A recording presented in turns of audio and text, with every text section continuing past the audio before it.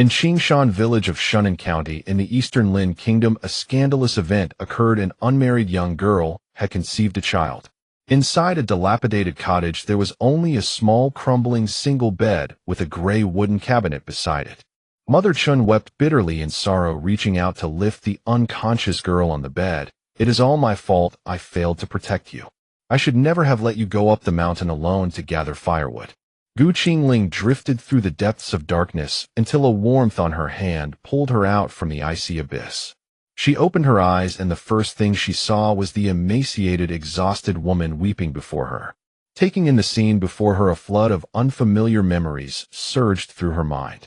She had transmigrated into an ancient era she had never heard of. The weeping woman noticed she had awakened. "Ling, you're finally awake. How could you be so foolish? If you had died like that, what meaning would there be for your mother to go on living?" Watching the woman before her weep in such anguish, Qingling felt her heart seized by an aching tightness, perhaps because the body carried her bloodline. She could not help but cry out, "Mother, I am fine now. I will never do anything foolish again." Mother Qin tenderly stroked her head. "As long as you are well, even if your father and I have to support you for a lifetime, we will.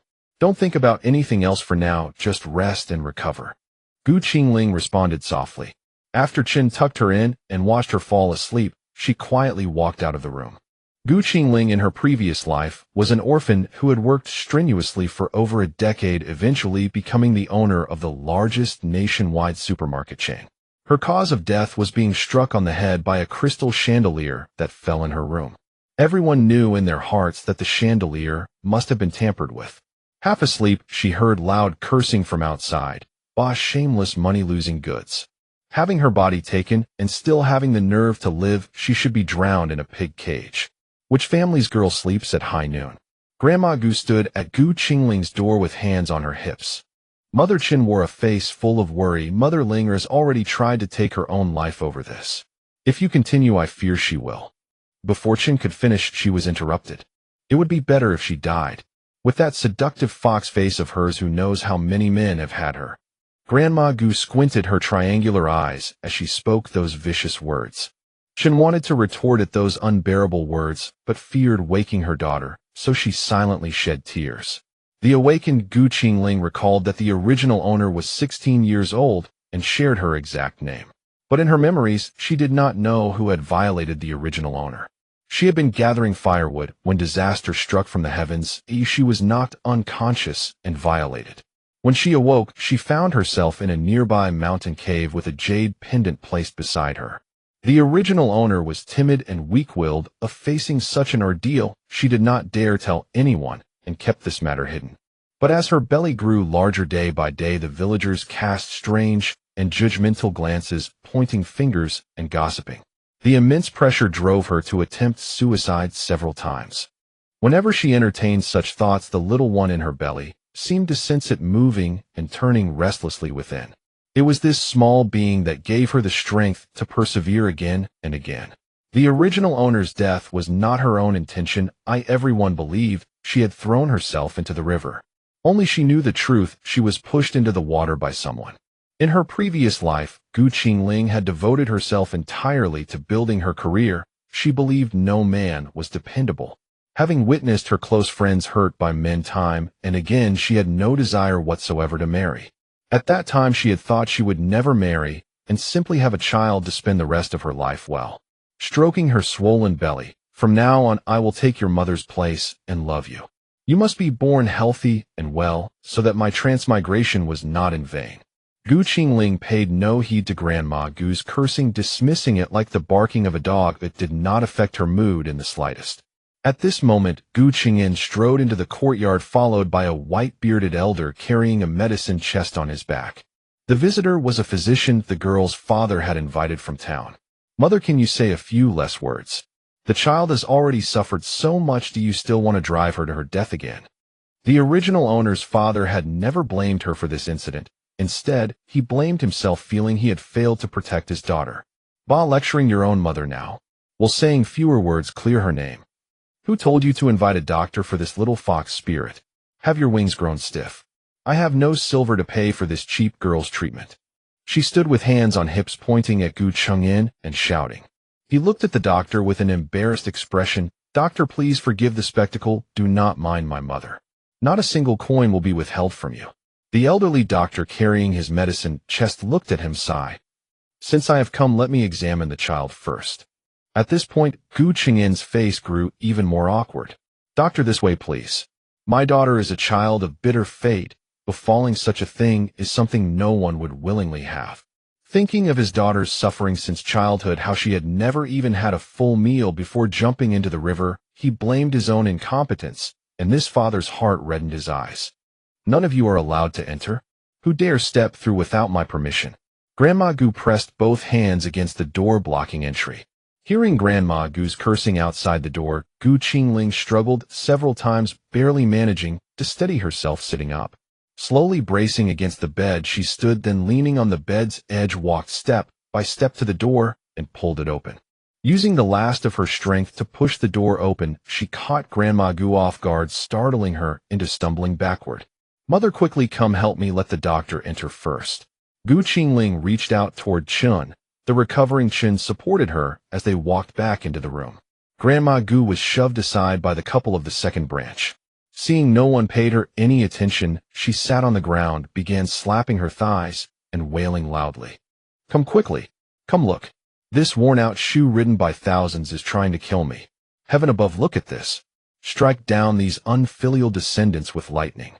Her wailing drew many villagers to come and watch the spectacle. Villager A, what's this old witch Gu causing trouble for now? A, craning his neck to peer inside. Villager B, it's all because of that girl. Unmarried with a swollen belly. If I were Grandma Gu, I wouldn't tolerate it either. The village's gossip Zhang the widow rolled her eyes and walked toward Grandma Gu. Aunt Gu, what's going on? Why are you sitting on the ground? The second branch is unfilial. They're bullying this old woman. There's no justice. Not a single person came to help Grandma Gu, all standing at the door gossiping and watching the show, showing how poorly Grandma Gu got along with others. Oh, my Aunt Gu, get up quickly. The house is full of the second branch's people right now. Whatever the matter, wait until Brother Gu returns. Zhang the widow reached out to help Grandma Gu up. While speaking, she winked at Grandma Gu, signaling her to find other family members to help. Grandma Gu caught on and, gnashing her teeth, spat viciously toward the second branch's door. You wretched thing, just you wait. She strode away toward the outside. Zhang the widow waved her hand. Everyone disperse, disperse. There's nothing to see here. A leering man, oh ho, I didn't know you were Grandma Gu's daughter-in-law. You fuss over it more than your own affairs. Don't be sour with me. I'm just taking pity on Grandma Gu being alone, helping out a bit. Zhang the widow glared at the man before her, who was being difficult as she spoke. The villagers all knew in their hearts what Zhang the widow's petty tricks were, but no one wished to invite trouble upon themselves, so no one exposed her. Inside the room, the doctor stood to one side, his gaze falling upon the young girl with her swollen belly. Gu Cheng, quickly help our daughter lie down properly. Let the doctor examine her. Examine her quickly before that old woman causes more trouble. Gu Qingyin brought a tree stump for the elderly doctor to sit on and take the pulse. The elderly doctor looked at the thin girl before him, her pale little face, her clothes covered with patches upon patches, and compassion rose in his heart. He carefully began to feel her pulse. Fortunately, the river water was not cold at this time, so she has not contracted any cold ailments. But the fright was too great. Her spirit is unsettled. The fetal signs are still acceptable, but her body is too severely depleted, insufficient to support twins, which is why she is so weak. The elderly doctor spoke earnestly. Doctor, our girl is carrying twins. This. Mother Chen's heart ached even more for her daughter. Hearing that giving birth to twins was a life and death matter, and given their family's conditions, what were they to do? She needs more nourishment. According to her pulse, she is 6 months along. From now on, the fetus will drain the mother's body more and more, leaving her increasingly depleted. If this continues, she can hold out for at most 15 days. The old physician scribbled on his medicine box as he gave his instructions. After handing the prescription to Gu Qingling's father, he shouldered his medicine box and left without looking back, not mentioning a single word about the consultation fee. Gu's father tucked the prescription away and escorted the old physician to the gate. Dr. Gu Qingyin will surely repay today's consultation fee in the future. The old physician waved his hand. Don't worry about it. I hold free clinics every month. Consider it one of those. Take care of your family matters first. I know the way back. After returning to the room, he looked at his daughter lying on the bed and silently resolved in his heart he must protect his daughter and ensure she gives birth safely. When Shun was recuperating after childbirth, he had gone into the mountains to find better food for his wife and got lost. When he returned half a month later, he found that the mother and daughter had been abused by Old Lady Gu into a terrible state. Old Lady Gu cursed Chen all day long, calling her a jinx who brought misfortune to her husband. Even in the bitter cold of the 12th lunar month, she forced Chen, still in her confinement, to wash the family's clothes in freezing water. Half-starved, and without milk, the baby cried all day, reduced to skin and bones. Chen was left with chronic ailments from her confinement and never conceived again, so the second branch of the family had only Gu Qingling as their child. Daughter, are you hungry? Let your mother make you something to eat. His eyes reddened as he looked at his obedient, well-behaved daughter. How could heaven bear to let her go through such a thing? Father, all the food at home has been locked up by grandmother. Recalling the physician's words, she felt both nervous and afraid. She had to work hard to build up her health. Giving birth to twins under such backward conditions was like being separated from the king of hell by only a sheet of paper. The only thing she could do was nourish her body and make up for its depletion. Your father will go into the mountains to find food and will be back soon. If you're hungry, drink some hot water first. Alas, it seemed that drink more hot water had been a man's universal remedy since ancient times. Gu Qingling nodded. Be careful, father, and come back soon. I'm afraid grandmother will come back and make a fuss. Gu's father left the courtyard, looking back every few steps. He wanted to return as soon as possible, worried that the mother and daughter would be bullied by the rest of the family. Chen also came out of the room and went to the kitchen to boil water. The mention of food alone made her stomach ache. Rubbing her belly, she began to fantasize about the delicacies of her previous life. How wonderful it would be to have a sip of hot preserved egg and lean pork congee. Her hands suddenly felt warm, and a sealed breakfast cup with a straw appeared in it. Gu Qingling abruptly sat up. Could it be that No way, a golden finger gift for transmigrating. Holding the lean pork congee, she silently chanted again, milk, milk, milk. Nothing happened. Staring at the congee in her hand, she was utterly perplexed. Gu Qingling tried hard to recall every detail. How had she just summoned the congee with her mind? Lying back on the bed, she repeated the same gesture, covering her belly with her hand and silently focusing her thoughts. The second syllable of milk had barely left her lips when a bag of milk appeared in her hand. Touching her belly, she lifted her clothes and saw a red birthmark shaped like flower petals on her navel. Exactly the same birthmark she had in her previous life. So it turned out that this birthmark was the medium connecting her to the space. Without time to think further, she reached out and tried again. Enter. Dizzy and disoriented, she opened her eyes to find herself in her chain supermarket's flagship store. There was not a single person in sight. The basement level of the supermarket housed various private businesses: a gold shop, pharmacy, beauty salon, barber shop, nail salon, cake shop, foot massage parlor, local specialty stores. Every kind of private enterprise one could imagine. The first floor had the produce section, grains and oils section, fresh food section, instant food section, seasoning section, snack section, and beverages section. The second floor had the bedding section, daily necessities section, maternal and baby products section, and clothing section. The third floor was the appliance area with bicycles, electric scooters, self-balancing scooters, and all kinds of products. The fourth floor housed the supermarket's office area, cafeteria, restrooms, bathrooms, and storage warehouse. She walked to the cafeteria on the fourth floor and looked at the dishes and fruits behind every window. Faced with all the meat and fish, Gu Qingling almost drooled. Her body was far too depleted right now to handle rich, heavy food, so she first drank the preserved egg congee in her hand, planning to add other foods gradually. As a mouthful of hot congee entered her stomach, warmth spread through her limbs, and she instantly felt her body brimming with energy. I've never found lean pork congee this delicious. She sipped as she walked toward the escalator. What delighted her even more was that the supermarket had electricity. All the appliances worked. She danced on the spot with joy. It was as if the goddess of fortune had descended upon her. She was the darling of heaven itself. She arrived at the restroom on the fourth floor. In the large wall mirror was a girl as thin as a bean sprout. Qingling stood stunned for a long time before daring to step closer. She clutched her chest. Oh my God, scared me to death. I thought someone else was in the space. It turned out to be her appearance after transmigrating, if she hadn't adjusted yet. She touched her thin face and examined it closely. This is too skinny, just skin and bones. Looking at the delicate, lively girl before her, she inwardly complained it was only natural that this face would make men covet her. Even she felt her heart flutter at the sight of it. It was just that she was a bit short. Just as she was nitpicking the original body's flaws, she heard footsteps outside. Qingling quickly touched her belly, moved her mind, and laid down on the bed. The door opened. Linger, your mother made you some wild vegetable soup. Have a little to tide you over. At the sight of the boiled wild vegetables, Qingling's stomach immediately churned violently. She covered her mouth. She couldn't vomit. She had just drunk the congee. How would she explain throwing it up? Seeing her daughter's discomfort, Qin quickly took the soup out. Mother will get you a bowl of water. Bear with it a little, Ling. Only after the smell of the vegetable soup had dissipated from the room did her nausea slowly subside. Qingling complained inwardly pregnancy nausea couldn't be controlled. She had to quickly find a way to legitimize her access to food so that she wouldn't have to suppress the urge to vomit. The feeling of forcing what had risen to her throat back down had been far too agonizing.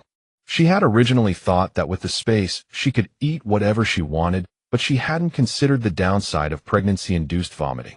This really worried her little brain. She had only seen pregnancy before, never experienced it, and would have to adapt slowly. But at least the space had solved the problem of survival. She began planning her next moves. These good things must not benefit the rest of the Gu family. And as for those who had cost the original owner her life, she would settle all those accounts. In the business world, she had fought men for a share of the pie. Aside from having had benefactors, she still had some tricks up her sleeve when dealing with rivals. She hadn't enjoyed much quiet time before she heard old lady Gu cursing Chun in the kitchen. You jinx! How dare you sneak food and eat alone while I'm away? Who gave you the nerve? Qingling sighed. This old lady Gu was insane. She cursed at the slightest provocation and seemed incapable of speaking properly. Didn't she get tired? At her age, menopause should have been over long ago. Mother, I didn't make anything else, just some wild vegetable soup. Ling hasn't had a bite to eat since morning. I was afraid her body wouldn't hold up. Listening to the scolding, Chun seemed used to it, showing no emotional fluctuation at all.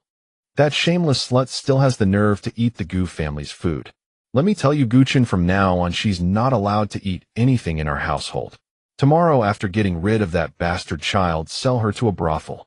Such a scheme was clearly not something a stupid, dull-witted old woman like old lady Gu could have come up with.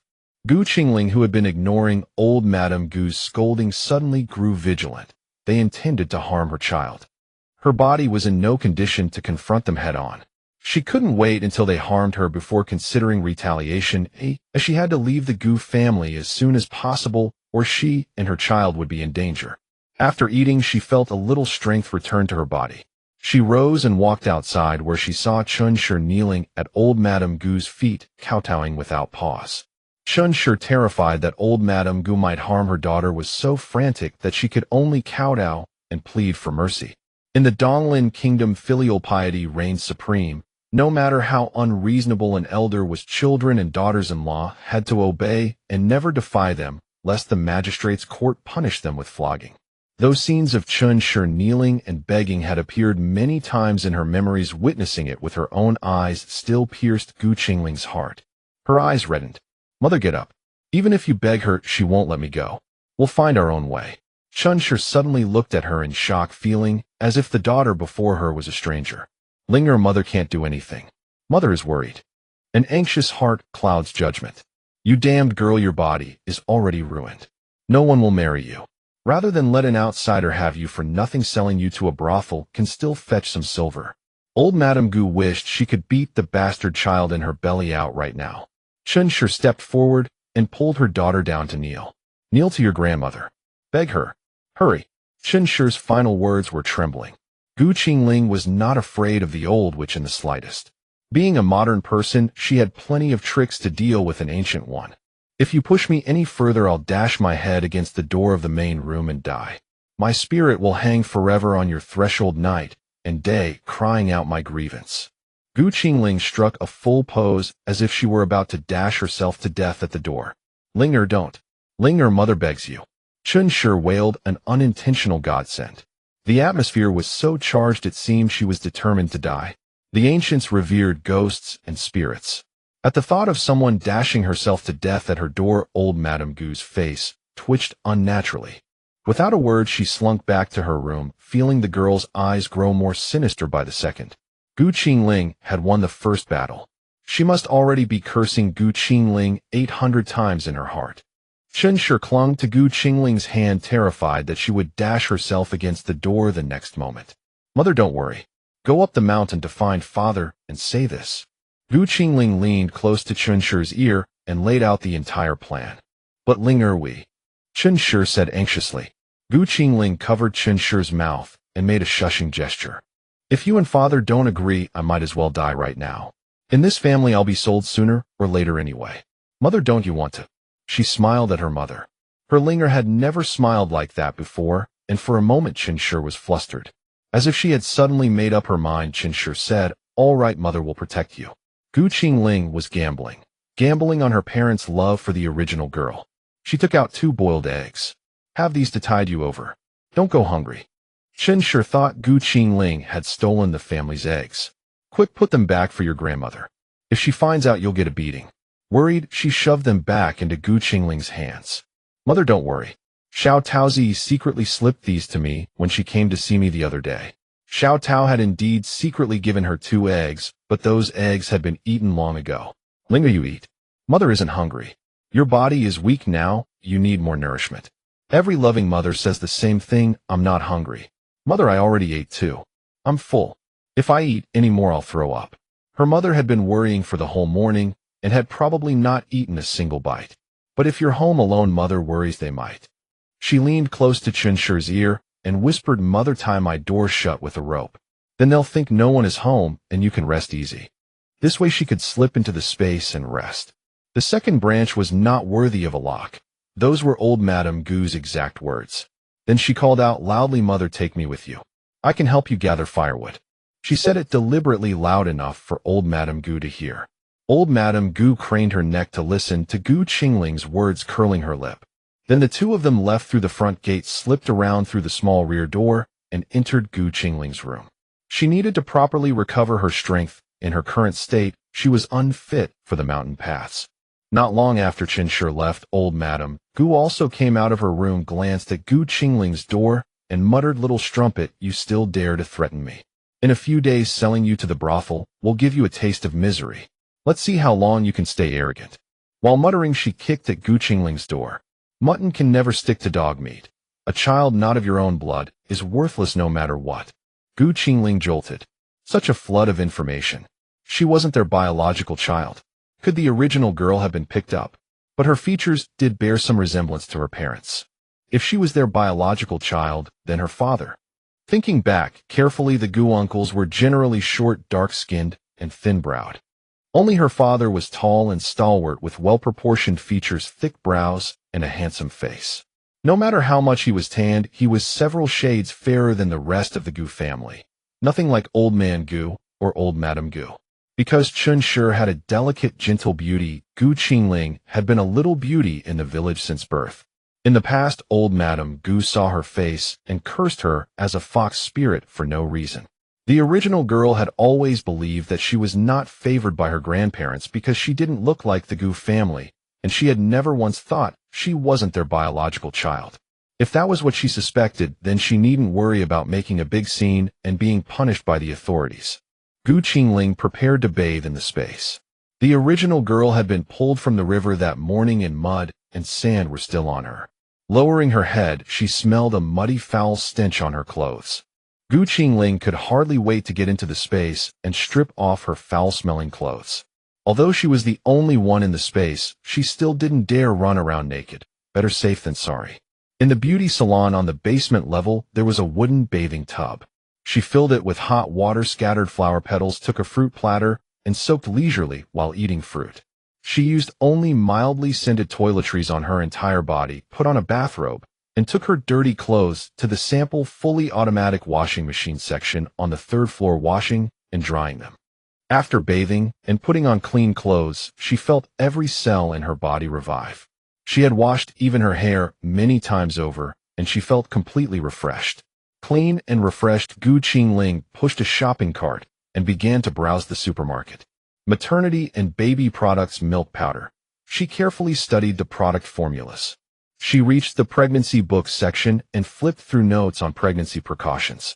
The professional knowledge in the books reminded her that she could take nutritional supplements for pregnant women so she wouldn't have to eat heavily and risk a difficult birth from an oversized fetus. She compared trace element supplements, folic acid, and calcium tablets from various brands, picking out several with good reputations. She opened the packages and divided the doses into a pill organizer for morning, noon, and evening. When it was time to take them, she simply took out one compartment and swallowed the pills inside. After everything was arranged, she lay down in the bedding section to rest. My two little treasures absorbed slowly, all right. Give me time to nourish my body, so that when you come out you'll see a healthy mother. Lying on the soft large bed, she picked up a mirror and began to admire her new face, her ears still listening for any movement outside the space. Before long, a man's voice came from outside. Mother, where did the second branch of the family go? It was fourth uncle grandmother Gu's little darling. Sounds like they went up the mountain to gather firewood. So did you find out? She spoke to her youngest son with a gentle and pleasant countenance. I found everything out. They said as long as the girl is pretty-faced, they'll handle the rest. They have plenty of ways to deal with the unwanted seed in her belly. We won't be short on silver. Her voice sounded extremely excited. That's good. That girl has been a bit unruly since she woke up. Don't approach her openly. Find an opportunity to send the second branches two away, knock her unconscious, and then send her over. How much silver did they offer? Pulling her youngest son toward the inner room of the main house. Having just been frightened by Qingling, she dared not provoke her openly, truly fearing the girl might dash herself to death against the doorway. Speaking of knocking someone unconscious, fourth Gu's eyes sparkled with extreme excitement. He a full 10 taels more than collecting a bride price. Mother, if I'm knocked unconscious, can I? His gaze revealed lecherous intent. Not only could he sleep with that pretty little girl, but he could also pocket 10 taels of silver. His face began to flush red with excitement. Grandmother Gu watched her youngest son's excited demeanor. She's being sold to that kind of place where 1,000 men ride and 10,000 men sleep. You're not the only one. But make sure you take her far away before you act. Don't let anyone else discover it. You're the one who loves me most, mother. Give me some silver, and I'll go buy that thing. Grandmother Gu took a money pouch from her waist, poured out 1 tael of silver, but before she could speak forth, Gu snatched the silver and quickly ran outside. Don't forget to bring back the change, save it for your wedding expenses. Grandmother Gu stretched her neck and called out toward the door. Because the two had been whispering inside the room, Qingling only caught the last sentence. At that moment, in a certain mansion in the capital, a man sat with a stern and chiseled profile, his dark eyes fixed in a daze on the jade pendant before him. Master, the Linglong Pavilion in Shunan County says a 16 or 17-year-old young lady pawned this jade pendant.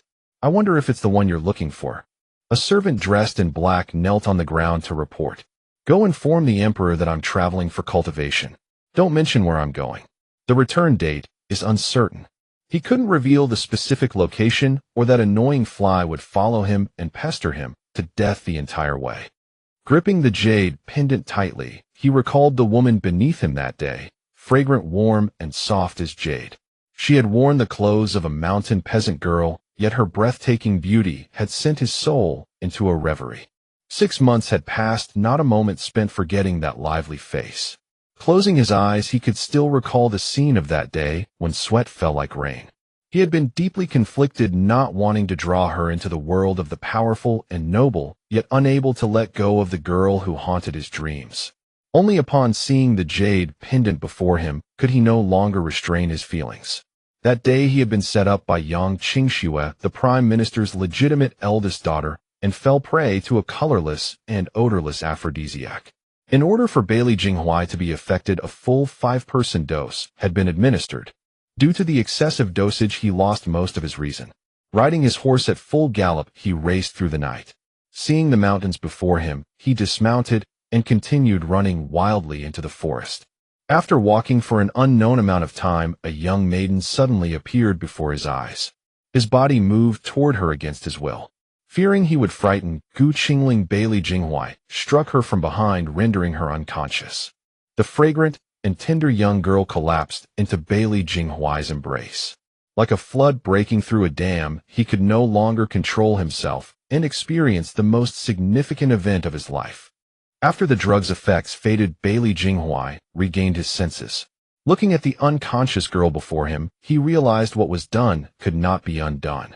He left behind his personal jade pendant, hoping she would never lack for food or clothing in the rest of her life. The sun was about to set behind the mountains. The Gu family members returned one after another, and the Gu family courtyard began to buzz with activity. Old man Gu returned with his face wrinkled in a smile. "Wife, is dinner ready? Today we're having dough drop soup. Things have been looking up lately, so let's have something good." For farming households, dinner usually consisted of plain porridge and pickled vegetables. Dough drop soup was considered a luxurious meal. The family gathered around the long table in the kitchen to eat, drinking their dough drop soup without looking up. No one asked about the whereabouts of the second branch's family, each fearing that saying too much would mean eating less. Qingling was devouring hot dumplings in the space. Perhaps because this body was so severely depleted, the Qingling of her previous life had never found dumplings so delicious. Qingling ate while waiting for her parents to return. Suddenly a shout came from outside the courtyard. "Grandpa Gu's second uncle is injured." It was their neighbor Dinyo. Dinyo ran toward the kitchen. Old man Gu saw Dinyo's hands covered in blood and immediately asked, "You said second uncle is injured. Is it serious? Where is he now?" Putting down his bowl and chopsticks, he walked outside. Then all the Gu family members, big and small, came out to see what was happening. "On my way home from gathering firewood, I saw second uncle lying at the foot of the mountain covered in blood. It looked like his leg was injured. His leg was wrapped in clothing, all soaked in blood. I was too scared to look." Dinyo had never seen such a scene before, and his voice trembled as he spoke. Grandmother Gu slapped her thigh. "Oh dear, if his leg is injured, who will do the work in the fields? We can't just rely on you alone to work the land. What are we to do?" A group of people arrived from outside. Zhang Hai, a strong man who was close friends with Gu Qingyin, carried Gu Qingyin on his back into the courtyard, followed by onlookers. Chen Shi's cries grew louder and louder. "Linger's father, please don't die. If anything happens to you, how will we orphans and widows survive?" Covering her face with both hands, she tried to keep everyone from seeing her expression. Zhang Hai looked tense. "Uncle Gu, hurry and find an ox cart to take second brother to town. If we're too late, his leg may be ruined." Grandmother Gu jumped out. "Going to town to see a doctor costs silver. There's no need to be so dramatic." Zhang Hai's face darkened. "Auntie's second brother is unconscious. If we delay any longer, he might lose his life. Money can be earned again, but once life is gone, everything is gone." Grandmother Gu stomped her foot and pointed at Zhang Hai. "You make it sound so easy. I have this whole family to feed. Where would I get silver to pay for his medical treatment? Whether he lives or dies is fate. If you have money, you pay for it. I have no silver." People outside the courtyard began to gossip. Is that a real mother speaking those words? Doesn't her eldest son work as an accountant in town? And her grandson attends the most expensive school in town. Who would believe they have no money? Exactly. To put it plainly, they just don't want to spend money. Using silver as an excuse. Even a vicious tiger wouldn't eat its own cub. This Gu family really is.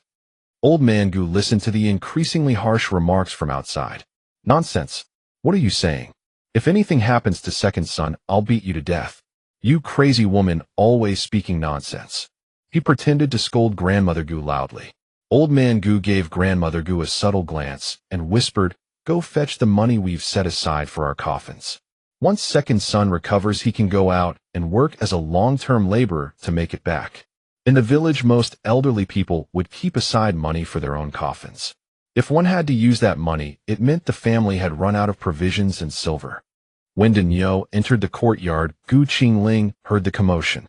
Her mother, taking advantage of everyone's attention being on their father, secretly untied the rope at the door and let her slip out the back, then circle around to enter through the front gate. "Grandpa, a few days ago, eldest sister bought fine brocade to make clothes. How come there's only 2 taels of silver left?" She deliberately spoke loudly as she walked back from outside. The villagers erupted in murmurs. "Oh my, I heard that brocade costs 10 taels of silver per bolt. The first branch has silver to buy clothes, but the second branch has no silver to save a life. TSK, TSK, TSK. Yes, just a couple of days ago, I saw Guyuha from the first branch wandering around the village. She told everyone how beautiful and expensive her clothes were, looking down on us as country bumpkins." A gossipy woman said with an expression of enjoying the show. At that moment, old man Gu stared at old Mrs. Gu, his face flushed crimson. "What's wrong with our Yuha dressing well? Those clothes were bought by her maternal grandfather. Since when can the Gu family dictate how our in-laws' silver is spent?" Old Mrs. Gu was indeed a born liar. She shouted at the gossiping crowd outside, "Some people, just because they can't wear fine clothes, can only carpet our Yuha. Huh, shameless." Gu Yuha's maternal grandparents did have a little money, but they were hardly a great household. They wouldn't go so far as to spend lavishly on such expensive clothes. Even if her grandparents had bought them, how could the wives of her maternal uncles tolerate it? They would have come to the door long ago. Gu Qingling stepped forward looking pitiful. "Grandpa, please don't abandon my father. If he ends up with a chronic ailment, he'll have to be supported by the uncles in the future." She knelt on the ground, her belly heavy with child, her pale and gaunt little face enough to break one's heart. At that moment, the village chief arrived at the Gu family's gate with his eldest grandson driving an ox cart. "Brother Gu, hurry. Take the silver and go to town at once." The village chief was kind-hearted. Whenever the villagers encountered urgent matters, he would always find ways to help solve them, which was why their village fared better than the others. Seeing the village chief, old man Gu braced himself and said, "Village chief, our family truly can't scrape together the silver. Let's just forget it. We won't treat him. Get in the cart quickly. I've brought the silver. You can repay me slowly in the days ahead." The village chief couldn't bear to see such a fine man ruined like this.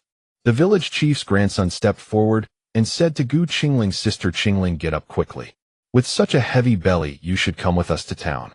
Zhang Yi gently laid Gu Qingyin on the ox cart, and Chun brought out the quilt from the house and covered her husband with it. Gu Qingling sat behind Chun. The village chief and his grandson were about to leave. Old Mrs. Gu shot a meaningful glance at her youngest son. "Village chief, let Old Fourth go along too. He can lend a hand." Old Fourth Gu instantly understood his mother's intention. "That's right, village chief.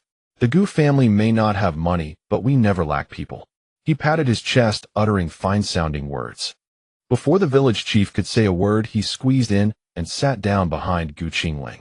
Gu Qingling immediately felt that this fourth uncle's gaze was filled with lewdness. Zhang Yi, the village chief's grandson, said, "Fourth uncle, sit in front to steady the cart. If it's too heavy in the back, the ox will strain." No small move escaped Zhang Yi's eyes. His gaze, full of tender concern, settled on Gu Qingling's cool, delicate face. Once they arrived in town, Zhang Yi stuck to Gu Qingling like a shadow. On the road, he had noticed that old Fourth Gu often looked at her with lecherous eyes. Zhang Yi was terrified that if he let his attention slip for a single moment, something would happen to her. Inside the consulting room, only the old physician who had treated Gu Qingling that morning and Gu Qingyin were present. The old physician sighed. "Since it was all an act, why did you wound yourself so badly?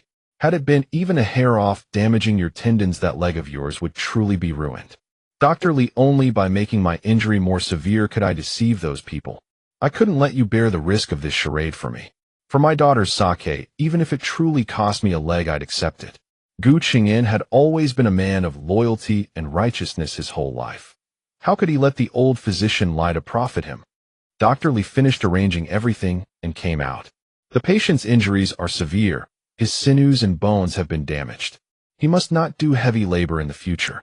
It takes 100 days to mend sinews and bones. The medicine for nursing his injuries and restoring his sinews will not be cheap. Prepare yourselves." Chun stepped forward. "How much silver will be needed?" "For prescriptions, a month, each costing 5 taels. That's 20 taels. Take them for 3 consecutive months. After that, about 10 taels a month should be enough." The old physician sat down and calculated meticulously with his brush. Old Fourth Gu said, "What? So much silver? You're not trying to cheat us, are you? Here's the prescription. You may also take it to another pharmacy to fill it. This time the consultation fee, plus the medicine cost comes to 10 taels of silver. Please settle the bill at the counter. The old physician handed the prescription to old Fourth Gu. Old Fourth Gu took it and said, Uncle Village Chief, please advance the silver for me. I'll head home first to discuss it with the family. Without saying a word to anyone, he left without looking back. Grandpa Village Chief, you should all go back now. I'll find a way to repay the silver as soon as possible. My mother and I can take care of things here. Thank you for all your trouble. The fewer people who knew of the plan, the better. One fewer person meant one fewer unforeseen accident. The village chief also felt there was no need for so many people to remain at the clinic. After paying, he left with his grandson. Doctor, thank you so much for your help. Qingling will never forget your kindness. She turned and bowed deeply. Child, get up quickly. Your body hasn't fully recovered yet. The one you should thank is your father. I merely did a favor that cost me nothing. Dr. Li briefly explained Father Gu's injuries to the two of them. Gu Qingling's eyes reddened uncontrollably. She couldn't tell whether it was the original owner's emotions or her own. Her father had made such a tremendous sacrifice to break free from the old Gu family. Shen held her hand and said through tears, Ling, a filial piety is greater than heaven. Even after the family division, your father is still their son.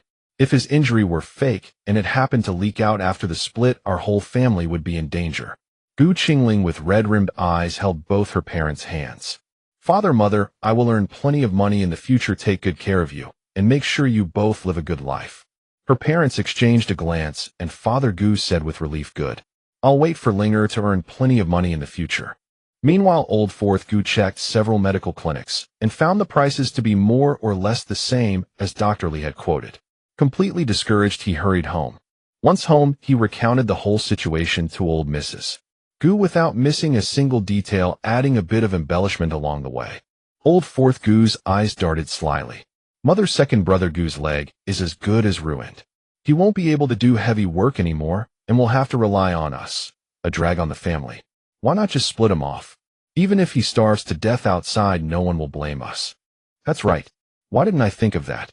Old man, what do you think of this idea? Old Mrs. Gu grew excited at the prospect of splitting them off. This plan isn't bad, but we'll need to find a way to keep the second branch from getting any benefits. Old man Gu sat to the side, smoking his pipe deep in thought. Old man Gu was as cunning as a fox. He soon came up with a plan, and after discussing it, they decided to bring second brother Gu back the next day. The following morning, just as the attendant of the Holy Medicine Hall opened the door, he saw old Fourth Gu standing at the entrance. He went straight to Gu Qingyan's room. Second sister-in-law, father wants second brother to come back. I've borrowed the village chief's ox cart. There's an urgent matter to discuss. Gu Qingyan slowly came to. Old Fourth, did father say what it was about? You'll know when we get back. He pulled Gu Qingyan up, carried him on his back, and headed out. The journey back to the old Gu house was silent. From a distance, they could see old man Gu and old Mrs. Gu waiting at the door, showing no concern for the injured man. With a grim face, old man Gu's first words were, second son, your eldest nephew has worked hard for 10 years at his studies. With a younger sister who is unmarried and pregnant, his path to the imperial examinations would be utterly ruined. Consider it your father begging you. For your nephew's sake, let the family divide. Gu Qingling's expression remained impassive, but inwardly, she was elated. Things were unfolding exactly as she had anticipated. She carefully controlled her micro-expressions and said, Grandma, please don't split the family. Father is already in this condition, and mother and I are just weak women. How are we supposed to survive? Of course, splitting was necessary, but she had to pretend she didn't want it. Old man Gu spoke in his usual kindly tone. Our family can barely afford one meal a day now. My old bones are too weak to work any longer. You've all grown up, so it's time each branch went its own way. He was the father. If he wanted to split, he could split. For the first time, old Madame Gu spoke to her second son in a gentle tone. Second son, each branch has agreed to offer 10 taels of silver per year as filial support. Your parents know your leg is crippled, and you have no way to earn money, so we'll waive that for you. Just bring whatever you can during festivals. Since you won't be contributing filial silver, the farmland can't be allotted to your branch either. After all, with that leg, you can't tend the fields anyway.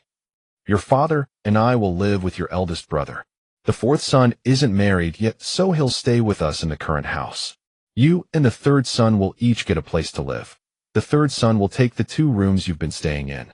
The Gu ancestral home has plenty of space, so we'll give it to your branch. This wasn't dividing the family. This was casting them out with nothing. Gu Qingling felt contempt for the whole Gu family's ugly behavior, but she didn't want to quibble over such petty gains. If she was going to sever ties, she would do it completely, so that later when she became wealthy these flies wouldn't swarm around her to disgust her. Father's leg will need a lot of silver to treat. How will we ever survive? Grandpa, if we ever can't make it, please take care of our branch a little. Old Man Gu would definitely find a way to sever ties completely, because he was afraid of them begging at his doorstep. He suddenly realized that if the second branch lived in misery and came begging, he couldn't simply ignore them. Splitting the family was only a temporary fix. He couldn't let this hold back the Gu family's future feasting and merrymaking. Thanks to Gu Qingling's reminder, Old Man Gu made a last-minute decision. They had to cut ties completely. Second son, you know Linger's reputation is ruined now. Even if we split, if there are too many lingering ties, your eldest nephew's future. Old Man Gu waited for Gu Qingyan to offer to sever the relationship himself. From start to finish, Gu Qingyan hadn't said a single word. Looking at his cold, calculating parents, he felt both helpless and heartbroken. Father, rest assured. Even if I have to beg for food one day, I will never beg at your doorstep. From now on, consider yourselves as having no son. Gu Qingyan closed his eyes, forcing back the tears that threatened to spill. Since second brother agrees to this arrangement, I'll go fetch the village chief to bear witness and draw up a written agreement. There was not a trace of brotherly affection. Third brother and his wife carried a few clothes and 2 thin quilts from the second branch, placing them onto the ox cart. These are your things. Everything else was bought with father and mother's silver, so it has to stay with them. Third brother set the items on the cart, then disdainfully brushed off invisible dust from his clothes. Gu Qingling sealed off the Gu family's escape route. Grandma, we don't have a single copper coin right now. Could you lend us some silver to get through this rough patch? Once we prosper in the future, I'll repay you with great respect and gratitude. Huh? You prosper? Dream on. What could a worthless girl like you accomplish? You're just daydreaming. Old Madame Gu didn't believe a word she said. Io, don't let the wind twist your tongue. Mother, don't listen to her. Who knows what wicked scheme this girl is cooking up now? Third aunt chimed in with a sarcastic tone. What wicked scheme could Linger possibly have? Your whole family has been bullying the second branch, not even giving them a bite to eat. Everyone knows who truly has the wicked intentions. The village chief approached with a darkened face. Seeing the second branch blocked at the doorway, the bundle of shabby clothes on the cart, and the patched quilts, he let out a heavy sigh. Village chief, that girl Linger has brought nothing but shame to our Gu family. My eldest grandson's future is far more important than that worthless girl's. Old Man Gu didn't mention a word about how they had given the second branch nothing. The village chief found it difficult to interfere in another family's affairs. Still, Linger's matter had indeed disgraced the Gu family. Very well, since you've all agreed, I won't say anything more. Second son, are you certain you want to sever ties with your parents? Uncle Chief, father and mother are right. Linger's reputation is ruined, so I'll follow their wishes. He didn't know if severing ties was the right choice, but at this moment he had no other option. The severance agreement was made in triplicate, each pressed with fingerprints. From then on they would have no connection whatsoever. Bridge is bridge, road is road. The village chief's document was cleverly and carefully written. The details made clear that Old Man Gu and Old Madame Gu had taken the initiative to demand the severance for the village chief, worried the Gu family might later turn around and accuse the second branch of wrongdoing. After the document was signed, Old Madame Gu flung the deed to the old house at them and slammed the gate shut without a single extra word. The village chief shook his head helplessly and drove the ox cart carrying Gu Qingling's family of 3 to the old house at the foot of the mountain. Second son, wait here. I'll round up a few people to help you tidy up this place. Before them stood a dilapidated old house overrun with weeds, its wicker fence eroded by rain into a sorry state. Desolation everywhere. Fortunately, the courtyard was quite large, with 2 vegetable gardens, one in front and one in back. Beside the garden flowed a spring that ran year-round, and downstream it formed a small creek that led to a more distant river. The front garden had been abandoned for so long that the weeds stood as tall as a grown man. At a glance one couldn't tell garden from wasteland. Compared with the front, the rear garden was somewhat smaller, but its soil was softer and richer. Old Madame Gu had asked Chen to tend this vegetable plot, and now only a few cabbages, radishes, chives, and scallions remained. After surveying the grounds, Qingling returned to see her father standing there in a daze, clearly wounded by his parents' merciless abandonment. "Father, don't be sad. After all these years of serving the Gu family, we've already repaid their debt of raising you." Qingling didn't want to reveal the truth to her father directly. She would find the right moment to tell him once his health improved. "But father, have you noticed that you don't look like grandpa and grandma at all? You're tall and handsome while all your brothers are much shorter than you." Qingling said it, as if it were an offhand remark. At that moment, Chen stopped her weeding and turned to look at her husband, appearing as if she wanted to speak, but held back. The delicate atmosphere was interrupted by the village chief arriving with a group of people. "Second son, don't worry. Even if the Gu family won't look after you, our village won't laugh at you. Don't dwell on it. What matters most is living your own life well. Linger still needs you to back her up." As soon as the village chief finished speaking, the other villagers who had come to help chimed in agreement. Then they split into groups and set to work, clearing the yard, repairing the roof, and sweeping away the dust inside the house. Zhang Hai had been filled with regret ever since he heard that Gu Chengyin's leg was crippled. He stepped forward with a pained expression to console him. "Second brother Gu, this little injury is nothing. Just rest well, and from now on leave all the heavy chores to me. That's how life often works. Those closest to you hurt you while strangers offer the greatest help. Good brother, second brother won't stand on ceremony with you. Don't be upset. I will stand on my own 2 feet again." Gu Qingyin could see the emotion in his brother's eyes. Standing in the courtyard, Gu Qingling silently committed to memory every villager who had come to help today. With many hands making light work, after a morning of bustling activity, the old house began to take shape as a livable dwelling. The front and back courtyards were fenced off with bamboo strips. Being an earthen house with a reed-thatched roof, repairs proved relatively manageable. Throughout the morning, the village ants successively delivered eggs, coarse flour, brown rice, wooden basins, and other basic household necessities. The village chief brought an old pot with chipped edges from his own home. In ancient times, iron was extremely difficult to mine, so even a used pot was a considerable contribution that only the village chief could have provided. The bed inside the room had already rotted beyond repair. Uncle Zhang Hai found 2 wooden planks, placed earthen bricks underneath them, and constructed 2 simple beds. Before noon arrived, Gu Qingling was already growing weak from hunger. She could endure fasting herself, but she could not bear for her child to go hungry as well. Clutching the bamboo basket her father had just woven, she said, "Mother, let me go to the stream side to dig up some wild vegetables. Do not wander too far. You are with child. Take care not to overexert yourself." Meanwhile, Chunshur busied herself tidying the kitchen, hoping to prepare a simple meal by midday. She found a secluded spot, stepped into the spatial realm, and arrived at the staff cafeteria. When she reached the staple food section, she stood stunned, unable to process what lay before her. She remembered clearly. Yesterday, there had only been 2 bowls of cooked dumplings waiting at the window. She had eaten one and saved the other. After finishing, she placed her bowl in the sink, but when she hurried back, the bowl had already vanished. Returning to the staple food area, she beheld those 2 bowls of steaming dumplings once more. The truth dawned on her: the space possessed an automatic cleaning and restocking function. Overcome with excitement, she desperately wanted to share this wonderful news with someone. Yet such a miraculous discovery could not be shared with anyone.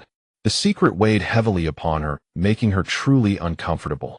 If such an extraordinary phenomenon were discovered by the villagers, they would surely brand her a monster, seize her, and burn her as a sacrifice to the heavens. The mere thought sent shivers through her body, instantly diminishing half of her initial jubilation. While eating her nutritious meal, she pondered whether to confide in her parents. Living together, they would inevitably notice something amiss sooner or later. For now, she needed to devise a legitimate way to earn money, so she could openly bring forth supplies from the space. Emerging from the spatial realm, she gathered wild vegetables while strolling along the stream. At the foot of the mountain lay a somewhat wider creek, its waters reaching past her knees, stretching all the way to the river west of the village, the very place where she had fallen in. Upon closer inspection, the water teemed with snails and small fish. The snails were as large as a baby's fist. Likely the people of this era were unaware they were edible, allowing them to grow to such considerable size.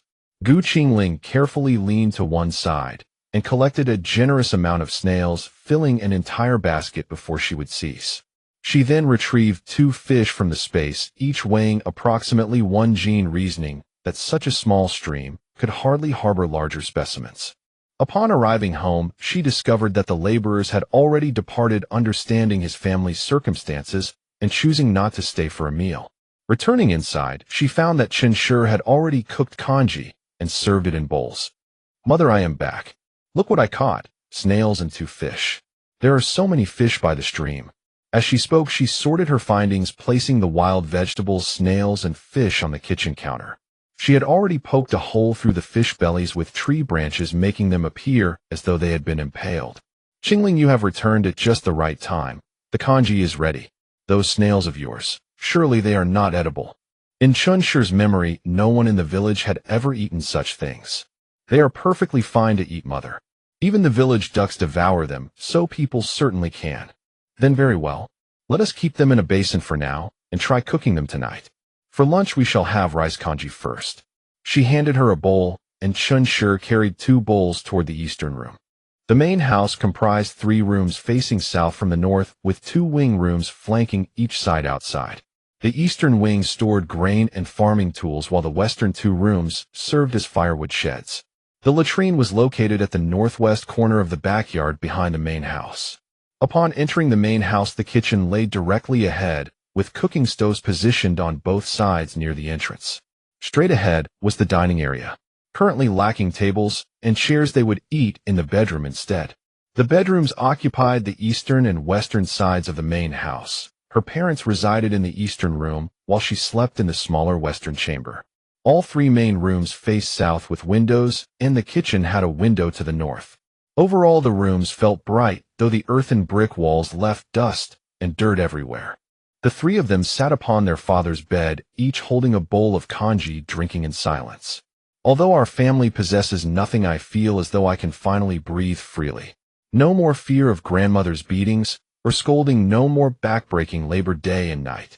Qingshan, now the mistress of her own household, carried herself with a transformed mindset, no longer having to walk on eggshells or endure the whims of others. "My dear, I have wronged you by making you suffer alongside me. It is my incompetence that has brought you and our daughter through so much hardship." Qingling wished to dispel the heavy atmosphere, for splitting the family was a cause for celebration. "Exactly how wonderful it is to have our own household now. In the future we may eat whatever we desire and sleep in as long as we please." Such a grown girl still longing to linger in bed. "How embarrassing," her mother said with affectionate indulgence. Her father gazed at his daughter with tender love. After the family division, she had become noticeably more cheerful and lively. In her previous life, she had never experienced the warmth of familial affection. Now, watching her parents dote upon her so genuinely, the void left by the absence of family love was finally being filled. "Father, mother, there is something I wish to tell you both." The couple exchanged a glance, remaining silent as they awaited her continued words. "I did not jump into the river by myself. I was pushed. I choked on water and lost consciousness, and afterward dreamed of an elderly man with a white beard. He said, 'I am a person of great fortune, chosen to be his disciple.' He then bestowed upon me a magical artifact capable of producing numerous items." Suddenly an apple appeared in her hand. She kept her eyes fixed upon her parents' expressions throughout. Noticing the change in her husband's gaze, her mother set down her bowl. "Husband, this is our Qingling, my own child. I would never mistake her. She is indeed our Qingling. Qingling, since you woke from the water, you have been like a completely different person. I am forced to harbor suspicions. Do you remember last year when Father caught that white rabbit for you on the mountain?" He continued, "What of the matter where our family of 3 secretly roasted and ate it?" Father Goose stared at her with piercing intensity, as though contemplating a murderer who had slain his own daughter. Fortunately, she possessed the original host's memories. Rolling her eyes playfully, she retorted, "Do you mean that black rabbit? We never even got to eat it before grandmother discovered it. When exactly did we roast and consume it?" Yes, that is our Qingling. You died once and came back, yet why have you changed so dramatically? You nearly gave your father a heart attack." His father eagerly clasped her small hands. "That is because Master has taught me many things, and with the abilities I now wield, I naturally possess confidence." The apple suddenly vanished from her hand. Her father's expression rose and fell like a roller coaster, alternating between joy and solemnity. "This matter must remain known only to our family of 3. No fourth person may ever learn of it. This secret must rot within our stomachs. And as for the one who pushed you into the water, did you catch a clear look at their face? Should such extraordinary power leak to the outside world, they would be powerless to protect their daughter." "Yes, I understand, father. The person pushed me from behind, so I did not see clearly. But I have guessed roughly who it may be. Once I am certain, I will tell you both. For now, father, please heal your leg as quickly as possible. Let us seize the favorable weather to build a proper, sturdier house." As she spoke, a simple folding table, 2 folding chairs, 2 bowls of dumplings, and a plate of braised pork suddenly appeared in her hands. Chunshur curiously examined the novel items before her touching them from one side to the other. "Father, mother, please taste these dumplings. They are incredibly fragrant." She placed servings into both of their bowls. Only after tasting the food did they truly feel that all of this was real. After finishing the meal, she stored the items in her spatial ring. "Father, I need to go to town tomorrow to sell some things and exchange them for silver." "All right. I'll have Uncle Zhonghai accompany you.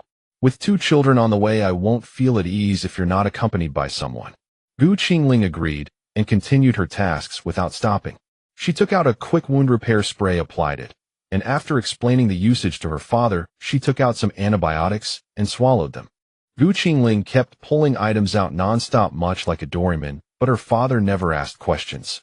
He simply accepted whatever she offered and consumed it. Gu Qingling retrieved several chunks of pork fat from her spatial ring, prepared some lye solution, and spent the entire afternoon experimenting in the kitchen. Finally, she completed the handmade soap and placed it in a bamboo basket on the roof beam to air dry. After finishing these tasks, she took out more handmade soap from her spatial ring, cut, and packaged it for the next day's trip to town. With so many resources in her spatial dimension, she needed to find legitimate ways to profit openly rather than risking suspicion. For dinner, Uncle Zhonghai delivered a newly crafted set of table and chairs. They shared the meal together and finalized arrangements for their trip to town the following morning. The next morning, Gu Qingling sat on an ox cart, lost in thought as she gazed at the passing scenery along the road, while Uncle Zhonghai watched her from nearby, holding back words that troubled him. Noticing his gaze, she spoke up. "Uncle, please ask whatever's on your mind. You're close with father, and to me you're like a real uncle. Spirited girl, you're showing your pregnancy with no husband by your side. The townsfolk will surely talk, and I fear their harsh words." Uncle Zhonghai's concerns were grounded in reality. While strangers wouldn't know her, running into villagers in town was inevitable, and a pregnant, unmarried woman wandering about would be unprecedented in this era. "Uncle, I need to live well, and can't spend my days worrying about what others think. I must earn silver to give father and mother a comfortable life. We'll focus on our own small happiness and let people say what they wish. I won't be harmed by their gossip." Regardless of how people viewed her now, once she accumulated wealth, they would fall silent. Even if she brought a husband into her family, they would eagerly accept him. Money could resolve most problems. Zhonghai stared in shock at Gu Qingling. This girl had been so obedient before, always complying with whatever her grandmother demanded, yet after her brush with death, she seemed completely transformed. Reading his astonishment, she responded, "Uncle, I've already died once and returned. I see things clearly now. People must live for themselves. Caring what others think is pointless. They won't feed or clothe you. Sacrificing yourself for their judgments isn't worth it." Uncle Zhonghai fell silent, lost in thought after hearing her words. Upon reaching town, Gu Qingling made her way to the medical clinic where her father practiced. Her plan was simple: exchange items from her supermarket for silver first, then consider building a sustainable business. Since she already knew Dr. Li at the clinic, she didn't need to worry about encountering buyers with ill intentions. Gu Qingling went straight to the private consultation room to find Dr. Li. When they were alone, she presented 2 ginseng roots. "Dr. Li, would you be interested in purchasing these?" Dr.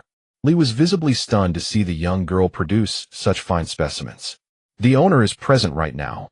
Please wait a moment, young lady. I'll have him examine these for me. Qingling agreed and waited quietly in the consultation room. Upstairs in the study, two men sat across from each other, one radiating an aura of cold, sinister charm, the other exuding warmth and humility. These are in excellent condition. The grain suggests several centuries of growth. Such quality is rare, and producing two simultaneously indicates someone of considerable means. Bring her up, I'll speak with her personally. His refined demeanor made his appearance almost secondary. Dr. Lee hurried downstairs. Young lady, our owner wishes to discuss this with you directly. He's on the second floor. Please come up. Qingling proceeded without hesitation, mentally preparing her negotiation strategy. Guided by the innkeeper's attendant to the second-floor study, she knocked twice gently. A young man's voice called from within, "Enter." Stepping inside, Qingling observed two men seated, strikingly different in manner, yet remarkably harmonious in their presence. The handsome, cold-featured man's pupils contracted sharply, his body tensing instantly. "I am Li Qingyan," he said, rising with a courteous bow to introduce his companion. "And this is Lord Jinghua. May I ask your name, miss?" "Miss Qingling." Qingling returned a modest curtsy, deeply uncomfortable with the formalities of ancient greetings. "Miss Gu, what price did you have in mind for these two ginseng roots?" Li Qingyuan brought the conversation back to business. "Sir Li Dr. Li aided us greatly yesterday, so I'll be straightforward. Name your price, and if it aligns with my expectations, we have a deal." 800 taels each, Miss Gu. Would that be acceptable? Li Qingyuan posed the question cautiously. Then 1500 taels for both would suffice. The offer already exceeds my expectations, so consider the extra 100 taels a token of friendship between us. Haha, Miss Gu is remarkably perceptive. Then we shall proceed, as you suggest. He had never encountered a woman quite like her, someone capable of producing two ginseng roots and agreeing to 1500 taels without a flicker of hesitation. This young lady was truly extraordinary. Seated nearby, his expression darkened as he watched his close friend's open admiration, a sight that burned especially sharply in his chest. "Please stop addressing me as Miss Gu. Just call me Qingling." "Very well, then cease calling me Sir Li. I'm older than you. Simply call me Brother Qingyuan." He regarded the young woman before her, clad in worn, oversized garments. Yet her bearing carried an elegance that rivaled any noble-born lady. Qingling couldn't explain why both men fixed their stares on her face so intently, leaving her with the unsettling sensation of being watched by ravenous wolves. Her slender frame swallowed by the loose clothing, her pregnancy was entirely concealed, giving the impression of a child dressed in an adult's garments.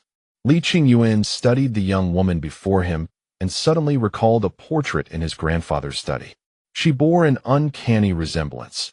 Where the painting depicted gentle grace, this living girl possessed a sharper, more spirited vitality. Ahem.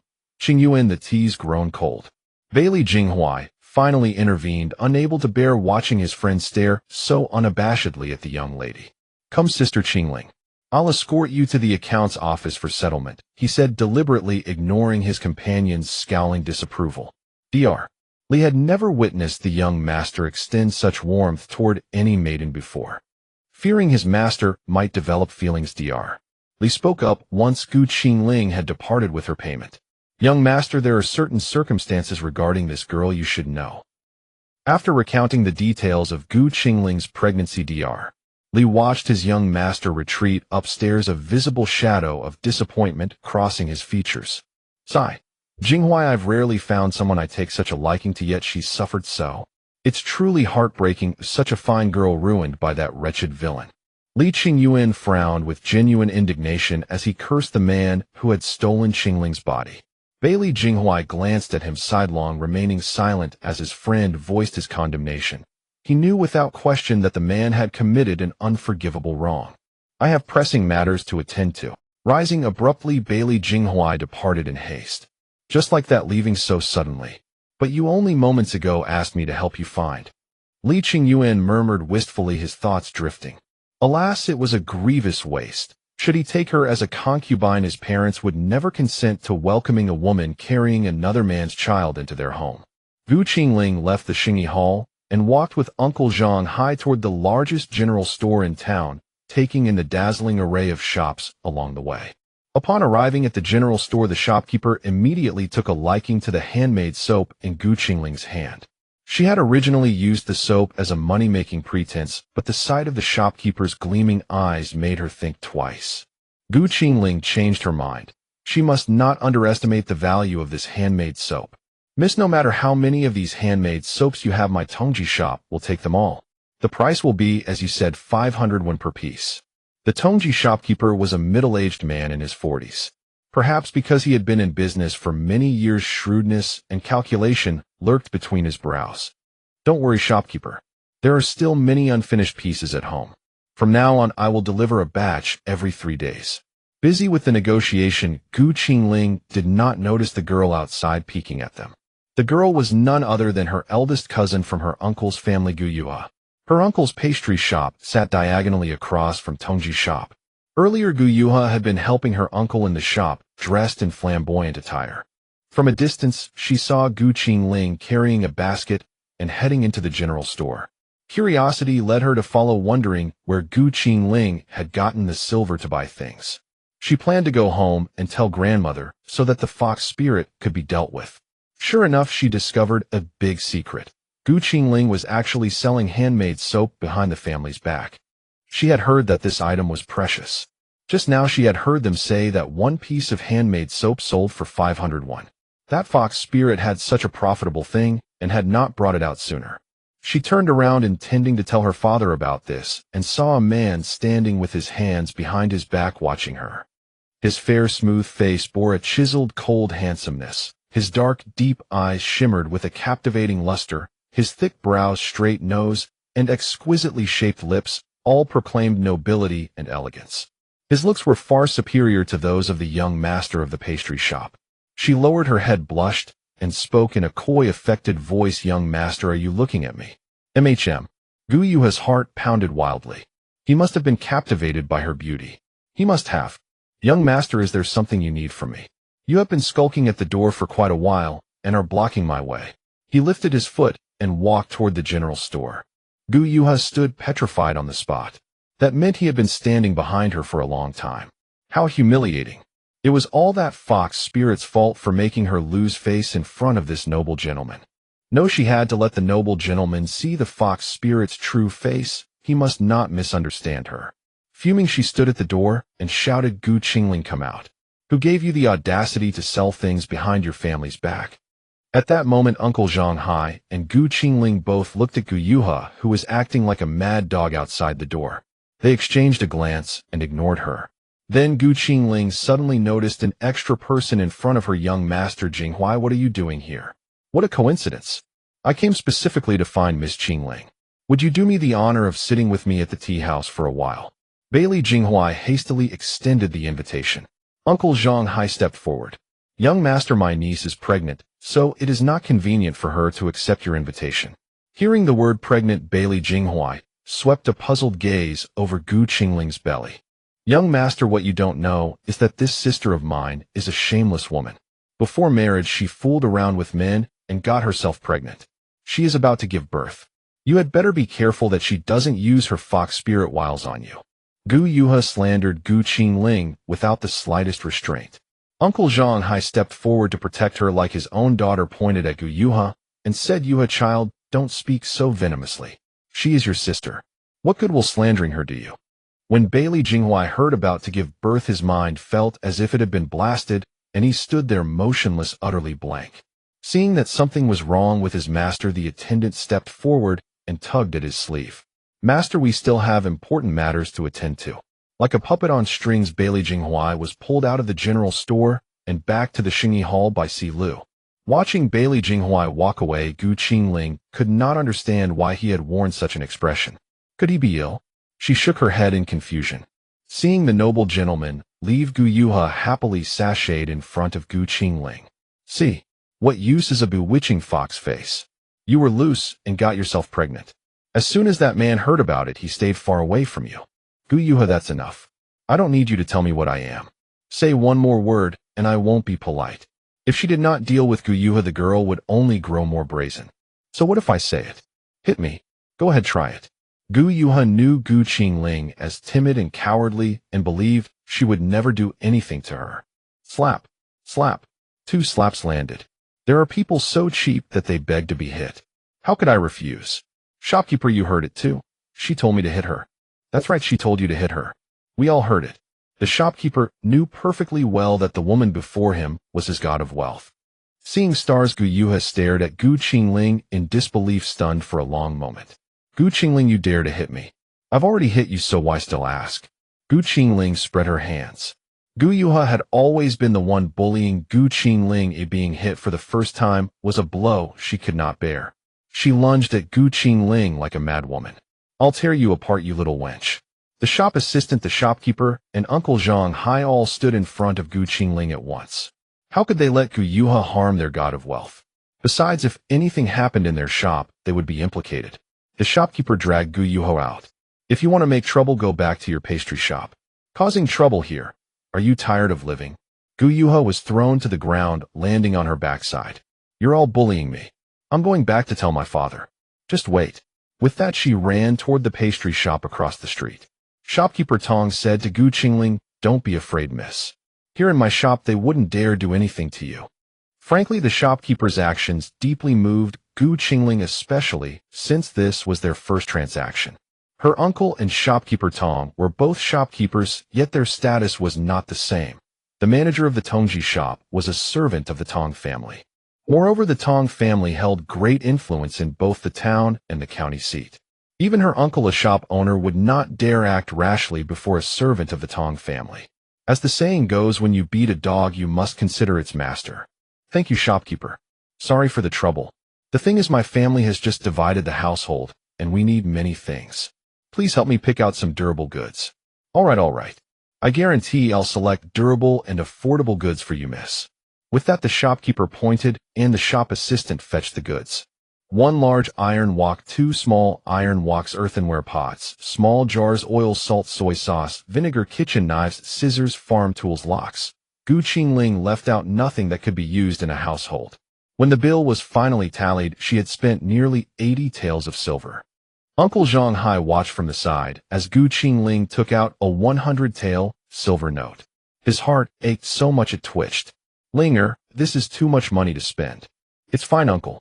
I'll earn the money back by selling handmade soap. I just sold a ginseng at the Xingyi Hall, so I have enough to spend. Don't worry. Gu Qingling did not intend to hide her earnings from Uncle Zhang Hai. She trusted her father's friend. If she had to conceal even this amount of money, then in the future when there was more money, it would be even harder to explain. Zhang Haishu had never seen so much money in his life. At that moment, he looked at Gu Qingling as if gazing upon a completely different person. The girl known as Ling Yadu had transformed so drastically that he barely recognized the bold young woman standing before him now. Upon returning to Xingyi Tang, Bailey Jinghuai could not help but feel his prolonged longing was laughable. She was close to giving birth. Li Qingyuan had never witnessed Bailey Jinghuai in such a state before. Jinghuai Xiong, what has happened to you? You must have suffered a tremendous blow after going out. Qingyuan, tell me, how many months does a woman carry a child before delivery? Despite his expertise in military strategy and court politics, the ever-detached Bailey Jinghuai knew absolutely nothing about how long pregnancy lasts. 9 months, why do you ask? The more he spoke, the more confused he became. Then the child cannot be mine. It has been 6 months since that night, and she is about to give birth. The child is not mine.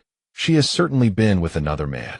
Muttering to himself in a wounded manner that made his attendants and Li Qingyuan question whether they had the right person, even Bailey Jinghuai, who was usually decisive and kept women at arm's length, could fall victim to matters of the heart. Does this woman have another man? Are you uncertain whether that woman was still a virgin that day? Though Li Qingyuan had no experience with women himself as a physician, he possessed far greater knowledge than Bailey Jinghuai. Blushing, Bailey Jinghuai replied, there was indeed bleeding. But does bleeding signify virginity? That night, I was so deeply under the influence of the drug that I cannot be certain whether I was too forceful. Li Qingyuan stared at him in utter disbelief. You want to see her? It turned out that upon arriving in town, Bailey Jinghuai had gone straight to Linglong Gu to inquire about the jade pendant.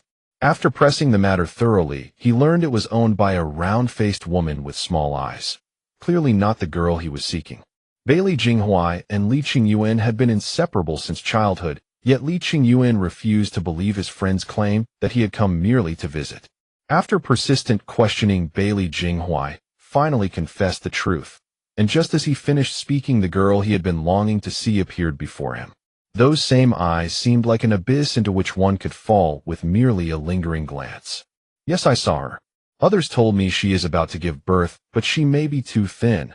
For all I could see, her belly did not appear large enough for someone so near her time. Bailey Jinghuai grew increasingly perplexed as he spoke. When did you examine her? You cannot even tell whether a woman is still a virgin. Li Qingyuan teased him. You? Bailey Jinghuai wished he had never shared these matters with him. This man never uttered a single kind word. Watching the person before him, Li Qingyuan nearly boiled with frustration and quickly took control of the situation. In a physical confrontation, he would be completely overpowered. All right, I won't tease you anymore. Why don't you send someone to investigate? Suddenly, Bailey Jinghuai realized how foolish he had been. The ugly woman had clearly been defaming Ling Yata, yet he had believed her words. Sila, go investigate. He raised his hand to signal.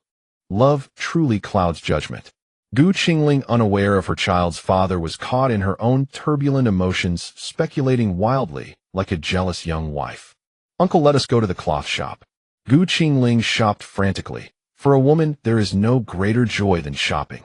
By now, Zhang Haishu had become numb to it all. No amount of silver spent would surprise him. They bought and bought, though Gu Qingling purchased only one of each item, since she already had them stored in her spatial realm. There was no need to waste money buying duplicates. After a full day of shopping, they had only a modest meal in town for lunch. By evening, their ox cart was laden with grain, cloth, and supplies, filled to the brim.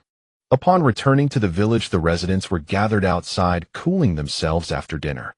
Seeing the cart overflowing with goods, they approached with curiosity. Hi, whose purchases are these? This must have cost quite a sum in silver. Auntie, these belong to Second Master Gu's household. Since they have not yet divided the family property, everything appears new.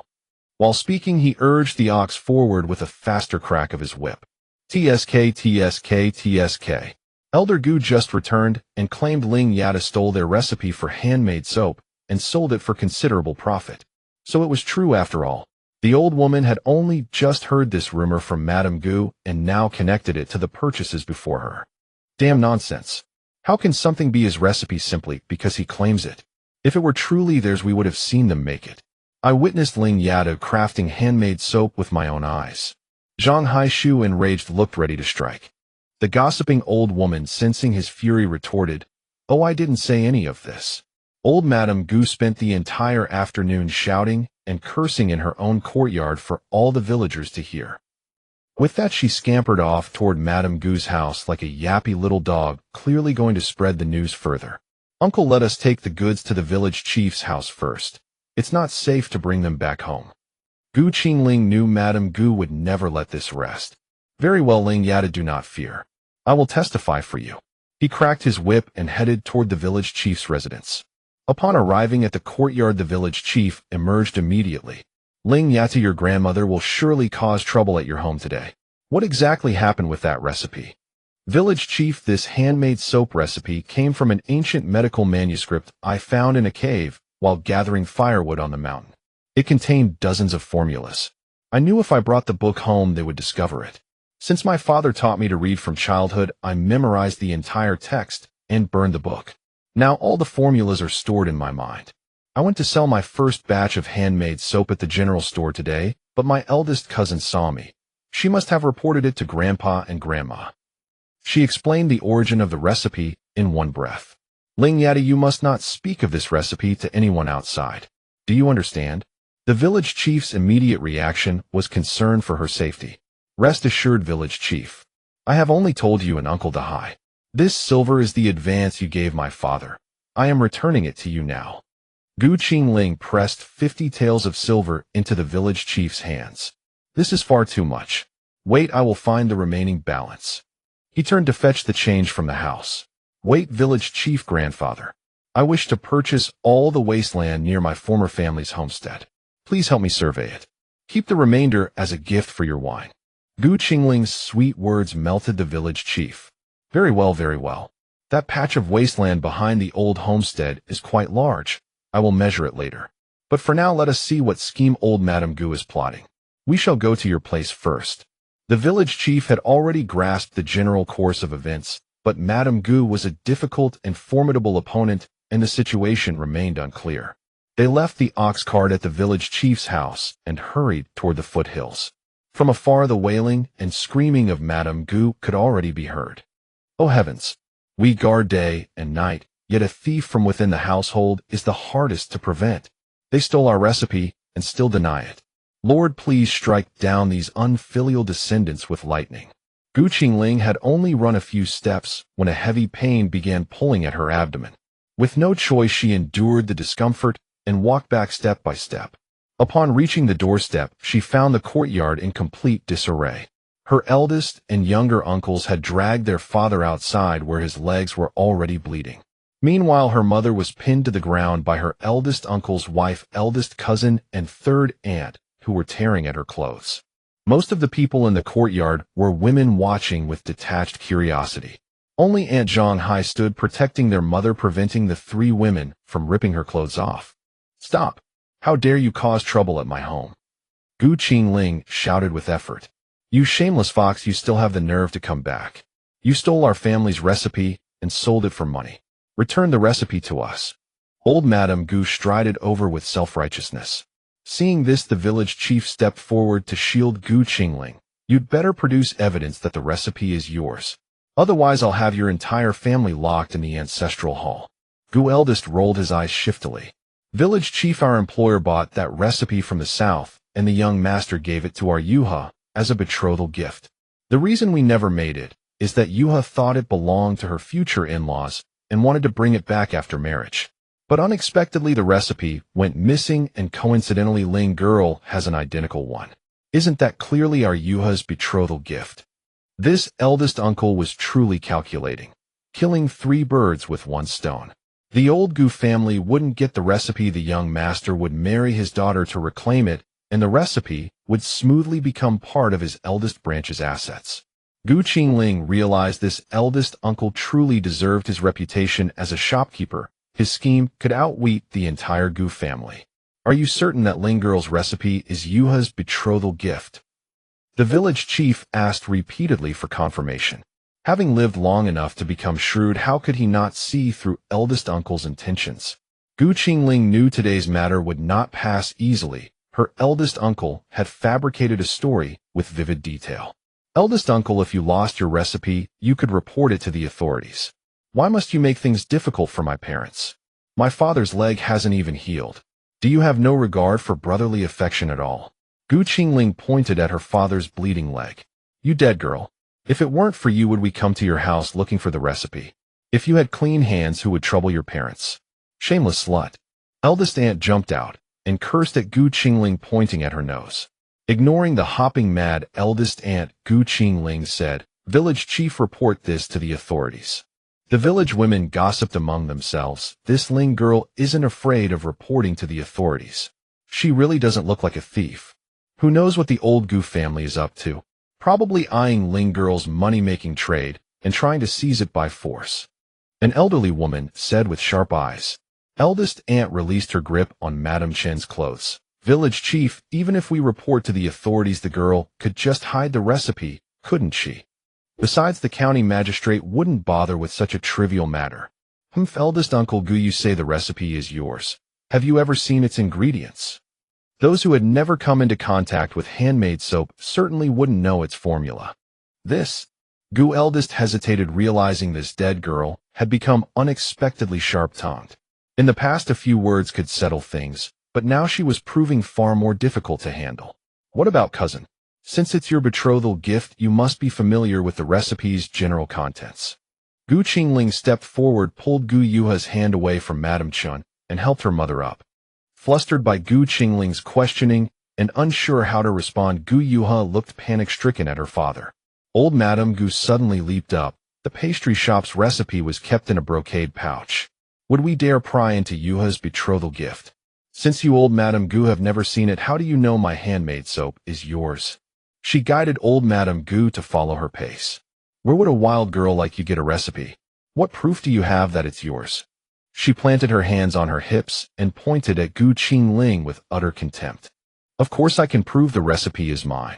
Gu Qingling pretended to reach into her sleeve and produced a folded piece of A4 rice paper from her spatial storage. Before she could explain the origin of the recipe, old Madame Gu lunged forward to snatch it. Gu Qingling sidestepped. Old Madame Gu, what is the meaning of this? With so many witnesses here, are you attempting open robbery? Foolish old Madame Gu was convinced this was the recipe, for she had never seen such white, translucent rice paper. Such precious paper must surely hold the recipe. As Gu Qingling sidestepped, a tearing pain shot through her abdomen, and a layer of cold sweat broke out on her forehead. But Gu Eldest mistook those sweat beads for a sign of guilt, and exchanged a meaningful glance with Gu Yuha. Village chief, that recipe is mine. The rice paper is of the exact same material as the one in Gu Qingling's hand. She stole it. Gu Yuha was so confident because she had seen the rice paper her brother used for studying, yet never had she seen such translucent white paper. Paper of such fine quality could only be obtained through channels available to wealthy households. Gu Qingling could never acquire such excellent paper. Gu Qingling endured the pain. Her expression no longer relaxed. Are you certain this is your recipe? Seeing Gu Qingling's unnatural expression, the village chief began to doubt whether the recipe truly had been stolen by her. Village chief, look at this paper. The craftsmanship is exquisite. Even the county town couldn't sell paper of such fine quality. It must have been brought back from the south by our employer.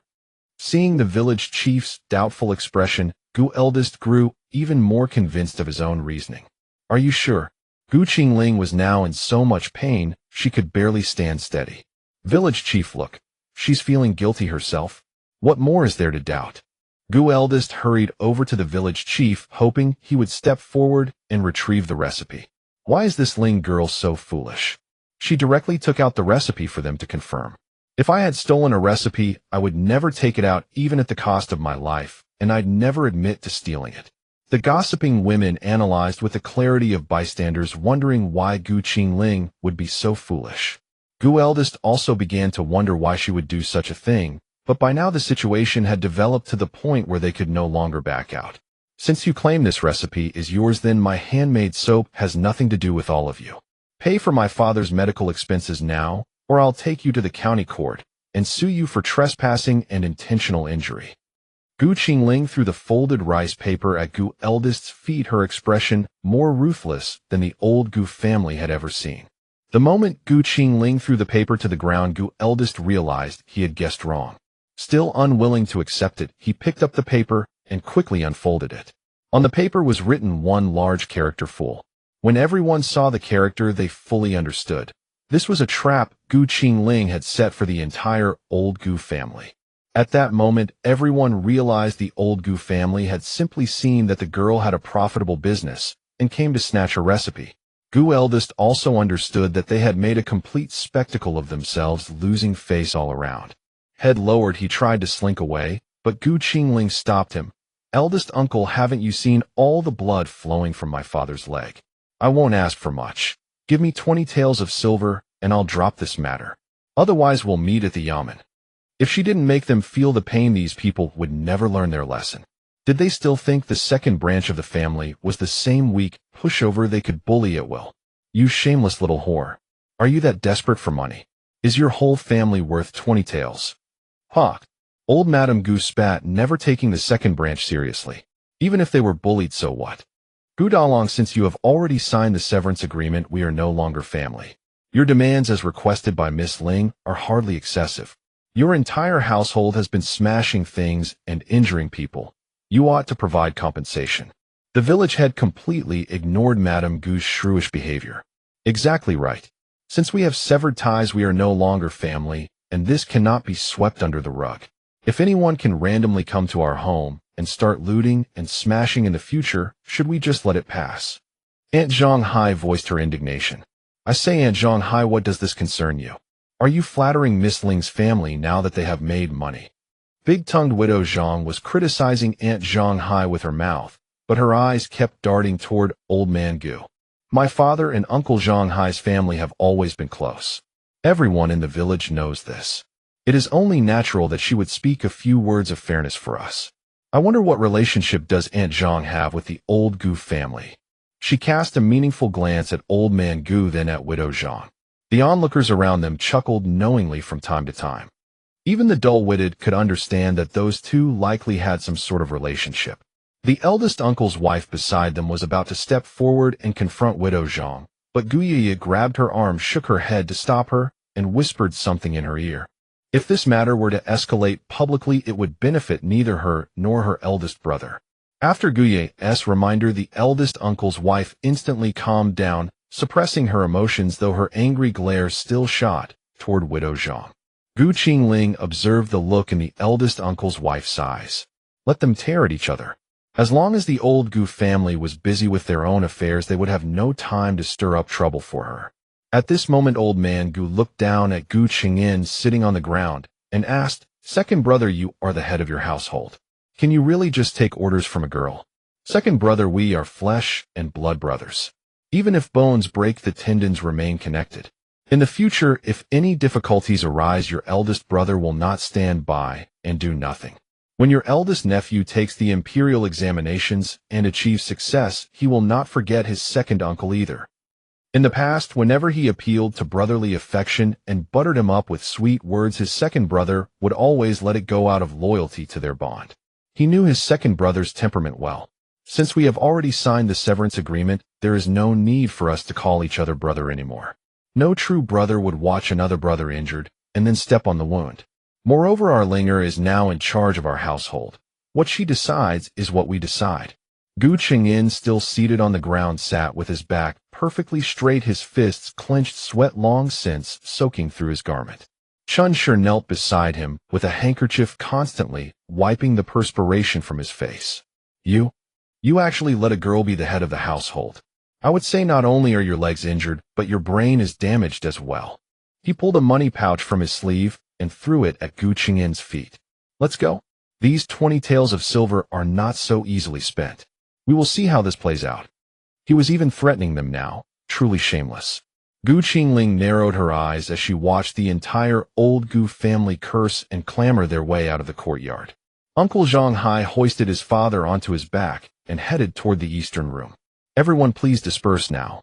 It is nearly dark. Then Mother cried out, "Quick, help me up. I cannot walk."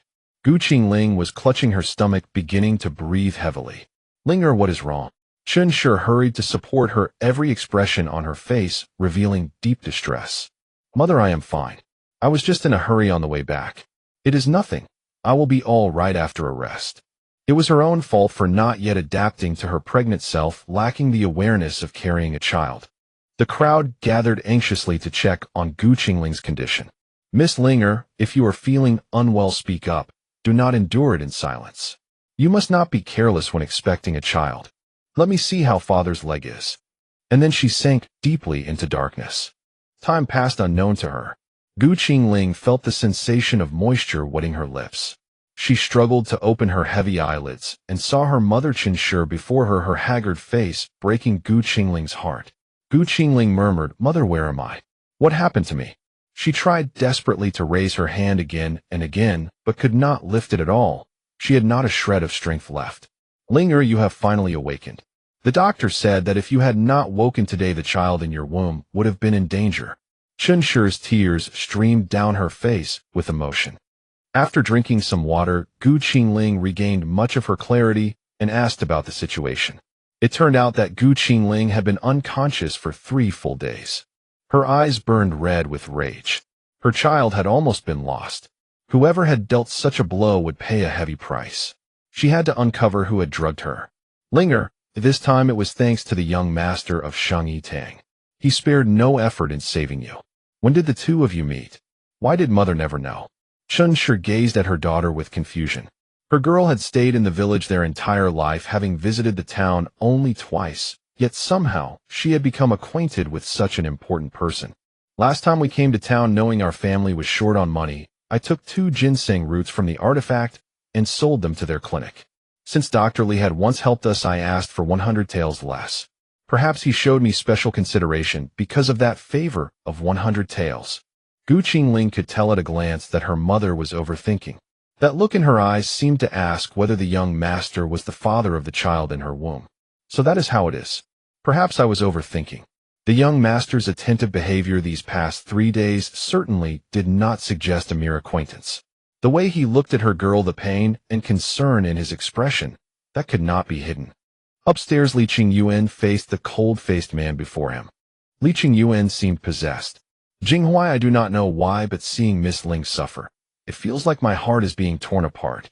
Do you think I am ill? These past few days have been pure torture for me. You cannot love her. Bailey Jinghuai never expected his close friend to harbor such feelings for the woman he considered his. I also know I should not love her, but my heart is beyond control. Every time I see her face, my heart beats on its own. This must be what they call love at first sight. Li Qingyuan knew that no parents would accept a woman who had conceived out of wedlock, unless he himself were the child's father. He could tell his parents that the child was his, as long as he insisted they would suddenly have a grandson. Even if they refused to let him marry her as a principal wife, taking her as a concubine would be perfectly acceptable. At that moment, Li Qingyuan excitedly slammed his palm on the table and rose to his feet. I have an idea. If I claim I am the father, my mother will definitely agree to let Linger enter our home. Bailey Jinghuai stood up solemnly and spoke in a cold tone. Give up that thought. The person I am looking for is Ling. Li Qingyuan looked as though he had been struck by lightning. What did you say? The atmosphere on the entire second floor dropped several degrees. It was so silent that their breathing could be heard. Li Qingyuan's entire demeanor turned cold. Earlier you said that before Linger was with you, there were other men. Qingyuan, regardless of whether that child is mine or not, I have already been with her in that way. You cannot harbor other intentions toward her. The intelligence gathered revealed that Qingling had only been with him once 6 months ago. No other man had ever appeared in her life since. Li Qingyuan closed his eyes in despair, grinding out through clenched teeth. The child in Linger's womb is yours. She is carrying twins. Is what you say true? The ones who witnessed her pregnancy never suspected she carried twins. A twin pregnancy naturally causes the belly to appear much larger than usual, so no one realized she was already 6 months along. Knowing that Linger was the very person Jinghuai had been searching for, he understood that any possibility between them was now utterly extinguished. Ha ha ha. Linger is carrying my child. Qingyuan, I'm going to be a father. He paced restlessly up and down on the second floor, consumed by excitement. In merely a few breaths' time, the atmosphere in the second-floor study had shifted dramatically. Watching his brother's excitement, Li Qingyuan felt a bitter taste in his heart. He had finally found someone he admired, only to discover she belonged to his closest friend. Can you restrain yourself? A noble prince like you should not laugh in such a crass manner. Li Qingyuan said, his words dripping with sour jealousy toward Bailey Jinghuai. You don't understand, you simply cannot understand. These past months of day and night longing, and to hear she carried another man's child. He had nearly driven himself mad. I'm going to find Linger and explain everything right now. Bailey Jinghuai was eager to see Qingling. If I were you, I wouldn't go. Li Qingyuan said coldly, regarding Bailey Jinghuai as one might look at a fool. The participant is blinded while the bystander sees clearly. This marked the first time in Bailey Jinghuai's life that he faced such unrelenting scorn. Bailey Jinghuai fell silent. If his loss of composure had been noticed by those with ill intent, they would undoubtedly use Linger as leverage against him. For 20 years, he had never known fear, but now for the first time it stirred within him. Li Qingyuan shook his head in exasperation. You're overthinking this. No one will harm her under my protection. On the contrary, if you were to hurt Linger, I would be the first to settle scores with you. My concern is that you forcibly took her body. Going there so rashly, what identity would you claim? The child's father. Don't you fear she might harbor resentment toward you? Bailey Jinghuai had never cared for any young woman so deeply. The noble ladies of the capital had all vied for his attention, yet he had always kept his distance. Now the tables had turned. He needed to tread carefully to approach the woman whose heart he sought to win. A knock came at the door. Tap tap. It was Bailey Jinghuai's attendant. My lord, we have found the information. Regardless of the occasion, a subordinate must observe proper etiquette, so he bowed respectfully. Speak. Qingyuan is no stranger here, said Bailey Jinghuai, hands clasped behind his back, standing opposite Si Lu. It turned out that 3 days ago when Gu Qingling and Zhang Hai had gone to town, Gu Laosi had followed them there. He had been harboring sinister intentions, planning to drug her, take advantage of her, and then sell her for profit. So he had been closely monitoring her movements. He watched as Gu Qingling entered the Xingyi Hall, the general store, and the fabric shop, noticing she carried quite a sum of silver. So he bribed the wonton vendor where she dined and secretly laced her soup with poison. Gu Laosi dumped both the aphrodisiac powder and the mind-numbing poison, purchased from his buyer, straight into the wonton soup. But Gu Qingling, being rather particular about her food, found the taste off and ate only a few bites. Ironically, the two substances counteracted each other. The one stimulating emotion and the one inducing unconsciousness partially neutralized their effects, yet this reaction produced a new dangerous toxin. Since she had ingested only a small amount, the poison took time to work. It wasn't until after returning to the village when the older Gu family came to her home, causing a commotion and agitating her emotions, that the toxin fully activated, and she collapsed. Fortunately, Li Qingyuan produced high-quality fetal preservation medicine, which saved the child in her womb. At this, Bailey Jinghuai's gaze turned mocking. Those who knew him understood what that expression portended. Don't let him die too quickly. Throw him into the dungeon and let him experience every tortures there. He nearly harmed my heir. How could I let him escape so easily? Yes, Si Lu replied swiftly before exiting the room. Qingyuan, this time you saved my son.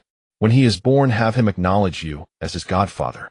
Between close brothers, there's no need for excessive courtesy. That fetal preservation pill costs 5,000 taels each. She took 2 in total. Pay me first. He intended to extract every ounce of compensation. He couldn't have the woman he loved, so at minimum, he should profit financially. Bailey Jinghuai, in remarkably good spirits, surveyed Li Qingyuan's crestfallen expression. I'll give you 2 flame lotus seeds, the ones you've been desiring all along. Are you serious? No takebacks. The flame lotus seed was extraordinarily rare. Only Bailey Jinghuai possessed 3 throughout the entire Donglin kingdom. The flame lotus seeds had been a gift from the princess of Shiyu, a species native only to her kingdom, revered as a national treasure and sacred relic. She had bestowed them upon Bailey Jinghuai because he had once saved her life. Keeping them serves little purpose for me, but they would prove far more valuable in your hands. 1 seed equated to a child's life. Saving his heir warranted such an invaluable gift. Ha ha ha. Let us go see Linger now. Li Qingyuan intended to assist this hopelessly straightforward man. As they descended the stairs, Li approached to report that Miss Gu had awakened. Reaching the doorway, they heard her voice within. Mother, do not worry. I am unharmed and father is safe as well. We shall return home today. If you fear they may trouble us again, we can purchase some servants afterward to keep them at bay. In truth, when the older Gu family had come causing such a disturbance that day, watching her parents roughly handled and forced to the ground, she had already considered hiring guards. Upon waking, she resolved that employing servants would provide both security and peace of mind. Bailey Jinghuai gestured to the shadow outside, and the concealed guards withdrew upon receiving his command. The medical hall's resting quarters had no proper door. Only a curtain partition allowing the physician's convenient passage in and out. Stepping inside, they beheld a slender young woman propped halfway up on her bed. Her brows elegant, her eyes clear and captivating, her skin fair as snow, her hair cascading in golden blonde waves. She radiated a delicate, almost ethereal beauty born of illness. Masterly Master Jinghuai, you've arrived. Linger has just awakened.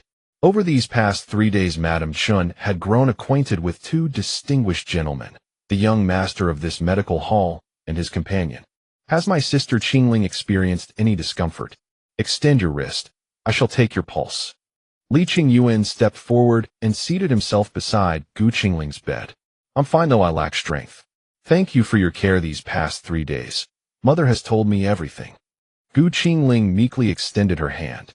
Bailey Jinghuai found it unbearable to watch Li Qingyuan touching the girl's hand. He nearly kicked him away. The pulse appears stable. The toxins have largely cleared, though her constitution remains weak. Li Qingyuan noted the reading matched Li's assessment, but her vitality was severely depleted. Miss Qingling should rest and nurture the baby. Be cautious with food from outside henceforth. The one who poisoned you has been identified. It was your fourth uncle. I've already arranged for his confinement. Had Bailey Jinghuai not intervened so hastily, Li Qingyuan might have entirely forgotten he was present. I can roughly guess it was him, for no one else would administer such a drug to me. Administering an aphrodisiac to her was nothing short of harboring corrupt desires. In her memories, that fourth uncle had fixed her with such a gaze more than once. Li Qingyuan relayed approximately what Gu Laosi had entrusted to him. That beast, how could they harbor such ruthlessness? Are they not afraid of divine retribution? Chen Shi shivered just thinking about it. What cruel fate had her Linger been dealt, forcing her to endure all this? Sister Qingling, if you need any assistance, do not hesitate to speak. Let Qinghuai handle them for you. At last Li Qingyuan had remembered he was the father of this child. No need. I shall be more cautious henceforth. This time I will not let them off the hook. Soft and delicate in appearance, yet her words carried immense authority. Bailey Jinghuai kept his gaze fixed on Gu Qingling, his heart as if scratched by a cat's claws. His girl was truly beautiful, so adorable even when angry. Chen Shi watched the noble young man before her stare at her daughter like a famished wolf eyeing a tender rabbit, and she longed to flee this place of trouble as quickly as possible. Mother, I miss home. A golden nest or silver nest is never as warm as one's own humble abode. Though she had only stayed in that humble home for a single night, it felt far more comfortable than this clinic. Chen Shi was about to speak when Bailey Jinghuai intercepted her. Ride in my carriage. It is equipped with shock absorption and won't be bumpy. Since you are with child, take care. The sudden display of concern left both Gu Qingling and Chen Shi bewildered. Gu Qingling then studied Bailey Jinghuai carefully and noticed something amiss in his serious countenance. The gaze he wore was unmistakably tender. Two tiny voices roared within her mind. The angelic one declared, that look clearly means he likes me. The dark one countered, wake up. You're carrying a heavy belly and still falling for romance. Who would desire a woman pregnant with another man's child? This is not your past life. Gu Qingling shook her head vigorously to dispel the squabbling voices. When he first invited her for tea, she had never entertained such thoughts. How could someone so exalted possibly harbor feelings for a rustic country girl like her? Besides, she was unmarried and already with child. Could he have some peculiar preference, fond only of pregnant women? No trouble needed. We'll take the ox cart. I'm quite all right now.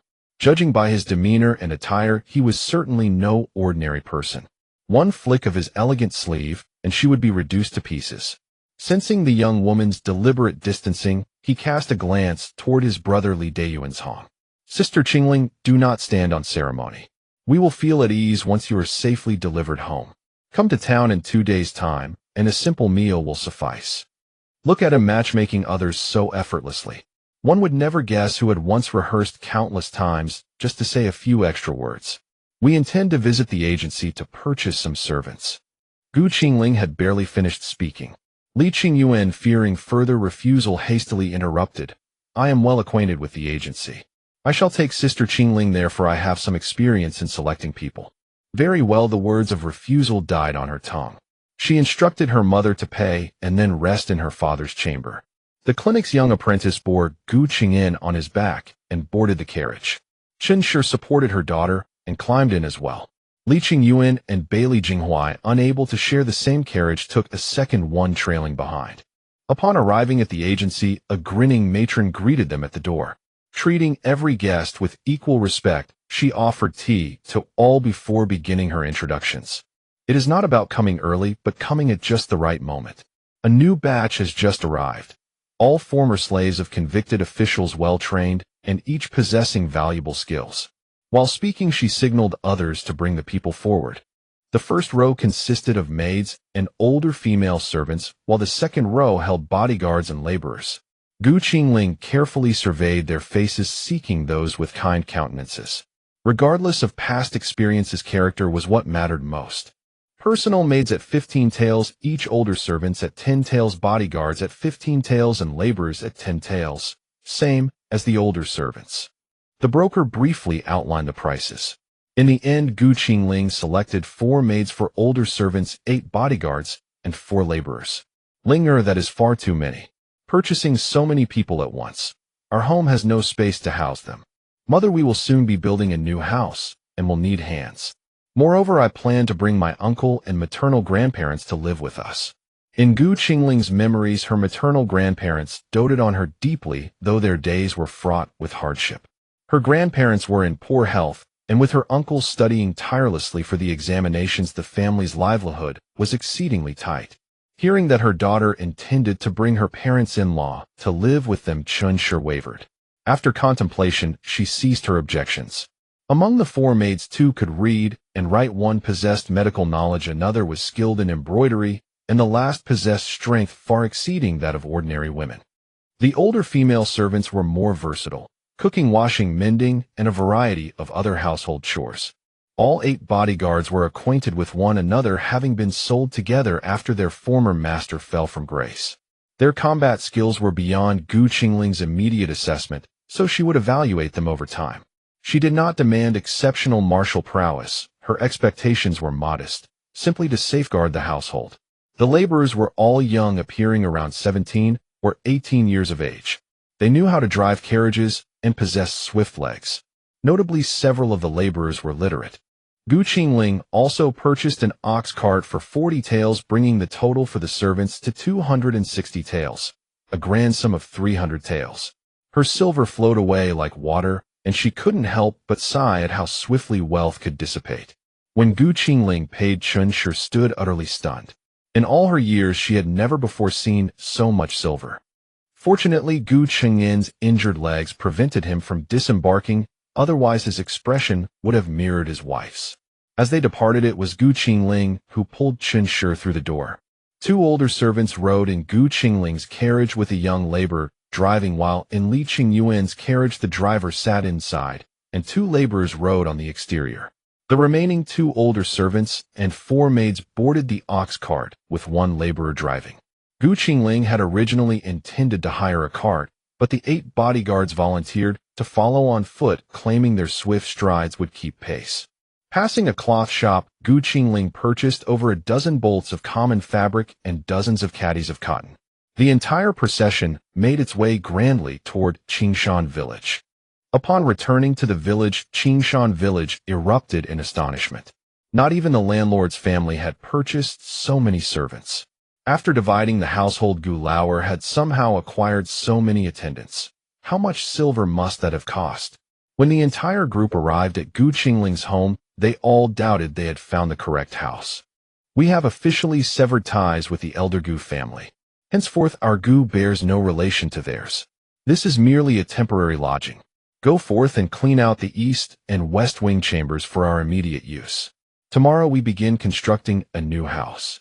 The entire crew promptly set to tidying the side chambers, and not a single one displayed any unusual expression. None were fools. Only a master of considerable means could have commanded such silver to purchase them.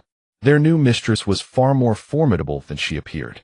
Brother Qingyuan, Brother Jinghuai, won't you both come inside for a cup of tea? Qingling had only meant to be polite, but to her surprise the 2 were not shy at all. They opened the door and walked straight into the kitchen, settling onto the chairs by the stove. Madame Chen leaned close to Qingyan's ear and whispered for a long, while Qingyan's expression shifting from moment to moment. Finally, he said to Madame Chen with relief, Linger is capable. Let's listen to her. We'll keep the rudder steady for her, and just support her. Our daughter has grown up and become sensible. Then he said to Qingling, why are you still standing there, girl? Go and attend to our 2 benefactors. The child in your belly owes them a great deal. Don't neglect them. All right, father. Please sit in the courtyard for a while and get acquainted with the newly bought servants. Qingling entered the kitchen and saw the 2 great Buddhas whispering to each other. The moment she came in, they stopped mid-conversation. Please wait a moment, you 2. I'll boil some water and brew tea for you. Qingling simply couldn't understand it. Her words had clearly been pure courtesy, yet the 2 were thick-skinned enough to take her up on it. Qingling went into the west room, latched the door, and took out the West Lake Longjing tea. Then she produced a small charcoal stove and lit it, followed by an antique clay teapot and a set of purple clay cups. She carried everything out on a wooden tray. Bailey Jinghuai looked at her small arms and legs and her protruding belly, yet she was still serving them tea. He quickly rose and took the tray from her. Don't move such heavy things yourself from now on. Eat more, and take good care of your health. Look how thin you are. He almost added much thinner than the first time I saw you. It's all right. I'm used to doing these things. Wait, there are some snacks too. She went back into the room and took some small cakes out of her spatial storage, placing one on a white plate for each of them. As she carried it out, she saw the two men staring at the charcoal stove with curious expressions. This craftsmanship is so fine, far better than the capital's artisans. Look how ingenious this design is. Li Qingyuan pointed at the modern-looking iron stove, full of curiosity. When Gu Qingling set the two little cakes before them, the pair was stunned once more. Did you make these pastries? Bailey Jinghuai smelled the milky fragrance and found them sweet and tempting.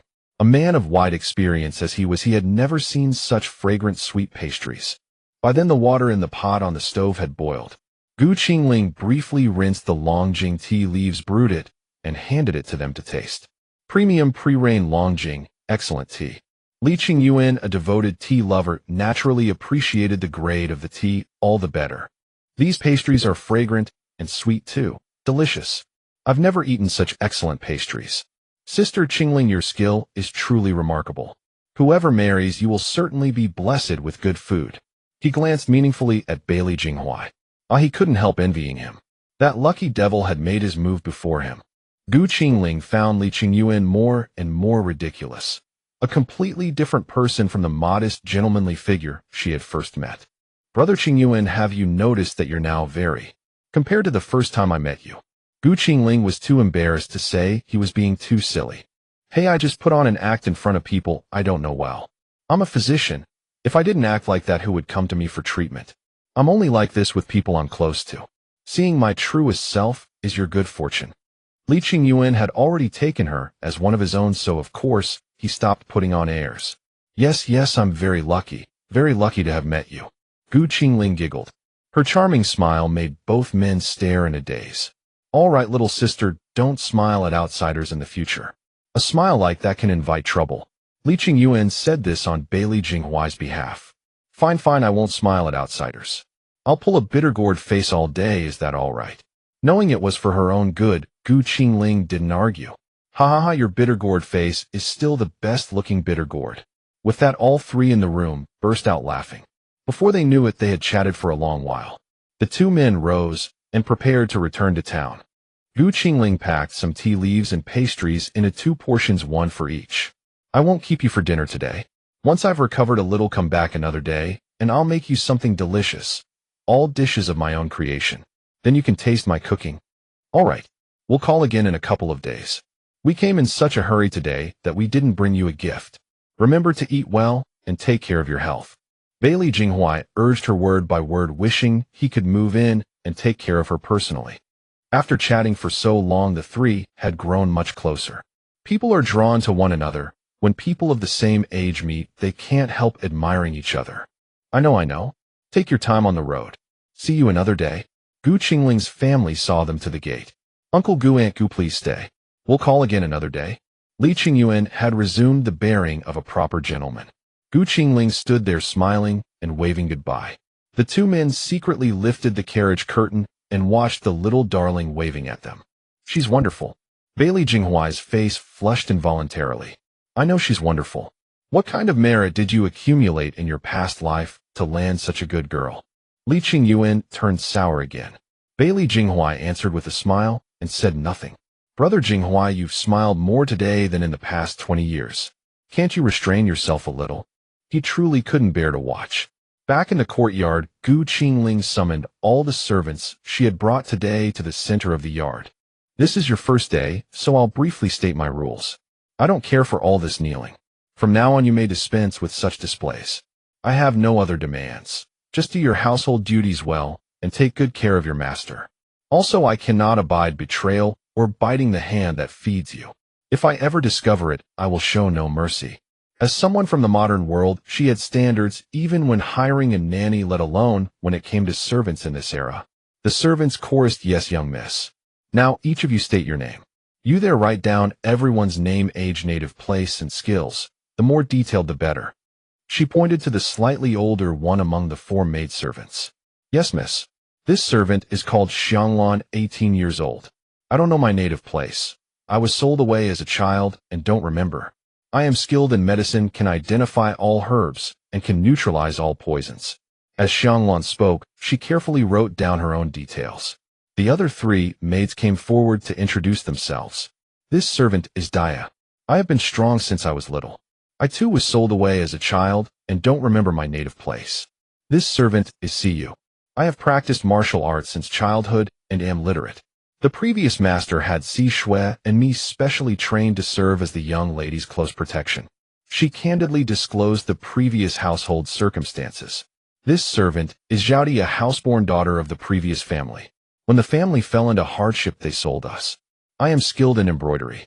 A houseborn daughter was the child of a servant raised in the master's household from childhood. Seeing this, the others stepped forward to make their reports.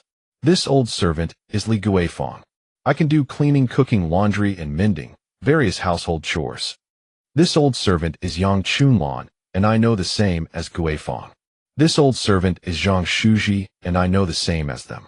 This old servant is Zhang Mei, and I know about the same as them. Since you are of advanced years, you need not change your given names. However, for the others who register their names, I shall bestow new ones. They cried out in unison, "We thank our mistress for granting us names. The 4 of you shall be divided among spring, summer, autumn, and winter, sharing our surname. Gu Qinyu Gu Dongxua, Gu Xiaolan Gu Qiushuang. And the 4 laborers shall be Gu Dong Gu Nan Gu Shigu Bei. The 8 guards shall be named Gu Yin E through Gu Yin Ba, assigned by seniority. Tomorrow let Aunt Guifeng have clothes made for you in order with your numbers embroidered on your right sleeves." "Yes, miss. My parents are kind-hearted folk. As long as you know your place, they will not make things difficult for you. If you perform well, there will be year-end bonuses. From now on, each of you 4 will receive 300 copper coins monthly, and each of the 8 guards will receive 400 copper coins since the guards must stand night watch, hence slightly more than the others. Those who contribute to this household in the future will see their monthly allowance increased. For now, simply attend to the tasks at hand." By this time, Gu Qingling was so exhausted she could only think of sleep. She had endured for so long that she could hardly hold on any longer. "Yes, miss," the crowd responded. Yet their reply carried an undertone of excitement. They had not expected their new mistress to be so generous. "Mother, I am somewhat tired. Please arrange the rest. Have someone fetch the items from the village head's house to make quilts and clothes. Bring them back, start a fire, and prepare meals. We are all hungry." There were still many things left undone, but Gu Qingling could no longer sustain herself. "Father, have them build simple beds and tables with chairs and stools for dining. I will prepare some bowls and chopsticks shortly, and leave them in the kitchen. Just have them fetch what is needed." She gave her weak instructions for the remaining tasks. "Return to your room and rest. I will have them keep their voices low. We shall eat without waking you. You may join us when you wake." Father Gu said with aching heart, caring for his daughter. Chen Shi pulled Gu Qingling toward the western chamber. "Rest quickly. With father and mother here, do not trouble yourself further." Passing by the stove, Gu Qingling retrieved rice and flour from her spatial storage, poured them into cloth bags, and also took 20 caddies of meat, cooking oil, salt, bowls, and plates. "Mother, cook all the meat for everyone to eat now, otherwise it will spoil. I have plenty here. You and father should nourish your bodies. I am going to sleep. Do not call me for meals." Chen Shi acknowledged and watched her daughter enter the western chamber before exiting the kitchen to summon the maids to move the provisions outside. Perhaps due to her extreme weakness, Gu Qingling slept through the entire night. When she awoke, it was already noon the next day. Had her stomach not been growling, she likely would have continued sleeping. Stepping outside, she saw the maids and matrons in the courtyard, all sewing garments, some measuring, some cutting fabric. "Linger, you're awake. Must be hungry. The food is warming in the pot." Chen Shi led her daughter into the kitchen. Gu Qingling ate a simple meal, then took a glass of pure milk from her spatial storage. After satisfying her hunger, she went to her father's room. "Father, are you feeling better?" Gu Qingling saw her father sitting by the window, looking remarkably vigorous. "Much better. The pain has lessened, though there remains a tingling sensation like ants crawling." After the family split, they all felt hopeful about life again, no longer oppressed. "Yes, this is a good sign, father. In a few days I shall have Uncle Zhang Hai craft something for you." She could not take the wheelchair from her spatial storage directly, but she could sketch a blueprint for a simple wooden wheelchair, which would be more convenient. By the way, Linger, this morning the village head came to say you wish to purchase wasteland. The surrounding area has been measured, 50 mu in total, costing 150 taels. We have already spent heavily on purchasing servants. Can our family still afford such an amount? Father Gu did not know how much money Gu Qingling had made from selling ginseng. The silver spent on buying servants had already weighed heavily on him and Qin Shi for quite some time. Do not worry about the silver, father. I will find a way.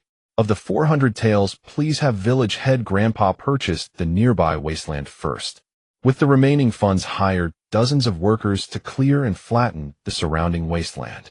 Once I return from town, we shall decide how large a courtyard to build. For now, purchase more blue bricks. I intend to enclose the perimeter with a blue brick wall.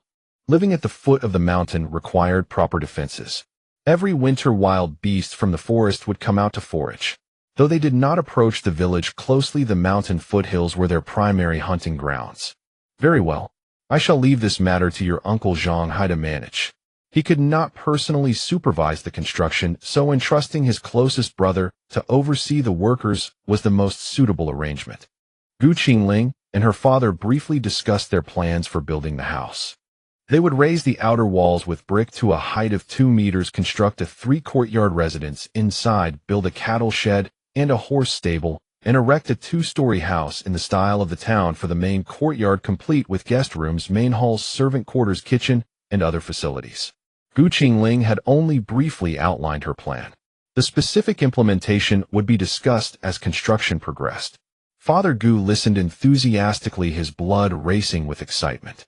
After the discussion, noting the late hour, they simply tidied up. Carrying a bamboo basket covered with a floral cloth, Gu Qingling said, "Gu Dong, hitch the ox cart. Follow me to town." "Yes, miss. I will have it ready at once." Gu Dong was a lively young man, charming and likable. Arriving at the general store in town, they saw Manager Tong gazing eagerly toward the road. Upon catching Gu Qingling's gaze, he rushed to the ox cart. "Child, we agreed on 3-day visits. I did not see you yesterday and feared you had broken your promise." "Manager Tong, I apologize. Some matters at home delayed me. This time I have brought more, enough for you to sell for several days." She handed the basket to Manager Tong. "Excellent, excellent. I will take whatever you have. You do not know, the last batch was purchased all at once by the wealthy families in town. They sent word through intermediaries that if more arrives, to deliver it to them." This was within expectations, for her handmade soap contained fragrance essences, making it more pleasant smelling than the soap nuts currently in use, and its cleansing effect was also superior. "I heard you are the niece of the manager across at the pastry shop. They have been spreading word that you stole the handmade soap formula from them. I do not doubt your character. I merely wish to know if there is something suspicious about this matter." The young girl before him had clear eyes and appeared to be a person of integrity. He trusted his judgment and therefore shared this information with her. Gu Qingling did not expect her uncle to have abandoned his attempt to seize the handmade soap formula. Now he was using public opinion to thrust her into the spotlight. Certainly more and more people coveted this formula now. The enemy was hidden while she was exposed. Carelessness could easily lead to her being ensnared. Gu Qingling recounted the general outline of events to Manager Tong. "Child, your current situation is precarious. Why do you not go to the rear quarters and have some tea? I shall fetch the owner to see if he has any good suggestions." The owner had previously proposed long-term cooperation in selling handmade soap. After the time it takes for an incense stick to burn, Tong Jinyan, the owner of the general store, strode toward the backyard. "Sorry to keep you waiting. I am Tong Jinyan. Might I ask the young lady's name?" The newcomer was a man around 30 with a voice as resonant as a great bell. One glance sufficed to perceive him as an upright and honorable man. "You flatter me, shopkeeper. My name is Gu Qingling." Good, good. Let's dispense with formalities. What do you have in mind?" Tong Jinyan was always a man of swift and decisive action. "Many people already know that the recipe for the handmade soap is in my hands. Openly or covertly, quite a few will extend olive branches to me. Since I'm considering a partnership, I'll naturally give priority to Tong's establishment.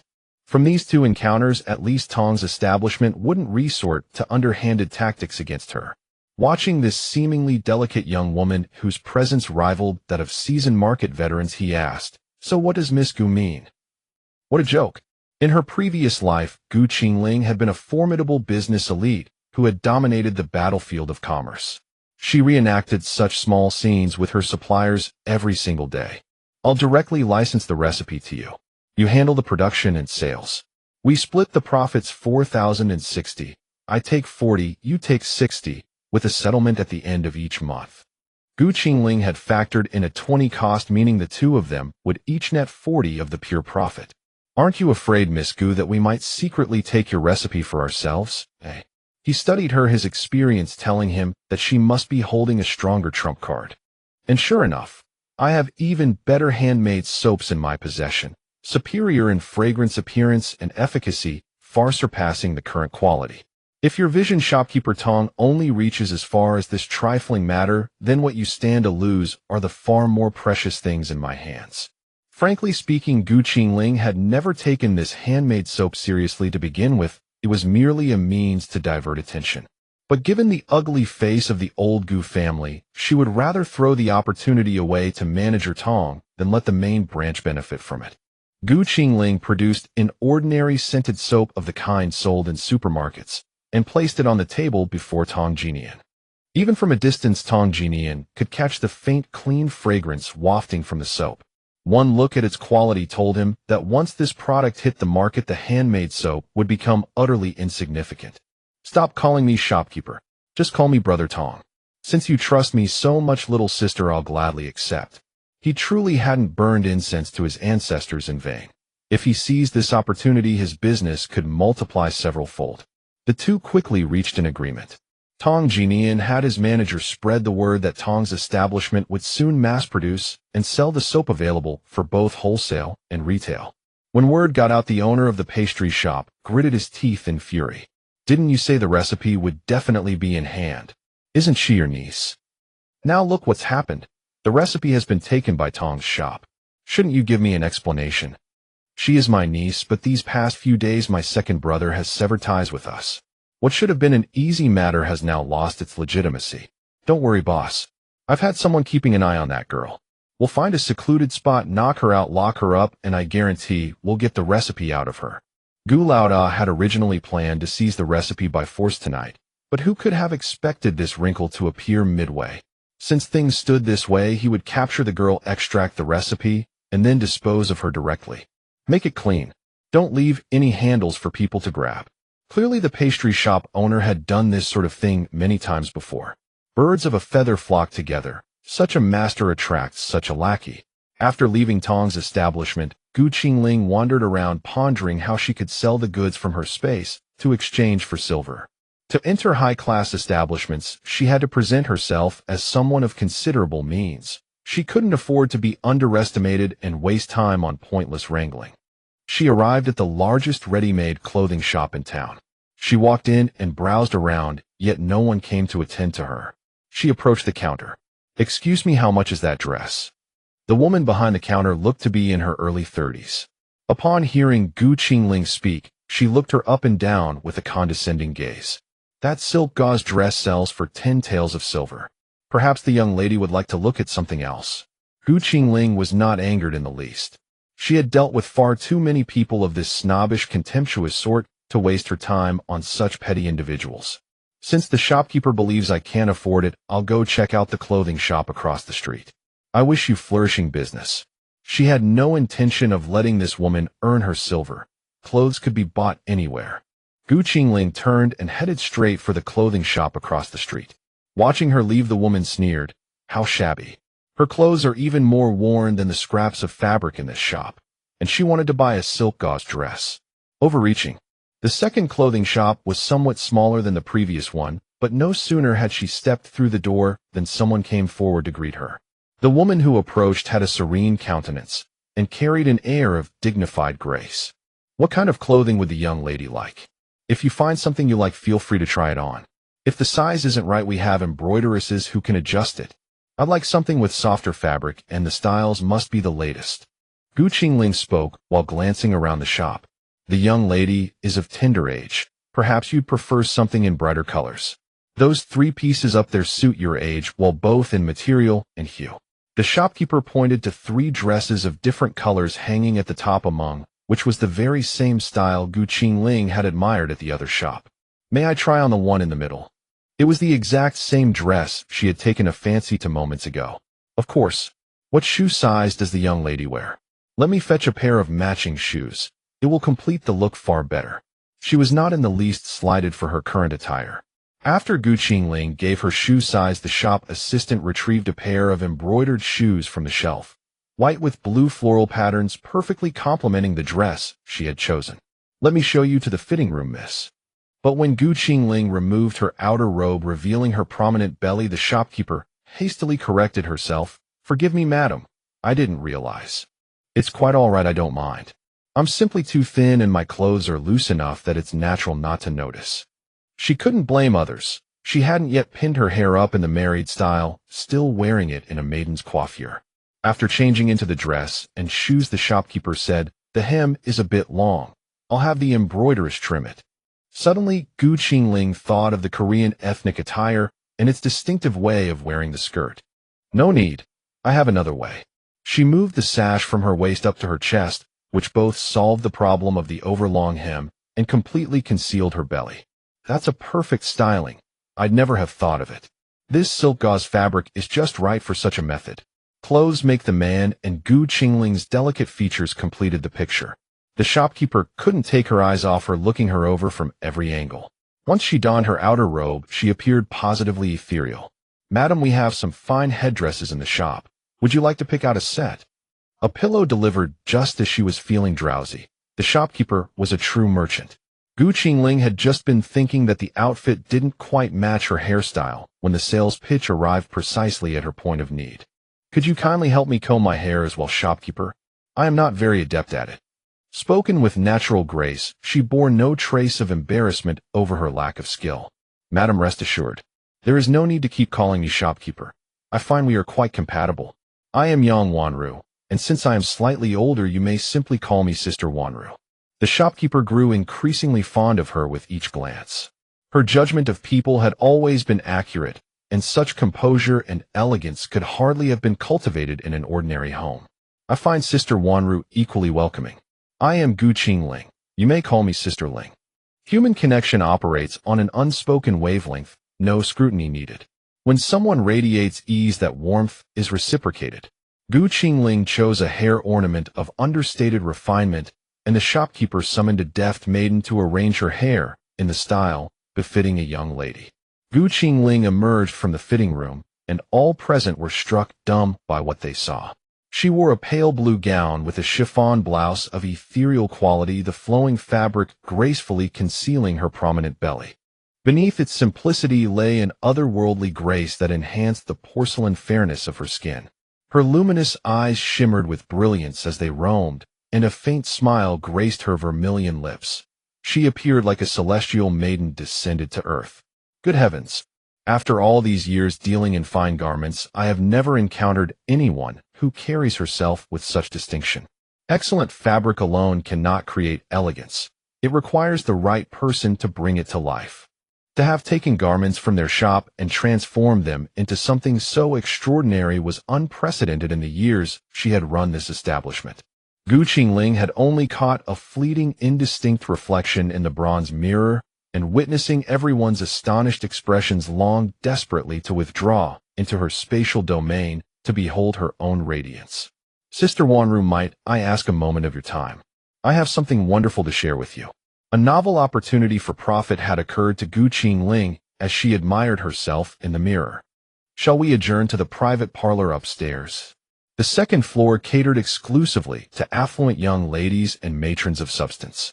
Qingling took her seat at the circular table in the private chamber, quenched her thirst with a few draughts of water, then produced a small handheld mirror with a delicate handle from her sleeve and set it upon the table. "Sister Wanru, pray examine this." Yang Wanru lifted the mirror and startled so violently she nearly let it slip from her grasp. "This, the clarity is remarkable, far surpassing any bronze mirror I have ever known. I can discern every fine hair upon my face."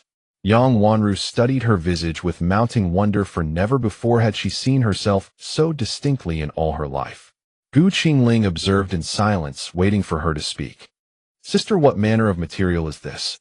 I have never encountered such before," she pondered, examining it thoroughly. "It is crafted from crystal glass, a material unfamiliar to Donglin Kingdom, hence your surprise at its existence." Qingling sustained an air of knowing mystery. Though crystal glass is inherently brittle, this protective casing ensures far greater safety. A clever design, indeed a noteworthy piece. Yang Wanru examined the mirror from every angle, her admiration deepening. "Sister, might I ask what prompts you to share this treasure with me?" Having operated a shop for years, she read the younger woman's intentions with practiced ease. "These mirrors are exceedingly rare, and I have several in my possession. Given how well we have bonded, I believe we should pursue this opportunity together. It was a singular advantage within Donglin Kingdom. Foolish to let such a chance slip away. My instinct served me well from your first appearance in my shop. You clearly possess real talent. I doubt even the imperial consorts have encountered such a marvel. Should she introduce this to the capital, her fortunes would be completely transformed." Her eagerness to claim this treasure drove her forward. "Sister, what price do you ask for this crystal glass mirror? What value do you place upon it?" She harbored no intention of deception, as she simply lacked understanding of its true worth and would not willingly accept less than it deserved. "Sister, I will be straightforward with you. I offer 1,500 taels. Would this be acceptable?" She regarded Qingling's countenance with growing trepidation. "Very well. This smaller piece comes at that price. Larger specimens shall be subject to separate negotiation."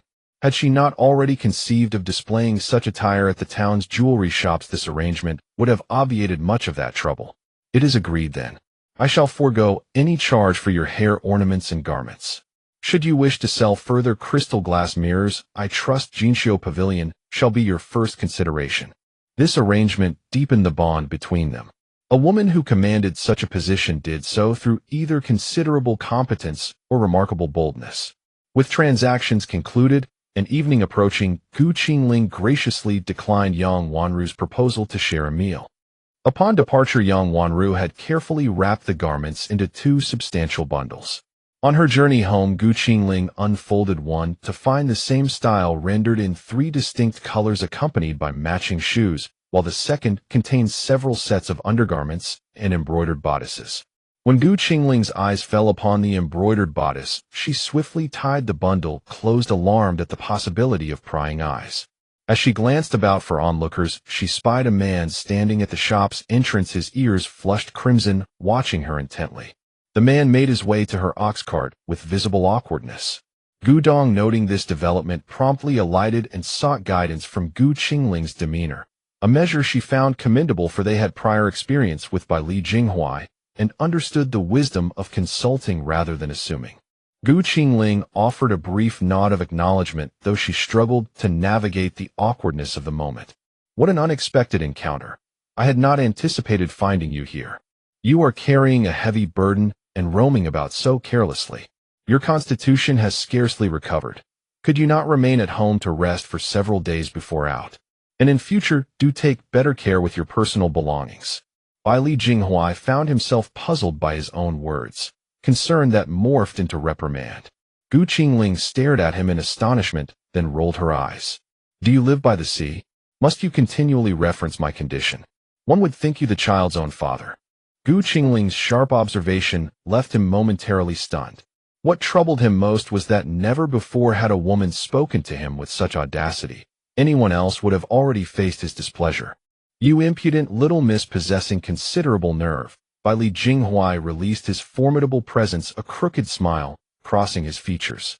"I have never encountered someone who spies upon another's intimate garments, yet commands the offended party to be discreet. With such peculiar temperament, whoever wed you would endure 8 lifetimes of woe. Gudong, we depart." Qingling felt the weight of his oppressive presence, but would not be cowed. As a woman of the modern age, she feared no exposure, and by invoking intimate matters, she sought to turn his own weapons against him. His intimidating pressure dissipated at once. As he watched Qingling retreat, Bai Li Jinghuai murmured, "Intriguing. You bold girl, wait and see how I deal with you."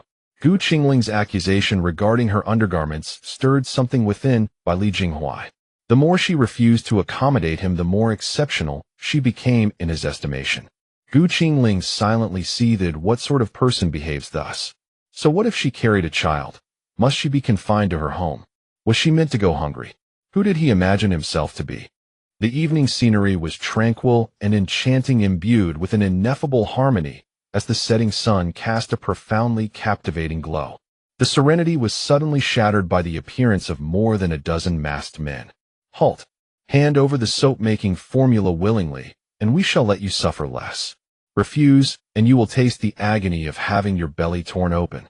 Gu Qingling had suspected someone might target her, but she never imagined they would resort to such brazen robbery. Was the law in this dynasty truly so lax? An open-faced robbery. You have the wrong person, Gu Qingling said, feigning ignorance. What formula are you referring to? The man in black armor turned to ask his companion. There can be no mistake. Hardly anyone travels this road. The description the employer gave matches this situation closely. Regardless, seize them first and interrogate later, the masked man reasoned carefully. Stay back, or I won't be so courteous. Gudong at that moment seemed like an entirely different person, making Gu Qingling once doubt whether he was the person she had actually purchased. Dare to underestimate us all by yourself. Brothers attack. Gudong leaped onto the ox cart, wrapped one arm around Gu Qingling's shoulder, and landed steadily on the ground. Miss, stay behind me. As he spoke, two of the attackers were already slashed and lying on the ground. Seeing their comrades fall, the remaining dozen surrounded Gudong in unison.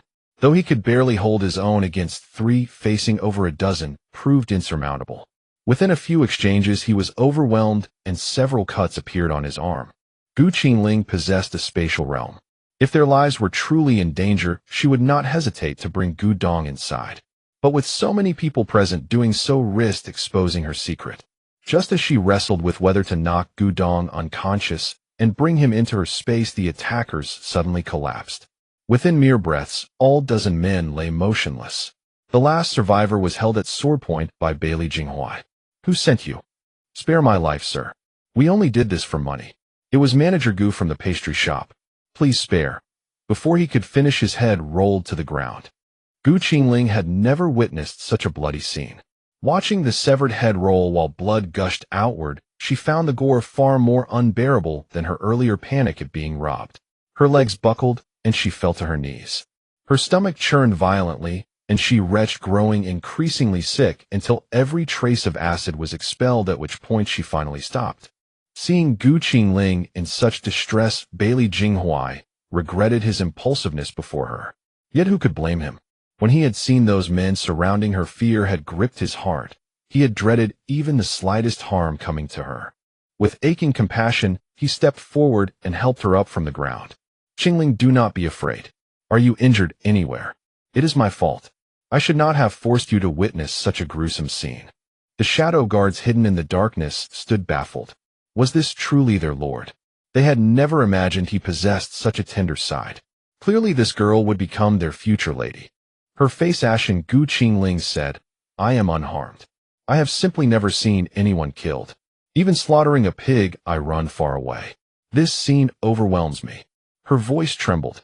His hand supporting her was covered in cold sweat, confirming she had been deeply frightened. I shall see you home. Later I will bring Qing Yuan to examine you. No need. Xiaolon knows medicine, Gu Qingling replied, uncertain of how to face him. Li Jinghuai gestured toward the shadows, signaling them to dispose of the corpses. Gu Qingling returned home like a soulless husk, remaining silent throughout the journey. Upon entering the courtyard, Chen Shi saw Gu Qingling's pallid face, Gudong clutching his wounded arm, and Jinghuai on the cart, expression unreadable. Daughter, what happened? Why are you so terrified? Qingling encountered bandits halfway, Li Jinghuai explained. I happened to see her in town.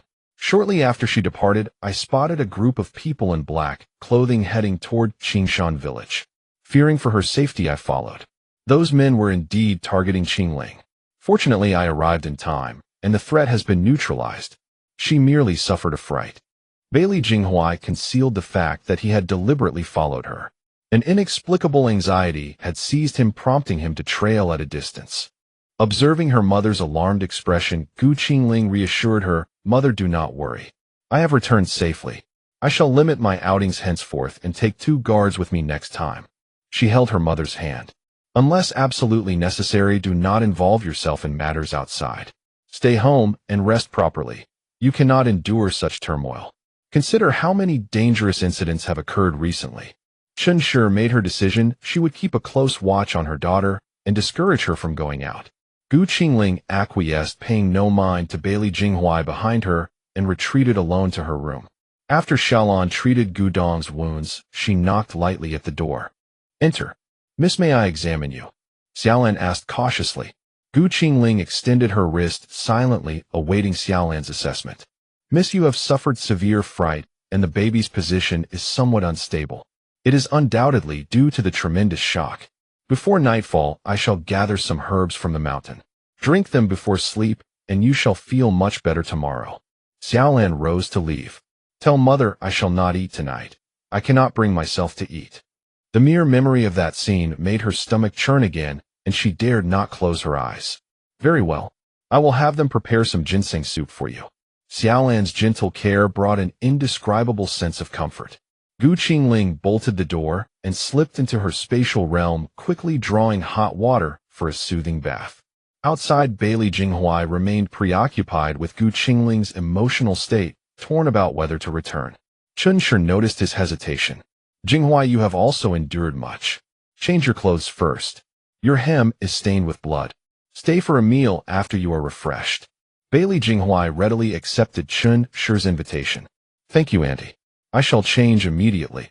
Do not be so formal. You saved Qingling, making you a benefactor of our family, much like Li Qingyuan. With such merit, I find you most agreeable." In Qingshan's heart, both of them were saviors, and this connection made her view him fondly. "How could I possibly disdain a meal prepared by you, Auntie? It is my honor." The shadow guards were astounded. The aloof and cold lord flattering an old woman. If the emperor knew, he would surely smash his teacup in fury. That rebellious son had never spoken to him so gently. Qingshan handed him a set of brand-new clothes. "I made these for Qingling's father. Your builds are similar, so wear them for now." Bailey Jinghuai obediently accepted the garments. "Auntie, I shall wash near the river by the hills and return shortly. Go up that small hill over there." Qingshan pointed to the nearest low mound. "Follow the path, and you will find a stream. Few people go there, and it is secluded." After watching Bailey Jinghuai depart, Qingshan began preparing dinner. With guests present, she made a few extra dishes. Her cooking may not have been exquisite, but it possessed its own rustic charm. Birdsong surrounded him, a gentle breeze whispered through the trees, and only a faint wisp of sunset lingered in the sky, casting an inexplicable melancholy. Bailey Jinghuai sat in the stream, lost in thought. Scheming equaled slaughter. If she refused to step into his world, how would she choose between love and power? Could she stand strong beside him? A rustling sound reached his ears, likely the footsteps of a woman. Bailey Jinghuai rose swiftly. With no cover by the stream, the newcomer caught sight of his toned abdomen. Thankful he had left a loincloth behind, or else his body would have been fully exposed.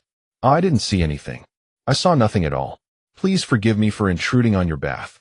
Only someone who had been closely monitoring Qingling's movements could have known Bailey Jinghuai was here. Beyond Qingling's family, it was Gulaoda. Gulaoda had stayed away from town as a precaution. If those men failed to carry out their plan, he would execute his second contingency from a watch post at the village entrance. It was only after he saw Qingling return to the village accompanied by 2 men, one slightly wounded, the other exuding an unmistakable air of nobility, that Gulaoda, who had read countless people in his time, recognized this man was no ordinary figure and refrained from acting rashly. Following behind Gulaoda was Guyuha. Her eyes blazed with envy as she spotted Qingling wearing the finest dress from town, a pale blue gauze gown originally too tight for her pregnant figure, which she had tailored into a high chest-length style that somehow lent it a different kind of charm. Guyuha's heart churned with jealous fury. A vixen, graced with a fox-like face designed to ensnare men, and yet even with a child, she could keep men dancing at her whim. Wait, wasn't that the very noble figure she had encountered that day? How did he end up accompanying her back to the village? Had they grown intimate? Driven by curiosity, she trailed them all the way to Qingling's home and hid behind a distant tree. Though she could not hear their conversation, she watched Qingshan gesture toward the low hills in the distance. The nobleman held folded garments in his hand, clearly heading to a secluded stream for his bath. This was where most village girls washed during the day. Since many young women were not permitted to go out at night, an unspoken custom had gradually taken hold. Girls bathed by day, men by night. Gu Yuha's mind raced. In the dead of night, she would deliberately seduce that nobleman. If she became his woman, she would live in luxury. Just look at that jade pendant at his waist. It was worth a fortune, far surpassing the young master of the pastry shop. And his appearance? Impossible to compare. Her heart pounded at these thoughts. Against all reason, she found herself walking toward the stream. The night grew darker, yet a young woman forced herself through the woods. She had to seize this chance. Heaven herself had blessed her, and she would not waste it. Without needing to think, he understood her intentions. Bailey Jinghuai watched her with thinly veiled disgust.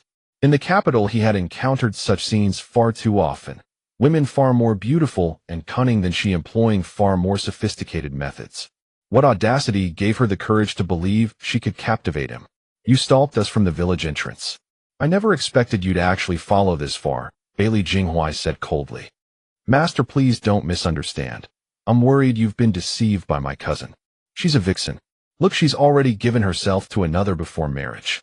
Someone with her reputation is entirely unworthy of a man like you. If Gu Yuha knew that the man who had taken her virtue was the very one she now sought to ensnare, she would be consumed with shame. Since you're so generous with your concern, then tell me, where did you obtain that jade pendant? Why did you trade Linger's jade for silver? Bailey Jinghuai finished dressing and walked toward her. Why you? How did you know? She hadn't told a soul about this. Not even her own mother. She had even lied about the money for the dress, claiming it came as a gift from the young master of the pastry shop. Bailey Jinghuai's presence loomed over her like an iron weight. Should you ever harm Linger again, I will make you taste the torment of the desolate prison. The desolate prison was a living hell where the most vicious criminals were cast. Those who entered faced relentless assault day and night, the numbers so vast they cycled endlessly until their bodies finally rotted away, and they were left in the deep mountains as prey for beasts. Gu Yuha's body trembled uncontrollably. Everyone in the Eastern Lin Kingdom knew the purpose of that place. It was the cruelest punishment inflicted upon women. Her legs buckled, and she collapsed to the ground, stammering without words. If you ever appear before me again, your days of comfort will be over. With disgust etched across his features, Bailey Jinghuai emerged from the darkening forest. As he stepped into the courtyard, his expression shifted to something gentle and compliant. The shadow guards concealed in the darkness marveled at their lord. In the dim lantern light, he observed Qingling sitting motionless, quietly sipping broth. Linger, are you feeling better? The steam from her bowl clouded Qingling's eyes, giving them a luminous quality. When she looked up at him, her fragile beauty sent an unexpected shiver through Bailey Jinghuai. In the feeble light, it was impossible to see that his earlobes were slowly turning crimson. What was wrong with him? The moment he met her gaze, his heart accelerated, and he felt utterly lost, at a loss for words.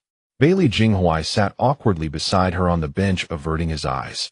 Linger, why haven't you gathered your hair? Letting it fall loose like this would be improper if others were to see. Qingling replied casually, You've seen it before. I just bathed and my hair is still damp. Her offhand words, however, carried a different meaning in Bailey Jinghuai's ears. Not only his ears, but his entire face flushed crimson. Then, even if I have seen it, it would still be inappropriate if the servants witnessed this. What did she mean by you've seen it before? The words instantly brought to mind the day they had shared such intimacy. Qingling was referring to the time at the medical hall when her hair had hung loose as well. What's wrong with you? Why are you stumbling over your words? Qingling regarded him with a curious expression. Chun sure recognized the turmoil in Bailey Jinghuai's heart. Her own daughter, so oblivious, as always. Let me take this ginseng soup to your father. You two should eat first. She exchanged glances with the servants, signaling them to withdraw. With her mother's shrewd interference, the courtyard became a space for just the two of them. Linger, forgive my bluntness, but who is the father of the child in your womb? Bailey Jinghuai asked cautiously. That's rather forward of you. Don't you know what I've been through? Qingling regarded him as though he were simple-minded. She understood the sensitivity of the topic, yet he pressed forward with such directness. I apologize. I only wanted to know, do you harbor resentment toward the child's father? This question cut even deeper. Qingling had come to terms with this matter. Though she had not lived through such suffering herself, the memories alone were enough to understand. How should I put it? That man left me a jade pendant, at least showing some semblance of conscience. To say I bear no resentment would be a lie. He committed his act and fled without a word, never bothering to explain face to face. A man like that lacks any sense of responsibility. I have no desire to know who the child's father is. Rather, I wish him dead. At any rate, she did not care to learn the identity of her child's sire. What if he returned to claim the child? She pushed the thought aside. Bailey Jinghuai, his spirit crushed by Qingling's earlier words, asked, if that child's father returns to find you, would you forgive him? No. I think living happily on my own with the child is perfectly fine. I have no feelings for the child's father, nor do I need his family to support me. I can earn my own living. My days are quite pleasant now. She had endured those harsh days when everyone pointed fingers at her. Now she had come to terms with it all. What was reputation anyway? As long as she was happy, that was what mattered. She truly felt her current life was wonderful, save for that wretched old Gu family. Bailey Jinghuai could hardly describe the turmoil within him. So much had happened in his absence, all faced alone by her.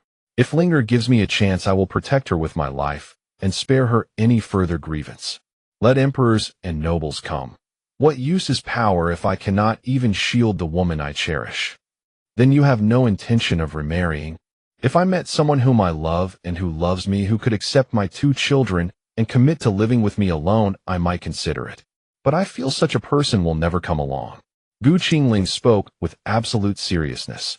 Even in her past life, such requirements would have been hard to find, let alone in this feudal era of polygamy. Bailey Jinghuai finally heard something encouraging. If he did not approach her as the child's father, would that change things? Truly, Qingling at last discerned his true intention. He had taken a liking to her. False. I do not wish to marry. She had to be resolute and nip this in the bud. This man before her clearly came from wealth and power. She had no desire to be drawn into such a place. Moreover, with a family background like his, there would surely be wives and concubines galore. With 2 children in tow, spending every day in fear of others plotting against them. That alone was exhausting to contemplate. Bailey Jinghuai began to speak. Stop. Senior brother Jinghuai, we are not on the same path. Please do not say another word. I understand your intentions. Give up the hope. Qingling gave Bailey Jinghuai not the smallest opening, rejecting him outright. In the shadows, the guard thought, well then. She has no interest in our young master at all. How pitiful. He falls in love for the first time and is so coldly rebuffed. Bailey Jinghuai's heart felt as though it had been hammered until it ached. Without touching his meal, he lowered his head and walked away like a wounded puppy, utterly dejected. Seeing Bailey Jinghuai's crestfallen appearance, such a tall, handsome man, looking so devastated, Qingling felt as though she were bullying a child. At 30 plus, the older woman reflected on her own heart. Had her words been a touch too cruel? Inside the room, Mrs. Shin overheard their conversation. Alas, what a fine young man. What a pity. Linger speaks the truth, her father replied. She can support herself. If she does not wish to marry, let us not press her. There will be many days ahead. It is not too late to make plans once the child is safely born. Father Gu saw things clearly. So many variables existed in life. As long as Linger was happy, that was what mattered. Late into the night, after drinking her prenatal medicine, Qingling returned to her room to rest. Upon returning to town, Bailey Jinghuai began pouring wine directly from the jar into his mouth. Li Qingyuan watched him quietly from the side. Why can't you rein in your affections? Now look, before you could even express your feelings, she rejected you. I do not know why, but whenever I encounter Linger, I lose all control. Every strategy and every ounce of intelligence turns to blankness. The moment I see those eyes, I become a fool. Bailey Jinghuai despised his own lack of composure. For over 20 years, he had never cared for anyone. Li Qingyuan could understand that. That ruthless, politically untouchable young master, brought completely to ruin by a young girl. You are finished, Jinghuai. You are a hopeless romantic, just like your uncle. Unless you marry her, you shall meet the same fate. Bailey Jinghuai's uncle, having lost the woman he loved, had never married, and spent his days performing prayers at Jing'an Temple. Drunk beyond reason, Bailey Jinghuai slumped over the table. I will not. I cannot give her up. Linger, I will not abandon her. Li Qingyuan looked at the dozens of empty wine jars scattered across the floor. Alas, is this really worth such sorrow? She rejected you. Simply pursue her slowly. You act as though it were a permanent parting. Take your master back to rest, he ordered the attendant nearby. Meanwhile, in Qingshan Village, the old Gu family sat together, shrouded in gloom, each burdened by their own worries. Upon learning that the second branch had purchased so many servants, old man Gu was overcome with suffering and jealousy. Old Madam Gu, however, was more worried about fourth son. Eldest son, fourth son has not been home for several days. What have you discovered? I have sent people to search everywhere. If nothing comes of it, we should report to the authorities. One cannot simply vanish without a trace. At this moment, however, the eldest son's thoughts were entirely consumed by the soap recipe. Fourth son's disappearance meant little to him. Do not involve the authorities.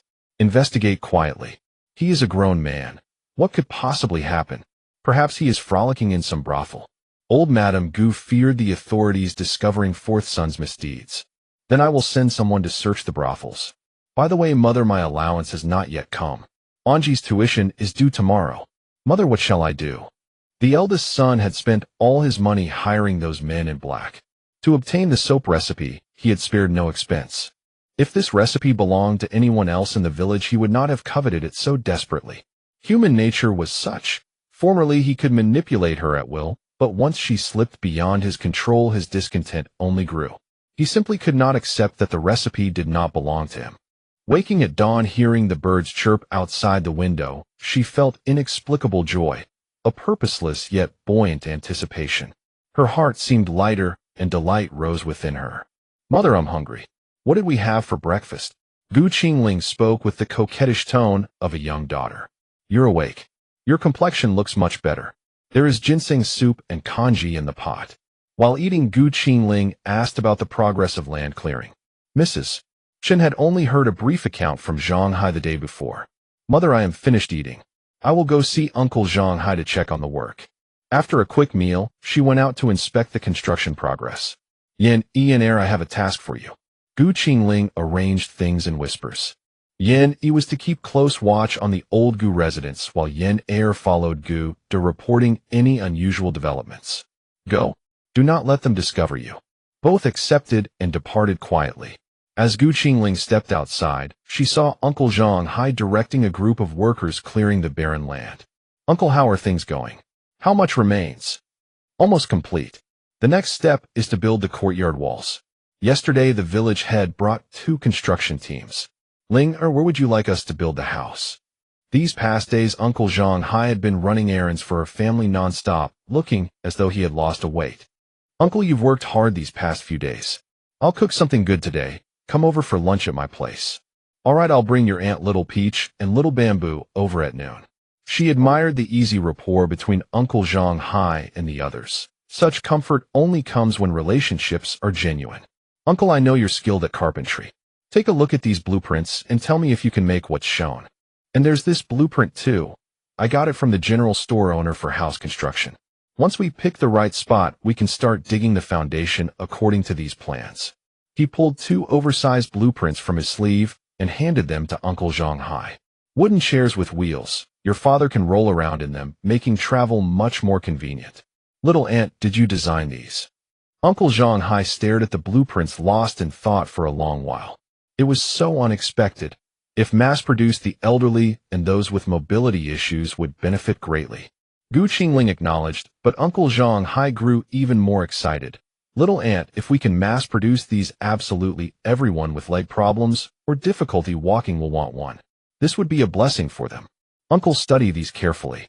If it works, we'll build a workshop right next to this estate. I have even better designs. You'll manage the operation. What do you think? Wonderful, wonderful, wonderful, Little Aunt. Let's discuss this with second brother Gu at noon. For now, I'll have my son start fabricating parts per these blueprints. I'll also give the plans to the foreman to review. For recruiting apprentices, we can start within our village. At noon, I bring the foreman and the village head. We'll discuss everything together. Before finishing his words, Uncle Zhang Hai hurried off toward the foreman. With matters settled, Qingling strolled aimlessly by the stream, the breeze carrying fragrance from swaying grass and wildflowers. After all the chaos of recent days, she could finally enjoy some peace and experience rural life. After so much turmoil, today was the first day she could truly relax and savor the pastoral life. Seeing no one around, she took out her phone and began snapping selfies. No matter the angle, her face was flawless, smiling, dreamy, pensive, every expression exquisitely beautiful.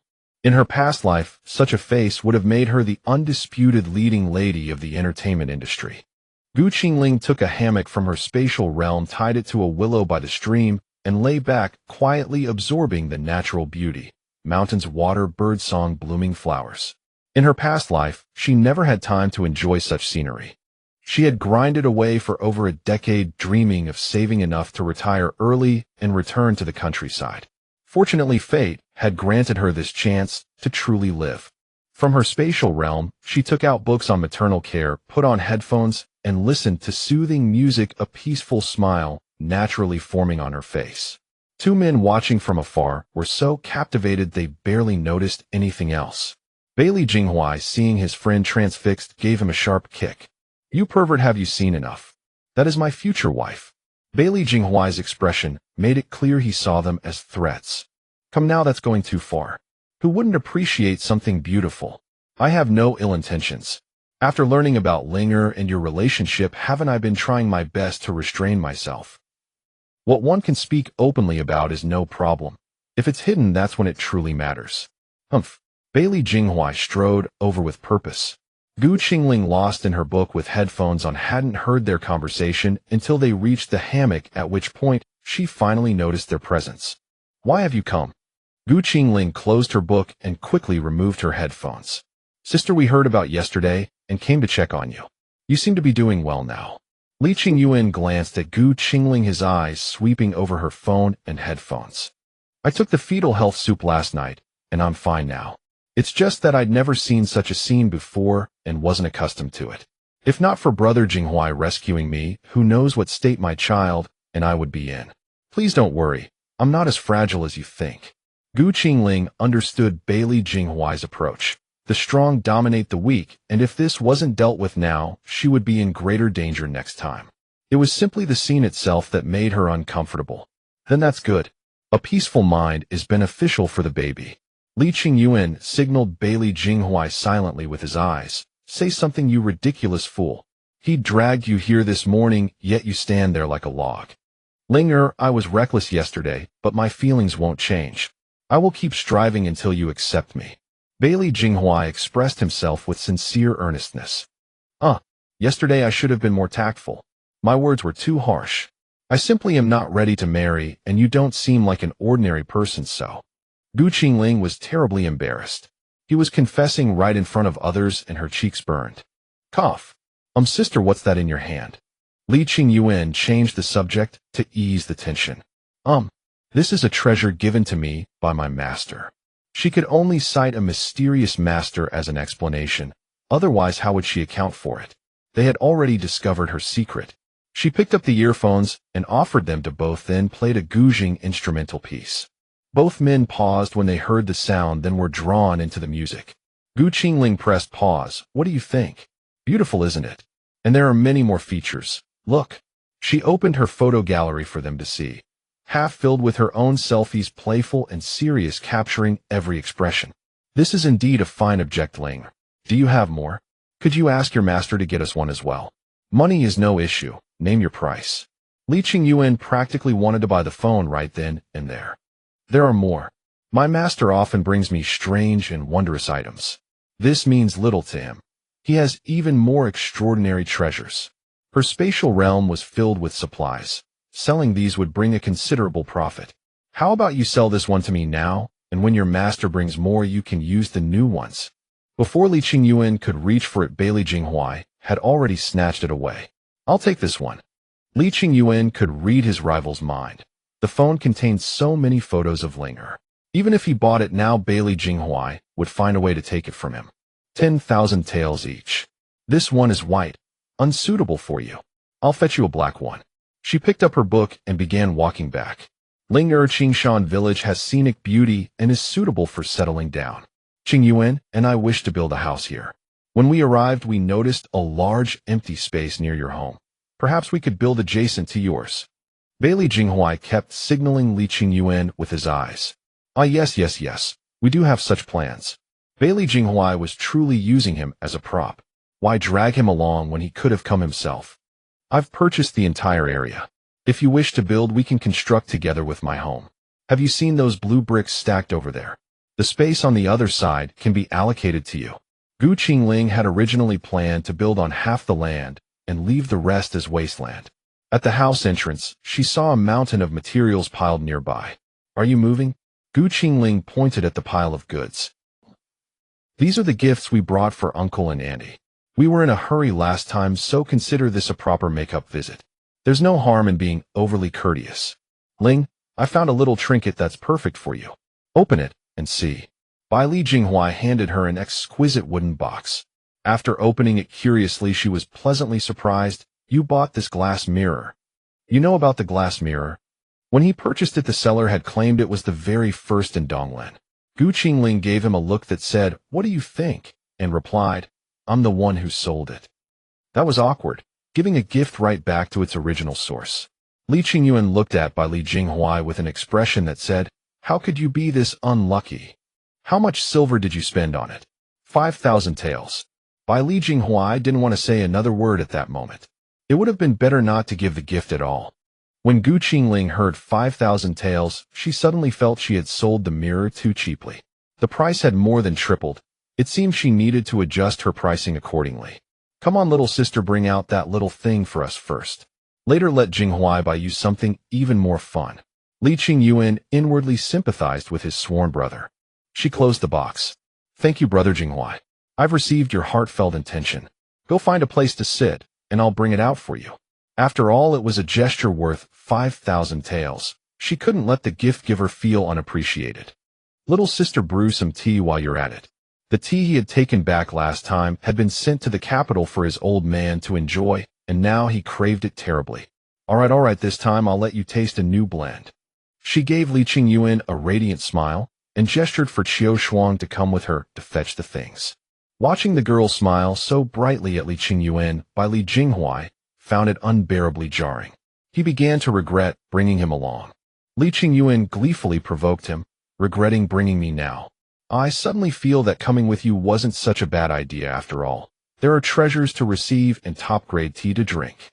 Bai Li Jinghuai began radiating cold air, fixing Li Qingyuan with an icy stare. Stop right there. We're brothers. Don't be the kind of man who abandons friends for a pretty face. Li Qingyuan knew his foul temper well. He must be upset that Qingling was too warm toward him.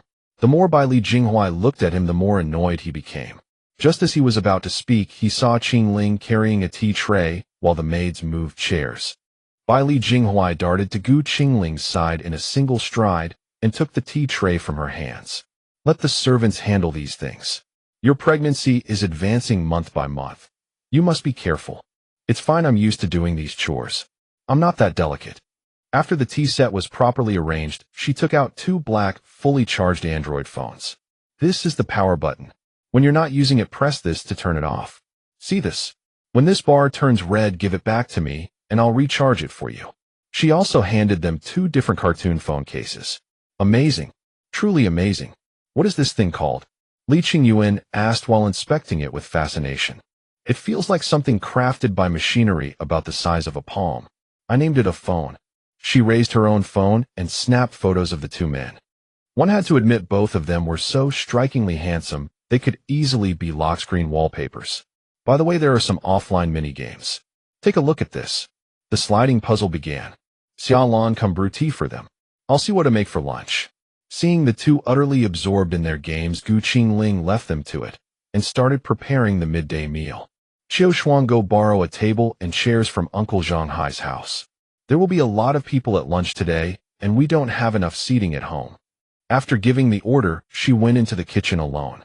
From her spatial storage, she took out many kinds of meat, beef, pork, lamb, along with a large number of meat buns as the staple food and 10 large trays to hold the dishes. "Ling, is that you?" Gu Qingyin called from the eastern room. Gu Qingling followed the voice into the room. "Father, what's wrong? Are you feeling unwell?" Her father was sitting on the bed, a half-woven bamboo basket still in his hands. "Nothing's wrong. It's just that Jinghui and Qingyuan are here, so make a few extra dishes." When the two had arrived, they had first gone to her father's room, exchanged a few words, and then come out to find her. "I know, father. Village chief grandpa and Uncle Zhanghai's family are all coming over for lunch too, so I'll prepare plenty." Gu Qingling briefly told her father about the plan and also mentioned Bai Li Jinghui's intention to build a house. Seeing her father's hesitant expression, he said, "Linger, your father's leg is injured, so I can't stand up for you right now. Leave the matters of the old estate to me. Once I'm better, I'll personally deal with them." Gu Qingyin was not made of clay. They had harmed his daughter time and again. Did they take him for a decoration? Gu Qingling could tell her father had been holding back all this time. "All right, I'll wait for you to get better and back me up." "Good. Now go get things ready." He lowered his head and continued weaving the bamboo basket. Gu Qingling began planning the midday menu: boiled sliced pork and chili oil braised beef, with potatoes, red braised pork, Meikaiko roe husband and wife lung slices, cold dressed greens, braised lion's head meatballs, cola chicken wings, braised pork ribs, stir-fried greens, and a mushroom and shredded meat soup. "Auntie Zhang, Auntie Yang, these are the new seasonings. Let's start preparing today's lunch." She instructed them to have everything ready before she came to cook. After giving instructions, she took out several bottles of liquor from her spatial storage and poured them into a wine jar. Returning to the courtyard, she saw the two men playing offline mobile games with intense focus. Gu Qingling glanced down and saw that both of them had already reached the master level in the sliding puzzle. How were their brains wired? She had never gotten past the intermediate level without resorting to various power-ups. Comparing herself to them was simply infuriating. Gu Qingling leisurely snacked on nuts and drank milk while quietly waiting to see which of the two would clear it first. The scene was remarkably harmonious, no distinctions of rank or status. Once status and identity were cast aside, this kind of atmosphere was truly comfortable. Chun Shi returned from outside.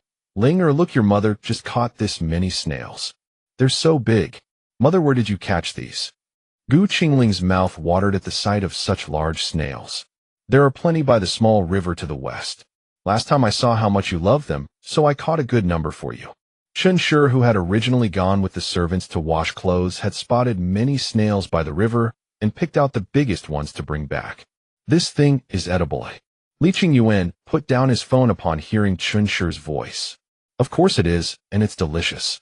Pregnant women just can't eat too much, but the rest of you can eat as much as you like. I'll cook some later, and you'll see." She called Auntie Zhang over and arranged how to handle the snails. "Then I'm in for a treat. I actually get to taste dishes cooked personally by little sister." Gu Qingling inwardly quipped, "Li Qingyuan, you're the owner of the prestigious Sheng Yi Tang, yet you're a total foodie." Before long, lunchtime was approaching and waves of enticing aroma drifted out from the kitchen. The two men who had eaten countless delicacies from land and sea found their anticipation for lunch growing with every passing moment. Lunch was approaching, and Uncle Zhanghai brought Aunt Zhang Little Peach and Little Bamboo over early. Little Peach took Gu Qingling's arm and said, "Linger, you look much healthier. There's even some flesh on your face now. I heard about everything from father, and I am so glad you have pulled yourself together.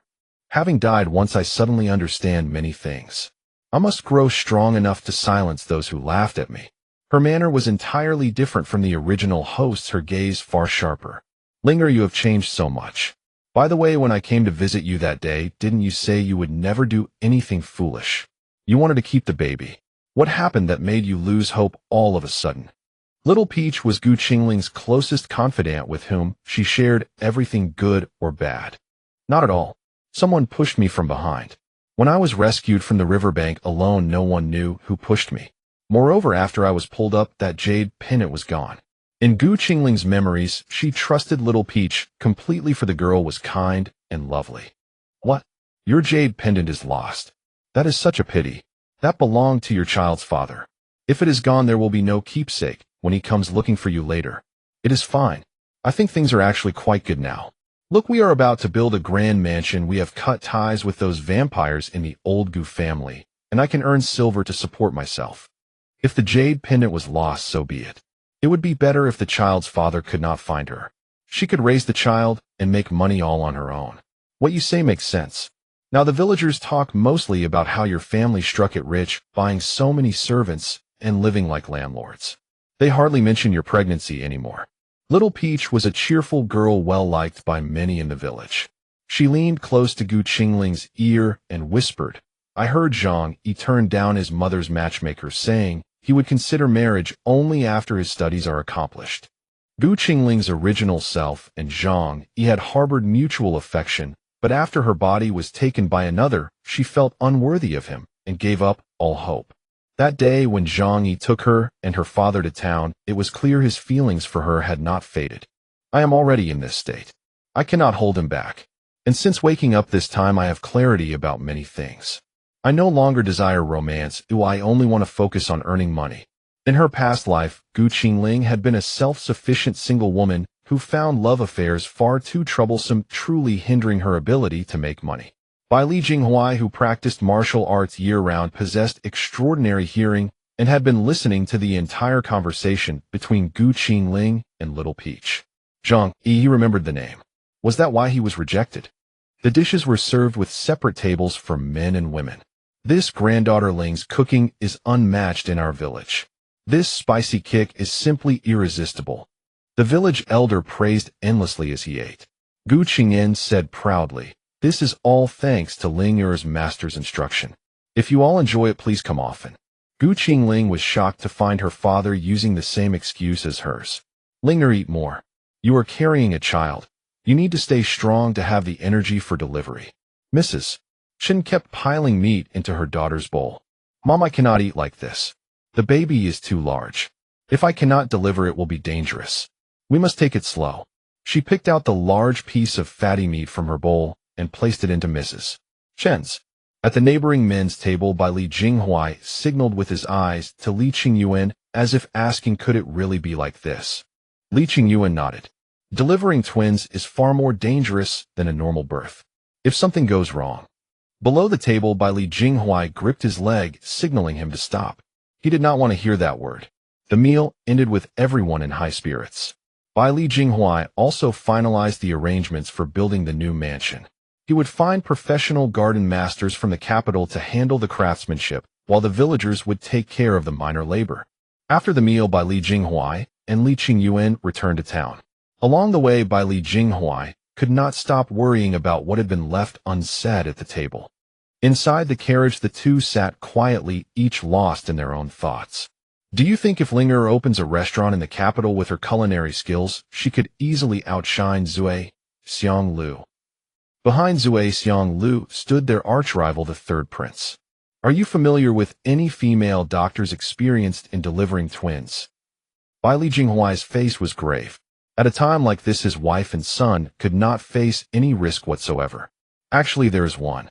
She has a somewhat eccentric personality, but my grandfather owes her a favor. If grandfather speaks up, it should work. Li Qingyuan's eyes signaled, you handle my grandfather. Leave this matter to me. Ling Er's body still needs proper conditioning. The poisoning incident last time must not affect them in any way. There could be no mistakes. Just hearing about the danger of childbirth had made him tense throughout his entire body. There is something else I must tell you. My sister sent word that she will arrive in town tomorrow. Li Qingyuan dared not meet his gaze. Don't tell me she is coming to see you. You said before you wanted her to come, and she refused no matter what. I never said that. I merely mentioned to grandfather that you gave me 2 flame lotus seeds, and my sister guessed you were here. Li Qingyuan quickly explained. He had been reluctant to guard the medical clinic in this town before. He did not know why, but after grandfather heard some news, he insisted on sending him to Shunan town. Grandfather had doted on his younger sister since childhood, and she had always clung to him. Bringing her over might make grandfather soften and let him stay. Yet this annoying girl who had clung to him since childhood had dealt him a direct blow, telling him that she had only stuck around because Jing Huai was often with him, not because of him. What I worry about is not her. I worry that if she finds out, others in the capital will know I am here too. Li Jinghuai very much did not want those people to disturb his peaceful life. How is the progress on the matter Grandpa Li entrusted to you? Li Jinghuai looked at him with an icy expression. Nothing. All these years not a single token has been found. We do not even know if the person we are searching for is alive or dead. The person Li Qingyuan was looking for was precisely the child of the figure in the painting in grandfather's study. Hurry and send a message pigeon to Grandpa Li. The child will be 7 months soon. Do not let Yuzhu know the child is mine. You know the relationship between Yuzhu and Xin. Before the child is born, nothing can go wrong. He needed to protect Linger and the child. Linger was so timid and gentle. Xin, the legitimate daughter of the prime minister, was arrogant and unscrupulous in pursuit of her goals. Linger stood no chance against her. The political alliances in court were intricately tangled. To protect the prime minister's faction, they had to first suppress the matter of Xin drugging him. That girl was indeed ruthless. A dosage meant for 5 people. The fact that you returned alive speaks only of your great fortune. Li Qingyuan wore a terrified expression. The reason Li Jinghuai had not perished from the poison was due to his years of martial arts cultivation, which allowed him to suppress most of the drug's effects with his inner energy. Li Jinghuai's thoughts returned to that day when his little Linger had suffered so much. The medicinal power was so fierce, how could she have endured it? Meanwhile, the innocent Qingling in her hammock sneezed. Achoo, who's talking about me? Heaven only knew how long the original owner had taken to recover after that incident. The timid, fragile woman was the original owner. The current Qingling was so brave that Li Jinghuai might regret even entertaining such thoughts. Li Jinghuai could never have imagined that his timid and obedient Linger would one day handle him with such thunderous authority, leaving him utterly submissive. Linger, this hammock is truly so comfortable. Since you've separated from the other branch of the family, I can come visit you often from now on. Before the separation, whenever Xiao Taozi sought her out, Granny Gu would shot her disapproving looks. So Xiao Taozi usually only managed a few words when Qingling was working outdoors. Yes, you can come anytime you wish. Even staying over wouldn't be a problem. Perhaps because of the original owner's memories, she felt an involuntary joy whenever she spoke with Xiao Taozi. Great. Your cooking is so delicious. You don't know how wonderful it tastes. I've never had anything so good before, said Xiao Taozi with a blissful expression. My cooking isn't bad, is it? If you like it, I'll make it for you often. Having you by my side means I won't feel so lonely. Gazing at the youthful face of Xiao Taozi, she felt her own mindset growing younger. Xiao Taozi, any news from the old Gu family? Nothing else noteworthy except that the old residence is looking for Gu Laosi. They say he hasn't been home for several days. No one had informed the old residents of Gu Laosie's arrest, and as long as they didn't report it to the authorities, they wouldn't discover his whereabouts. And there's Gu Yuha. I heard she's engaged to the young master of the pastry shop. They're currently discussing the betrothal gifts and dowry. She was indeed swift. Probably because the previous incident had caused such a stir, she feared gossip if she didn't settle it quickly. In the afternoon, she and Uncle Zhang Hai planned the layout of the new residence, and construction on the courtyard walls had already begun. Before long, the setting sun cast its golden glow, and after a simple supper, she retired early. To nurture her body properly, she needed to eat well and sleep well. Qingling strictly followed the pregnancy care knowledge from the book. Since she had slept early the previous night, she rose early as well. Pushing open the door, she saw Li Jinghuai and Li Qingyuan standing at the gate, followed by a graceful and beautiful girl clad in luxurious attire, her hair adorned with pearls and jade ornaments. Standing at Qingling's doorstep, she formed a striking contrast against the rustic courtyard. The girl across from her scrutinized her up and down, her eyes full of curiosity, neither clearly friendly nor hostile. Who is this? Qingling asked, turning to the other two. This is my younger sister Li Yuzhu, Li Qingyuan introduced, stepping aside. Yuzhu, this is the Qingling I told you about. Her culinary skills will absolutely amaze you. He gestured for his sister to greet her. Brother, sister Qingling is so pretty. No wonder you. She blinked suggestively, conveying an understanding look. Yuzhu, don't talk nonsense. It's not what you think between Qingling and me. Li Qingyuan glanced at Li Jinghuai and hurriedly explained, worried that the jealous man might punish him when no one was around. Come in and sit. I haven't had breakfast yet. Would you like to join me? Rising so early, these ancient people must have been up before sunrise. We haven't eaten either, so we'll trouble you, Ling. Bailey Jinghuai's gentle tone surprised Li Yuzhu greatly. Her brother Jinghuai had always been aloof from women disliking their proximity, yet this was the first time she'd heard him speak so softly. It's nothing special. Please sit first. She directed them to the table in the courtyard. Qingling decided to make wontons. She boiled a pot and prepared some pickled vegetable snacks and a few meat buns. Men had big appetites, so it was better to prepare extra. Linger, your belly is getting bigger. Let them prepare it, Madame Chun said, coming out of the east room upon hearing the commotion. Qing Yuan and the others are here. I'll make a few dishes. Mother, please take this bowl to father along with the meat buns. She handed the tray to her mother-in-law. There's too much for your father and me to finish. I won't join you young ones, we'll eat in our room. She took the tray and gestured for her to continue preparing food. She filled several small dishes with pickled vegetables, spicy strips, and peanuts, then added 6 buns and 4 xiaomai to the tray. She placed spoons in the wonton bowls and chopsticks on the tray. As she just came out of the kitchen, Xiaolan was about to take the tray, but Bailey Jinghuai beat her to it. Seeing someone had taken it, Qingling turned back to fetch the wontons. Let me. Bailey Jinghuai swiftly set down the tray and appeared behind her again. When she handed him the wonton bowl, whether intentionally or not, his hand brushed against hers. A warm sensation traveled through her fingertips. How could Qingling, an old woman in her 30s, be embarrassed by such a touch? She pretended not to notice and withdrew her hand. However, another strong hand seized her cold little hand. Why are your hands so cold? Would you like to put on another layer? At a great head ghost, she thought indignantly. Women were naturally prone to cold extremities. Surely he wasn't that foolish. And how dare he touch a young lady's hand so casually? Who gave him the courage? Let go. Aren't you overstepping your bounds? Was it a little? Then yes, he was overstepping. Or do you think I'm the kind of woman who lets men touch her hand at will? She tugged her hand back forcefully. Bailey Jinghuai felt empty-handed and empty-hearted. I couldn't help myself. I never thought you were such a woman. It was my indiscretion. He was indeed involuntarily eager to win her heart, so he could stand by her side openly and protect her.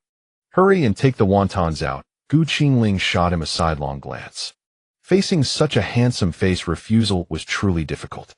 Li Yuzhu watched Bailey Jinghuai carry the wontons over, too astonished to speak. She had never seen such a side of him before, her hand tightly clenched inside her sleeve. Brother Jinghuai Gij and Qingling, she tentatively asked Li Qingyuan. Don't guess wildly. Qingling is about to become a mother. Look closely at her belly. He deftly changed the subject. Upon careful observation, Qingling's waist was indeed quite loose. With her loose robes, it was hard to guess she was pregnant unless one looked closely. But she wears a maiden's hairstyle. I thought. If she were pregnant and still living at her natal home, there must be something suspicious. Qingling watched the 3 people in front of her eat with impeccable table manners, their chopsticks never ceasing, their dining etiquette graceful and refined. Why aren't you eating, Lingra? Bailey Jinghuai turned his head to look at her. Li Yuzhu seemed to have overheard something she ought not to have. Her hand holding the wonton paused mid-air, astonishment flickering across her face. Brother Jinghuai had never spoken so gently to anyone. Her intuition proved correct. Jinghuai treated Qingling with unmistakable specialness. The wonton in her hand suddenly lost its appeal, and she set down her spoon. Why have you stopped eating? Li Qingyuan asked. I'm not hungry anymore. I need to maintain my figure. Look how beautiful Linger's figure is, he said, his gaze drifting toward Qingling's belly. Linger is too frail now. She should nourish herself better and eat more. Bailey Jinghuai then picked up a meat-steamed bun and placed it on Qingling's plate. Qingling looked at him helplessly. This was precisely how one stirred up jealousy. Li Yuzhu's expression had clearly soured. She had set down her spoon expecting him to coax her into eating, yet instead, he was serving Qingling a bun. Did he not understand how fierce a woman's jealousy could be? From the moment Li Yuzhu entered, Qingling had sensed the girl's interest in Bailey Jinghuai. Her glances drifted toward him deliberately or accidentally, and every smile she offered landed on him first. Li Yuzhu's expression shifted. Her Jinghuai had been fastidious since childhood, refusing to let anyone touch even a corner of his clothes. Yet he was serving Qingling food. a gesture he had never shown anyone before. She shot Qingling a look of utter contempt, as if to say, "Who do you think you are, deserving Bailey Jinghuai to serve you food?" Li Qingyuan sensed the tension thickening at the table. "Yuju, eat more. You're already as slim as a twig. What is there to diet?" He quickly added a steamed bun to her plate. But to come to his home and give him such looks, he would not indulge her. Feigning nonchalance, she picked the bun back up and placed it before Bailey Jinghuai. "You eat it. I prefer shameless." She then picked up some spicy strips. "Try this. I particularly enjoy it." Bailey Jinghuai paused, glanced at Li Yuju's wide-eyed glare, and instantly understood her intention. What a playful girl. Yet he found himself pleased that she had served him. A barely perceptible curve touched the corners of his mouth as he took a hearty bite of the bun she had placed before him. Li Qingyuan watched with a bitter sting in his chest, maintaining composure outwardly while racked inwardly. Li Yuju had intended to take another bite, but the sight of Bailey Jinghuai devouring the bun she had served him made any appetite vanish entirely. She opened her mouth to speak, but catching her brother's warning glance, she swallowed her anger. Composing herself, she offered a gentle smile. "Brother, I'm full. You eat." Li Qingyuan ate his breakfast in unease, terrified that if his sister truly threw a tantrum, Bailey Jinghuai might actually kick her out. After breakfast, the group headed to the site where the new residence would be built. Bailey Jinghuai presented Qingling with a fresh set of blueprints. Her original plan, sourced from shopkeeper Tong, had left her dissatisfied with the design. Upon seeing the new drawings, she selected them without hesitation. "I'll take these to Uncle Zhang and have them prepare the materials." Qingling was eager to share the news and find Uncle Zhang. Bailey Jinghuai took the blueprints. "Let me go. You're carrying twins. You shouldn't be walking around so much. Wait here. I'll go instead. We still need to discuss what materials to prepare." Qingling did not slow her pace. "Then wait here. I'll fetch Uncle Zhang. Don't move." He strode purposefully toward the crowd. A man of such power and handsome bearing attending to her every need. Her heart swelled with genuine happiness. His gaze, his attentiveness. To claim she felt nothing would be a lie.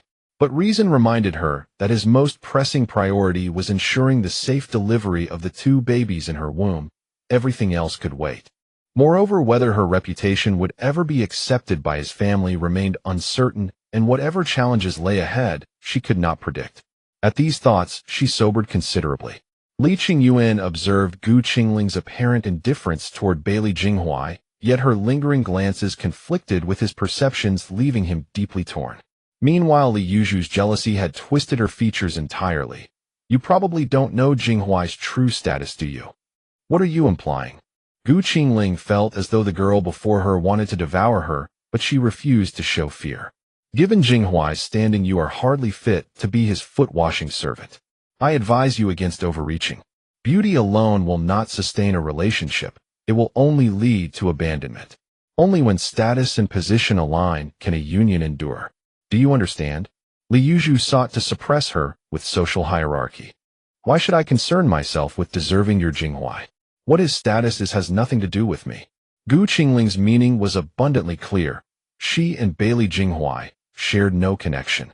Li Qingyuan, alarmed by his sister's words, intervened immediately. "What nonsense are you spouting?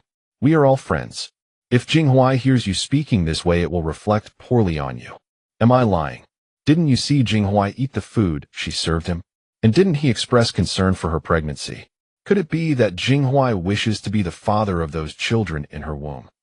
They had grown up together and both understood that Bailey Jinghuai had been fastidious since childhood.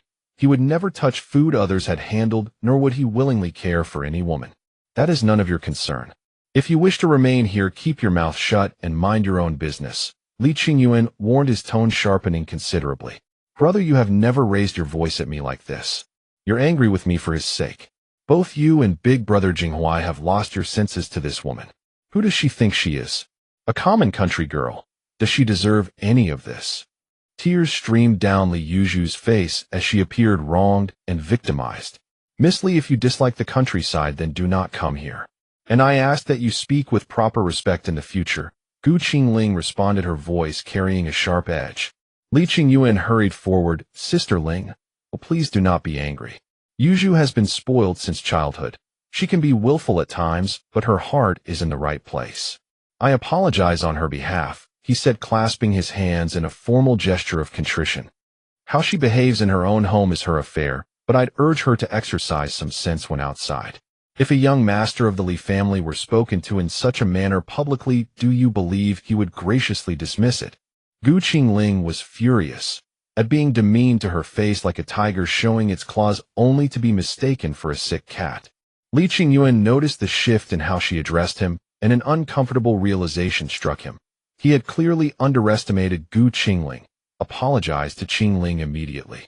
Has the Li family raised you without a single principle of conduct?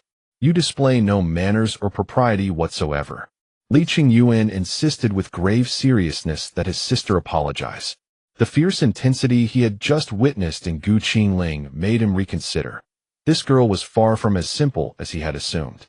His greatest fear was that Qingling would distance herself from him entirely and ignore him. Though he claimed to have accepted that Bailey Jinghuai deserved her, his heart still raced whenever he caught her gaze. Should they never be together openly, he reasoned, even friendship beside her would suffice. I will not apologize to her no matter what. Li Yuzhu stamped her feet in frustration. Meanwhile, Bailey Jinghuai and Uncle Zhang Hai were already hurrying toward them. When Bailey Jinghuai and Uncle Zhang Hai arrived, they noticed Qingling's complexion looked off. Linger, what's wrong? Are you not feeling well? Bailey Jinghuai asked anxiously. It's nothing, she replied expressionlessly. Uncle, look at this plan.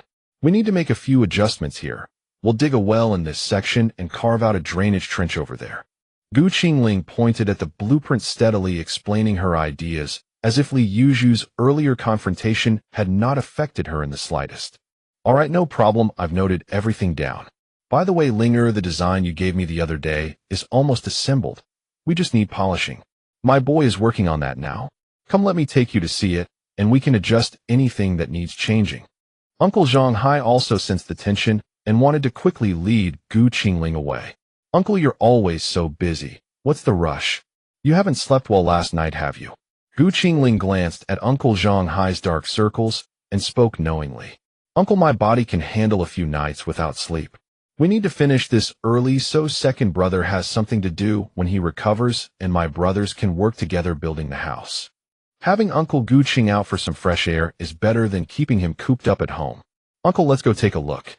Qingling did not bother acknowledging the three behind her. Bailey Jinghuai noticed her aloofness and glanced questioning at the others. Does Jinghuai seem to care deeply about Qingling? Li Yuzhu asked softly. Bailey Jinghuai glanced at Li Qingyuan without answering, then turned and walked after Qingling. Li Qingyuan had been about to follow when his sister grabbed his arm. Brother, what's gotten into both of you? What spell has she cast on you? Yuzhu, if you continue like this, return to the capital. What Jinghuai and I do is none of your business. Li Qingyuan had always believed his sister was not like this, but today's behavior deeply disappointed him. You? Watching her brother walk away, her eyes darkened with resentment. Arriving at Uncle Zhang Hai's courtyard, they saw Xiao Zhuzi earnestly sanding with sandpaper. Thank you for your hard work, Xiao Zhuzi. Qingling looked at the shy boy before her. He replied that it was no trouble and bashfully lowered his head to continue his work. Uncle Zhang Hai picked up another sheet of sandpaper. One more wheel assembly, almost done. Soon they had polished both wheels, and Qingling sat on the chair to test whether it rolled smoothly. It was not as smooth as the wheelchairs from her past life, but given the materials available, this was already quite remarkable. This wheelchair is quite ingenious. If mass-produced and sold, there would be no shortage of buyers. Li Qingyuan's eyes lit up. He felt this product would be perfect for their clinic. Qingling wondered why she had forgotten him. Do you think this would suit the clinic? Li Qingyuan understood immediately. Certainly, it would be an excellent fit. How about we partner together? Why don't we discuss it back home? Qingling reached out to push the wheelchair, but Bailey Jinghuai gently stopped her hand. Back at home, they found Mother chatting happily with Li Yuzhu. She had expected Li Yuzhu to leave, but instead the woman shamelessly returned. Mother, look, this is a wheelchair for Father. It will make going out much easier for him. She treated Li Yuzhu as though she were invisible. Noticing no one was acknowledging her, Li Yuzhu forced a smile. Sister Linger, I'm always straightforward. Please don't hold it against me. She wore an innocent expression. Had Li Yuzhu simply stayed angry, and ignored her. Qingling might have thought her a straightforward girl. But this sudden apology revealed a cunning mind beneath the pretty face. Qingling was thoroughly familiar with such commercial smiles. For your brother's sake, I will overlook this. Qingling glanced at Li Qingyuan, silently warning him this was done for his benefit. Bailey Jinghuai understood the shift in Linger's demeanor. Qingyuan, remember what I told you. Qingling led Chen Shi into the eastern room. Father, look. Uncle Zhonghai has finished the chair. Please try it. Second brother, sit and test it. I'll push you outside for a walk. Uncle Zhonghai helped Qingyin carefully. The two old men happily went outside to experience the wheelchair. Qingling ate fruit while contemplating how to launch the workshop. Sister Linger, did Brother Jinghuai help you find these Western region fruits? Huh. What a rustic girl, she probably had never even seen Western region fruit before. These cherries were brought back by my master through connections. Your brother Jinghuai has probably never seen such fruit either. Qingling glanced at Bailey Jinghuai. Try them. I absolutely love these. Sidestepping Li Yuzhu, Qingling pushed the plate of cherries toward Bailey Jinghuai and Li Qingyuan. Very sweet, a truly unique flavor, truly delicious. Bailey Jinghuai continued eating. Li Yuzhu watched her brother with longing eyes, wishing to taste them as well. Yuzhu, someone of your status would surely look down on such things. Let us finish these. The words effectively crushed Li Yuzhu's desire to eat the cherries. When had Li Yuzhu ever been rebuffed so harshly? She had grown up surrounded by pampering, always receiving first pick of everything. Now an outsider was openly putting her down, and even her beloved brother refused to defend her. All of this suffering was because of Qingling, a mere country girl. Why did she deserve all this? Suppressing her fury, Li Yuzhu resolved that this woman must be eliminated. Li Qingyuan noticed his sister's expression growing increasingly sinister and quickly changed the subject. Linger, let's first discuss the wheelchair partnership. The Sacred Medical Hall of Donglin Kingdom has 51 branches across the realm. Each clinic will need at least 5 chairs for their first order. That gives us an initial quantity of 255 chairs. Li Qingyuan came from a wealthy family, but Qingling had not expected his resources to be quite this impressive. Cost accounts for 30% transportation, 10%, leaving 60% profit. I will take 30%, you receive 20%, and the remaining 10% goes to the management team overseeing the workshop. We each contribute 1,000 taels as startup capital. After hearing Li Qingyuan lay out his terms, Qingling showed no surprise. More astonishing still was the complete transformation in her negotiating demeanor, as if she had become an entirely different person. Agreed. I have no objections. Let us proceed as you suggest. She withdrew 11 banknotes from her sleeve and placed them on the table. This is 11,000 taels. The 10,000 taels portion covers the previous order fees. Linger, this is my 10,000 taels. Bailey Jinghuai also produced a single 10,000 tael banknote from his sleeve. Excellent. Let us draft an agreement.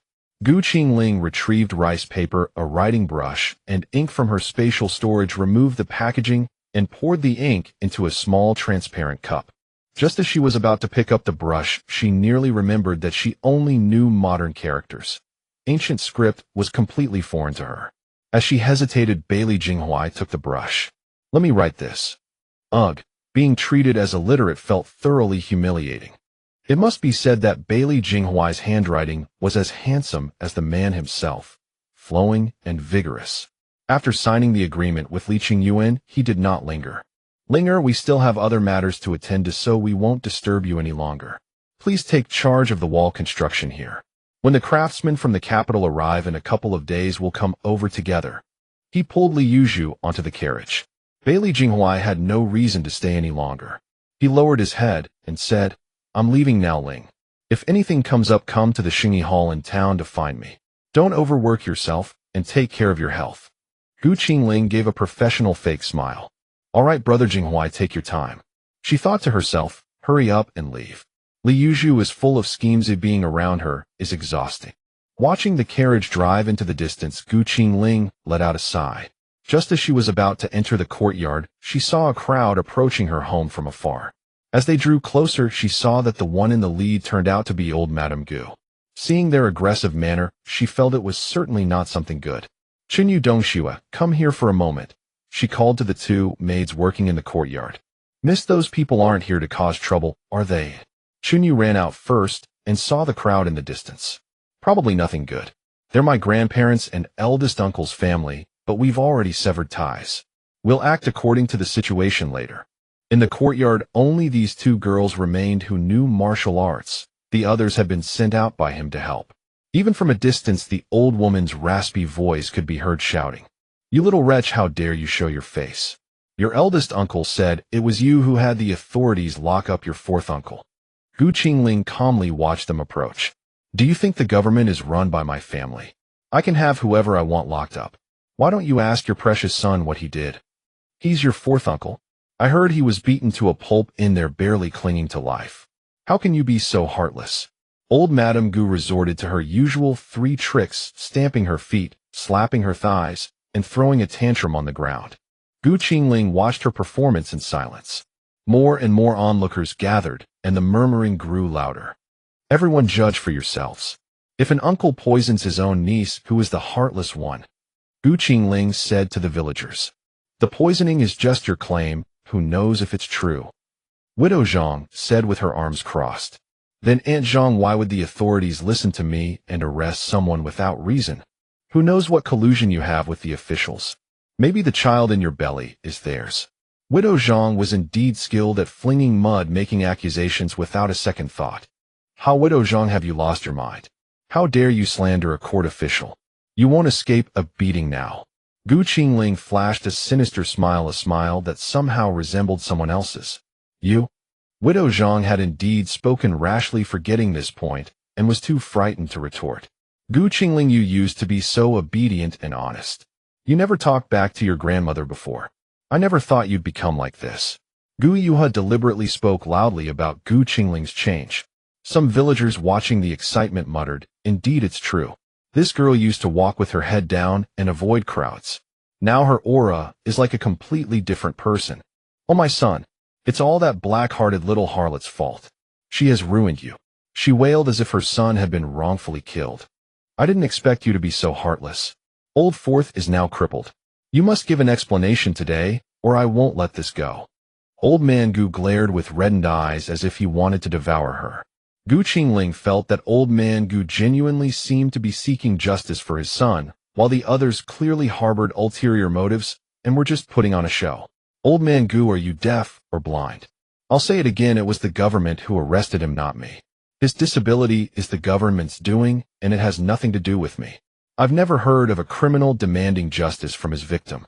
The old household's family came to confront them with self-righteousness and not a trace of fear.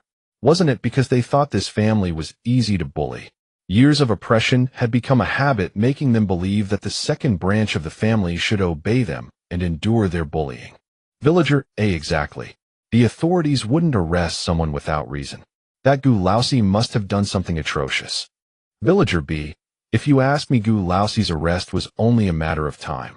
Haven't you noticed how he always looks at the village girls with those lecherous eyes? At this reminder, several families whose daughters had been harassed by Gu Laosi began to grow agitated. A man like that deserves to be crippled. Serves him right. And he still has the nerve to demand justice from Ling. Boss shameless. A middle-aged woman cursed with her hands on her hips, looking smug. "Get out of here now. Don't dirty my ground," Qingling said coldly. "I'm not leaving. Why should I? This is the Gu family's land. I'll stay here and drag this out with you today." Old Madame Gu promptly plopped down on the ground. At that moment, over a dozen sturdy young men came running from afar. "Miss, are you all right?" 8 guards and 3 laborers, all dressed in neat short uniforms. Such a scene could only be seen at a wealthy landlord's estate. "I'm fine. Give these people a good beating, just leave them breathing." Qingling pointed at the group from the old Gu family. The villagers nearby instinctively stepped back a few paces, quickly distancing themselves. Qingling walked over to Third Aunt and whispered, "The original Qingling was killed by you. The current Qingling has come to claim your lives." Third Aunt's face turned pale. "Why you? What are you talking about? I don't understand." "Then wait. In the days to come I'll make you and Qingling thoroughly understand." Third Aunt, as if suddenly struck by something, grabbed Qingling's arm. "It has nothing to do with her. She's innocent. Qingling quickly dodged and signaled to the maids to clear them away. Qingling had no intention of settling the score with her for now. Being heavily pregnant, she was not in a position to stir up trouble. All debts would be settled after she gave birth safely. Last night, Yin Yi and Yin Er reported that having overheard a casual conversation between Gu Yuha and Gu Laodao, they learned the truth about Qingling being pushed into the water. It turned out that third aunt had pushed Qingling into the water. After she was rescued by villagers when Gu Yuha stole the jade pendant, she had clearly confirmed that Qingling had stopped breathing. No one knew why she had come back to life. Recently, they had noticed that Qingling seemed like a different person, so they suspected she might be possessed by a water ghost. What puzzled Qingling was why third aunt had pushed her. In the original owner's memories, there was no deep grudge between her and third aunt. If she had to think of a reason, it could only be her cousin Qingling. The entire old Gu family lay on the ground wailing and cursing, beaten down by the guards and mere kicks. Gu Dashan's malevolent eyes locked onto Qingling. Just you wait. If I were you, I would lie low and find a place to hide. After all, those more than 10 men suddenly disappeared, and here I am alive. How do you suppose that score is going to be settled? Qingling stared at him coldly, enunciating every word. With your pitiful self. Just wait and see. I'd love to know whether you'll ever live to move into your new house. Jealousy. It had always been about him, standing tall, dishing out scraps to his brothers. That's how people were. He would tolerate your success, but never let it eclipse his own, never let you rise so high that he had to look up to you. Oh, by the way, Gu Anji's promising career is still firmly in the hands of the old Gu family. If you come meddling in my affairs again, I will broadcast his little unspeakable indiscretions to everyone, the town magistrate included. After all, everyone loves a scandal involving a father and son sharing the same woman. Qingling shot him a look that said everything. A trace of panic crept into Gu Dashan's venomous gaze. You're lying. That's impossible. Then go ask your sweetheart yourself, since you wouldn't believe me anyway. Qingling had personally witnessed Gu Anji's restless hands roaming freely beneath Widow Zhang's clothes. Today I only came to collect a modest interest payment. Whatever you owe me, we shall settle in due time. But if you give me further trouble, it will not end so simply. Qingling's gaze swept across every member of the old Gu family. Heaven is unjust. Lord of Heaven, strike this slut down with lightning. That was exactly what one would expect from Grandmother Gu, whose mind was never quite clear. At a moment like this, not a single person in the family dared to speak, yet she still fancied herself capable of extracting some advantage from the chaos. Qingling looked down at the sprawled, groaning figures with thinly veiled contempt. Shouldn't you, once they are gone, fetch water and clean this floor properly? How filthy! Not wishing to waste another word on such fools, Qingling turned and retreated into her room. Once inside, she bolted the door, entered her spatial dimension, and took a bath, applying a face mask as well. Not a single sound from the old Gu family had ruffled her mood in the least. After her bath, Qingling settled down with a few books, texts on ancient Chinese timber architecture, interior design, and furniture craftsmanship. Every one of them demanded meticulous attention to detail. She had barely over 2 months before her delivery. She resolved to complete the construction of the new residence within that time, so she could move into her own home with her baby. She also planned to build a pavilion over the spring, restore a massive fish pond, and plant lotus flowers throughout. A second pavilion would rise in the center of the pond, connected to the outer one by an elegant wooden bridge. The mere thought brought her endless contentment. By midday, Qingling emerged refreshed and radiant. Her mother looked at her with visible anxiety. Linger, are you all right? As long as we haven't suffered any real loss, don't let those people sour your temper and harm your health. Understanding what her mother feared, Qingling smiled. Mother, I am perfectly fine. In fact, I feel marvelous. For so many years they have bullied us, and today we finally stood up for ourselves. Qingling struck a playful pose, hands on her hips. Beaming brightly, she made Chunshir's worried brows finally relax. Your father was right all along. Come eat quickly. Everyone is waiting for you. Her mother took her hand and led her to the dining table. Little Peach gave her an excited wink. Everyone, please eat. The food will grow cold. Nobody mentioned the people at the old estate. After the meal, Little Peach and Qingling went out for a leisurely stroll to aid digestion. Linger, did you see them? Oh, the look on their faces as they limped back. Just fantastic. Haha, justice has its rewards. Beating them was punishment enough. Before dinner, I heard Guanji has already asked for leave and returned. Little Peach chattered away like a lively sparrow. He has no idea his whole family got injured. Otherwise, he certainly wouldn't have come back. Based on her knowledge of that estranged cousin, Guanji considered himself a refined scholar. He played the part of a noble gentleman in public, yet behind closed doors he had committed no shortage of despicable deeds. Linger, look, could that be him? As if summoned by mere mention, there he was. That's him. He's probably here looking for me, Qingling said, watching Guanji pacing near the courtyard gate from a distance. He hadn't gone far before he spotted them and strode over. Ling, I only learned today that second uncle has cut ties with the family. Regardless, we are still blood relatives. Grandpa and the others were entirely in the wrong. Guanji carried a faint scholarly air from years spent at the academy, though it was scarcely noticeable. I will apologize on their behalf. Please don't let this give outsiders reason to laugh at us. We share the same blood after all. His tone was sincere. How touching this display of familial devotion. Qingling had no idea what game he was playing. What exactly are you implying? Little Peach, fearing her mistress might fall for it, tugged urgently at her sleeve and shook her head. I've already reprimanded them. This is all their fault. We and second uncle will forever remain one family. You will always be my sister. When I pass the examinations, I will choose a fine husband for you. The carrot appeared. And then, oi, the fox was about to reveal its tail. Ask second uncle to return to the old estate. Let us live together as we once did. When he grows old, I will be the one to care for him in his final days. Guanji was supremely confident. He believed that as a learned scholar, his personal intervention would surely persuade the second branch of the family to return. Guanji, do I look like a fool to you? Qingling pointed at herself. Guanji blinked. Why do you say that? You truly believe that your condescending mediation will be enough to bring our branch back? When my father was injured back then, Grandpa Gu, your grandfather, wouldn't even let us pass the gate.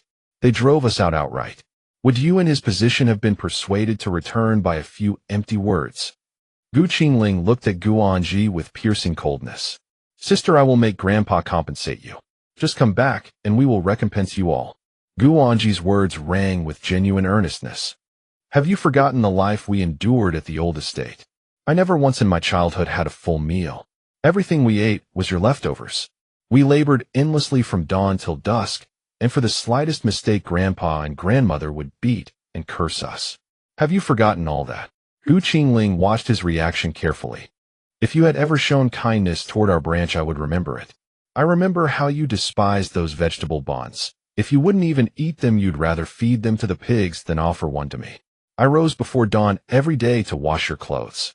In winter, no matter how bitterly cold it was, our branch wore nothing but a single thin layer. As Qingling spoke, tears welled in her eyes, spilled forth from the residual grievances of the original owner's soul. Qingling chided herself internally. Why cry at such a moment? It must be the hormonal fluctuations of pregnancy. Now you've realized that with our branch gone, there's no one left to serve your family. Or have you heard we're about to build a new mansion, and all those servants have grown envious? On what grounds did he assume they would ever return? Was it merely his enormous face? I haven't yet despised you for being pregnant before marriage and letting it hinder your examinations, yet you look down on us. If I succeed in the examinations one day, your branch will find it far from easy to beg your way back. Guanji clenched his fists, unable to bear the sharpness of Qingling's mockery.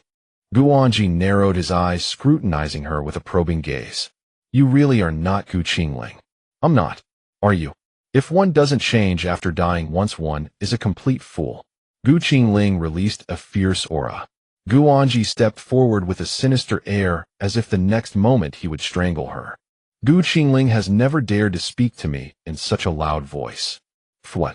If soft words don't work, you resort to force.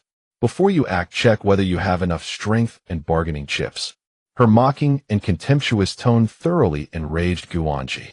Guanji stepped forward to grab Qingling when he heard the sound of bones breaking.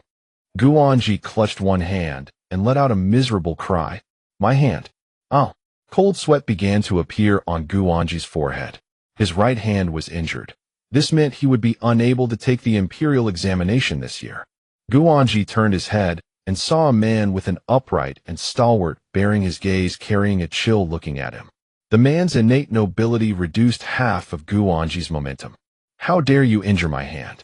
Haven't you seen the academy uniform I'm wearing? Guanji revealed his greatest trump card. Say one more word and you'll lose your legs too. The whole statement carried a chilling coldness. You?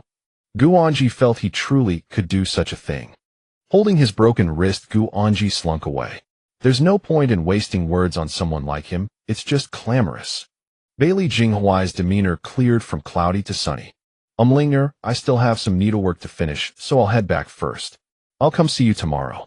Xiao Taozi tactfully ran off. Hey, don't go. Before the words were out, Xiao Taozi had already run far away. That Xiao Taozi is a clever girl, Bailey Jinghuai teased. Didn't you go back to town? Why are you here again? She didn't follow up on that. Could he say, I missed you and the child? The food in town didn't suit my taste, so I came to freeload a meal. Gu Qingling glanced behind her. Are you alone? Don't look, it's just me. Brother Qingyuan has matters today.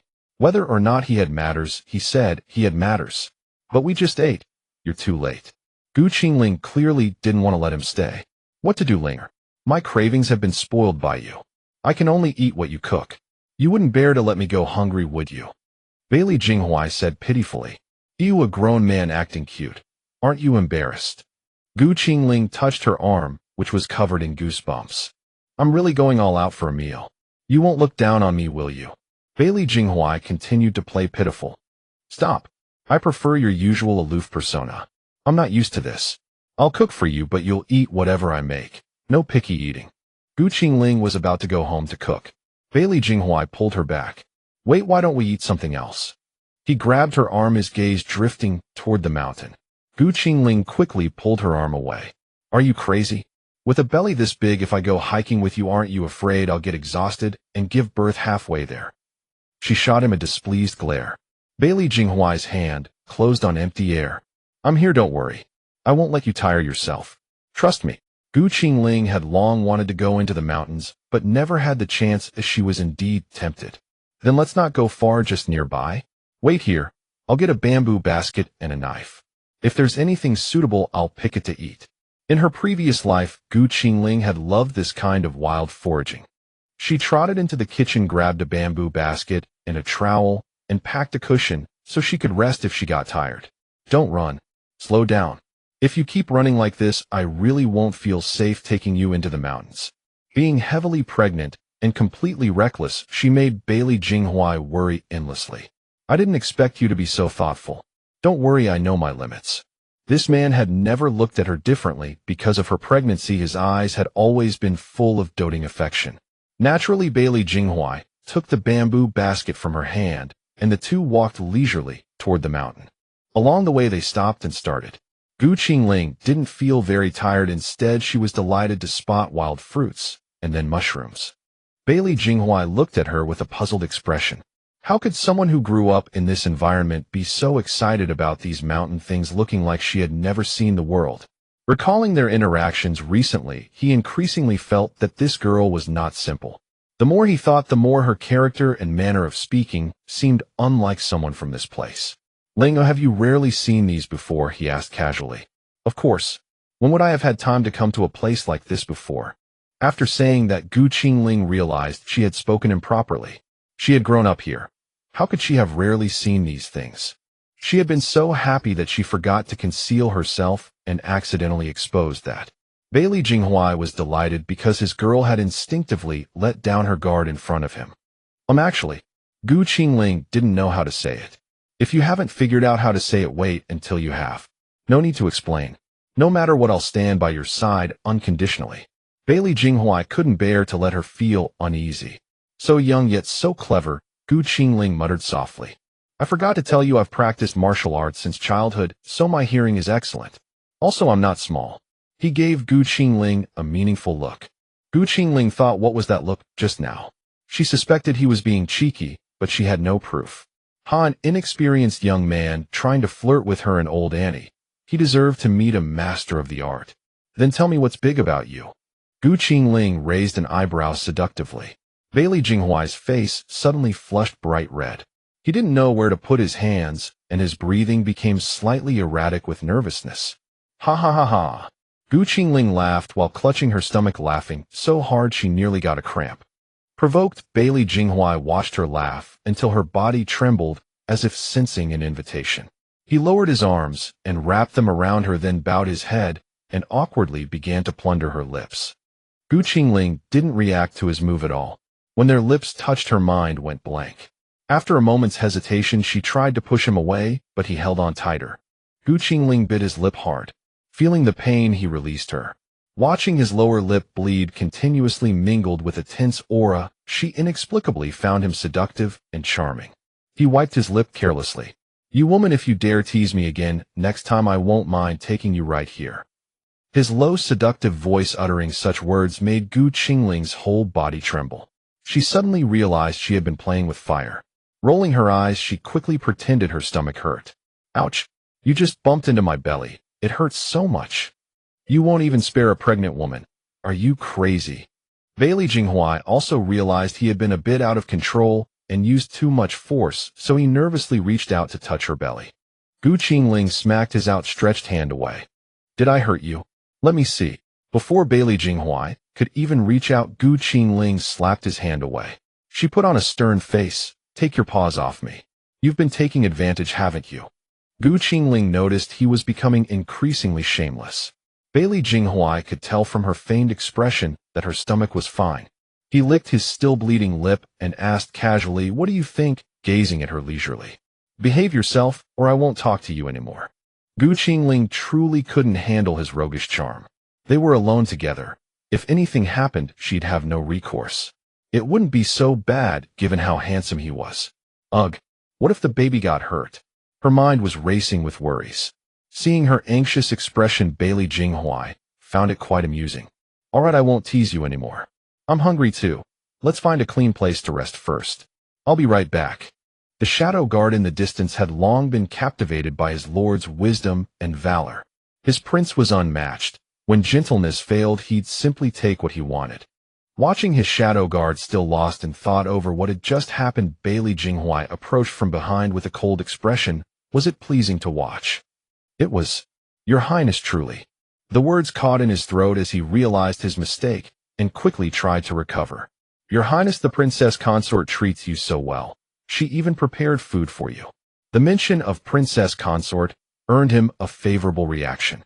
If you peek again, next time I'll have your eyes, Bailey Jinghuai said smugfully as he strolled deeper into the woods.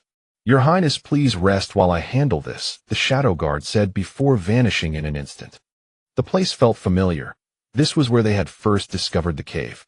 Standing at the entrance, Bailey Jinghuai's mind was filled with memories of that day in the cave. He recalled that day when Ling wore such thin clothing. It was winter, yet somehow warm air kept flowing from within the cave. Wait, stop thinking about this, or he might lose control. After 2 incense sticks of time, the shadow guard returned with cleaned pheasant and rabbit, heading toward the cave. Go gather some firewood and stack it at the entrance. I'll go fetch Ling. Bailey Jinghuai used his lightness skill to dart forward, and within a few breaths, he spotted Gu Qingling sitting there lost in thought. Linger, come. I found a cave that would be perfect for resting. Let's go there and prepare food. He crouched down and effortlessly lifted Gu Qingling into his arms. Hey, what are you doing? Put me down. I can walk on my own. This boy was growing bolder by the day. He pretended not to hear her words. Linger, why are you so light? Bailey Jinghuai looked at her in his arms with aching tenderness. Gu Qingling was moved by his gaze. Before I stopped nursing, I was always starving. But things are different now. I'll soon turn into a little chubby girl. The person in his arms was being well behaved, so Bailey Jinghuai activated his lightness skill and soared toward the cave. For Gu Qingling, this was her first time experiencing Qinggong up close. The speed was astonishing, wind rushing past her ears, and before she could even react, they had arrived. Staring at the cave before her, Gu Qingling was dumbfounded. Why did we come to this cave? Bailey Jinghuai played dumb. This cave is clean. Let's eat here. Gu Qingling made a bitter face as she reached the entrance and began recalling her feelings from that day. When she snapped back to attention, Bailey Jinghuai had already started roasting the rabbit and pheasant. She curiously examined the cave. Never in her past life had she entered such a place. The original owner's memories were filled only with fear and worry, with no detailed recollection of the cave itself. As she ventured deeper, she felt warm vapor seeping from within. The darkness intensified until she pulled out a flashlight from her spatial storage. At the far end, she discovered a narrow passage blocked by a massive stone. So the steam was escaping from here. She could feel the heat radiating through the stone. "Jinghuai, come look at this," she called toward the opening. "What is it?" "Look at this stone. It seems like it was placed here intentionally. Can you move it?" Qingling gazed at him with wide, innocent eyes. "Stand back a bit, let me try." Jinghuai pushed against it and realized the stone was indeed movable. With a forceful shove from the side, a large gap opened, releasing a rush of hot air. He exerted himself once more and managed to shift the entire stone aside, revealing a narrow passage just wide enough for Qingling to squeeze through. "Be careful. I'll go first. Let me have that flashlight you're holding."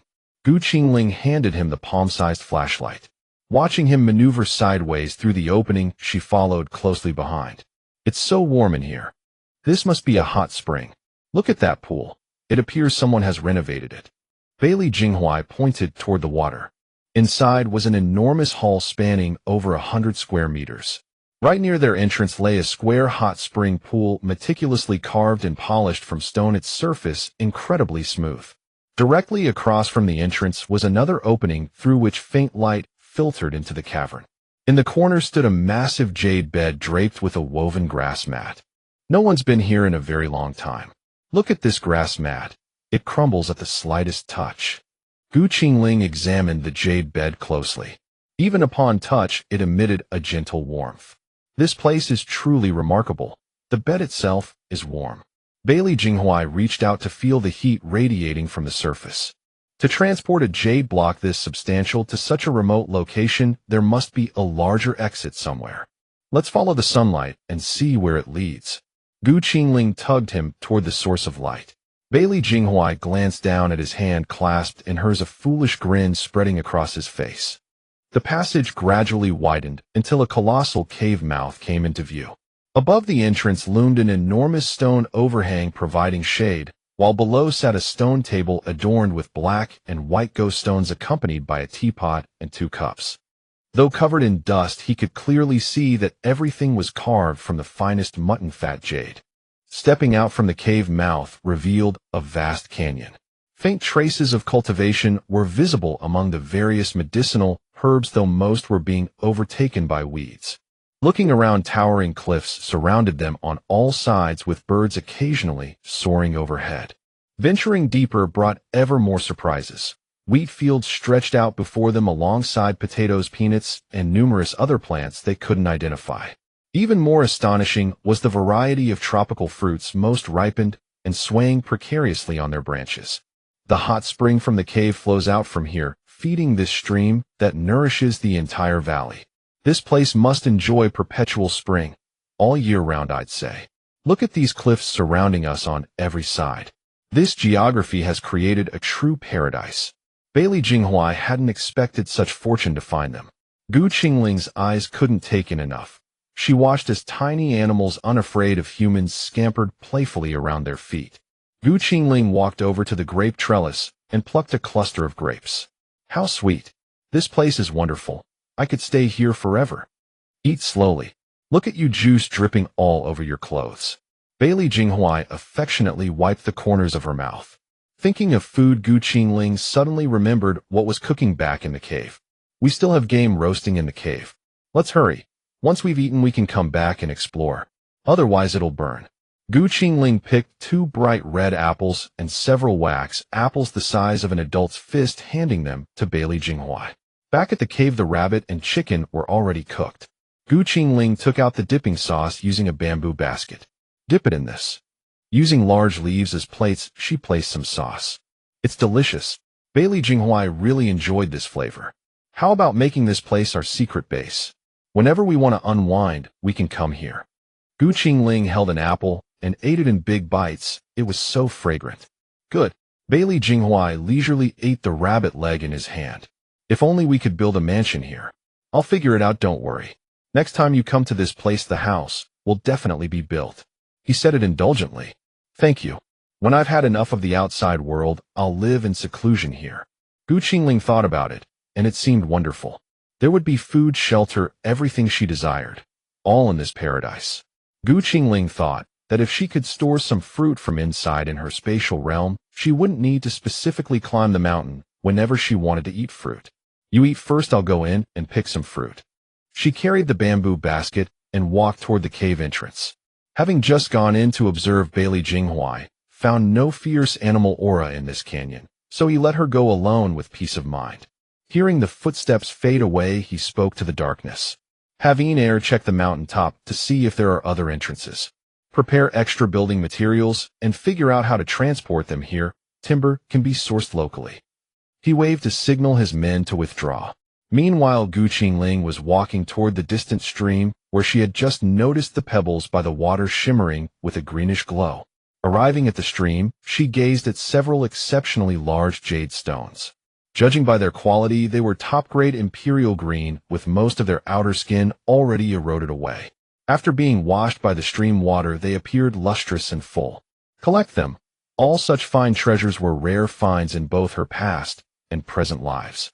Then she gathered various fruits, collecting them one after another. Walking and collecting along the way, she only stopped when she spotted Bailey Jinghuai quickly picking some fruit and placing them in the bamboo basket. It's so heavy, help me carry it for a moment. See if there's anything you like to eat. Pick some to take back. Qingling had unconsciously grown accustomed to his care. I'm fine with anything. It's still early and hot springs are good for the body. They can also help detoxify. You should go soak in one. Qingling looked surprised, wondering if someone actually invited another person to bathe together. She watched him with a serious expression and slightly reddened ears, realizing he was merely trying to appear composed. All right, but you must promise not to peek. If I catch you looking, I won't be gentle with you. Yet, Qingling couldn't shake the feeling that his expression concealed something unkind. I won't look. With your beanpole figure, there's nothing worth seeing. As soon as he finished speaking, he turned his face away. What do you mean by beanpole figure?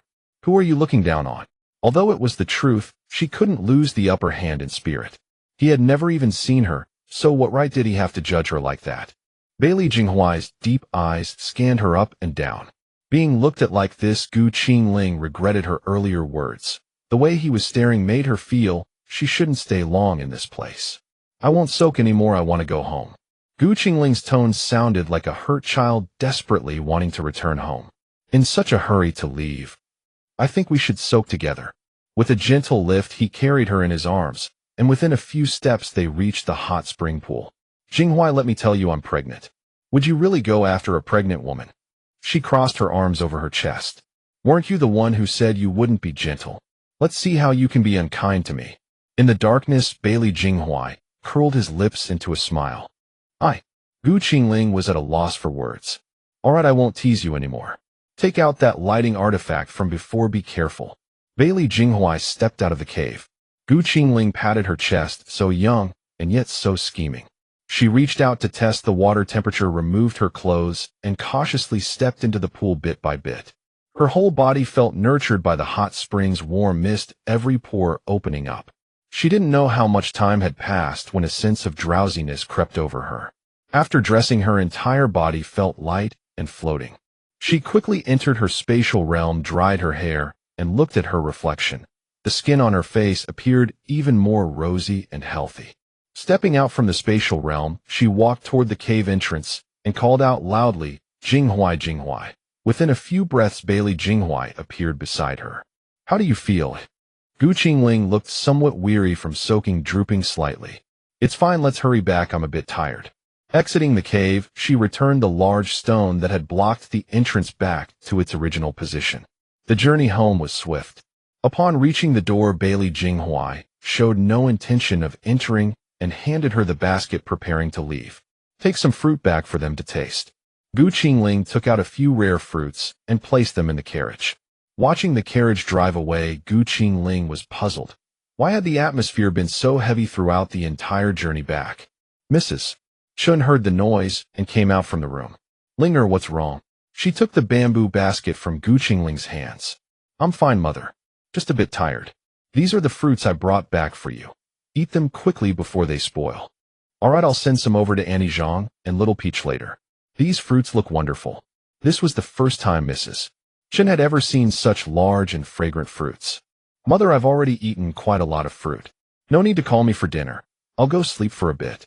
Dragging her weary body, she entered the room, closed the door latch, and quickly slipped into her spatial realm to fall into bed and sleep. Half asleep and half awake, she heard the commotion outside. Gu Chengyin, you must give me an explanation today. Anji's hands are meant for holding a writing brush, yet they were broken by that damn girl's schemes. What a tragedy. Speaking to this point, old man Gu squatted in the courtyard, scratching his head in regret. The hopes of the entire family were destroyed like this. I don't know why Jian was beaten, but I can be certain that he must have said or done something to provoke it. Gu Chengyin gazed at the bruised and swollen old man Gu, wondering whether his own father would come bearing injuries to seek justice on his behalf if he were the one hurt. Gu Qingling rubbed her face. The people in the old residence were simply never-ending. Stepping out of the room, she saw old man Gu crouching on the ground. Do you still think we're the same second branch as before? That will let you bully us at will? Am I supposed to just stand there and wait for him to strike me at? The people of the old residence still hadn't realized that they were no longer the second branch that could be manipulated at their whim. Old man Gu glared at Gu Qingling with vicious intent, as if he were about to devour her alive the next moment. You worthless girl. A perfectly good family has been ruined all because of you. Go die.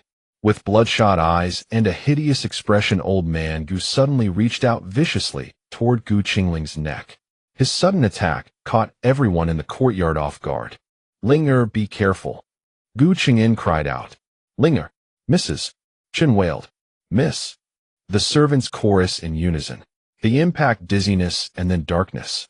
I do not know how much time had passed when Gu Qingling faintly heard sobbing sounds near her ears. Linger, why must my Linger endure all this? Lord Heaven, let me bear these hardships in her place. Madame Chen sat by the bedside, murmuring softly. Madam Miss will surely be fine. Do not ruin your health with weeping, Xiaolan comforted from beside them. If Linger is fine, why has she been unconscious for so long? This is the first time I have encountered such a condition in the young miss. Her body was already severely depleted, and with such a violent impact, it would never be merely a simple coma. The pulse suggests the child in her womb is transmitting vital essence to the mother. Xiaolan had never witnessed a mother's body drawing an energy in reverse. Such phenomena existed only in medical texts. It is her child who is protecting her. My grandson, even before birth, shows such awareness. He will surely be a filial child in the future. Gu Qingyin pushed his wheelchair toward Gu Qingling's bedside. If this continues, I fear our grandson will also. Madame Chen left the rest unsaid. Gu Qingling found herself trapped within an invisible barrier.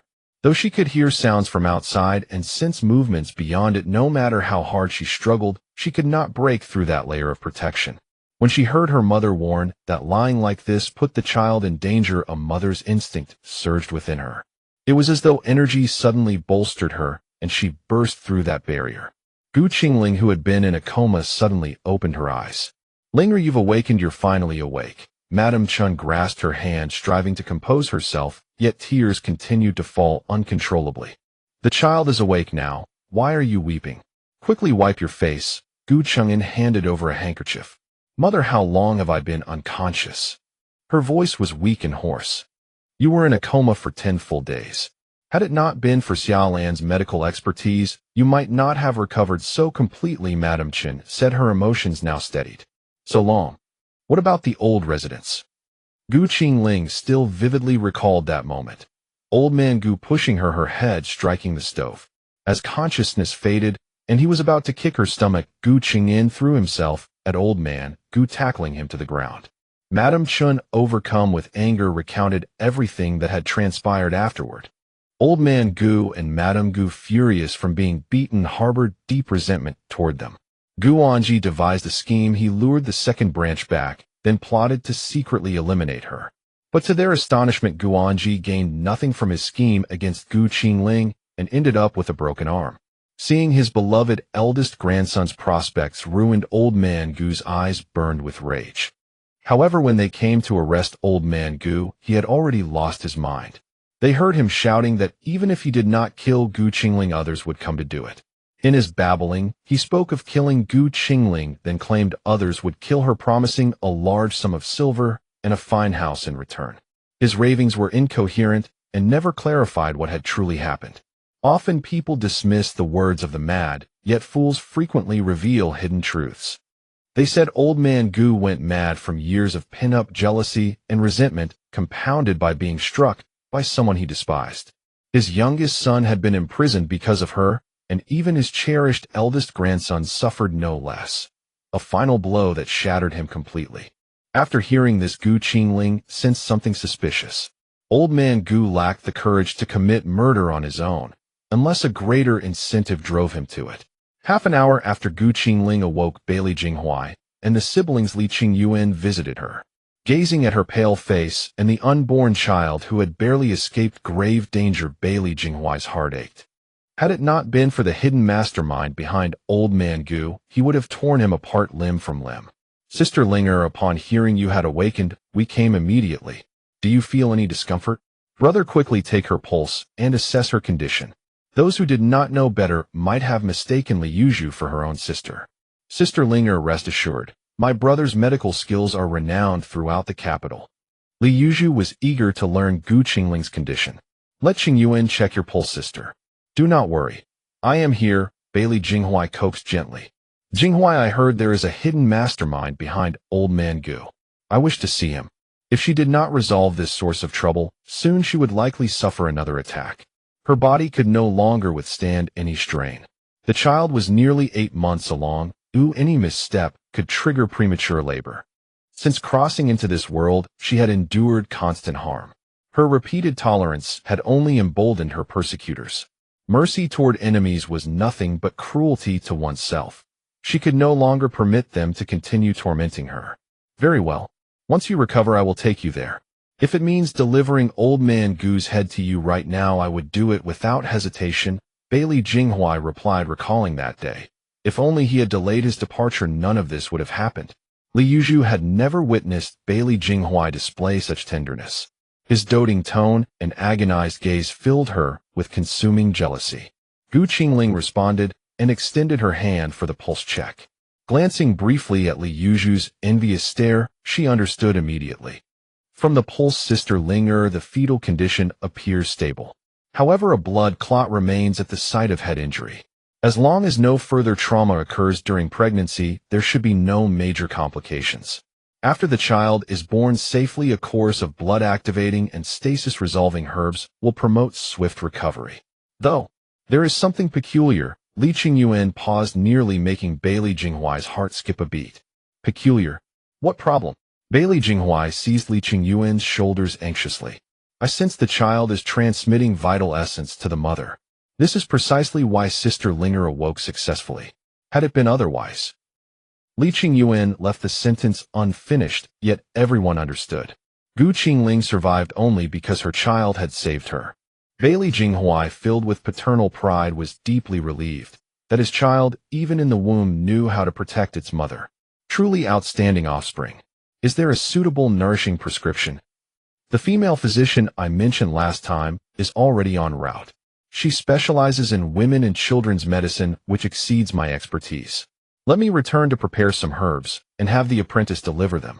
We should first tonify the mother gently, Li Qingyuan said, already rising and pulling Li Yuzhu toward the door. Sister Ling, we must return now. Let us gather again once you have recovered. We shall not disturb your rest further. How could Li Qingyuan fail to notice his sister's gaze? If he did not lead her away at once, she might embarrass them all. Thank you, elder brother Qingyuan, for your trouble. Her faint voice was heartbreaking.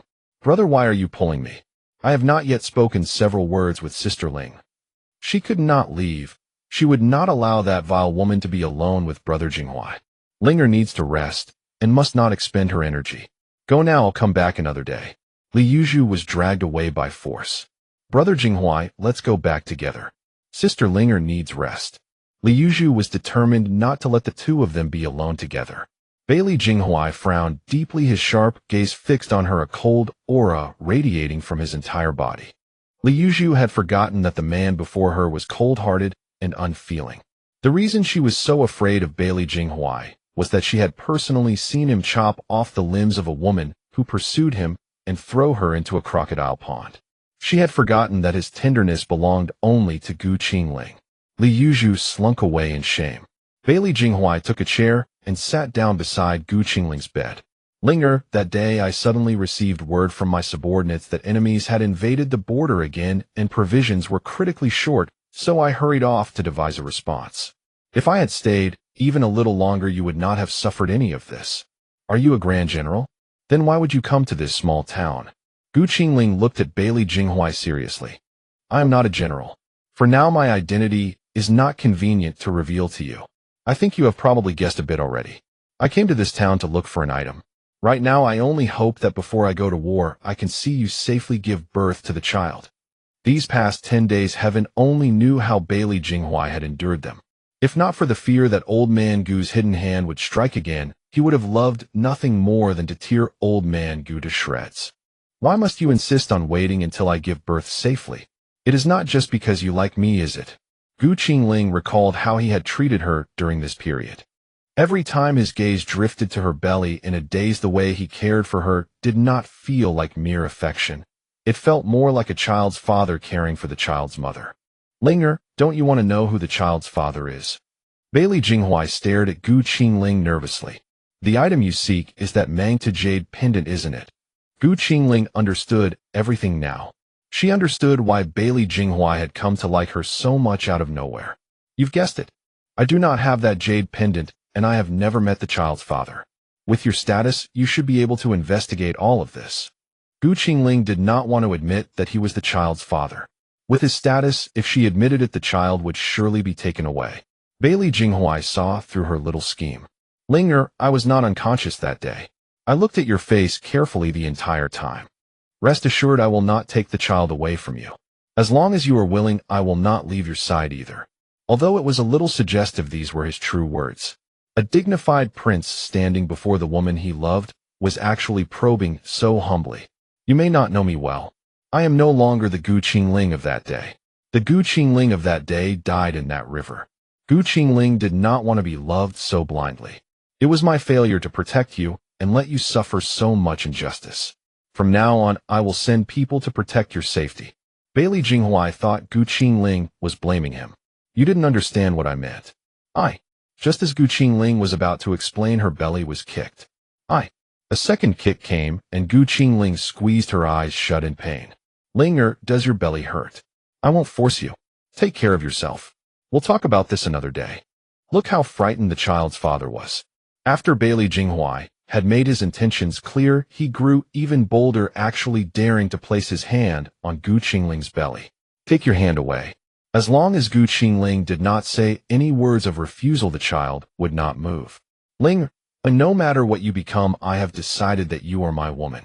No matter who you look for in the future, I will not let him succeed. Bailey Jinghuai's domineering expression brooked no doubt. Frankly speaking, she was somewhat drawn to the stunningly handsome man before her. So young yet so overbearing. In her previous life, she had been a formidable businesswoman. Anyone without a strong aura would truly find it difficult to handle her. If I don't agree to you, why would I agree to anyone else? You men are too fickle with 3 wives and 4 concubines. I don't like that. I despise men who have been used by others. Living a happy life as a single woman is just as appealing. Qingling had said so much at once, and with the child kicking and thrashing, she was already exhausted. What if I could marry only you for the rest of my life? Would you be willing to let me stay by your side? Bailey Jinghuai had never pursued a woman before. He really had no experience, so he could only coax her. That day I forced myself on you because I had been drugged with a love potion. It was not my intention. But ever since that day I have thought of your face every day, and gradually I developed a special feeling for you. I not only want to take responsibility for the child, my heart is even more fond of you. Bailey Jinghuai spoke with deep affection about the longing he had felt before. He had to say it, all of it. His Linger was so beautiful. If she did not agree, how could he go to war and feel at ease leaving her here alone? Bailey Jinghuai talked on and on about how much he adored her and made all sorts of promises, but Gu Qingling did not hear a single word because she had fallen asleep. Nervous and not daring to look into her eyes, he talked for a long time without knowing when she had fallen asleep. His latest confession had come to nothing again. Bailey Jinghuai gently stroked her hair, afraid that even a single movement would disturb her. She still had that lively, spirited look. He didn't know what this girl was worrying about. Were his promises really so unworthy of her trust? Believing a man's promises might fool a young girl. But her, Gu Qingling, a formidable 21st century businesswoman. If she could believe your promise, then hell would freeze over. As they say, the harder something is to get, the more you want it. Before, he had been surrounded by women who took the initiative to court him, and he had not been interested in a single one. Then a woman who looked down on him suddenly appeared, and he fell for her desperately. My lord, another letter has arrived from that side. If this batch of provisions cannot be levied in full, then this battle. Without even provisions, what chance of victory was there? In recent years, many places in the north have suffered drought, while the south has been hit by floods. The people can barely fill their stomachs. If we forcibly levy military grain, I fear it will provoke internal revolt. With internal turmoil and external threats, our dynasty is not far from ruin. Bailey Jinghuai had personally surveyed many places over the years over the issue of increasing grain yields, and had witnessed the people's hardships with his own eyes, so he found it even harder to take a step forward. Li Qingyuan's mood was heavy the whole way back to town with his younger sister. Brother, what's wrong? Linger's twins are not likely to survive. Their vital essence will be drawn in reverse, and in the end the babies will become a nutrient reservoir for the mother's body. It will also be impossible for the babies to come out alive. Li Qingyuan had truly seen such a case, but that case had been a single fetus. If even a single fetus was like this, twins would be even worse. Then would giving birth to twins make it even more likely that she will die in childbirth? Li Yuzhu's eyes lit up with excitement. Then she wouldn't have to make a move after all. Let me discuss it with Aunt He when she arrives, Li Qingyuan said, his face clouded with worry. Inside, Li Yuzhu felt a secret thrill. It wouldn't be long before she reached her delivery date. Inside the horse-drawn carriage, two extreme mindsets coexisted. One hoping she would live, while the other hoping she would die soon. Gu Qingling slept until the early morning of the next day. The first person she saw when she opened her eyes was Bailey Jinghuai. Jinghuai, why are you here? Surely you haven't been. What are you thinking about? If I had been here all along, Uncle Gu would have broken my legs by now. Bailey Jinghuai held a bowl of hot porridge, blowing on it repeatedly before offering it to her lips. I'm not really used to being fed by others. Could you help me sit up? Being fed was something she was accustomed to, just not from him. Bailey Jinghuai helped Gu Qingling sit up. Jinghuai, regarding what you said about needing grain, I might be able to help you. She wanted to offer her assistance because she hoped the dynasty she lived in would not change. She did not wish for great turmoil. She only wished for the people to live in peace and prosperity. Bailey Jinghuai examined her with a scrutinizing gaze, trying to determine whether her words were genuine. Your eyes tell me that you don't believe I can help you. Gu Qingling was no ordinary village girl. Can you tell me the source? Bailey Jinghuai began to reevaluate Gu Qingling, because he discovered that the young woman before him was not as she appeared. I won't tell you the source. I can only say that I have other opportunities. But my grain must be used for proper purposes. If one day I discover that you are using my grain for evil deeds, I will make everything I've provided disappear. Gu Qingling wanted to show her strength. She wanted to become powerful. Originally, she had dreamed of living a peaceful rural life. However, after experiencing several life and death encounters, she had completely changed her thoughts. She needed to pave the way for herself and for her child. Only by becoming strong could she prevent those who wished to harm her child from daring to touch her. Hearing Gu Qingling's words, Bailey Jinghuai was extremely shocked. Linger, you're not joking with me again, are you? The reason I trust you is because you are the child's father. You would not harm your own child for other interests. My core motivation is also to pave the way for my child's future. That is why you are hearing these words from me today. Gu Qingling took out a 5-gene plastic sealed bag of rice from her hand. What is this? Linger, you? Bailey Jinghuai, who had seen much of the world, was also extremely shocked at this moment. Gu Qingling's move had blinded him. Take a look at this rice. For grain like this, I have as much as you need. Gu Qingling placed the rice into Bailey Jinghuai's hands. Linger, you said yesterday that you are not the original. Bailey Jinghuai felt a chill run down his spine. Yes, there's no harm in telling you. I am not from this world. I am from another world. Your Linger drowned and died a month ago. My soul resides in her body. Qingling wanted to tell him everything completely. She wanted to share her story with him without any reservation. She spoke without reservation. If he could still accept her, then she could try being with him. If you had not appeared, I had originally planned to live out my life in this village. But I met you. Perhaps this is fate. Perhaps this is what heaven arranged for me to come here for. Qingling sometimes wondered that with such a large amount of supplies she carried, heaven would not have given them to her for personal enjoyment. There was a predetermined plan in the unseen world. You are the auspicious star the emperor spoke of. A month ago, the Directorate of Astronomy observed that an auspicious star had descended to save the common people of the world. The emperor investigated newborns born on that day everywhere. So it is. No wonder they couldn't find this person. Bailey Jinghuai calculated the time, and it perfectly matched the day she fell into the water. So, Qingling asked with her eyes. Bailey Jinghuai suddenly stood up and performed a grand bow. I, Bailey Jinghuai, on behalf of my father the emperor, thank you, Linger, for blessing the people of the Donglin Kingdom. This makes me a bit uncomfortable. Just treat me as an ordinary person. This bow gave Qingling a fright. Your full name is Bailey Jinghuai. Bailey is the imperial surname. Qingling finally understood his identity. My name is Bailey Jinghuai, courtesy name Jinghuai. I am the fourth son of the current emperor. My title is Jin. I am 20 years old, and I have not yet taken a concubine. That time was our first time with each other. Bailey Jinghuai laid out his background like an obedient child. All right, you're about to read out your ID number. Let's get back to the matter at hand. I am not the original Ling. Right now you are limited to being the father of the child in my womb. Qingling couldn't listen anymore. Why did he have to mention that time? She quickly interrupted. What is an ID number? Also, even if you are not the original Linger, can I not like you? Bailey Jinghuai looked innocent. An ID number is relatively private information in our place. Also, can you stop acting cute? Can't you maintain your aloof persona? Qingling criticized him, using modern ways of speaking. Bailey Jinghuai looked confused. The words Linger said he seemed to understand, but he also seemed not to understand. Looking at his cute appearance, Qingling felt that her old maiden heart was about to fall. I mean, can you be serious for once? Qingling really couldn't stand such a handsome young man. He was breaking his persona. Linger, I don't know why, but by your side I feel inexplicably at peace, inexplicably safe. I only feel this way in front of my closest relatives. As for outsiders, I disdain to speak more than a word to them.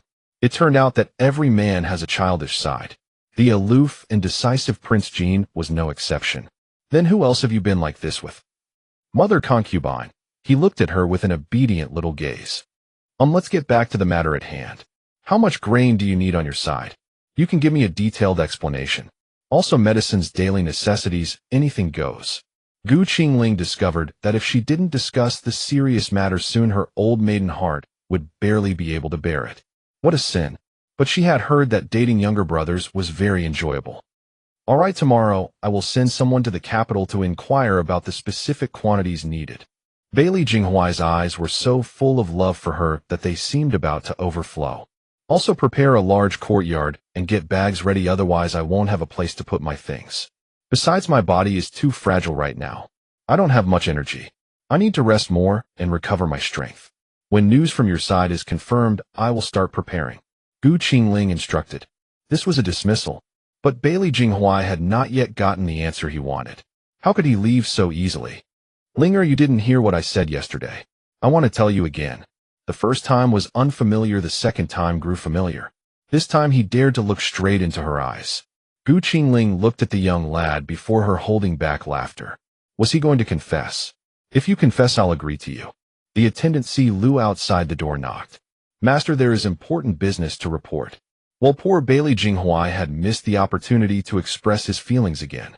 Bailey Jinghuai knew Silu's nature. Without urgent matters, Silu would not suddenly knock to report. I'll be right back. Lie down and rest. Bailey Jinghuai helped her lie down properly before stepping out of the door. Master Lu Zian has just arrived in town. She's looking for you at the Sacred Medical Hall. Silu also took it as a serious matter. This daughter of Chancellor Lu was ruthless and cruel. He must not let her know about Miss Ling. Good, I understand. Delay her as much as possible. We need time for the Emperor. The timing isn't right yet. If all else fails, Linger and I will go to that canyon. You must ensure Linger's safety. That place was suitable for recuperation and could keep them away from Lu Xian's harm. Lu Xian was a madwoman consumed by love. Previously, a court official's daughter had only spoken to Bailey Jinghuai once, and Lu Xian had drugged and poisoned her to death. If she found out about Linger's existence, Lu Xian would never spare her. Should anything happen to Linger, even 10 deaths for Lu Xian would not satisfy the rage. Before Lu Xian, Qingling was like a little white rabbit. Once the vicious wolf devoured the rabbit, even if the wolf's belly were cut open, the rabbit could never be restored. The best solution was to keep the rabbit far away from the wolf. Bailey Jinghuai returned to the room and saw that Qingling had already fallen asleep. Her body was too weak. Speaking a few more words would make her feel tired and drowsy. At that moment, on the second floor of the Sacred Medical Hall in Shunan Town, Sister Xian, why have you only just arrived? The message was sent so many days ago. I was about to go back and find you myself. This was the only person Li Yuzhu could accept, standing by Bailey Jinghuai's side. But Lu Xian had no idea that Li Yuzhu harbored feelings for Bailey Jinghuai. If she knew, she would certainly strip Li Yuzhu naked and feed her to those little creatures in her backyard. What's there to worry about with a country girl? Just deal with her. Lu Xian was completely indifferent. She had come here solely because she missed Bailey Jinghuai, not because of Qingling's existence. Xian, this time is different. This girl has unusual methods. Even my brother is completely enchanted by her. Then why keep her alive? Just deal with her directly. Xian said lightly, as if killing a person was as easy as crushing an ant. Xian wore red clothing adorned with pearls and jade. On her long fingernails was a vivid red blood jade inlaid with a small golden box, part ornament, part concealed weapon. Isn't it because Brother Jinghuai protects her too closely? I cannot act rashly. Now that girl is surrounded by Jinghuai's shadow guards. Li Yuzhu had already thought of many methods, while Qingling was unconscious. Since the Prince of Jin guards her so tightly, why don't we keep her alive? When I enter the prince's mansion in the future, I'll make her a lowly concubine. Then dealing with her will be child's play. Lu Xian, despite being a noble lady, could hide her hatred completely on the surface, making it impossible for others to discern her true feelings. But Xian, you didn't see how Brother Jinghuai's heart and eyes are filled with her. If you saw it with your own eyes, I suppose you would have already gouged out her eyes by now. Li Yuzhu stoked the flames. Rest assured, any woman by the Prince of Jin's side will not live long. She rubbed the ring on her hand. Anyway, that little bitch is about to give birth soon. At that time, we can tamper with the midwife's actions. It will naturally avoid Brother Jinghuai's suspicion. Li Yuzhu had already begun searching everywhere for a midwife to carry out her plan. Lu Xian didn't value that country girl at all. Even hearing Li Yuzhu's exaggerated description in her eyes, she was the dignified daughter of a chancellor. How could the Prince of Jin choose a village girl? In terms of status and position, the chancellor's daughter and a peasant girl were worlds apart. So Lu Xian's underestimation was understandable. I saw Aunt He when I went upstairs. Could the Prince of Jin have invited her? My brother invited her. He was worried about that vixen and concerned about complications during childbirth. Li Yuzhu said irritably. The Prince of Jin was so noble and her brother so outstanding. How could both be bewitched by that vixen? I'll see just how extraordinary that girl is. The fact that Aunt He was stirred up showed she was truly important to him, because everyone in the capital knew Aunt He's status and her style of handling matters. At that moment, Li Qingyuan was searching everywhere for a midwife who delivered twins. However, they were all surprisingly consistent. They all refused to take cases for the next 2 months, claiming they had urgent matters. The town had few options, so he went to the county seat, but the situation was the same there. On his way back, he encountered a town apprentice who came to find him, saying a distinguished guest at the medical hall was waiting for him. He hurried back, still remembering to arrange for the apprentice to continue searching for a midwife. Upon arriving at town, he saw Bailey Jinghuai's carriage. He dismounted and boarded Bailey Jinghuai's carriage. Jinghuai, didn't you go to see Ling? Why have you returned so soon? Bailey Jinghuai's face was cold as ice. Lu Xian has already arrived. She really is relentless. Have you thought of a good way to keep her from disturbing Ling? Linger's body cannot withstand any shock. He was already worried about the childbirth issues, and now Lu Zian had appeared. Li Qingyuan was truly concerned. His sister had gotten too close to Lu Zian, and he feared what trouble might follow. I've already thought of a countermeasure. I will put Linger in a place no one knows about. How did your search for a midwife go? Bailey Jinghuai noticed he had returned alone. Don't mention it. All the midwives in town said they wouldn't take cases for the next 2 months, claiming they had urgent matters. Offering more silver didn't help. I had no choice but to go to the county seat, but the situation was the same there. The more Li Qingyuan spoke, the more suspicious he felt. Could Lu Zian be behind this? Otherwise, it's impossible to be so coincidental. Li Qingyuan thought this Lu Zian was utterly wicked. She hadn't even arrived yet, but had already arranged people to interfere. Not necessarily. I think it's more likely that shadow mastermind behind everything. Bailey Jinghuai instructed Silu to return to the Li residence. Wait, Aunt He has arrived. She's at the Sacred Medical Hall. You go invite Aunt He to the residence.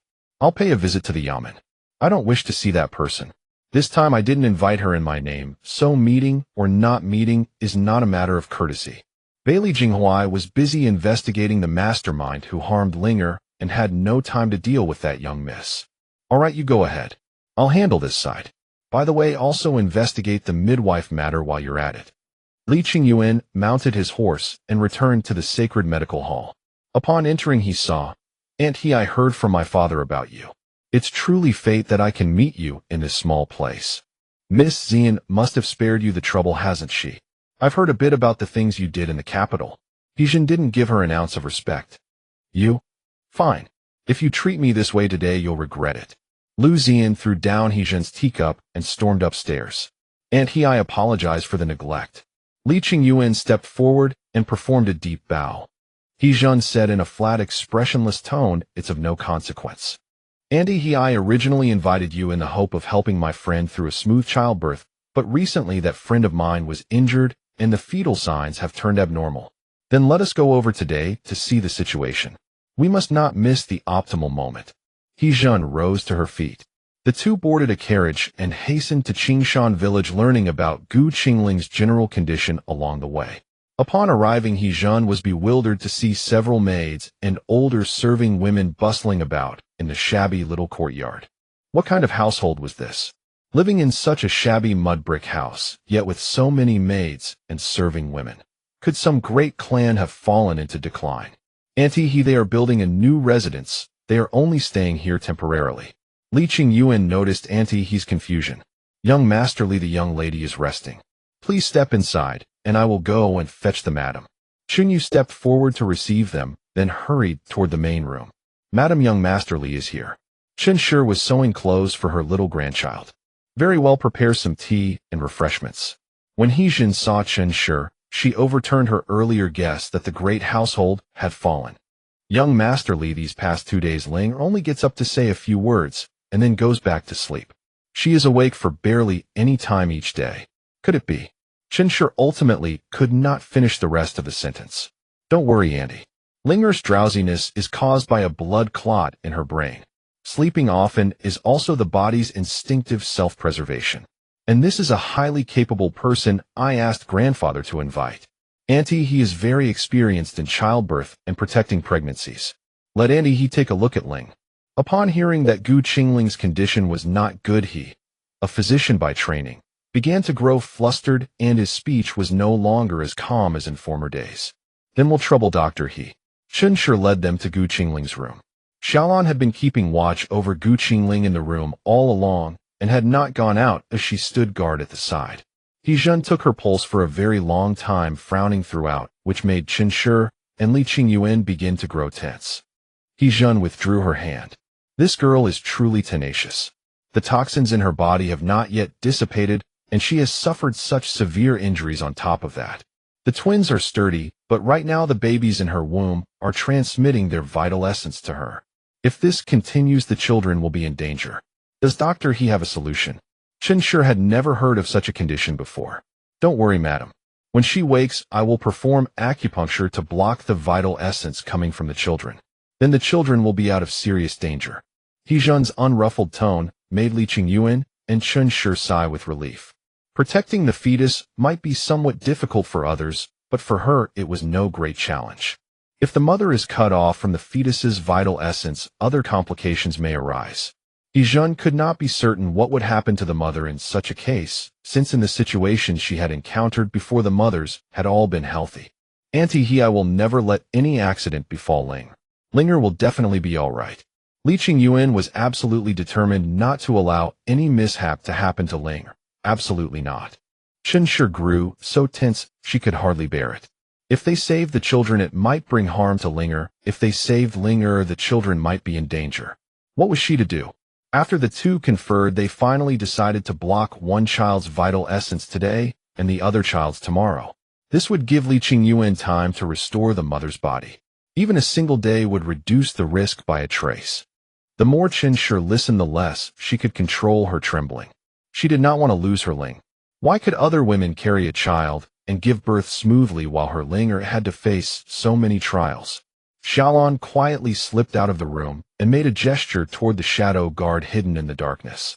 The shadow guard sprang up with a lightness skill and sped swiftly toward the town. At that moment, Bailey Jinghuai had just emerged from the prison. He still had not obtained any useful evidence. No method had been left unused. In the end, old man Gu had been tortured until he could barely draw breath. He was advanced in years and had gone mad, so neither civil interrogation nor torture could make any headway. After the shadow guard found Bailey Jinghuai, he leaned close and whispered a few words in his ear. "Very well, you may go." Bailey Jinghuai mounted his horse and returned to Qingshan Village. Before leaving, he instructed Si Lu to investigate the matter of the midwife. He did not take a carriage. Riding a horse was faster. Standing on the second floor of Xingyi Hall, Lu Zian saw the man she had yearned for in her heart, a handsome figure in a black robe. The one who filled her heart appeared before her just like that, and in her eyes it was an extraordinary stroke of fate. "Use a quick look. It's Prince Jean. Have the carriage readied. Let's catch up." Grabbing Li Yuzhu, she ran downstairs. The two rode in a carriage and followed Bailey Jinghuai all the way to Qingshan Village. Entering the courtyard, Bailey Jinghuai saw Li Qingyuan standing there in a daze. "Qingyuan, what is Linger's situation now? Has she woken?" Bailey Jinghuai was deeply afraid of missing the critical moment and of some mishap befalling Linger. "She hasn't woken yet. I'm very worried. If you were forced to choose, which would you choose, the children or Linger?" Li Qingyuan looked at Bailey Jinghuai with reddened eyes. He did not notice that he had just changed his form of address for Gu Qingling from Qingling Mimi to Linger. "Don't feel conflicted for the sake of protecting my bloodline. If I had to choose between the children and Linger, I would choose Linger." Bailey Jinghuai answered with certainty. Li Qingyuan stared at Bailey Jinghuai in shock, unable to recover for a long time. In this era, men placed great importance on their bloodline. A bloodline was far more important than women were. He had never imagined that Bailey Jinghuai would give up his own children for Gu Qingling.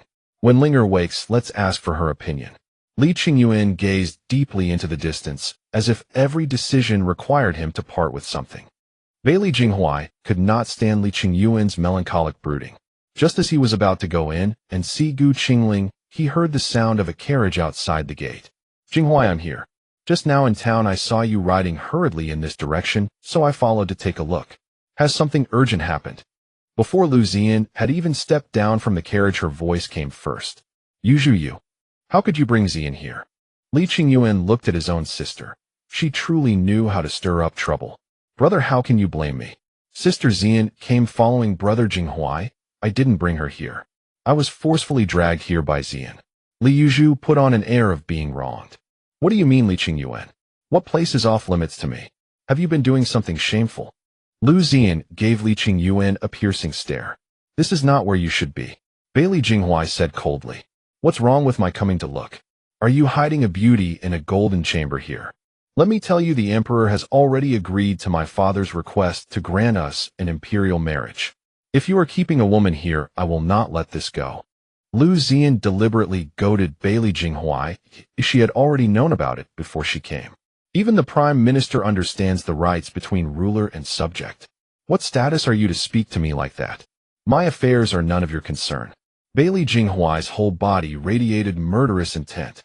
"If we cannot control you, then let me see if I can manage the country girl in this room." Lu Ziyan said as she walked toward Gu Qingling's chamber. Bailey Jinghuai swiftly moved to block the doorway. If you dare take another step forward tomorrow, your prime minister's mansion will be in mourning. Lu Ziyan's eyes burned crimson. She had never seen Bailey Jinghuai protect a woman so fiercely. Previously, when women threw themselves at him, he remained indifferent even when she killed them. Now she finally understood why Li Yuzhu had rushed her over so urgently. Even if you protect her so zealously, the position of princess consort is mine. She will eventually fall into my hands, Lu Ziyan said reluctantly.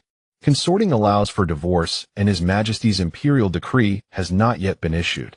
How can you be so certain I will marry you? Bailey Jinghuai had no patience to waste words on her. This persistent fly simply refused to be driven away. If Lu Ziyan forced her way and only he could contend with her. Until she departed, he would have to stand guard here endlessly.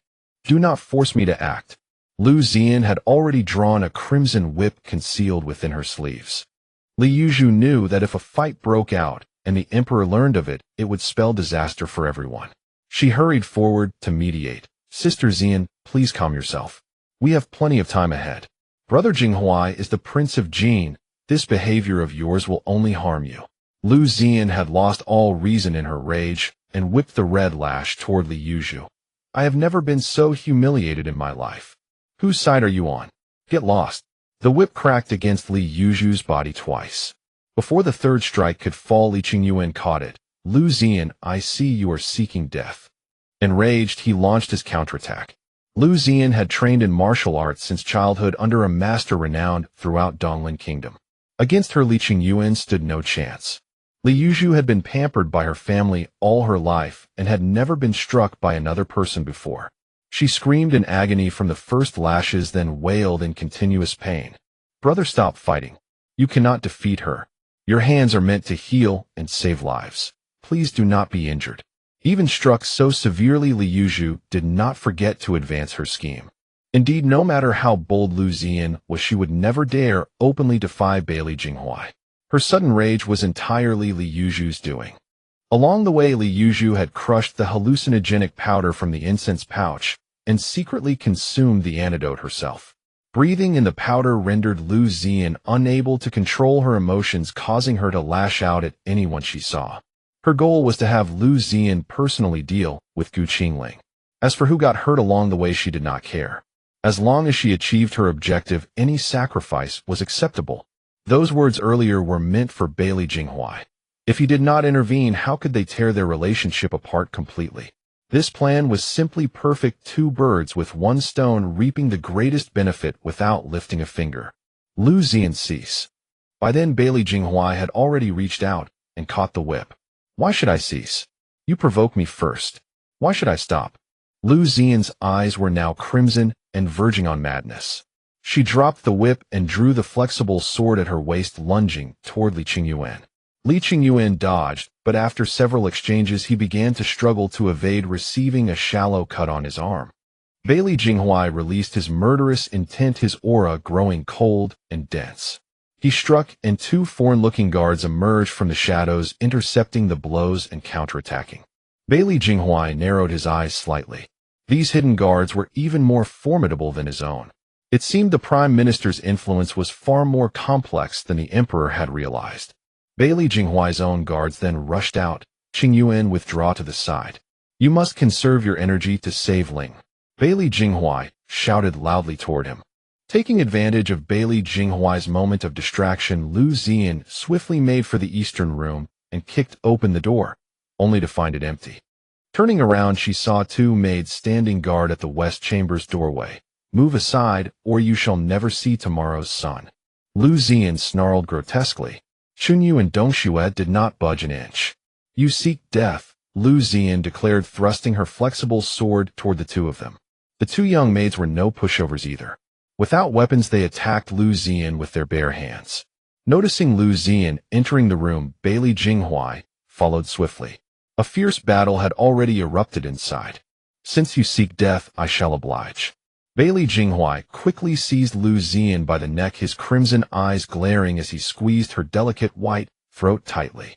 He poured all his internal energy into the grip, wishing to eliminate Lu Ziyan on the spot. Jinghuai, stop at once. Do not act rashly. Gu Qingling called out to warn him. When the commotion began, she had awakened. After sleeping so long, her strength had recovered considerably. Who would have expected such turmoil upon waking? If she did not intervene now, she truly believed Bailey Jinghuai would strangle Lu Ziyan to death. Linger, hurry inside. Do not expose yourself to danger. Bailey Jinghuai's killing aura dissipated instantly upon seeing Gu Qingling. His gentle tone was so tender that even Lu Ziyan forgot her current plight. She had never seen him this gentle before. Lu Ziyan's jealousy drove her to madness. She wanted to kill this slut. The moment Bailey Jinghuai released her, Lu Ziyan went berserk and charged toward Gu Qingling. Die! She raised her palm to strike Gu Qingling. Linger! Bailey Jinghuai rushed forward to intervene, but it was already too late. Gu Qingling had intended to slip into her spatial dimension. But at the last critical moment, Qingshan reached out and caught Lu Ziyan's strike, then returned a blow that sent Lu Ziyan crashing to the ground instantly. Thank you, Dr. He. I shall forever remember today's kindness. Should you ever need my assistance in the future, I shall spare no effort. Bailey Jinghuai was profoundly relieved that Linger was unharmed. If he had witnessed her injury, he would never have forgiven himself. I am fated to cross paths with the young Miss Ling. Let her repay this favor. You have yet to claim a legitimate position. Qingshan extended his hand to help Gu Qingling sit down quickly. Her frail body could not endure any further mishaps. Bailey Jinghuai also felt he should grant the young miss a proper title. Soon the entire court would learn of Linger's existence. He longed to give Gu Qingling formal recognition, but he had not yet confessed his feelings, nor had Linger consented. Dr. He, Bailey Jinghuai was just about to speak of granting her status. Brother Jinghuai, the situation outside is spiraling out of control. Li Yuzhu had observed the entire scene within the room. She could guess what Bailey Jinghuai was about to say next. Linger, I shall return shortly. Bailey Jinghuai's entire world revolved around Gu Qingling. Qingshan understood perfectly. The breathtakingly beautiful girl in front of him had already captivated the Prince of Jin, who had never been swayed by women. The two maids carried Lu Ziyan outward. Upon seeing their mistress faint, the two guards outside halted their combat and sprinted rapidly toward their leader. We shall see each other again. The two showed no intention of lingering, carrying Lu Ziyan and using their lightness skill to flee swiftly into the distance. Brother, are you all right? Let's go back to town and clean up your wounds. Li Yuzhu stepped forward to check Li Qingyuan's injuries. It's nothing, just minor wounds. I'll apply some golden wound medicine later, and it'll be fine. Li Qingyuan, worried about Gu Qingling's condition, suppressed his own pain. Linger, are you all right? Li Qingyuan entered the house. The door was open and he saw Mrs. Chen helping Gu Qingling lie down. I'm fine, Brother Qingyuan. You're hurt. Let Xiaolon tend to your wounds. Gu Qingling noticed the change in Li Qingyuan's address to her. Gu Qingling looked at Li Qingyuan's gaze with curiosity. Could it be? My injuries are minor, just superficial wounds. The baby's condition and your health are unstable right now. Li Qingyuan stated her current condition bluntly. If I had a way to quickly replenish my own nutrients, would there be no need to worry? There were so many nutrient solutions in the pharmacy in her space. If she could receive in 4 drip, wouldn't her body quickly replenish its nutrition? But your body is severely depleted. Taking medicine alone won't restore it quickly. Li Qingyuan was an expert on this dynasty. But in his understanding, he could not imagine modern products. I have my own way. You should treat your wounds first. Have Dr. He administer acupuncture tomorrow. I will absolutely be fine tomorrow, don't worry. Gu Qingling had no intention of telling him what method she would use. Alright, let's go back and get some rest. Li Qingyuan, for some reason, simply felt that Gu Qingling could solve this difficult problem. Whether it succeeded or not, delaying the acupuncture by 1 day would give Gu Qingling's body 1 more day to recover. Li Qingyuan brought the two of them back to Xingyi Hall. The maids had already tactfully withdrawn from the room. Seeing that the two had something to say, Mrs. Chen said, I'll go check on your father. You two talk. Mother's actions proved that she was very fond of Bailey Jinghuai. Bailey Jinghuai sat by the bedside, quietly gazing at Gu Qingling. Why are you staring at me? Is there something on my face? Gu Qingling touched her face awkwardly. No, I noticed that your features have changed. Originally, there was a gentle, delicate beauty. Now there is a sharp intelligence in your eyes. Bailey Jinghuai had hit the truth. Gu Qingling's original appearance wasn't particularly outstanding, but her brows and eyes carried a sharp intelligence. A person's micro-expressions and demeanor change with their state of mind.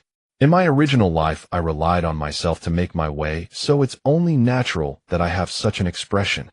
Gu Qingling's eyes grew vacant, as if she were recalling memories from her previous life.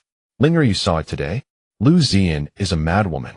Father has recently been building her up to bring her down. The Prime Minister has been gradually revealing his true colors. Soon they will be eliminated. So to avoid alarming the enemy, Father asked me to tolerate the crazy behavior of their clan for now. Bailey Jinghuai was explaining why he didn't eliminate Lu Zian. The Emperor would never allow someone who defied the imperial family to live so arrogantly. I can see her feelings for you. I sense she will come looking for trouble with me again. Gu Qingling saw it very clearly. The whole scene she caused at her home today was because of Bailey Jinghuai's affection for her. Bailey Jinghuai told her his idea of going to the canyon, and Gu Qingling agreed without a second thought. Gu Qingling thought the plan was excellent. She could rest and recuperate properly and live in that beautiful place. It was simply wonderful. Linger, settle in the canyon without worry. I'll arrange for people to build the residence. Take Uncle Gu and Auntie with you, and the servants will go along as well. Rest assured those servants are trustworthy. Just focus on a smooth delivery. Once the outside matters quiet down, I'll come to pick you up. Bailey Jinghuai needed Gu Qingling to be completely safe before he could deal with them without worry. My servants. Gu Qingling latched onto the key point. That day I overheard you mention buying servants, so I arranged things in advance. The servants from the broker weren't brought out that day. The ones who came were all my people. At the time, to keep you from being suspicious, I deliberately asked for more silver. Linger, I meant no harm. I just wanted to protect you and protect the child. Bailey Jinghuai explained, nervously afraid of angering her. Don't be nervous. You've prepared so carefully for me and protected me. How could I blame you? Gu Qingling looked at him with eyes full of gratification. It was like an old mother looking at her son who was dutiful to her, with a mother's face full of relief. Linger, I missed my chance several times before. This time I must speak my heart. Bailey Jinghuai was about to speak when he glanced at the window, then at the door. Only after confirming no one would disturb them did he continue. Look how scared the poor man was. He was afraid that some troublemaker would barge in and ruin his chance to confess his feelings. Bailey Jinghuai held Gu Qingling's little hand. Linger, I want you to be my princess consort. I will love only you with all my heart. Linger, my wish to give you happiness is true, to protect you is true, and to walk through life with you is true. Bailey Jinghuai's palms began to sweat. He had been rejected before, and he truly feared Gu Qingling would reject him again. Seeing how nervous he was, Gu Qingling inexplicably became nervous too. She was stunned for a long time, unsure how to answer. Linger, can you say something? My heart is about to jump out of my chest. He took Gu Qingling's hand and pressed it to his chest. Bailey Jinghuai had waited a long time for her answer and was already incredibly nervous. All his remarkable strategic brilliance and talents vanished completely before Gu Qingling. People often say that a man only feels inferior in front of the one he loves deeply. Gu Qingling realized that she had fallen for the big boy in front of her. Remember what you said. If you ever betray me, I'll take the child and disappear. Bailey Jinghuai finally got the answer he wanted. Good. I won't give you a chance to disappear. I will make you fall in love with me and be unwilling to leave me. Bailey Jinghuai's proud little expression was utterly adorable. Gu Qingling's hands itched, so she reached out and pinched Bailey Jinghuai's cheek. Bailey Jinghuai was rather stirred by the sudden pinch. Linger, is this an invitation? His gaze turned mischievous and seductive. Gu Qingling quickly withdrew her hand. Are you crazy? I'm carrying your son right now. What shall I do? I can't wait any longer. I want to devour you. Bailey Jinghuai had already reached his hand to Gu Qingling's face. Don't be a beast. My body can't handle your rough play right now. This time, it was Gu Qingling's turn to be nervous. Bailey Jinghuai leaned down and gave her a feather-like kiss, so gentle that it seemed as if a firmer kiss might break her. Jinghuai, don't. Although you are strong, vigorous, handsome enough to feast on and juicy, my body won't allow you to act recklessly now. Gu Qingling, when nervous, began to speak nonsense without thinking. It seems Linger is also looking forward to this juicy body of mine. Bailey Jinghuai couldn't help but laugh and began to tease Gu Qingling. Gu Qingling only felt relieved when she saw Bailey Jinghuai sit back down. So that rascal had just been teasing her. Just you wait. Once I've given birth, I'll wear you out until your legs go weak. Linger, rest assured, before we marry, I won't touch you. Our first time, clear-headed and earnest, must be reserved for our wedding night. Look at that. So clear-headed and earnest, truly intoxicating. If you keep talking, I'll really ignore you. Gu Qingling thought to herself, I'm really not in a position to act right now, and all your talk has me stirred up. It's draining my mental energy. All right, I'll stop. Tell me what method will allow you to quickly replenish your nutrients. With his biggest worry now resolved, Bailey Jinghuai began to tackle his second concern. Gu Qingling took out a milky white nutrient solution for intravenous use. Go call Xiaolan over. She's skilled in acupuncture. This should be done quickly. Gu Qingling had once volunteered at a nursing home where elderly patients often had their 4 needles slip out, so she had tried to learn simple intravenous infusion. When Xiaolan came in, Gu Qingling guided her while demonstrating the location of the blood vessels. As expected of someone who had studied medicine, she succeeded on the first try. Miss, can this thing really go directly into the body? Of course. When I have time, I'll find you some relevant books and you'll understand once you read them. Gu Qingling planned to let her study Western medicine on her own. After all, there were relevant books available in the supermarket for reference. Really? Thank you, miss.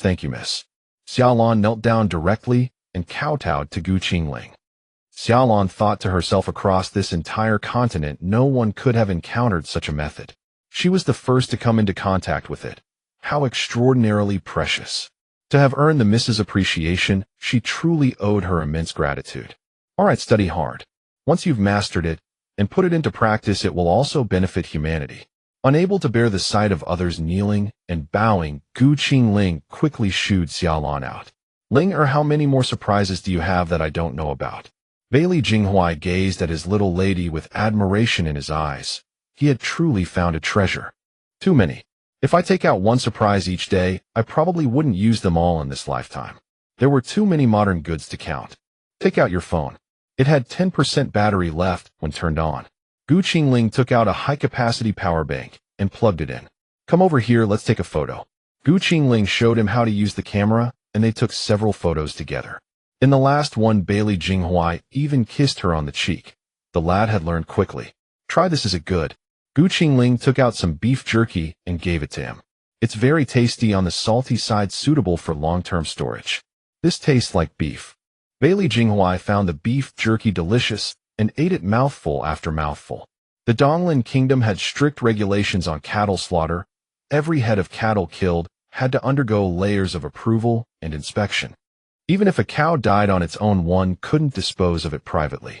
As a result, beef had always been sold at a high price. Right, this is beef jerky, the best thing to carry for military campaigns. After eating it, people gain strength, and it can be preserved for a long time. Gu Qingling said slowly. Is there a large quantity? Bailey Jinghuai asked. As many as you want, no limit. From now on, everything I take out will be unlimited in quantity. Gu Qingling's words thoroughly stunned Bailey Jinghuai. Linger, don't tell these secrets of yours to anyone, or else. Bailey Jinghuai was extremely delighted that she could reveal her true abilities in front of him. All right, I know. Don't worry. If I'm exposed, then what disguise would I have left? I'll just go inside and no one can find me. Gu Qingling said helplessly. Bailey Jinghuai grunted in acknowledgement and began to eat the beef jerky at a leisurely pace. Watching him, Gu Qingling felt it was too dry, so she reached out and took out a bottle of black tea for him, showing him how to unscrew the cap. Bailey Jinghuai stared at the bottle with the face of a curious child, then took a sip. It's delicious. It has the aroma of tea, and it's quite sweet with a unique flavor. Black tea was truly unbeatable for the people here. In this place, sugar was a very precious commodity. Ordinary people rarely consumed it, since a gene of sugar could buy several gene of grain. Linger, are the characters on this from your world? Bailey Jinghuai asked curiously. Yes, the characters from my side are easy to recognize, simple and clear. Also, in my homeland, everyone can study regardless of gender, so there is also the saying of a female top scholar. Gu Qingling gradually revealed snippets of modern life. Is this black tea? It looks like the characters from our side have been simplified. Bailey Jinghuai was exceptionally talented in literature, so he naturally spotted this little pattern quickly. Yes, our characters were simplified from characters similar to those used here. Then how about we learn each other's characters from now on? Bailey Jinghuai found these characters very interesting. No problem. By the way, help me change the medicine. Pull that one out and plug it into the other. Unconsciously, Qingling had already finished one bag of nutrient solution. The next one was much less than the previous one. Oh, after it's done, have Xiao Lan check her condition. Alright, I'll handle it. Are you hungry? Do you want something to eat? Bailey Jinghuai asked her seriously. She casually took out a cup of millet porridge from her space, inserted a straw, and began to drink. Bailey Jinghuai deliberately glanced at what she was drinking in her cup. The two ate and chatted, and soon the medicine had almost run out. Xiao Lan came in, carefully removed the needle, and took her pulse again. Xiao Lan was so astonished that she couldn't react for a long time. Miss, this nutrient injection is remarkably effective. At this rate, you'll be back to normal in about 3 days. What's more, I can sense that the vital essence delivered to the two fetuses has slowed down considerably. Xiao Lan's hands began to tremble with excitement. She looked seriously at Qingling's complexion and said, Miss, your complexion has also recovered greatly, white with a hint of pink. I do feel much better, probably about the same as before I was injured. I want to get up and freshen up. Qingling looked at Bailey Jinghuai. It was so obvious. She was about to freshen up, so shouldn't he step out? Actually, she had felt her body beginning to recover halfway through the infusion, but she simply hadn't said anything. Bailey Jinghuai obediently walked out. Xiao Lan called in other maidservants to heat water, bathe her, change her clothes, and comb her hair. After all this, an hour had passed. When she went out, she saw her father and Bailey Jinghuai sitting to the side discussing the construction of a house. Linger, are you really all right? If you're uncomfortable, lie down and don't push yourself. Father Gu looked at her with a worried expression. He had just heard from Madame Chun what had happened in the courtyard. He could only hate his own incompetence for failing to protect his daughter properly, allowing outsiders to bully her so. Jinghuai just told me that tomorrow we'll go to a secluded place and live there for a while. I'll go discuss the details with your uncle and ask him to help manage things. Qingyin beckoned a servant to push him away. While Gu's father and Qingling were conversing, Bailey Jinghuai kept gazing at her. Why are you staring at me like that? Qingling felt somewhat uneasy under his persistent gaze. Ling how wonderful it is to look at you openly like this, Bailey Jinghuai said, lost in admiring contemplation. Let's stop this. You should at least restrain yourself. Everyone is watching you. Qingling gestured for him to look toward the servants in the courtyard. The servants all had their heads bowed, their shoulders shaking with suppressed laughter. Bailey Jinghuai, in a splendid mood, replied, Let them look. I'm speaking to the mother of my child. Must I still impose restraint? Qingling shot him a withering glare. Shut up. Can you not be so shameless? The corners of his mouth rose, his expression tender and affectionate. What would you like to eat tonight? Qingling simply could not endure this atmosphere any longer. Are you hungry? They are preparing the meal now. Take a seat for a moment. Bailey Jinghuai took Qingling's hand in his. Qingling produced a modern edition of the 3-character classic and Xian paper studying characters while learning their traditional forms. The sunset dyed the sky in brilliant hues, and from a distance the pair appeared as a picture of tranquil contentment, a perfect match. Before darkness fell, Bailey Jinghuai departed from Qingshan Village. The 1,000 mountains awakened at dawn, bathed in magnificent morning light.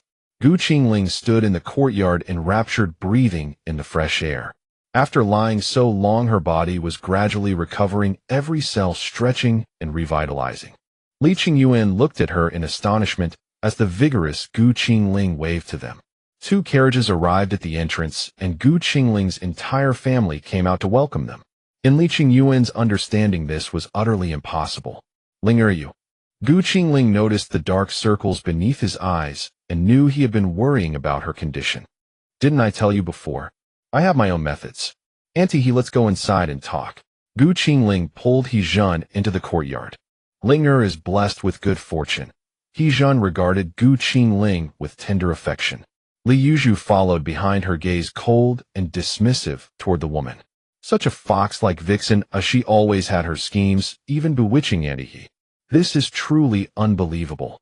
If I told anyone, they would think I was boasting. Even you, auntie, he have never witnessed such a situation before. Li Qingyuan examined her pulse while speaking excitedly. He had worried needlessly. Now he could finally rest easy. With auntie, he present Linger would deliver smoothly. After both Li Qingyuan and He Zhen took her pulse and conferred with one another, there was still an issue with fetal positioning, but after the acupuncture, Linger will be fine. He Zhen also breathed a sigh of relief. Then I will assist auntie He. You all may leave first. Li Yuzhu eagerly stepped forward to begin preparations. Qingling deeply disliked Li Yuzhu, always feeling that the girl looked at her as if attempting to steal her man. Yuzhu, come with me. Auntie He has Xiaolon to help. Try not to create further disruption. Li Qingyuan regretted allowing her to come and cause trouble. Early that morning she had been waiting by the carriage, insisting on following along. Brother, I am worried about Linger. Let me stay. Li Yuzhu wore a pitiful expression that seemed genuine enough. Bailey Jinghuai looked at her coldly. Li Yuzhu, we appreciate your goodwill, but Linger does not need your care. Hearing Bailey Jinghuai's words, Li Yuzhu felt as though struck by lightning. She stood dazed as Li Qingyuan pulled her out of the room. Brother, did Brother Jinghuai just mean what I thought he meant? Li Yuzhu pulled Li Qingyuan aside and whispered her question. Yuzhu, I understand your feelings. We too have both suffered so much, but what is not meant to be ours should not be forced.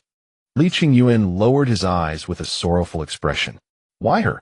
What exactly do you see in her? Is Brother Jinghuai so desperate that he would accept a woman with a tarnished reputation and an unborn child? Li Yuzhu cried out in protest. Yuzhu, love is not something that can be secured by status, position, or a good family. True affection requires mutual devotion. Li Qingyuan spoke softly. Brother, but I cannot accept it. Why her? How does she surpass me in any way? Tears streamed down Li Yuzhu's face like a broken dam. Growing more agitated, she simply crouched in the corner and wept silently. Seeing his sister so distraught, Li Qingyuan had no desire to linger. Just then He Zhen emerged after finishing her preparations. She is stable now. I will let Linger rest for a while, and she will be fine when she wakes. Here is the prescription I prepared yesterday. Quickly fetch the medicinal herbs for Linger to take. He Zhen handed the prescription to Chen Shi. Thank you, Dr. Chen, for your trouble. We are leaving now. Chen Shi hurriedly instructed her servants to obtain the medicine. I prepared some medicine when I came. Let us go to the carriage to retrieve it. Bailey Jinghuai signaled with his eyes, instructing Si Lu to fetch it. Jinghuai, I will take this Yuzhu back first. I am also investigating the midwife matter, and we will keep each other informed of any progress. He lifted the eavesdropping Li Yuzhu, who had been crouching on the ground, and helped her into the carriage. He Zhen bid farewell to everyone, and they returned to town together. Qingling slept until dark before waking, only to discover her servants were all waiting for her to awaken. What is this? Qingling asked in confusion, looking at Bailey Jinghuai. We are departing for the canyon tonight, taking advantage of the darkness to avoid encountering villagers. Bailey Jinghuai spoke as he helped her to her feet. Very well, let us depart then, Qingling said with evident excitement. The group moved slowly up the mountain path by moonlight, with Qingyin carried by servants and others pushing the wheelchair. Upon arrival, Chen Shi and Qingyin looked bewildered. Such a small cave. How could anyone be hidden inside? Qingling exchanged glances with Bailey Jinghuai, signaling him to enter first while the others waited outside.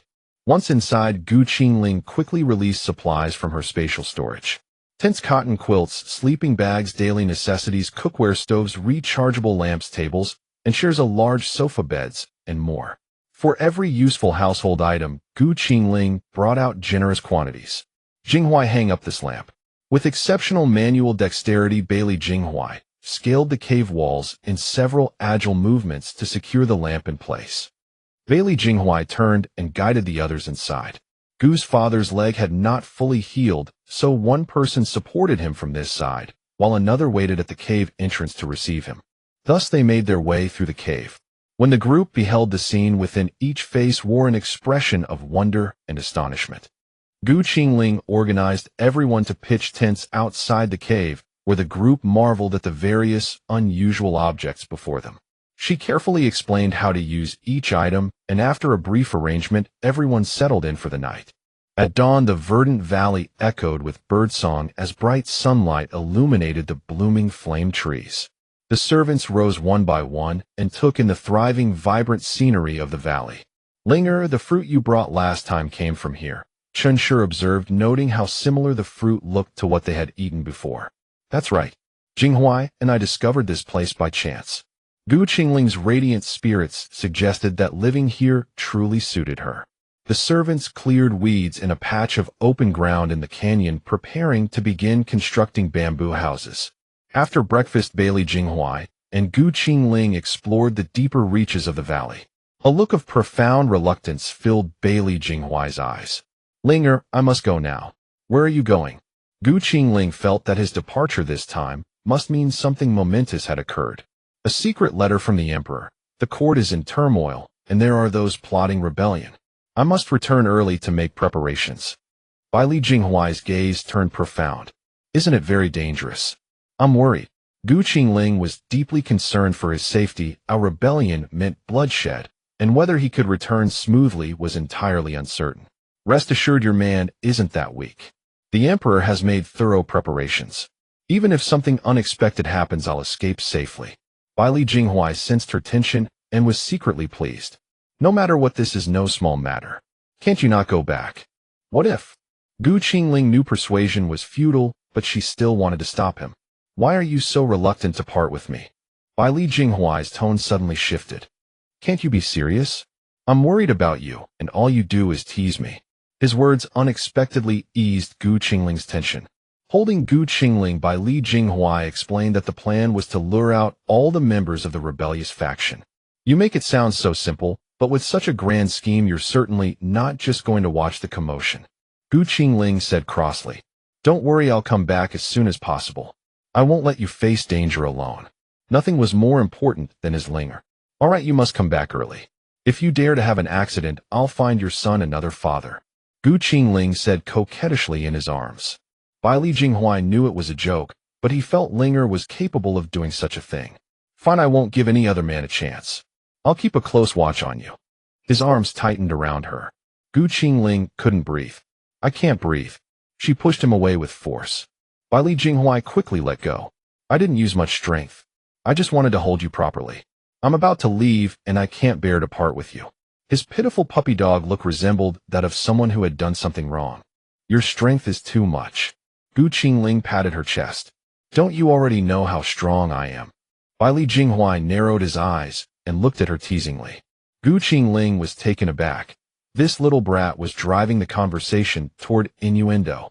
I really don't know. What a pity I fainted that day. Gu Qingling pretended to look regretful. Bailey Jinghuai's cheeks flushed slightly. You're a young lady. How can you speak even more boldly than us men? This is what I call taking your path and leaving you no path to take. Gu Qingling looked at him with utter seriousness. I'm truly convinced by your twisted logic. Bailey Jinghuai shook his head in amusement. A day apart felt like 3 autumns. Gu Qingling had grown accustomed to seeing Bailey Jinghuai every day. In the blink of an eye, Bailey Jinghuai had been gone for 3 days. Each day felt excruciatingly slow. Life in the canyon was pleasant, yet it was precisely that pleasantness that deepened her longing. Sigh. As a prominent business elite from the 21st century, she had actually fallen for a little brat. So much for staying single forever, so much for all men are no good, and yet. Lying on a hammock, she gazed quietly at the sky. In the distance, a small carrier pigeon flew over and landed in her arms. Gu Qingling wondered, were ancient pigeons this clever? It had found its target with precision. She opened the note. The handwriting was vigorous and forceful, as handsome and dashing as the man himself. To Linger, personally read all is well, drinking water, I think of Ling. One day apart, I yearn as if crazed. Signed Jinghuai. The chasm of longing in Gu Qingling's heart was utterly filled. Afraid that Bailey Jinghuai might not recognize her handwriting, Gu Qingling drew a little girl holding an enormous red heart, offering it to a little boy, then tucked the note onto the pigeon's leg. From then on, a letter from Bailey Jinghuai arrived every other day. As the time apart stretched on, Gu Qingling gradually adapted to their separation. A few times she didn't know what to reply, so she simply drew a heart for him. At first, Bailey Jinghuai was delighted, but after receiving several in a row, he noticed Gu Qingling's perfunctoriness. Gu Qingling was not a hopeless romantic at heart, so the lovesick Bailey Jinghuai felt she had changed, and began to let his imagination run wild. After that, whenever Bai Li Jinghuai received a red heart, he would release several carrier pigeons that day, the words between the lines complaining about how perfunctory she was and how she didn't love him enough. Qingling would then draw a different little picture to appease him. A month passed in this manner, and Qingling's body grew heavier. She had also gained a lot of weight. In recent days, the sound of Chen's sighs was often heard. During this time in the canyon, Qingling's family had visibly grown plumper and fairer. Whether it was the excellent water in the canyon or their state of mind, everyone had put on a little weight. The valley was rich in herbs, and with Xiaolan's treatment, Qinglin's leg had recovered rapidly. He could now walk with the aid of a crutch. Qingling had grown anxious lately as she had not received a flying message from Bai Li Jinghuai for 3 consecutive days. Linger, why not send Yinny out to investigate the situation outside? Chen noticed Qingling's worry. All right, let him check how our house is coming along. If it's finished, we'll all move out. Qingling didn't want to give birth in the canyon. Without a midwife here, it would be even more dangerous. Linger, we entered the canyon to avoid Lu Zian. If we go out so rashly, Chen said with concern. No matter what, we can't stay here forever. We can't wait any longer. Aside from the uncontrollable danger of childbirth, I have ways to handle everything else.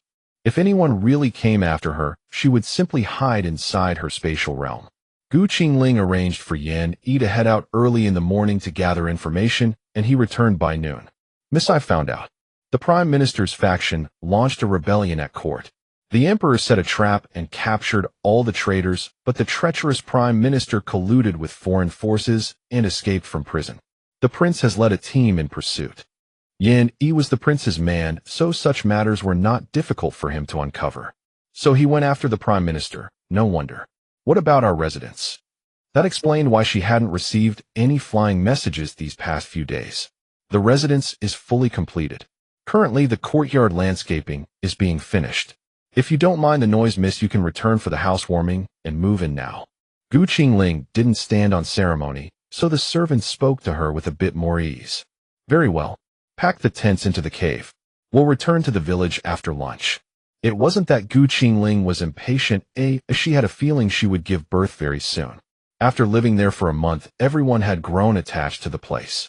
As they left, they kept looking back with reluctance. As Qingling's family descended the mountain, the villagers curiously asked where they had been. Qingyin casually made up an excuse to brush them off. Just as they arrived at the entrance of the old residence, they saw Li Qingyuan standing at the door like a statue of a longing wife. Linger. Li Qingyuan looked at Qingling with a plaintive gaze. Linger, your time is near. Do not run about carelessly anymore. For the past month, Li Qingyuan had been diligently searching for a reliable midwife to assist Qingling with the delivery of her twins.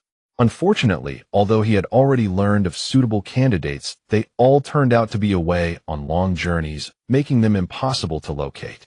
With no other option, Li Qingyuan asked shop managers in other counties to help find a competent midwife, but each one was intercepted along the way as though someone knew their movements and was deliberately setting precise obstacles.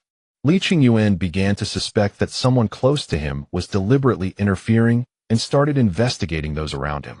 Yet before he could begin his inquiry, a midwife from Shunan County, renowned as the most skilled practitioner in the region, voluntarily came to their door. This midwife's sudden arrival dispelled Li Qingyuan's suspicions of insider sabotage, leading him to dismiss it as mere coincidence.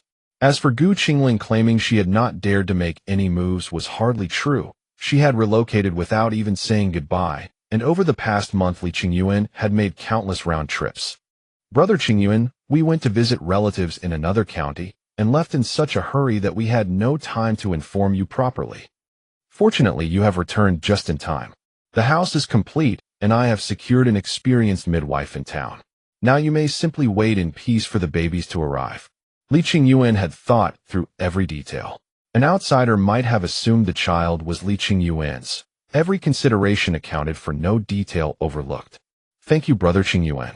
We will rest today and move tomorrow morning, Qingling said with a smile.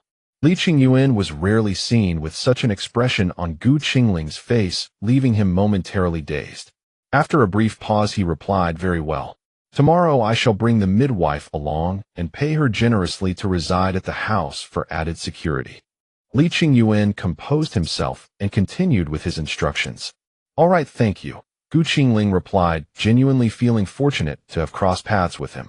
Noticing Gu Qingling's parents casting curious glances at him, Li Qingyuan quickly explained, Jinghuai has been occupied with recent affairs and unable to attend to everything. As his sworn brother who has risked his life for him, it is only natural that I would look out for Linger as well. Qingyuan, you are a good boy, do not overthink it. Come in quickly, we have picked some fruit from the mountains. Do taste it, it is delightfully sweet, Mrs. Chen hurriedly invited Li Qingyuan inside. The servants began sweeping dust and washing utensils, while Gu Qingling attended to Li Qingyuan brewing him tea. Linger looks much healthier now and is filled out nicely. With you in such good condition, my worries have eased considerably. Li Qingyuan dared not linger his gaze upon Gu Qingling, for he found her even more enchanting now that she had gained a little weight. I have indeed put on quite a bit, she admitted, frowning as she rubbed her cheeks. They say expectant mothers have hearty appetites, and it is truly so. I have been eating voraciously lately, which accounts for the weight. Gu Qingling puckered her brow and massaged her face with both hands. Watching her adorable expressions, Li Qingyuan could not help but burst into laughter. Gu Qingling shot him a reproachful glance. Brother Qingyuan, if you keep laughing at me, I shall not offer you any of the good food. She reached out to snatch the fruit platter. This was given to me by Aunt Gu. You have no authority over it. Li Qingyuan quickly protected the fruit platter and carried it away. From within the room, Gu Qingyin and Mrs. Chen overheard their exchange. This boy clearly treats Linger most tenderly, attending to every detail so thoughtfully, Mrs. Chen remarked with an expression of regret. Linger has her own thoughts on this. We should not interfere. Both young people are excellent choices. To Gu Qingyin, both suitors were outstanding, and whichever Linger chose was what mattered. What could I possibly interfere with? I merely observe that Qingyuan is particularly meticulous. I shall not dictate Linger's choice. As long as she delivers safely, that is all I desire. A mother naturally understands the pain and hardship of childbirth. Rest assured, our Linger possesses great fortune. She shall be unharmed. Gu Qin reassured, his words seeming as much directed inward as toward his wife. The group spent a cheerful afternoon in lively conversation. When Li Qingyuan departed, Gu Qingling handed him an extra-large power bank. Deep into the night, Gu Qingling rose to use the restroom. In the final stage of pregnancy, the baby had grown so large that she needed to wake every 2 hours. As she prepared to rise, she heard rustling sounds near the window. By all rights, with servants on night watch, no one should have been able to enter. Yet the sound clearly indicated someone was approaching their doorway. Frightened, Gu Qingling quickly retreated into her spatial dimension, relieving herself, while straining to listen to the noises outside. She needed to finish promptly. If anything unexpected occurred, and she accidentally wet herself, the embarrassment would be unbearable. The sounds outside were indeed heading directly toward her room, clearly aimed at her. Gu Qingling retrieved an electric baton within her space and listened intently to the approaching footsteps. Just as she prepared to confront the intruder, she heard Bailey Jinghuai's soft voice. Linger, it is me. Do not be afraid. Bailey Jinghuai had guessed that Gu Qingling might have entered that particular space. Gu Qingling emerged from the spatial dimension. Jinghuai, why are you here? What are you doing creeping about at this hour? You could have simply come tomorrow morning. I nearly attacked you with my weapon. It turned out Bailey Jinghuai had pursued the rebel chancellor all the way to the eastern border of the Donglin Kingdom, but foreign agents ultimately intercepted and rescued him, allowing Chancellor LV to escape. Bailey Jinghuai had accurately calculated that Gu Qingling was nearing her delivery date. Employing Qinggong, he traveled day and night, compressing what would normally take 3 days on horseback into a single day. Seeing the exhaustion etched upon Bailey Jinghuai's face, Gu Qingling recognized that this young man was remarkably reliable. At the very least, he had honored his promise to her. Bailey Jinghuai sat by her bedside, gently caressing Gu Qingling's belly. As he spoke, his eyes closed, and he drifted off to sleep. Gu Qingling brought him into the spatial dimension, fearing that if Mrs.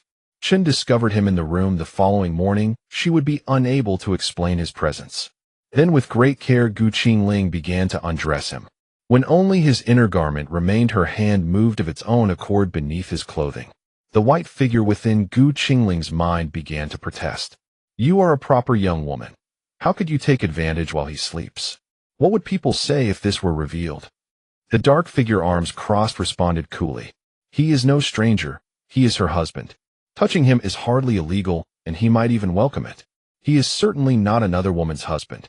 Nonsense, you are utterly shameless. A proper girl should carry herself with dignity and restraint. Do you understand? The white figure's voice grew louder. As Qingling wrestled with her conflicting impulses, strong hands caught her small ones. If you wish to touch, then touch. Stop hesitating. I have been waiting too long. Qingling's hand was guided firmly onto his abs. So you were not asleep after all. I undressed you completely, and you showed no reaction. Her words carried a hint of nervousness. When my princess undresses me, what reaction should I give? If I were not so exhausted, I would indeed have been responding appropriately. Bailey Jinghuai kept his eyes closed, resting peacefully. Just you wait, Qingling whispered softly against his ear. How could Qingling possibly let a mere child manipulate her? That would be utterly humiliating. Qingling gazed quietly at the person sleeping before her, her heart swelling with profound satisfaction. Simply watching him was enough to fill her with contentment. Before she knew it, she too had drifted into slumber. Qingling dreamed that she had returned to that night with Bailey Jinghuai. Whether it was she who had ignited the desire or his touch that burned too fiercely, the hazy memories of that evening suddenly became vividly real. She bit down on her lip. The sensation was so real. It stirred an uncontrollable flutter in her chest, and her fingers unconsciously tightened around the silk sheets. Yet in an instant he freed her hand, lacing their fingers together as warmth flowed between them. Qingling's eyes snapped open. Seeing their interlaced fingers, she realized it was no dream. As her gaze met his handsome features, he asked, "Have you looked enough?" "Not nearly enough. I was waiting to see how you plan to handle me." Bailey Jinghuai fought to steady his trembling voice. Speaking those words had cost him every ounce of his restraint. Qingling glanced down and realized she had not worn an undergarment last night. Her once flat figure had softened and curved with pregnancy, and the silken fabric clung to her, outlining her form in an alluring manner. Startled awake, she crossed her arms over her chest. "You?" But before she could finish, Bailey Jinghuai leaned in close, his burning lips pressing against her brow in a fleeting, intoxicating touch. Yet his passion extended far beyond that single kiss. His lips traveled downwards, starting from her forehead, until they reached her tightly closed, trembling lips, slipping past her parted breath, like a sweet fragrance invading a hidden realm. She was so petite that one of his hands could easily bind both her slender wrists. Meanwhile, his uninhibited other hand wandered freely over the curves and hollows of her body, each touch driving him into a frenzy. Qingling's heart soared into the heavens. Her thoughts were entirely consumed and overpowered her instincts, guiding her to seek the pleasure he offered. The tension was unbearable, the moment irrevocable. There was no turning back now. Qingling could no longer restrain herself. "I have imagined this day countless times in my fantasies, and now I find myself truly unable to hold back. Will you indulge me just this once?" Bailey Jinghuai suddenly rose, turning his back to Qingling as he gasped for breath. "You little enchantress, just wait. I shall spare you today." He tilted his head toward the sky, his hand continuously wiping away something. Qingling sat up and saw his hand stained with blood. "If you continue to bleed like this, won't it cause internal injuries?" She handed him a packet of tissues. The blood-stained papers on the floor made the atmosphere even more tense. Not daring to play with fire any longer, Qingling slipped out of the space, seeking a change of scenery to cool the intense mood. "Phew, I nearly got myself swept away. Luckily I'm pregnant." She patted her chest to calm herself. The fresh morning air brought a cooling sensation to her lungs, and after several deep breaths, the lingering heat finally dissipated. Qingling dressed and stepped outside. Everyone was still asleep, so she quietly left the compound, greeted Yan Wu, and walked toward the riverside. With no one around, she slipped back into the space and closed her eyes, sensing his presence. She found him watching cartoons in the living area. "Jinghuai, let's go have breakfast." Qingling led him to the staff cafeteria. Bailey Jinghuai was full of energy, utterly amazed by everything around him. He examined this and that along the way like a curious child. Gu Qingling couldn't help but smile at seeing such a noble prince act so naive and wide-eyed. Gu Qingling's gentle, almost maternal smile made Bailey Jinghuai chuckle. Even at a young age, she always tried to appear so dignified and composed. After their meal, the two left the space and visited the new residence. Gu Qingling's home and Bailey Jinghuai's estate stood side by side, separated by only a single wall. They agreed to build an arched doorway connecting the two, making it convenient to visit each other in the future. Gu Qingling spoke of her plans for business and how she intended to raise their child, dreaming of their happy life together. Bailey Jinghuai held back for a long while before finally speaking. Ling, I mentioned your situation to the Emperor Father. He suggests you move to the capital so you can assist me with matters of state. However, if you prefer to stay in Qingshan Village, the Emperor will not force you. The Emperor's actual words had been, even if we must invite you on a palanquin carried by 8 men, bring her here.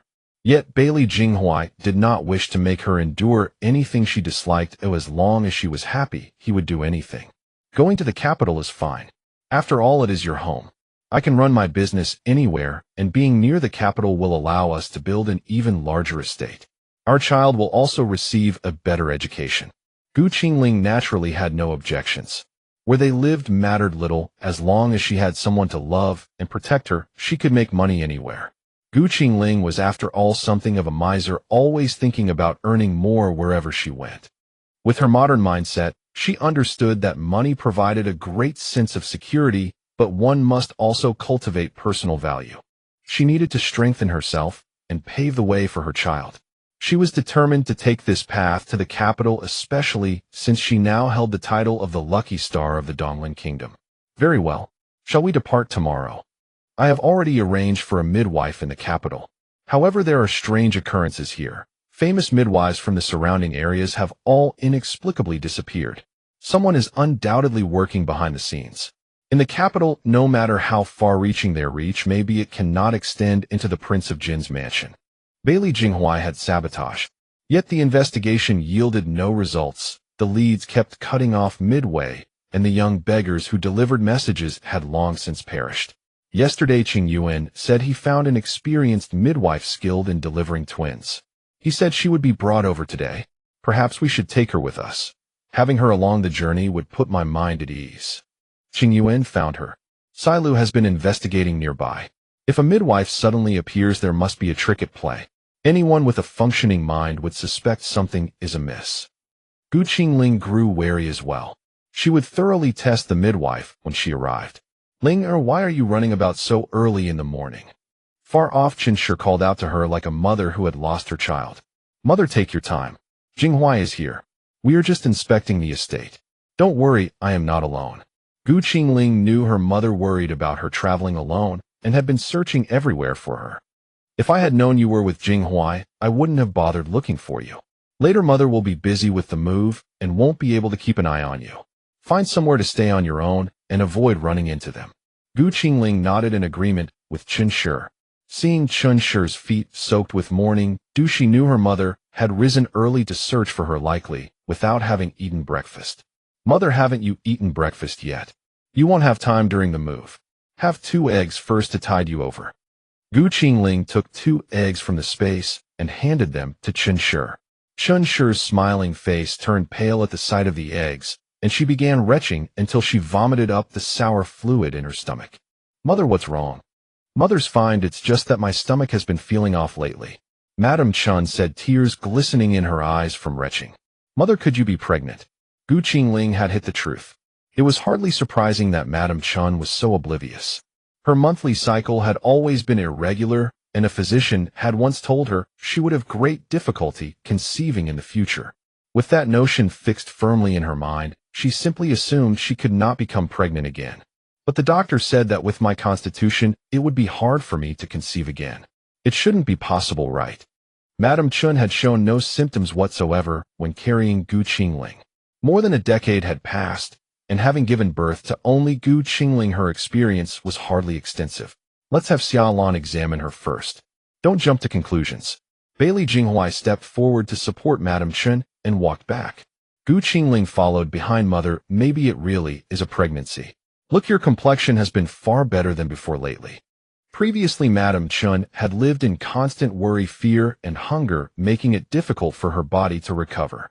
But ever since severing ties with the relatives, she had not had to fret over food or clothing, and her mood was no longer as stifled as before. Her recovery was only natural. As Bailey Jinghuai helped Madame Chun into the courtyard, the servants were all alarmed, frozen in place. A prince of his noble standing actually had such a side. They were utterly stunned. Ahem, ahem, ahem. Qingling gave a deliberate cough of reminder from behind. Oh, what's wrong with the lady? Chunyu reacted swiftly and hurried forward to support Madame Chun. Xiaolan mother just vomited badly. Come check on her. What's wrong with her? Qingling instructed. Qingyin, leaning on his cane, had also made his way to Madame Chin's side. Mother of my child, what's the matter? It's nothing. The children are exaggerating. I just feel a little unwell and nauseous. Madame Chin, fearing a false alarm, did not rush to any conclusion. Xiaolan soon diagnosed it as a pregnancy pulse.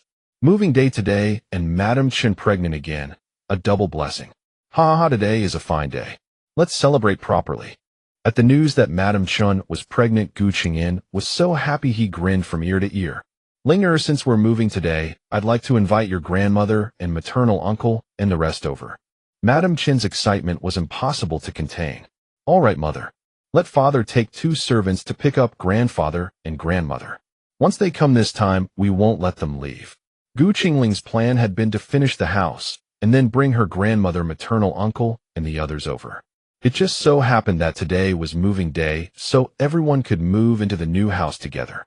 Mother of my child, don't move about. We don't have much to carry anyway. Just let the servants handle it. I'll be back before you know it. Madame Chin's parental home was separated from Qingshan Village by a mountain.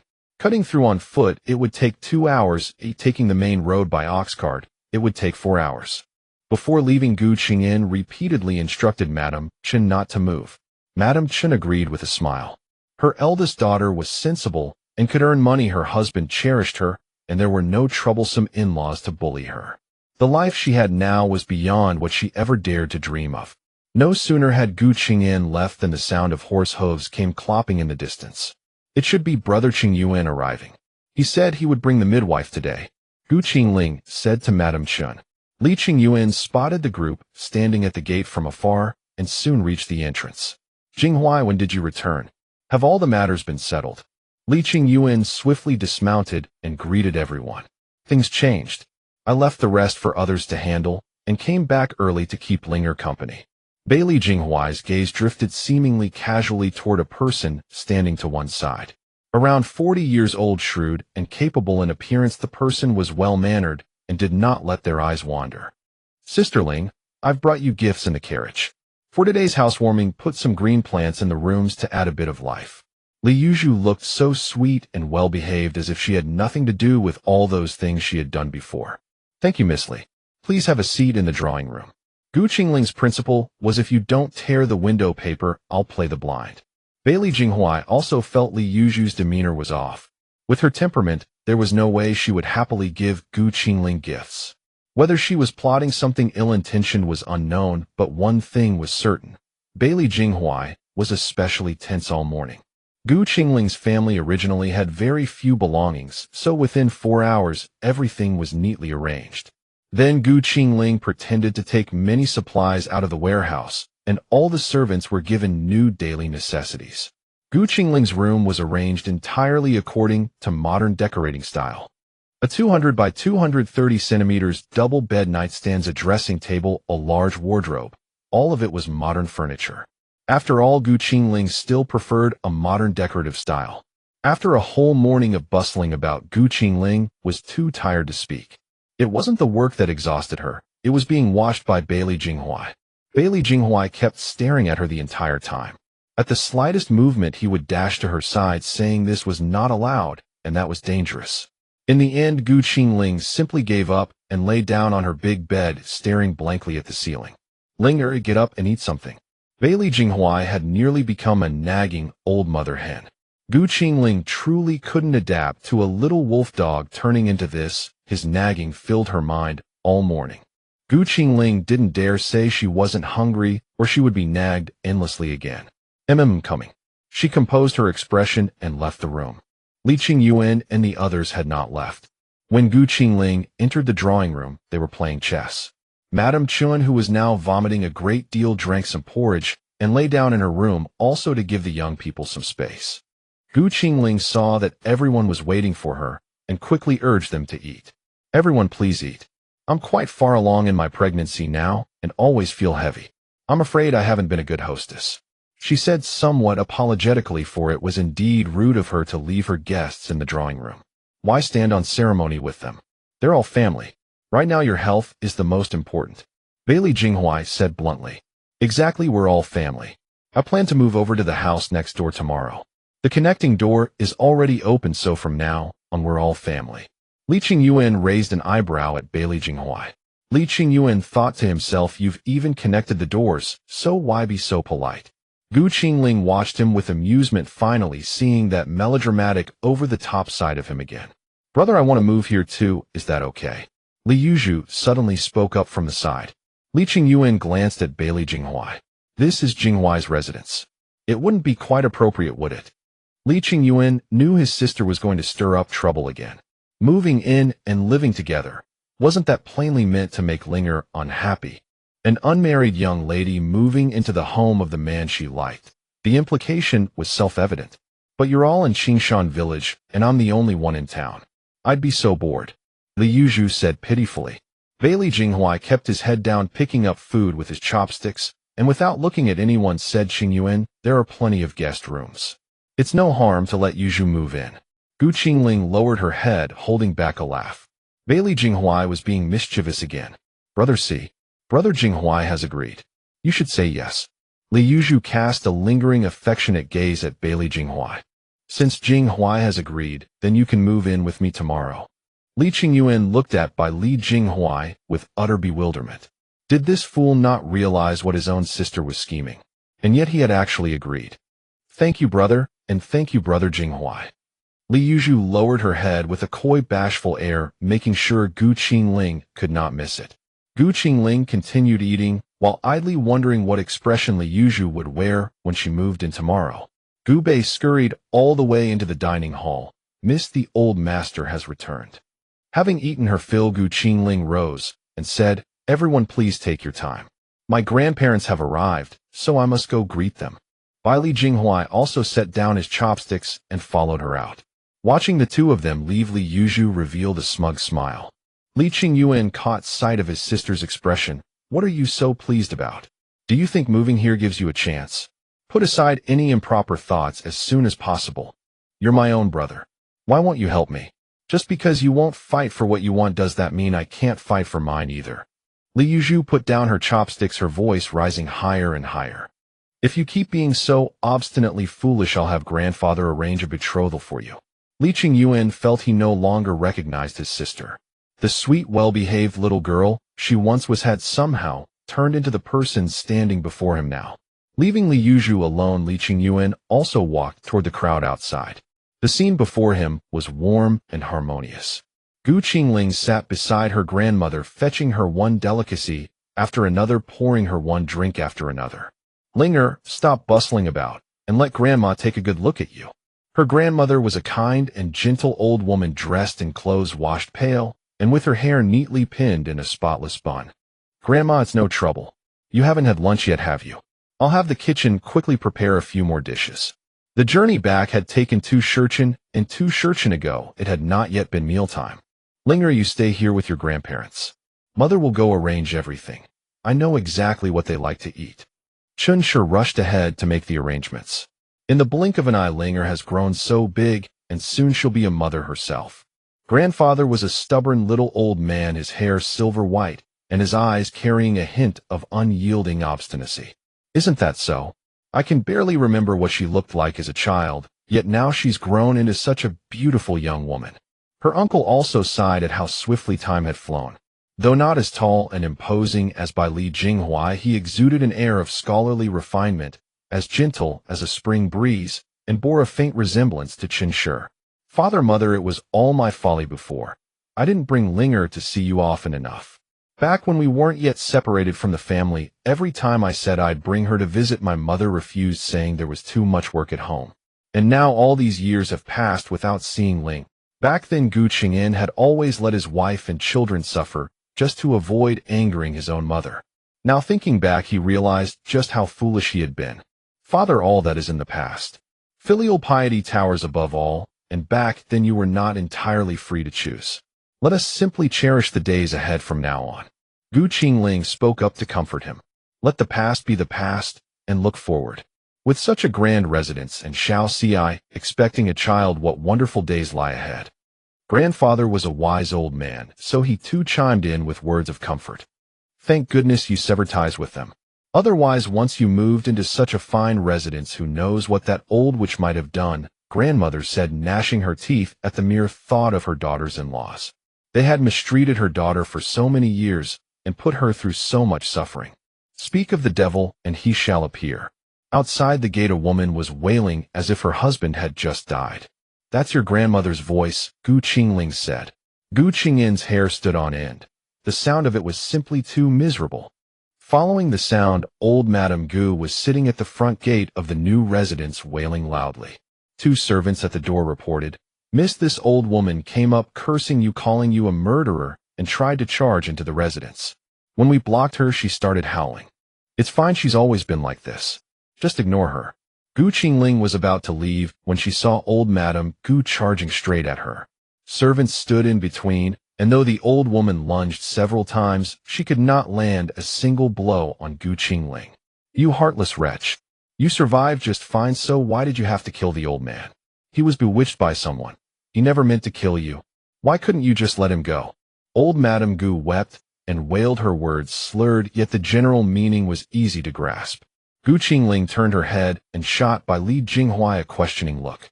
It seems old Master Gu couldn't hold on any longer. During the last interrogation, he was already barely clinging to life, Bai Li Jinghuai replied. It was merely a guess on by Li Jinghuai's part, as he had stayed by Gu Qingling's side all along and paid little attention to such trivial matters. Old Madame Gu overheard his words. "You're lying. The old man was poisoned. Blood was pouring from his eyes, ears, and nose. It was too cruel. Why would you do this to him? All he wanted was a little more silver. Why?" Old Madame Gu's wailing had already drawn the villagers over. "Old Madame Gu, use your head.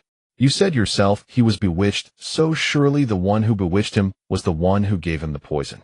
Anyone with a brain would know that as long as the mastermind behind all this is still unknown, he was still of use."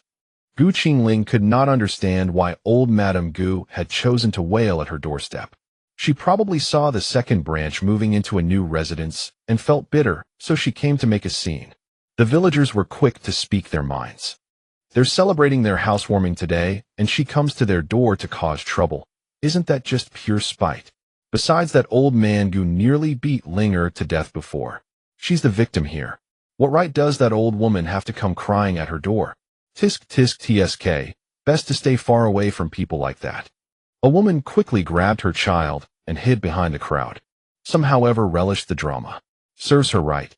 People like that deserve to die. She sees others living well and gets jealous, even tries to harm them. Beating her to death outright still wouldn't be enough. Old Madame Gu, today is the auspicious day of our housewarming. If you keep wailing and causing a scene, I will not be polite. Gu Qingling's voice was icy cold. "Pa, what do I care if you're not polite? I don't want to live anymore anyway. The old man is dead, so what's the point of living? I'll make my scene today, and if you dare lay a hand on me, I'll die right on your doorstep." Old Madame Gu had learned quickly. She was turning Gu Qingling's own tricks against her. Gu Qingling was utterly speechless, having hoisted herself by her own petard. Reasoning with a scoundrel was like casting pearls before swine. Gu Qingling was at a loss. She could neither hit the woman nor simply let it go. "Then what exactly do you want? Surely you didn't come all the way here just to cry at our doorstep." Gu Qingling helplessly crossed her arms. 100 taels of silver. Not a single coin less. Old Madame Gu wiped the corner of her eye. She had wept so convincingly that Gu Qingling had thought her genuinely heartbroken, but it turned out her affection was for silver all along. "Your youngest son is still locked up in prison. If you want him to stay alive, get out of here now." Bai Li Jinghuai let the words drift out, neither cold nor warm. Old Madame Gu's wailing came to an abrupt halt. Elder Gu pondered carefully. Was this person speaking the truth or fabricating lies? Could they possibly reach into the county yaman's operations? Just then Qingling's maternal grandmother burst out from the courtyard. "You wicked old hag! You abused my daughter and my granddaughter. May you meet a wretched death. People like you deserve retribution. Left unprotected in old age, your husband died, your son died. All the sins you've committed.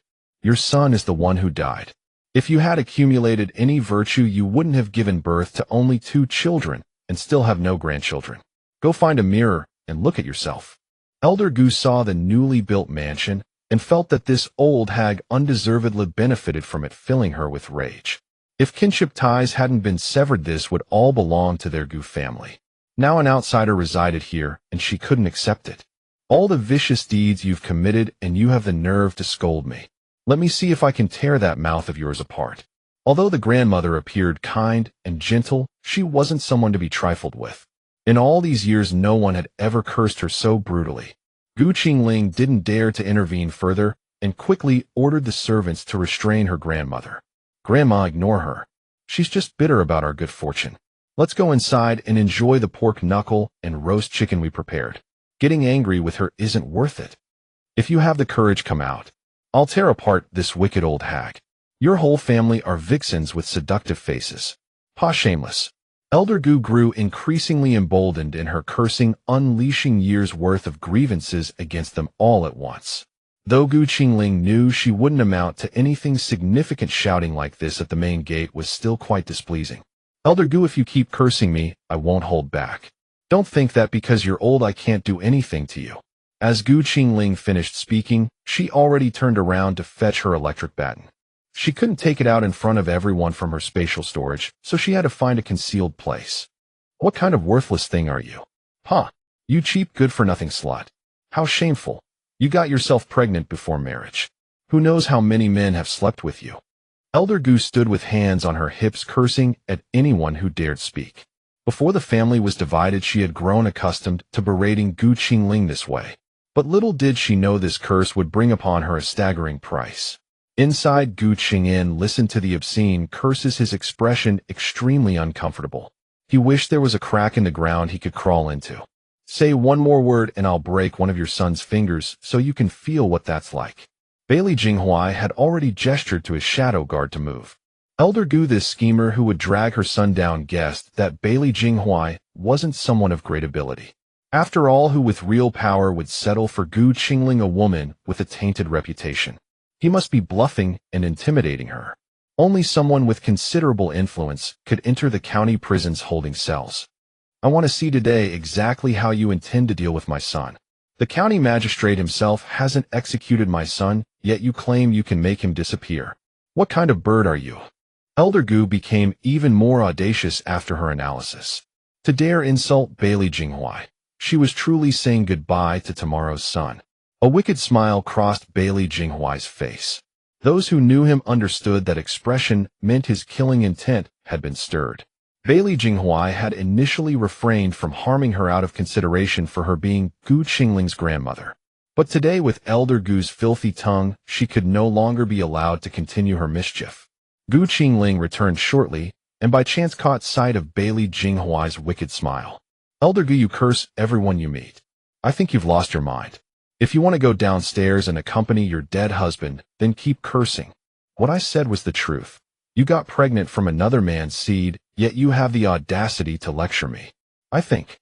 Just as Elder Gu stepped forward to argue further, before she could finish, she collapsed. "Carry her away. Don't let her defile my doorway. Rinse the area with water afterward. It's too ill-omened." Qingling had warned her before. Her refusal to listen was her own doing. After Elder Gu was carried away, the villagers were too frightened to speak. The device in Qingling's hand was beyond their understanding. Humans naturally fear the unknown, especially when someone could be rendered unconscious in an instant. Many villagers, terrified, turned and left. Some bolder villagers murmured among themselves, "This Elder Gu was shameless beyond measure. She got what she deserved. Envious of our new home, she came to cause trouble. Since the family split, look at the life they lead versus the second branch. They must regret it bitterly." The villagers chattered back and forth, but Qingling paid them little mind and entered the courtyard. With the main gate closed, they were completely cut off. Qingling had originally raised the courtyard walls to 3 meters to keep wild beasts at bay. Not only did the walls deter animals, but they also blocked the villagers' curiosity. To see the full picture, one would have to climb the hill. Seeing the gate shut, the villagers dared not discuss matters openly. The second branch had truly risen to prominence. So many servants, such a grand mansion, and Miss Ling's devastating hidden weapons. In the future, one must never cross them. With the disgusting person driven away, the atmosphere remained somewhat dampened. Father, I sent Gu Nan to fetch Uncle Zhang Hai. He'll be coming over shortly, and I have some matters to discuss with him. Don't dwell on it. Regardless, she's still your grandmother. How could I not have thoughts? Gu Qingyin wondered in his heart why one could have such a mother. She likely isn't your biological mother. On the day the family divided, I hid in the room and overheard her muttering that you weren't born of her. Gu Qingling didn't wish to keep this secret any longer, otherwise her father might truly fall into depression. What you're saying is true. Gu Qingyin suddenly rose to his feet in shock. No wonder you said that day, I don't resemble my eldest uncle and the others. No wonder I never felt care or affection growing up. So that's how it is. Gu Qingyin seemed lost in memory, standing frozen in place. Ling why didn't you tell us before? Chen Shi stepped forward, grasping Gu Qingling's hand, and asked gently.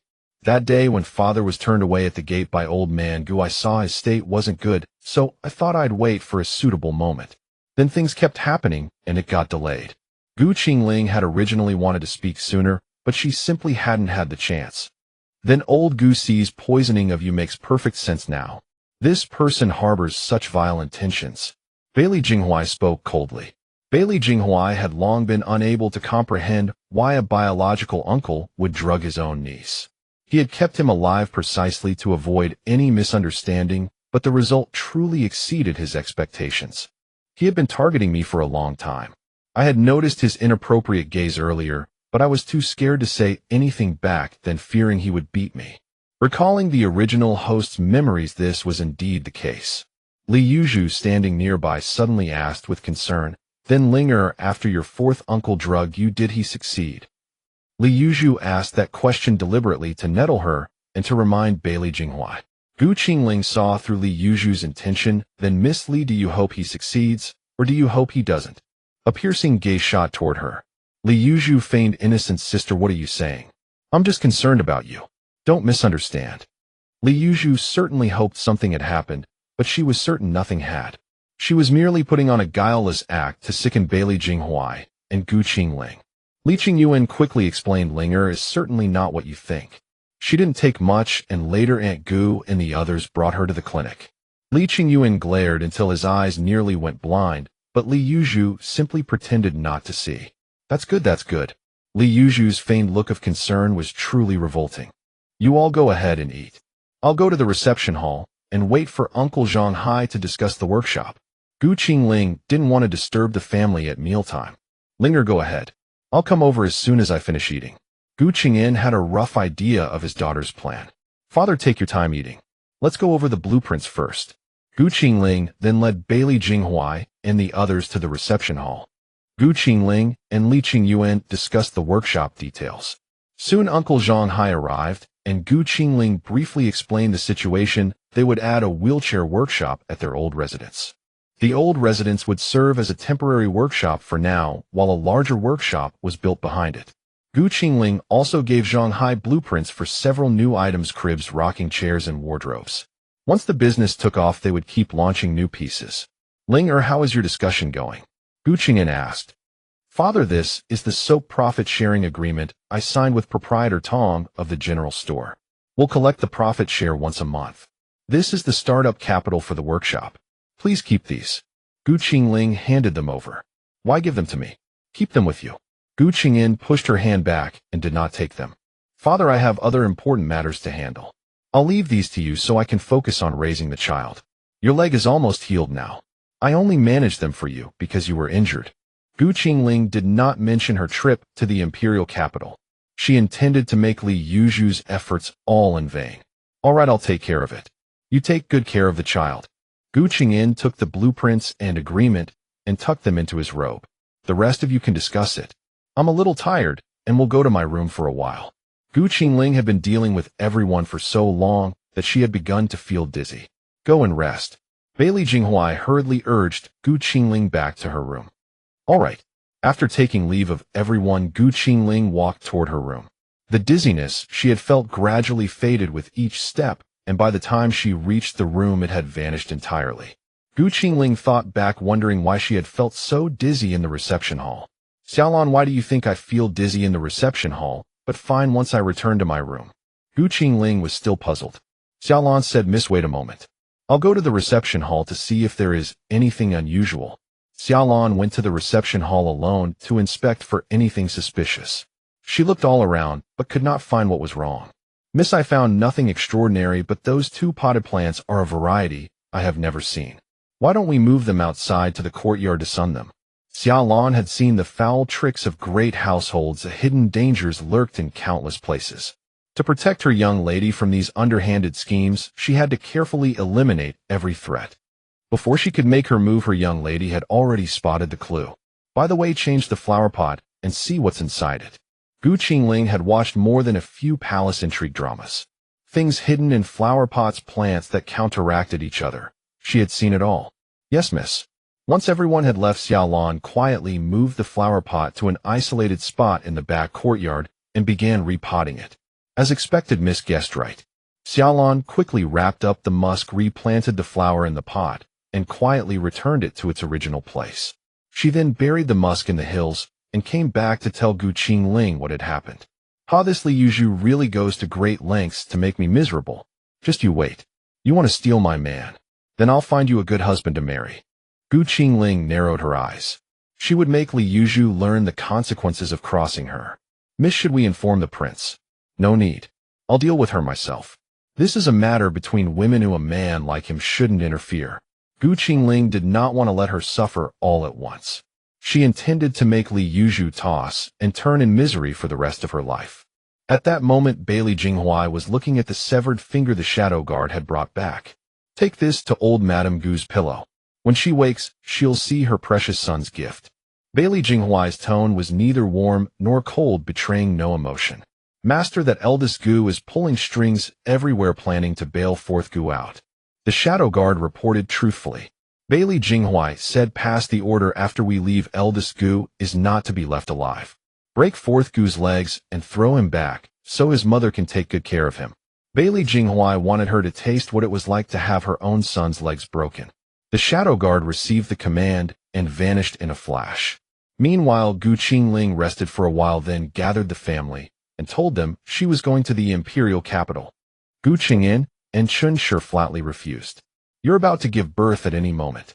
If something happens on such a long journey, what would we do? Chunshi said anxiously. Qingling comforted her earnestly. Mother, don't worry. I'll bring a midwife along so nothing will go wrong. No mother will go with you. I can't rest easy if you go alone. Chunshi immediately moved to pack some clothes. Mother, have you forgotten? You're pregnant too. I originally planned to have both you and father go, but once I learned of your pregnancy, I gave up that idea. Qingling reasoned seriously.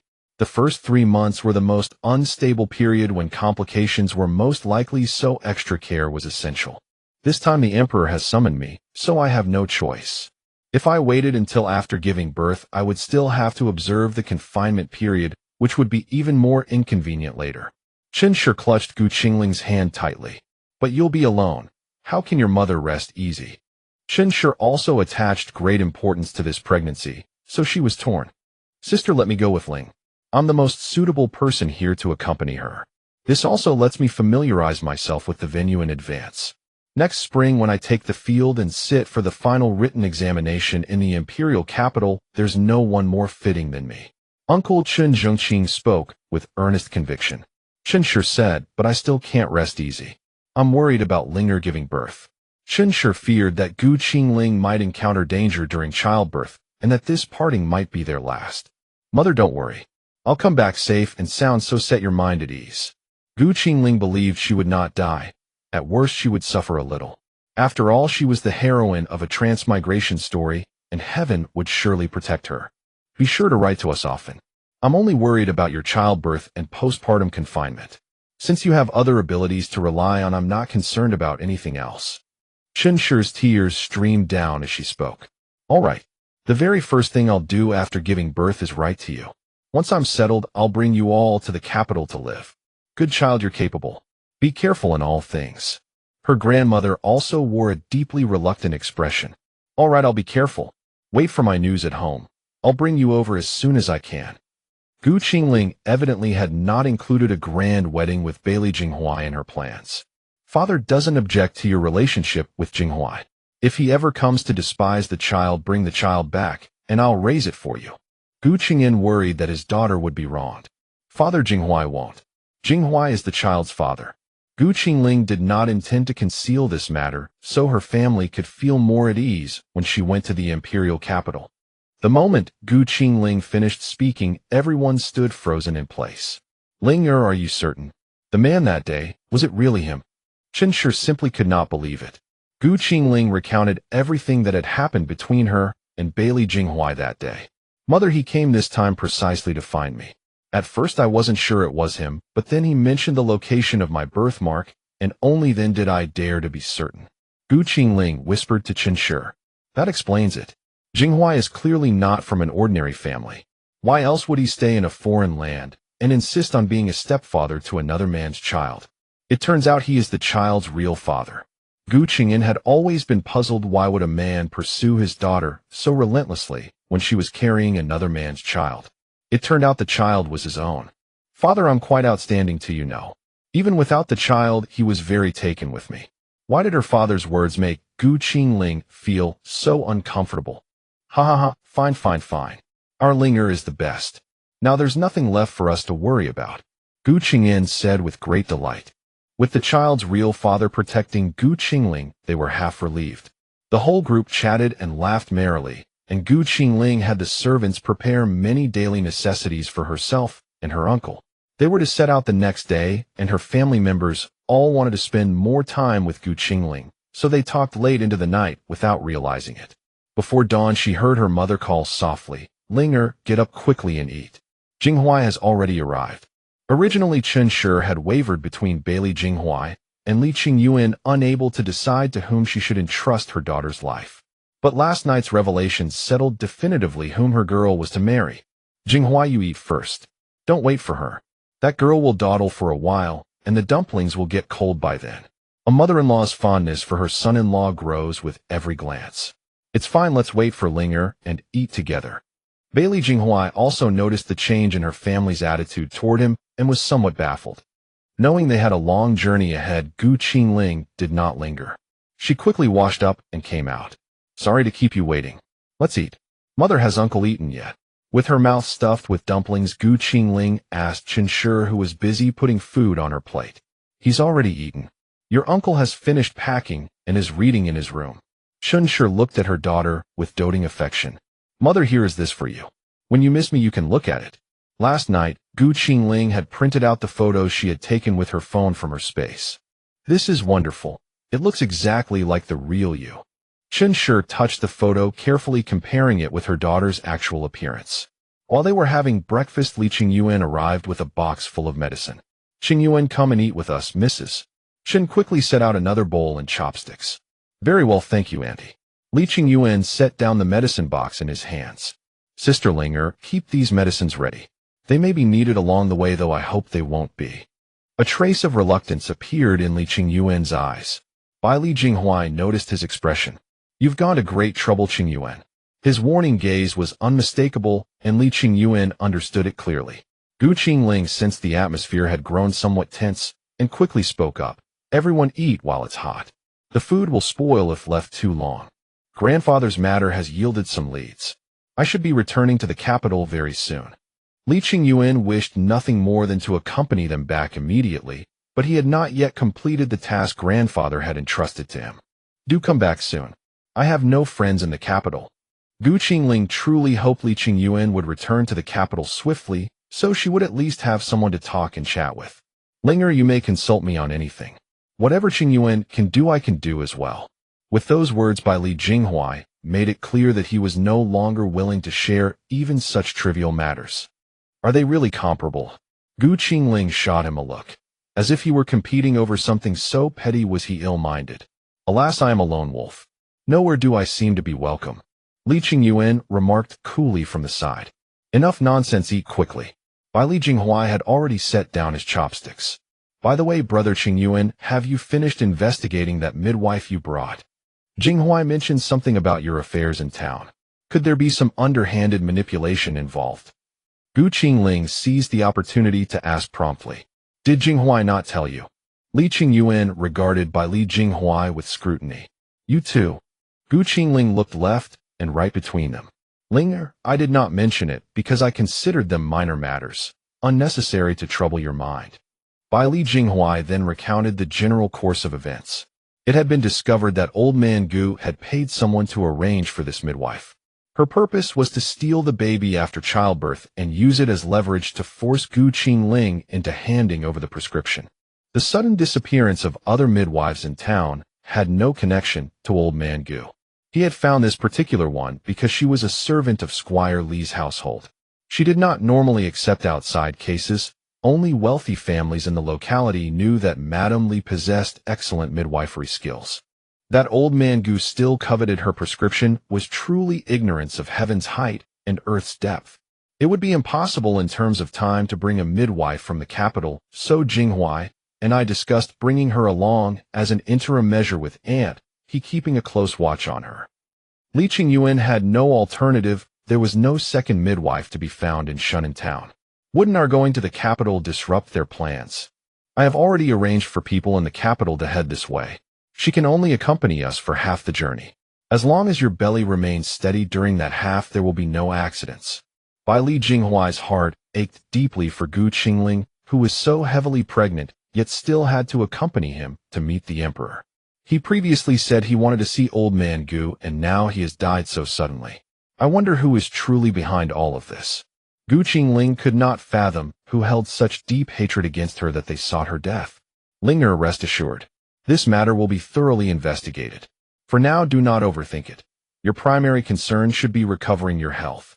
Bai Li Jinghuai reached out and took Gu Qingling's hand. Linger, your uncle has finished packing everything, Mrs. Chen called from outside.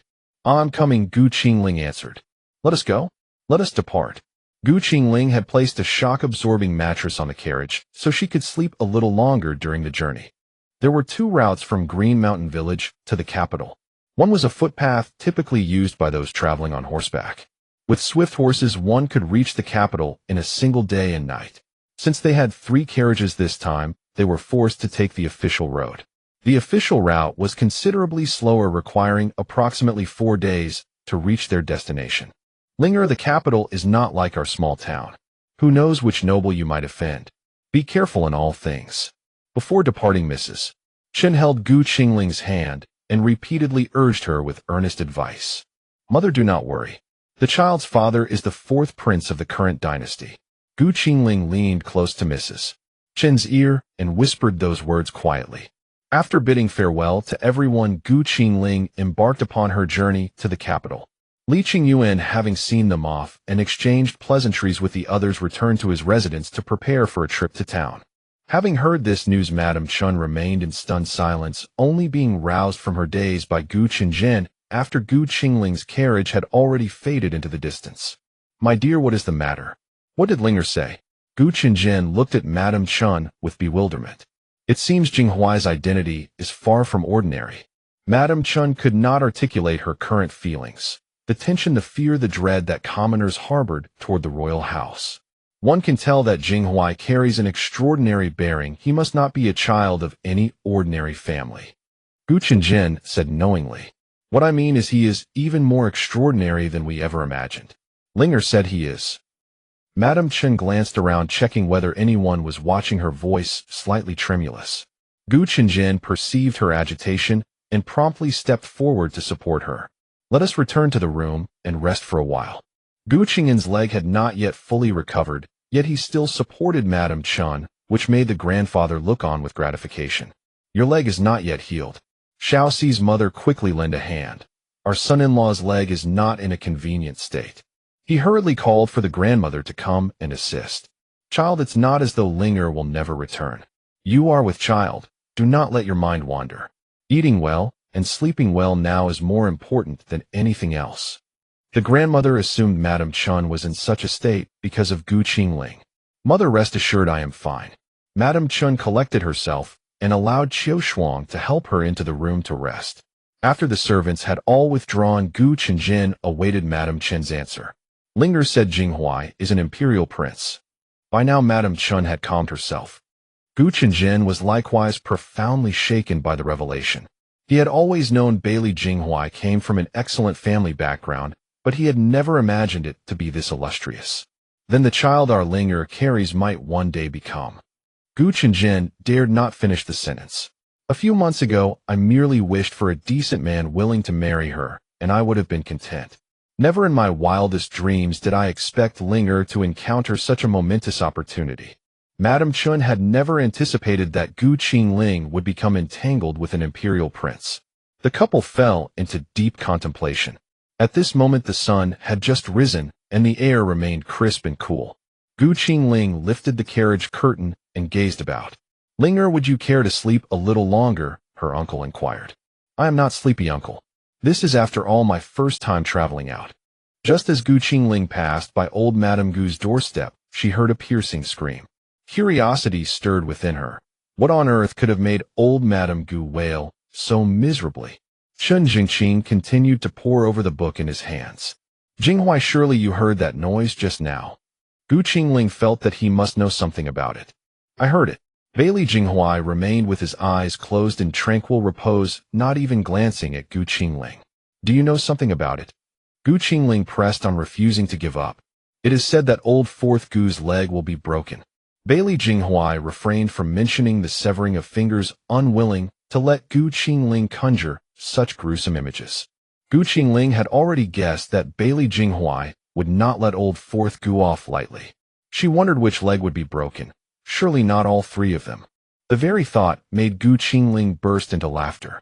Bailey Jinghuai cast her an amused glance. He shall be denied posterity. Gu Qingling was taken aback. Did this infuriating man know exactly what she was thinking? Was he a mind reader?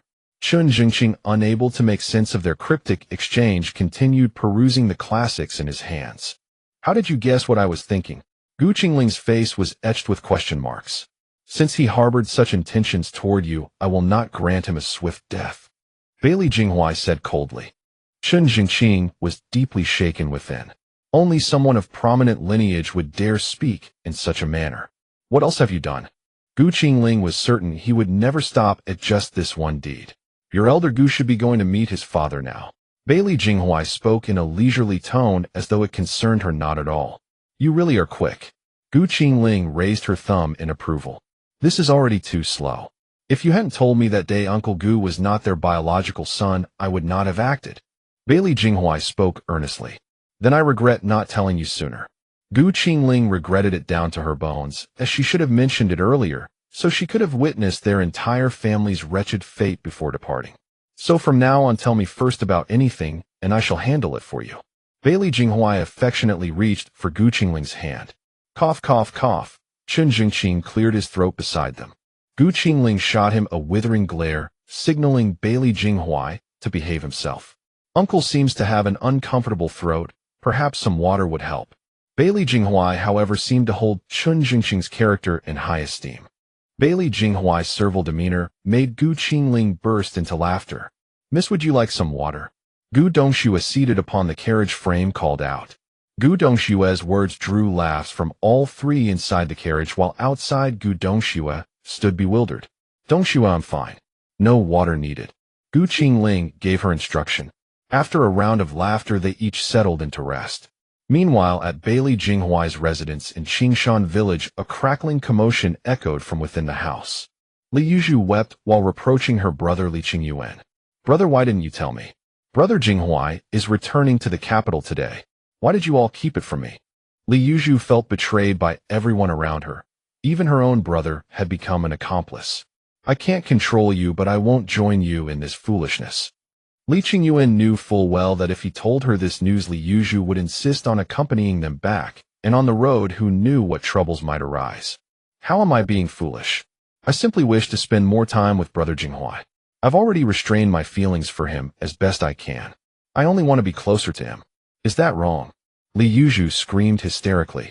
She was on the verge of collapse. She only wished to quietly remain by Bailey Jinghuai's side, yet even this small desire was denied her.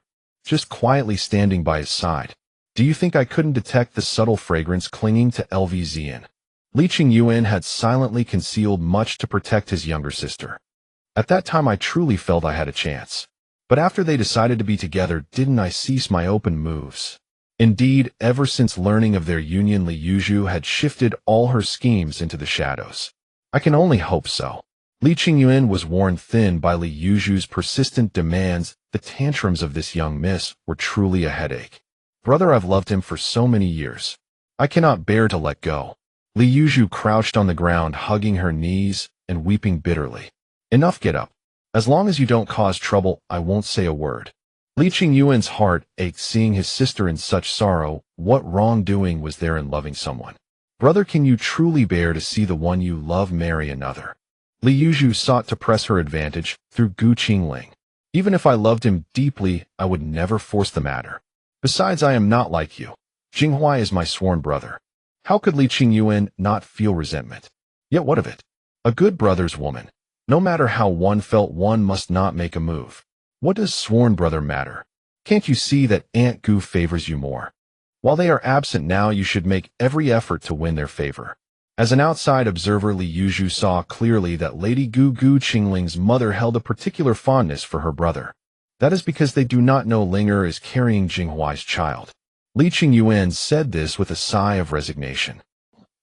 What did you say? You're saying Gu Qingling's child is brother Jinghuai's. Are you sure?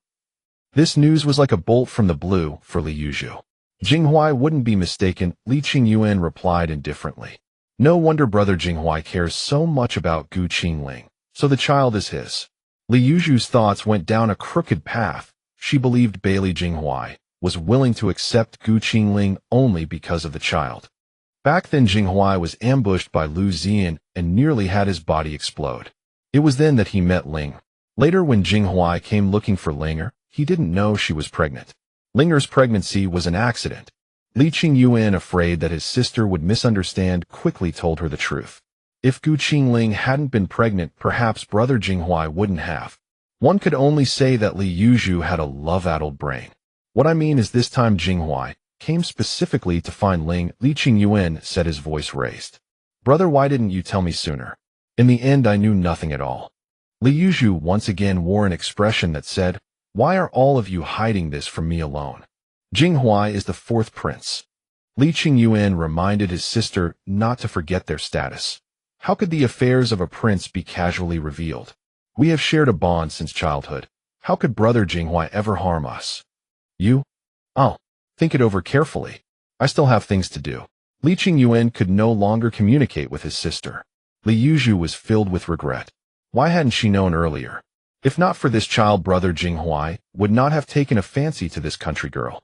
Truly, being love-addled was no different from being brainless. No wonder even Li Qingyuan, her own brother, couldn't bear to listen anymore. Li Yuzhu's plans had failed one after another. Old man Gu Lu Zian the plan that had failed to materialize, and she had lost her patience. It seemed she would have to take matters into her own hands to get rid of this stumbling block. Come saddle a horse. I'm returning to the capital. Li Yuzhu cast a cold, sinister gaze into the distance. On the official road leading to the capital, a carriage raced at top speed in the direction of Gu Qingling and the others. Can't you go faster? Li Yuzhu shouted impatiently at the coachman. Miss, this is already the fastest speed.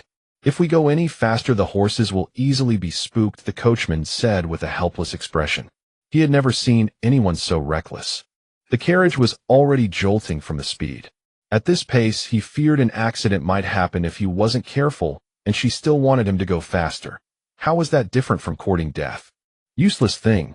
Li Yuzhu kicked the coachman and climbed into the carriage. The coachman looked wronged and dared not speak. Over with Gu Qingling, the group was preparing to have lunch. Linger, when were all these prepared? How come I didn't see them when I was loading the carriage? Shun Zhengqing asked curiously, looking at the barbecue grill and various skewers before him. I had someone arrange it. Linger loves these little treats, so I brought a bit extra. Bailey Jinghuai was tying the hammock while helping Gu Qingling out. Yes. Uncle, try some later. This is my favorite grilled skewer. Gu Qingling gave Bailey Jinghuai a knowing little look. Alright, this is quite novel. It's convenient to eat on the road too. Just set it over a fire and grill it. Chun Jingqing didn't notice the look between the two. He was entirely focused on the barbecue grill. After teaching Dong Xue how to use the barbecue grill, Gu Qingling leisurely climbed onto the hammock. Humming a little tune and savoring the natural scenery, she looked more like she was on vacation than on a journey. Meanwhile, Bailey Jinghuai stood nearby rocking the hammock with a tense expression, afraid that she might fall off. However, Gu Qingling hadn't enjoyed it for long before this warm scene was destroyed by Li Yuzhu. Like an abandoned child, Li Yuzhu ran frantically toward them. Brother Jinghuai, I've finally caught up with you. Li Yuzhu's voice carried a hint of grievance. Bailey Jinghuai frowned as he watched someone running toward them. They're coming for you. Handle it however you see fit, Gu Qingling said, turning her head to look at him. I never expected her to follow us, Bailey Jinghuai said with a helpless sigh. Fortunately, I caught up with you. I'm heading back to the capital anyway, and it's safer to travel together. Li Yuzhu's gentle and soft-spoken demeanor left the carriage driver dumbfounded. Bailey Jinghuai gazed at her in silence. Linger won't mind, will she? Li Yuzhu continued with her subtle manipulations. You have your own carriage, not mine. Why would I mind? Gu Qingling responded without a trace of emotion. Miss, the skewers are ready, Dong Xue said, astute to the tense atmosphere. I'll take my leave. I'm starving, Gu Qingling said coldly, leaving Bailey Jinghuai to deal with Li Yuzhu. Bailey Jinghuai shot Gu Qingling a resentful glance. Such a betrayal of brotherly loyalty. Brother Jinghuai, I'm hungry too. I haven't even had breakfast. Li Yuzhu abandoned Bailey Jinghuai and walked over to Gu Qingling. How delicious this smells, she said, seating herself beside Gu Qingling without a hint of propriety. She grabbed Gu Qingling's favorite, roasted chicken wings, without hesitation. Gu Qingling stared at her, utterly bewildered as to what kind of madness had possessed her. Gu Qingling had already tolerated her schemes for Bailey Jinghuai, but to steal her chicken wings. For a pregnant woman, if a craving couldn't be satisfied, it was a matter of life and death. Before Li Yuzhu could take a bite, Gu Qingling loudly declared, Jinghuai, I'm done eating. You two can have them. She rose to her feet, her eyes glistening with stars, looking as though she were about to burst into tears. Bailey Jinghuai looked completely baffled. What was going on? What did she plan to do? He felt an ominous chill run down his spine. Something terrible was brewing. You simply cannot skip a meal, not when there's a child inside you waiting to eat too. Be good, Bailey Jinghuai coaxed her like a child. Bailey Jinghuai knew that pregnant women often experienced emotional volatility, and he needed to be patient and understanding. Before this, Gu Qingling had downloaded numerous videos about pregnancy and childbirth to show him, eager to help him quickly embrace his role as a father. She had also studied a great deal of modern knowledge on the subject herself. Upon hearing Bailey Jinghuai's doting tone, Li Yuzhu felt as though struck by lightning. Her perception of how well he treated Gu Qingling was shattered once again. That tone, that attitude. She had never witnessed such exclusivity in any man, not even Bailey Jinghuai himself. This single-minded devotion made her jealousy so intense she could barely breathe. Having ridden hard since dawn to reach the capital, and now witnessing this heart-rending scene with her own eyes, she could scarcely control herself. Tears welled up at the brink of spilling. At that moment, everyone's gaze was fixed on Gu Qingling. No one noticed her crumbling emotions.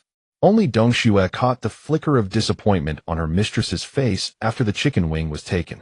Miss, I'll grill you some chicken wings right away. Dong Xue's unusually loud announcement pulled the last thread of composure from Li Yuzhu. It was becoming painfully obvious, and pretending not to notice would have been shamelessly bold. Linger, this is for you. I'll eat something else, Li Yuzhu said, having deliberately stolen the wing, knowing full well Gu Qingling wanted it. She meant to deliberately upset her, but never expected Gu Qingling to fight over a chicken wing. Normally, Gu Qingling wouldn't even flinch when Li Yuzhu hovered around Bailey Jinghuai, yet she would throw such a fit over a single chicken wing. Li Yuzhu could only wonder whether Bailey Jinghuai himself meant less to her than a piece of poultry. Bailey Jinghuai too found himself unable to fathom why the usually placid Gu Qingling would grow so flustered over a chicken wing and direct her anger at Li Yuzhu. They could never understand. In a pregnant woman's eyes, being unable to enjoy something she craved the very moment she wanted it felt like the greatest wrong in the world. Gu Qingling happily ate chicken wings while Bailey Jinghuai sat beside her, now pouring water, now fetching a handkerchief. Li Yuzhu's eyes were red with jealousy. The lamb skewers in her hand had lost their appeal. Li Yuzhu deeply regretted not poisoning Gu Qingling sooner, for then Jinghuai's tenderness would have been hers alone. Everyone enjoyed the feast heartily, though that cheerfulness did not extend to the arriving Li Yuzhu. Linger, you have eaten quite a bit of meat. Let us take a walk before we depart, lest we suffer from indigestion. Bailey Jinghuai attended to Gu Qingling with the meticulous care one might show a daughter. Gu Qingling nodded in reply, and the two made their way toward a small grove in the distance. A narrow path wound through the trees, just wide enough for two to walk side by side. Li Yuzhu had wished to follow, but she knew Bailey Jinghuai would not take her along, so she abandoned the thought. She remained behind and set about devising a plan to strike against Gu Qingling without anyone noticing. Though Chen Jingqing had known her only a short, while Li Yuzhu's affections were so overt that anyone could see through her schemes. And so Chen Jingqing kept watch over every little gesture of Li Yuzhu's, his sharp eyes recording her grim and vicious expressions in full. Chen Jingqing was a meticulous and calculating man. From the moment Li Yuzhu had traveled alone by carriage to catch up with them, he had sensed that she was an extremely reckless person, far from the innocent and harmless appearance she projected. While reading, Chen Jingqing continued to observe Li Yuzhu. It was this very observation that led him to uncover a great secret. Meanwhile, the pair strolling through the small grove held hands and discussed how best to get rid of Li Yuzhu. I had originally planned that we would travel at our own pace and enjoy the journey as a sort of outing. But now a rival has tagged along. What is the meaning of this? Gu Qingling complained. The reason I did not inform Qing Yuan of our trip to the capital was precisely to avoid her. If I drive her away now, and something were to happen, I would find it difficult to explain myself to Qing Yuan. Bailey Jinghuai was truly caught between a rock and a hard place. After all, she was Li Qing Yuan's younger sister, and he needed to consider certain sensitivities. I don't care. Resolve your own tangled affairs, or I shall leave on my own. Every time I see her putting on those false teasing airs, it ruins my mood. Besides, I have a strong feeling that her gaze upon me carries a poisonous, vicious edge. Gu Qingling's instincts were correct. How could one's expression remain comfortable when gazing upon someone who wishes them dead every day? I will send Qing Yuan a messenger bird right away. At our next stop, we shall rest at an inn for an extra night. Once Qing Yuan arrives, we will continue our journey. That way we can also wait for the midwife coming from the capital. Bailey Jinghuai quickly whistled to summon his flying pigeon. Having learned from the instructional videos, Bailey Jinghuai understood how important a pregnant woman's emotional state was. At this moment, he feared most that anything might upset his precious treasure. Even more so because they were traveling, he dreaded any possible mishap. After releasing the pigeon, he made his way back toward the carriage. Just as Gu Qingling was about to board, Chen Jingqing hastily pulled her into a secluded corner. Linger, there is something wrong between that midwife and Li Yuzhu. Bailey Jinghuai hurried after them, determined to protect the safety of both women and the child at all times. What have you discovered? Gu Qingling's spirits lifted immediately. I did not overhear anything they said. I only noticed them exchanging glances and nodding at one another. Chen Jingqing reported the detail he had observed. So this midwife was not planted by Boss Gu. Gu Qingling should have guessed as much long ago. Boss Gu had no knowledge of her search for a midwife. She was too careless. They say a woman is muddle-headed for 3 years after pregnancy, and it's indeed true. Gu Qingling carefully deduced that it didn't fit the situation, and at that time it must have been to hide the midwife's true identity by assuming a false one. Assuming Gu Laodao was the scapegoat, those who could exploit her uncle and knew about her relationship with Gu Laodao could only be people by her side. Among those around her, who else? But Li Yuzhu would most want her dead. What you saw should be the truth. They know each other. This midwife must have been planted by Li Yuzhu. Gu Qingling clenched her fists. This person really causes her trouble all day long. If it weren't for the fact that she is Li Qing Yuan's sister, she would have dealt with her long ago. Does she really think she's a pushover? Gu Qingling looked at Bailey Jinghuai and said, "Don't mention that she is Qing Yuan's sister again. I don't want to tolerate it anymore." She crossed her arms and said angrily, "Rest assured, even if you don't act, I will." Bailey Jinghuai had no intention of letting her off at all. In the end, the three of them discussed and decided to stay put, turning the tables on their scheme. After luring them out, they would hand them over to Li Qingyuan for handling. This was also the greatest face they could give Li Qingyuan. Linger, keep an eye on everything that goes into your mouth. I'll have people watch the two of them separately. Gu Qingling instantly understood Bailey Jinghuai's meaning. She would only eat what was from the space, using the outside food as a facade. Also, never drink outside water. Having seen many plots of villains poisoning others, Gu Qingling wanted to nip all their opportunities in the bud, forcing them into a desperate corner. Just relax and enjoy yourself. Leave the other worries to me. Bailey Jinghuai gently patted Gu Qingling's little head. With a slap, his hand was smacked by a bamboo fan. Linger is not your wife yet. Mind your manners. Shen Jingqing's serious tone brooked no argument. Uncle, I'll be careful next time. Bailey Jinghuai awkwardly touched the tip of his nose. The decisive and ruthless fourth prince was actually publicly smacked on the hand. Who would believe it if told? Shen Jingqing, like an old father protecting his own daughter, adamantly refused to let any other man lay a finger on her. He pulled Gu Qingling onto the carriage. Bailey Jinghuai was left alone in a corner, utterly bewildered. He secretly resolved to immediately petition the emperor for a marriage decree. His lovely Linger, visible yet untouchable, he couldn't bear to keep his hands off her. Linger, does that brat often act like this, getting handsy with you? Shen Jingqing looked at Gu Qingling sternly. He usually doesn't do this. Maybe he just wanted to comfort me, Gu Qingling said, feeling guilty. If anything, she was the one who was mostly handsy. If she told the truth, would her uncle be fuming with rage? That's good. At least he knows his manners. Shen Jingqing finally felt relieved. Gu Qingling guessed that her uncle had probably never been in love. She really wanted to see whether her stubborn old uncle, when he met a girl he liked in the future, would involuntarily give her a head pat. When Bailey Jinghuai entered the carriage, he happened to see Gu Qingling grinning secretly. He asked with his eyes, and she answered with her eyes, glancing at her uncle. Shen Jingqing paid no attention to their little antics, earnestly reading the classics of the sages by the side. They traveled all afternoon, and Li Yuzhu had no opportunity to make a move. In the evening, they found a nice inn to rest. Brother Jinghuai, the rooms are tight. I can share one with Linger. Linger won't mind, right? Li Yuzhu revealed an innocent smile. Gu Qingling nearly blurted out a curse. Those who are shameless are invincible under heaven. She looked at Li Yuzhu with a gaze that said, idiot. Li Yuzhu, do I look like a fool? Gu Qingling pointed at herself. Li Yuzhu was stunned. She could never have imagined Gu Qingling would suddenly utter such words. Linger, please don't misunderstand. Li Yuzhu had no idea how to explain herself. Do you think I care much for you? I'll sleep with you. Gu Qingling shot back, then swept into the room with her maid. Brother Jinghuai, look at what she's saying. I was clearly acting out of kindness. I thought if I shared a room with her, someone else would have somewhere to sleep. Li Yuzhu wore a deeply wronged expression. Miss Yuzhu, my Linger can be rather childish at times. Please bear with her. Shen Jingqing stepped forward to defuse the situation. Hardly had the words left his mouth when hurried footsteps rang out at the door. Yuzhu, you're being utterly reckless, daring to return to the capital alone without a single attendant. What if some villain had crossed your path? Li Qingyuan, incensed, pointed at Li Yuzhu and began to reprimand her.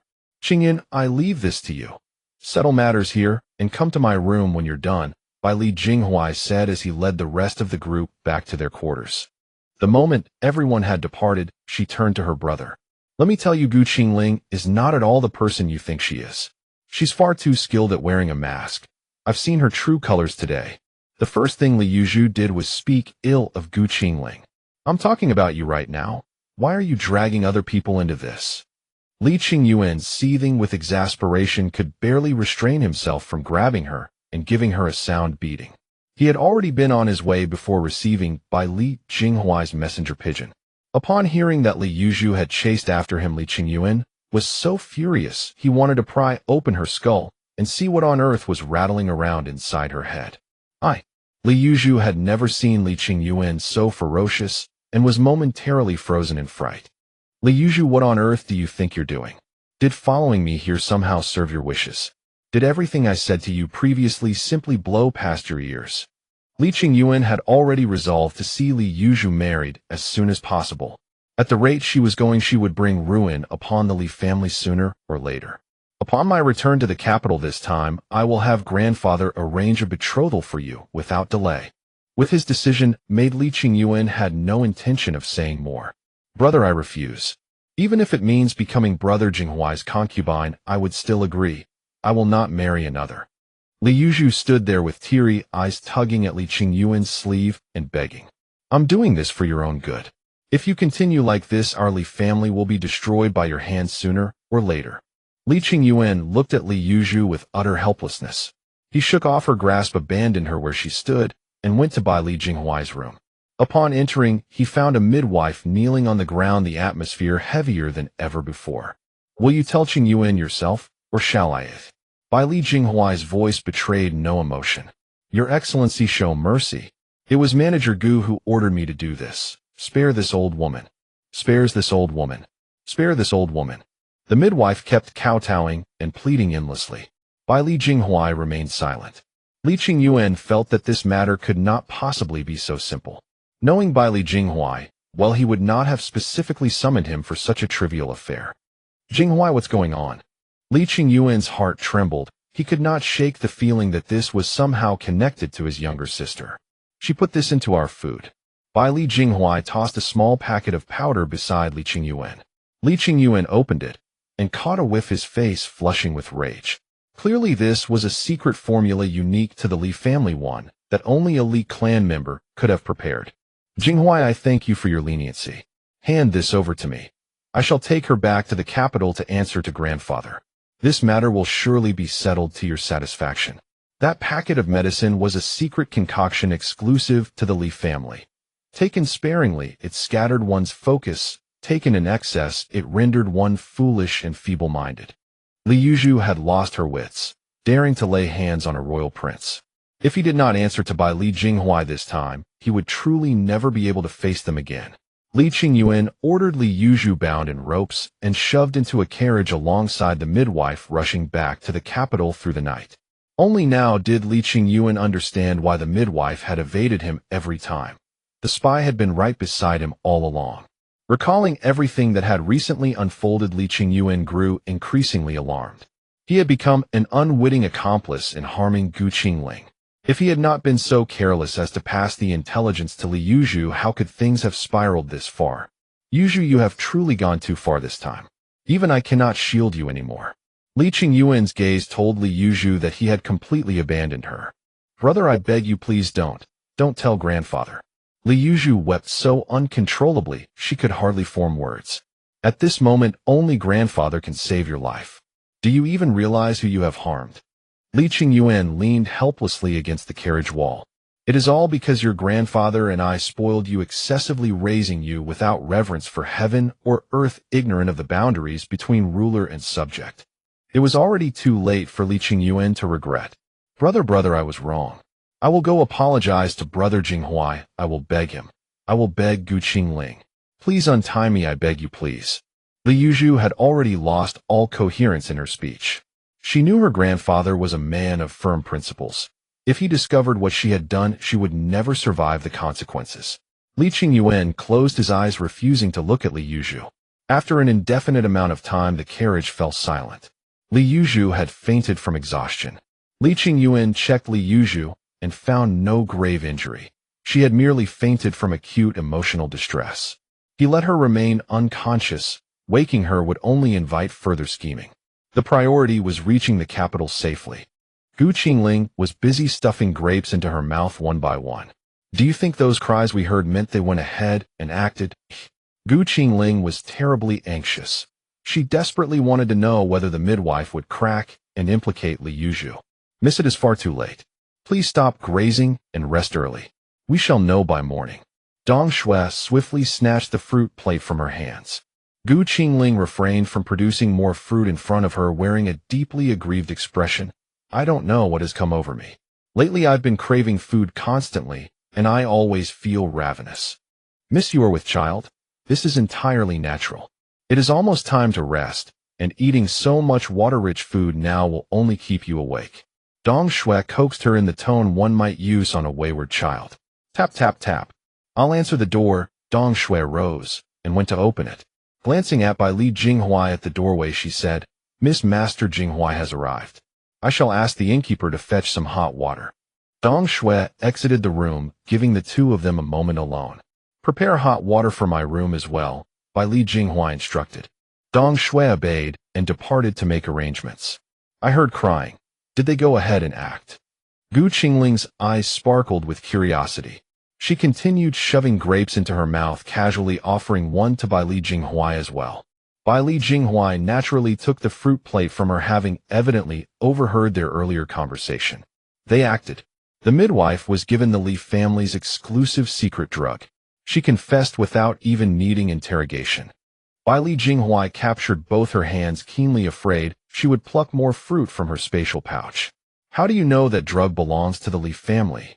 Gu Qingling struggled to free herself. After you entered the room, Qing Yuan arrived. He confirmed it personally.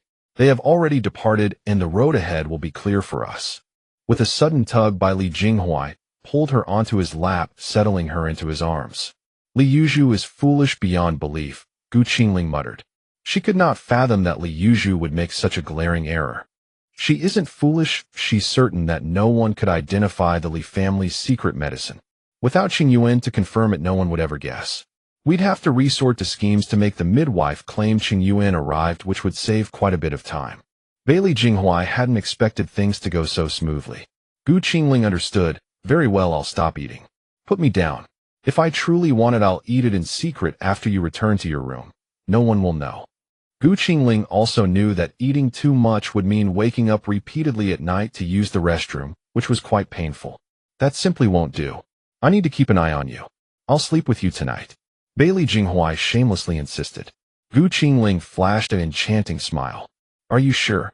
Setting aside my uncle. Do you think you can actually sleep here with me? Bai Li Jinghuai thought of that day when his nose had bled uncontrollably. His heart swelled with both excitement and torment. The agony of seeing yet being unable to enjoy. His face alternated between pale and flushed, his unpredictable expressions making Gu Qingling unable to resist teasing him. Staying overnight in my room is fine, but the weather is so hot that I hardly wear any clothes, Gu Qingling said, casually pulling out the sleepwear she had worn that day.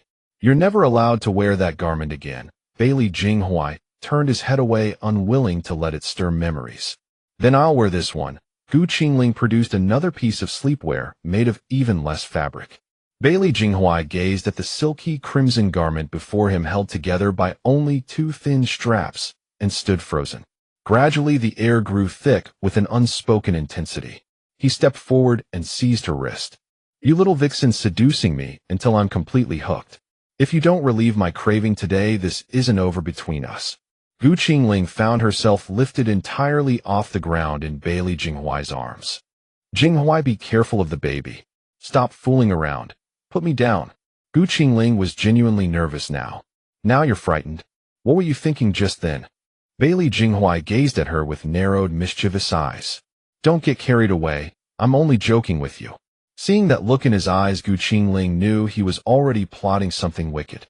Bai Li Jinghuai gently placed her onto the bed and leaned over her, his burning breath claiming Gu Qingling's lips. Noticing how carefully he protected her belly, she began to respond in rhythm with him. Responding to her, Bai Li Jinghuai left traces of warmth from his palms across every inch of her. Her eyes grew half-lidded, her thoughts beginning to drift, and an involuntary murmur escaped her throat. The moment her hand reached beneath his garment and touched his abdominal muscles, his entire body shuddered. Linger, linger. Bai Li Jinghuai's frame trembled, and he instantly snapped back to awareness. Ling opened the door. Chun Zhengqin called, knowing they were inside the room. Bai Li Jinghuai quickly rose and tidied his clothes, patted his forehead, regulated his breathing, and then opened the door. Uncle, Bai Li Jinghuai called obediently. You two are alone in one room, yet you've barred the door. Chun Zhengqin glared at him, displeased. Uncle, we were discussing matters concerning the midwife. We barred the door to prevent servants from barging in. Merely being cautious. Gu Qingling spoke up to rescue the situation. Really? Chun Zhengqin's suspicious gaze swept back and forth between their faces. Precisely, uncle. Come have some fruit. Gu Qingling quickly pulled her uncle to sit down. In the future, don't stay alone in one room. That's how rumors start. These words were meant for Bai Li Jinghuai. He was not about to reprimand his own Ling. Uncle, I am the child's father. It's entirely reasonable for me to be alone with Ling Er. Bailey Jinghuai showed a touch of resentment since his uncle had ruined his plans. And here you are still talking. If you weren't the child's father, your legs would long have been broken. You still have the audacity to claim you're the father. Chen Zhengxing looked at Bailey Jinghuai, without mercy, sparing not a single word of tenderness. Qingling was deeply afraid that her uncle's words had been too harsh, touching upon the dignity of the royal family. Uncle Jinghuai is the fourth prince. We should be more careful with our words. Qingling whispered a reminder. Chen Zhengxing took a long moment to respond before saying, "Why didn't you tell me earlier? I was just cursing out a royal prince. That's a capital offense." It was one thing to insult high-ranking officials and nobles, but a prince was a different matter entirely. Uncle, don't worry. Here with Ling Er, I am merely her child's father, not a prince. Bailey Jinghuai did not wish for his identity to create distance between his uncle and himself. All right, you should head back now. It's already so late, and I'm quite sleepy.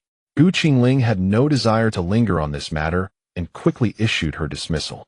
Bailey Jinghuai reluctantly said, "Don't eat anything strange tonight. If any danger arises, shout loudly. I'll be right next door." He kept turning back to look at Qingling with each step. "This young man isn't bad," Chen Zhengxing remarked, watching Bailey Jinghuai's retreating figure. "You were the one who wanted to break his legs just now," Qingling pointed out mercilessly. "I spoke in a moment of impulse. Overall, he treats you well. A prince willing to dote on you like this shows he genuinely loves you. With such status, he acts like a mere attendant before my Ling. What more could she want? Uncle, I never expected you to be so pragmatic. If you entered the court, you'd surely thrive." Qingling gave her uncle a thumbs up. "I'll take that as a compliment. I'm not like those pedantic scholars," Chen Zhengxing said, raising his eyebrows. "You're still single at your age. That's rather unusual." Qingling suddenly noticed her uncle was different from what she had imagined. "Stop bringing up sensitive topics. A girl you truly admire isn't so easy to find. What's the point of discussing this? You should rest early." Chen Zhengxing shot Qingling a disapproving glance, rose, and returned to his room. Dong Xue, seeing everyone had left, secured the door bolt and stood at the entrance to keep watch. "No need to keep watch. Go ahead and sleep," Qingling said. She intended to lower the bed curtains and retreat into her spatial realm to rest, which would make it more convenient to get up if needed. Dong Xue, understanding her young Miss's free-spirited nature, obediently lay down on the nearby couch. As night fell, the stars seemed like lantern light, and the lantern light resembled stars. A disheveled figure sprinted wildly, screaming for help with a heart-rending cry. Behind the fleeing girl trailed a man, clutching a rope as thick as a finger in his hand. "You can't escape. Come back quietly, and you'll suffer less. Otherwise, when I catch you, I'll break your legs," the man panted heavily, speaking in threats. The girl ran while pleading, "Let me go, I beg you. I'll give you all my silver. Once I catch you, everything will belong to me. Stop wasting my time with words." The man quickened his pace. Just as he was about to close in, the girl ran frantically, crying out, "Help! Help! Save him! I told you to run, run!" The man viciously struck her across the face. Barking dogs echoed from a distant village, and several households there lit their lamps. Spotting over a dozen villagers emerging from the village with lanterns, the man abandoned the girl and fled. The crowd ran over and found a girl lying on the ground. As the lantern light drew near, they realized it was Guyuha. The villagers had no idea why she was being chased by a man in the dead of night. An older villager asked, "Yuha, do you know that man? Don't run back alone so late next time." "I don't know him. Someone suddenly struck me from behind and sold me to that man. Later I found an opportunity to escape and ran for nearly an entire afternoon before making it back to our village," Guyuha said, trembling helplessly through tears. "How could such a thing happen? Tomorrow we must quickly warn every family with daughters. Don't let them leave the house these days. If a girl is knocked senseless and sold off for no reason, where on earth would her family ever find her?" The villagers grew tense. "Right, tomorrow let us inform the village head and inquire at the neighboring villages. If it has happened there too, we must report to the authorities immediately." The villager who spoke had a daughter in her teens. "Quick! Whoever is fleet of foot, go tell the Gu family to come fetch their girl." An elderly villager shouted at the younger men. Before long, Gu Laosen arrived with his wife and took Guyuha home. From that day on, ill tidings came one after another from the Gu family. Gu Laoda died under mysterious circumstances.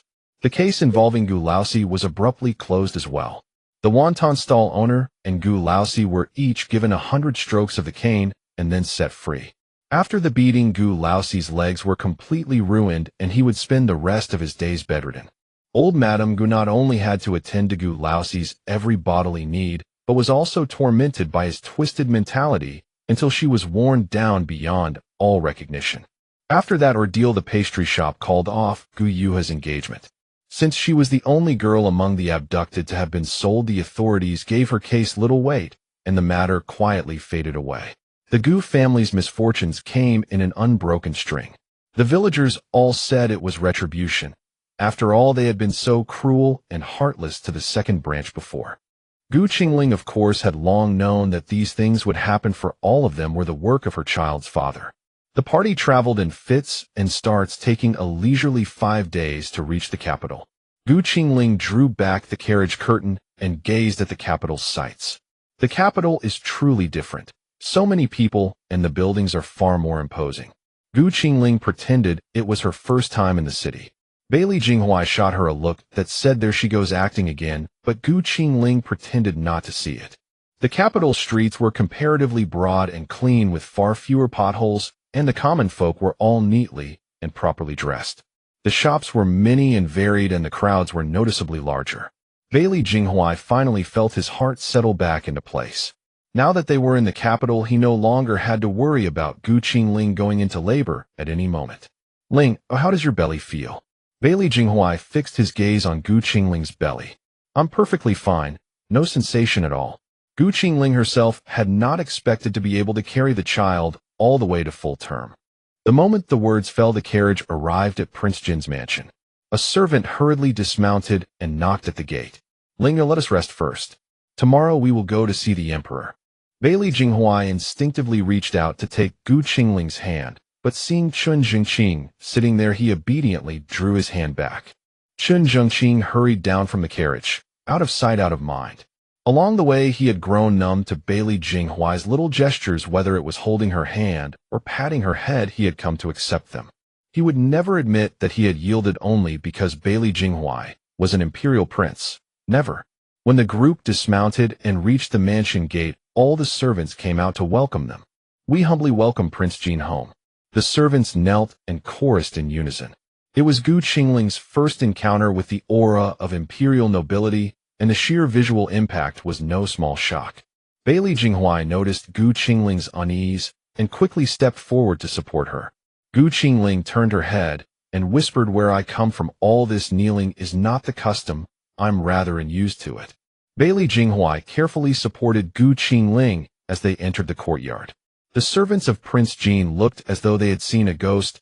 Every one of them stood dumbfounded, sure their eyes were playing tricks on them. Had their master been replaced from within? Steward Si, seeing this, hurried forward and pulled Si Lu aside. "Who is this young lady?" "The future princess, the mistress of our Prince Jin's mansion." Si Lu gave a few brief instructions and quickly hurried after them.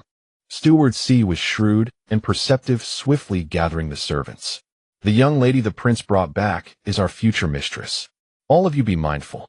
Fearing his servants might inadvertently offend Gu Qingling, Steward Si hurried to lay everything out clearly. "Steward Si, that lady is visibly pregnant. Can she really become our future mistress?" Zizhu, the senior maid by Prince Jin's side, could hardly accept it. How could their graceful and distinguished prince marry a woman who bore a child before marriage? "Indeed, she looks unfamiliar to me, as well, not like a young lady from a prominent family." The other maid, Cui Ju, also voiced her doubts. "You may speak freely here, but never say such things within the prince's presence. Have you ever seen the prince show such concern for any young lady?" Steward Si understood what the maids were thinking. A young lady of uncertain status and standing was about to become their mistress, so some resistance was only natural. "Yes, Steward Si. We know how to conduct ourselves. The prince has just returned, and I must attend to him now." Senior maid Zizhu hurried off to the prince's bedchamber. Zizhu held Gu Qingling in no particular regard. What could a lowborn girl of no standing compare to an elder who had served in the mansion for years? In the end, she would merely be a concubine taken in by the prince's affection. Zizhu had always personally attended to Bailey Jinghuai at the prince's mansion. Under such circumstances, she would normally have been elevated to a bedchamber maid. The prince's mansion had seen no woman enter for many years, so everyone assumed Zizhu was already the prince's woman. Before encountering Qingling, Bailey Jinghuai had shown no interest in women whatsoever, which was why Zizhu remained merely his personal maid. Zizhu had been carefully selected and presented to Bailey Jinghuai by his late consort. Aside from her humble origins compared to daughters of noble families, she was accomplished in every regard. Household management, embroidery, music. All the talents expected of a lady from a distinguished family, Zizhu possessed them all. Her sole drawback was that she was somewhat advanced in years. In this dynasty, a girl past 20 yet unmarried could be counted on one's fingers. Zizhu went to the small kitchen, fetched the soup Bailey Jinghuai cherished most, and made her way to his study. Knock, knock, knock. Enter came Si Lu's voice. Opening the door to find Zizhu, Si Lu said, "Sister Zizhu, do come in." Clearly Si Lu and Zizhu shared a close bond. The prince has not returned in a long while. He must be longing for the kitchen's soup. I brought it specially for him to ease his hunger. As Zizhu spoke, she approached Bailey Jinghuai's desk. Out of female instinct, Qingling sensed that this woman was not friendly toward her. "Set it down and go prepare some warm water," Bailey Jinghuai said, recalling the wisdom that disease enters through the mouth. One must wash hands before eating. "Warm water for washing. Go prepare it," Si Lu directed. "Linger, taste this later. It is my favorite seafood soup." "Very well, though I cannot drink too much." Fearing the soup might contain cold-natured ingredients, Qingling contented herself with just a taste. After washing his hands, Bailey Jinghuai took advantage of the soup being hot and began feeding Qingling spoonful by spoonful. "How is it?" His bright, eager eyes awaited her response. "It is delicious, but a taste is enough. The rest is yours. Have a few more spoonfuls. One sip tells you nothing." Bailey Jinghuai offered another spoonful. "Jinghuai, I truly enjoy it, but my condition does not permit such things now." Qingling was still uncertain whether the ingredients were safe for her child, so she limited herself to sips. Before Bailey Jinghuai could lower his raised hand, Zizhu quickly stepped forward. "Your Highness, if Miss Ling finds no favor in it, you should drink it yourself." Zizhu found Qingling exceedingly pretentious and spoke up to defend Bailey Jinghuai. Zizhu was quite displeased inwardly. Her prince had to personally feed her. Didn't she have hands of her own? Qingling studied Zizhu with a probing gaze. Her intuition was correct. This woman barely spared her a look, yet she was deliberately ignoring him. It was the kind of disregard that showed a complete lack of willingness to even spare him a glance. Bailey Jinghuai's expression suddenly turned cold as he set down the soup bowl. "Zizhu, you may withdraw for now." Bailey Jinghuai refrained from reprimanding her, reasoning that she simply didn't understand Qingling. Zizhu didn't sense any anger from the prince. She felt he valued her more. Seeing the tension, Si Lu quickly picked up the bowl and handed it to her. Zizhu accepted the soup bowl. "Yes, your servant will take her leave." After Zizhu withdrew, Si Lu followed her out and waited at the entrance. "Jinghuai, your maid is quite pretty."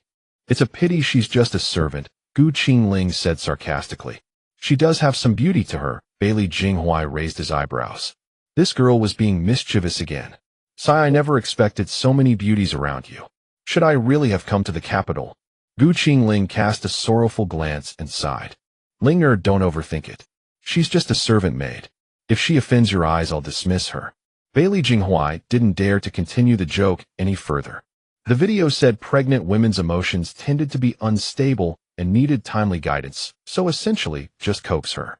Qingling watched his nervous expression and burst into laughter. "What are you so nervous about? I was just joking with you. I'm not that petty, you know." Qingling couldn't hold it in and laughed out loud. "Naughty." Bailey Jinghuai looked at her helplessly. "All right, go ahead with your work.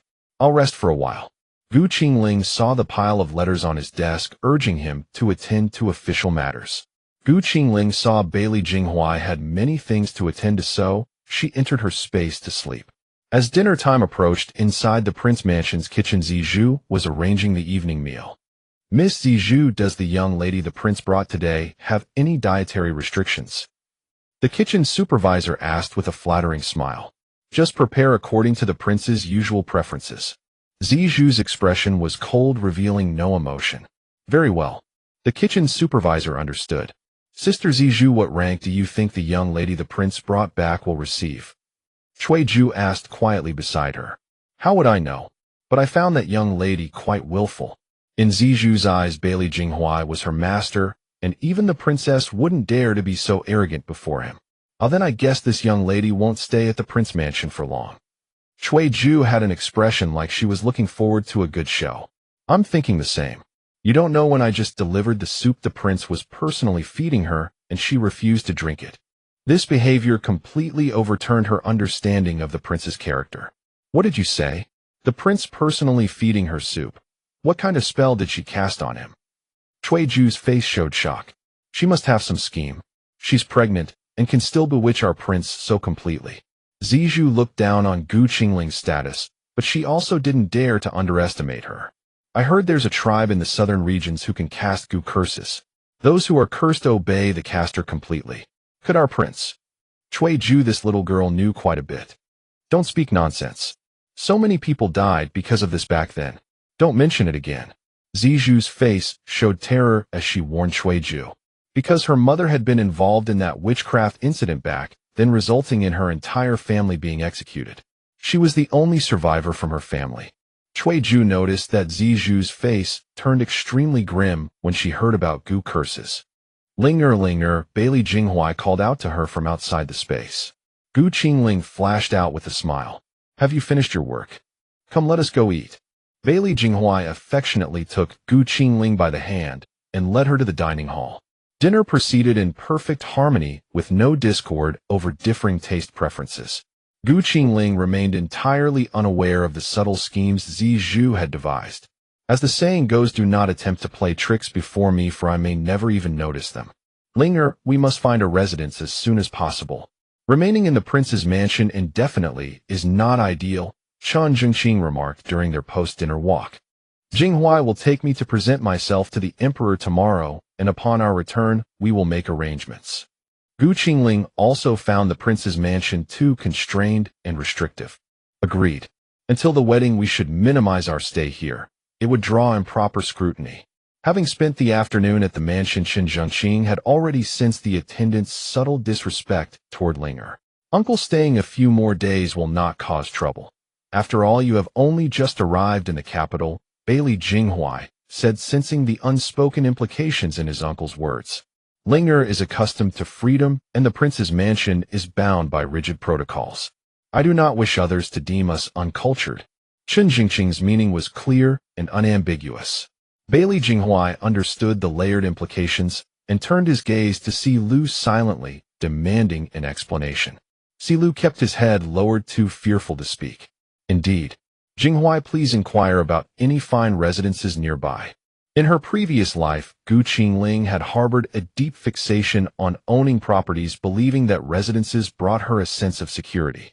Bailey Jinghuai ultimately concurred with their decision. Taking advantage of Qingling and Qingzhengqing's evening stroll, he guided them through the grounds of the prince's mansion. As night descended, a profound silence enveloped the estate, broken only by the chirping of crickets. Inside the study, Bailey Jinghuai confronted Si Lu. How did you instruct the servants? Qingzhengqing resided here for merely half a day and immediately noticed their murmurs. Do not tell me you were unaware. In the evening meal, none of Linger's preferred dishes were served. Must I personally attend to such trivialities? Bailey Jinghuai's face was as cold as ice. My lord, I understand you hold Miss Gu in high esteem. Yet her status is indeed difficult to justify to the household. A young woman suddenly appearing in the prince's mansion naturally invites gossip. Si Lu's words revealed his own underlying disdain for Qingling's standing. Bailey Jinghuai gave a cold snort. Si Lu, do you truly believe my father would treat someone as an honored guest if her status were unworthy of your regard? Bailey Jinghuai had originally deemed such matters not worth explaining. But today he realized that failing to clarify certain truths could cause events to spiral in the wrong direction. Si Lu's pupils widened in shock. He knew the prince never spoke idly. Miss Gushi, Si Lu suddenly felt he had missed far more than he realized. It seems you have grown addled from overwork. The child she carries is mine. Do you now disdain my own bloodline? Bailey Jinghuai had no patience for further explanation. That single fact alone was enough to ensure Si Lu's unquestioning loyalty to Gu Qingling. Si Lu had served Bailey Jinghuai for countless years and had never encountered such a situation. Had no one whispered into his ear, his mind would never have wandered down such convoluted paths. My lord, I admit my errors. I was deluded and should never have harbored thoughts of belittling Miss Gu, Si Lu confessed, racked with remorse. He had been utterly bewitched by Zizhu, finding her words perfectly reasonable. Should an irreparable incident occur, the prince would undoubtedly strip him of his head. Go receive your punishment, and don't forget to have everything arranged. Bailey Jinghuai waved his hand, signaling him to withdraw. Yes, this subordinate will go make the arrangements at once. Si Lu withdrew from the study and glanced at Si Ying, who was standing by the door. Why didn't you tell me all this earlier? Si Lu was so furious that he nearly kicked him. The prince's affairs, how would I dare to discuss them? Si Ying stood as motionless as a block of wood. Fine, just you wait. Si Lu could hardly lay a hand on him right outside the prince's door. I'd advise you to think about how to win over the future princess consort. Do you really think Miss Gu can't see through your little schemes? Si Ying had seen with his own eyes that Gu Qingling had taken note of the exchange between Si Lu and Zizhu. By now Si Lu was sick with regret. With his head hanging low, he went to find Steward Si. He had to give thorough instructions so that nothing would go wrong. Otherwise he would be in for a world of trouble. Si Ying called out behind him in a provoking tone, "Don't forget to take your punishment." After Si Lu finished giving his instructions and receiving his punishment, he returned to find Zizhu standing at his door. Si Lu, I heard the prince punished you. Are you all right? Zizhu's eyes were full of concern. Anyone who didn't know better would think she was smitten with Si Lu. It's nothing. A punishment like this is hardly worth mentioning. Si Lu forced himself to endure the pain in his back. I'm glad you're all right. Here, this is for you. Tomorrow you still have to accompany the prince to the palace. This can help ease the pain. Zizhu handed him a bottle of medicine. Thank you, Miss Zizhu. It's late. Please hurry back. If someone sees you here, it won't do you any good. In his mind, Si Lu was still replaying what she had told him personally. How a wild girl like Gu Qingling must have used underhanded means to climb up, and so on. Now that he thought about it, how foolish he had been. The prince had seen every kind of scheming woman. How could Miss Gu, an ordinary girl from a farming family, possibly be as Zizhu had described? All right, I'll be going then. Zizhu could hear the distance in Si Lu's tone. She felt there must be some misunderstanding, but she did not press further. That night, apart from Gu Qingling, everyone else was lost in their own thoughts and did not fall asleep until very late. In the early morning, the chirping of birds woke Gu Qingling from her dreams. She stretched. After so many days of travel, she had finally slept soundly the night before. Hearing the noise, Dongxue entered with a basin of warm water. Miss, you're awake. The water is just the right temperature. After Gu Qingling finished washing, a dozen or so maids stood waiting at the door carrying clothes and jewelry. The leading maid stepped forward. Miss Gu, these clothes and jewelry were prepared for you by the prince. He also said you may choose whatever you like and wear it. Very well, put them aside. Gu Qingling sensed that today the servants were noticeably more respectful toward her. The scrutinizing looks from yesterday were gone. Evidently Bailey Jinghuai had dealt with them last night. Gu Qingling chose a goose yellow gauze inner dress with a sheer white gauze outer robe. She tied the sash at her chest, as before, which cleverly concealed the swell of her belly, while enhancing the beauty of the outfit. The maid who dressed her hair styled it to match today's attire. The coiffure was so ingeniously arranged that one could not tell whether she was a married lady or an unmarried maiden. It was a style somewhere between the two. You're quite clever, girl. Gu Qingling not only praised her verbally, but also took out a solid gold bead from the gold shop in her spatial realm and gave it to her. Seeing Gu Qingling's lavish generosity, the other maids all felt they had been blind before. They had assumed she was merely an ordinary girl, but now it seemed this young lady was either noble or wealthy, if not both. After the maids and matrons had dressed her up, she looked like a completely different person. The moment Gu Qingling turned around, even Dongxue was stunned. Miss, you must be a fairy maiden descended from heaven. You're so beautiful. It was not only Dongxue who thought so. The other maids and matrons also felt that Dongxue had not exaggerated in the least. After dressing ready to have breakfast, Bailey Jinghuai entered the dining hall, and saw Qingling seated at the table staring intently at the dishes laid out before her. To her surprise, they were all her favorite dishes. Having gone hungry through the night and been busy all morning, her stomach had been rumbling insistently. Bailey Jinghuai watched her adorable little expression. "You're hungry, aren't you? Eat quickly. Next time don't wait for me. Just eat when you're ready." "That won't do. Rules must be observed." Chen Zhengqing broke through the sweet atmosphere between them. Bailey Jinghuai gave an awkward laugh, repeatedly serving food to Qingling. Qingling, perhaps too hungry to notice, completely failed to observe the expressions of the attending servants beside her. After their meal, Bailey Jinghuai escorted Qingling into the palace. As they approached the palace gate, they encountered the senior matron who served by the empress's side. Fourth Prince, the empress invites Lady Gu to come to the palace for a visit. Matron Xia offered a composed bow, neither humble nor arrogant. "I'm afraid that won't be possible. His Majesty has summoned Linger today, so it seems the empress's invitation cannot be honored. I trouble you to convey this message, Matron Xia." Matron Xia's tone grew sharp.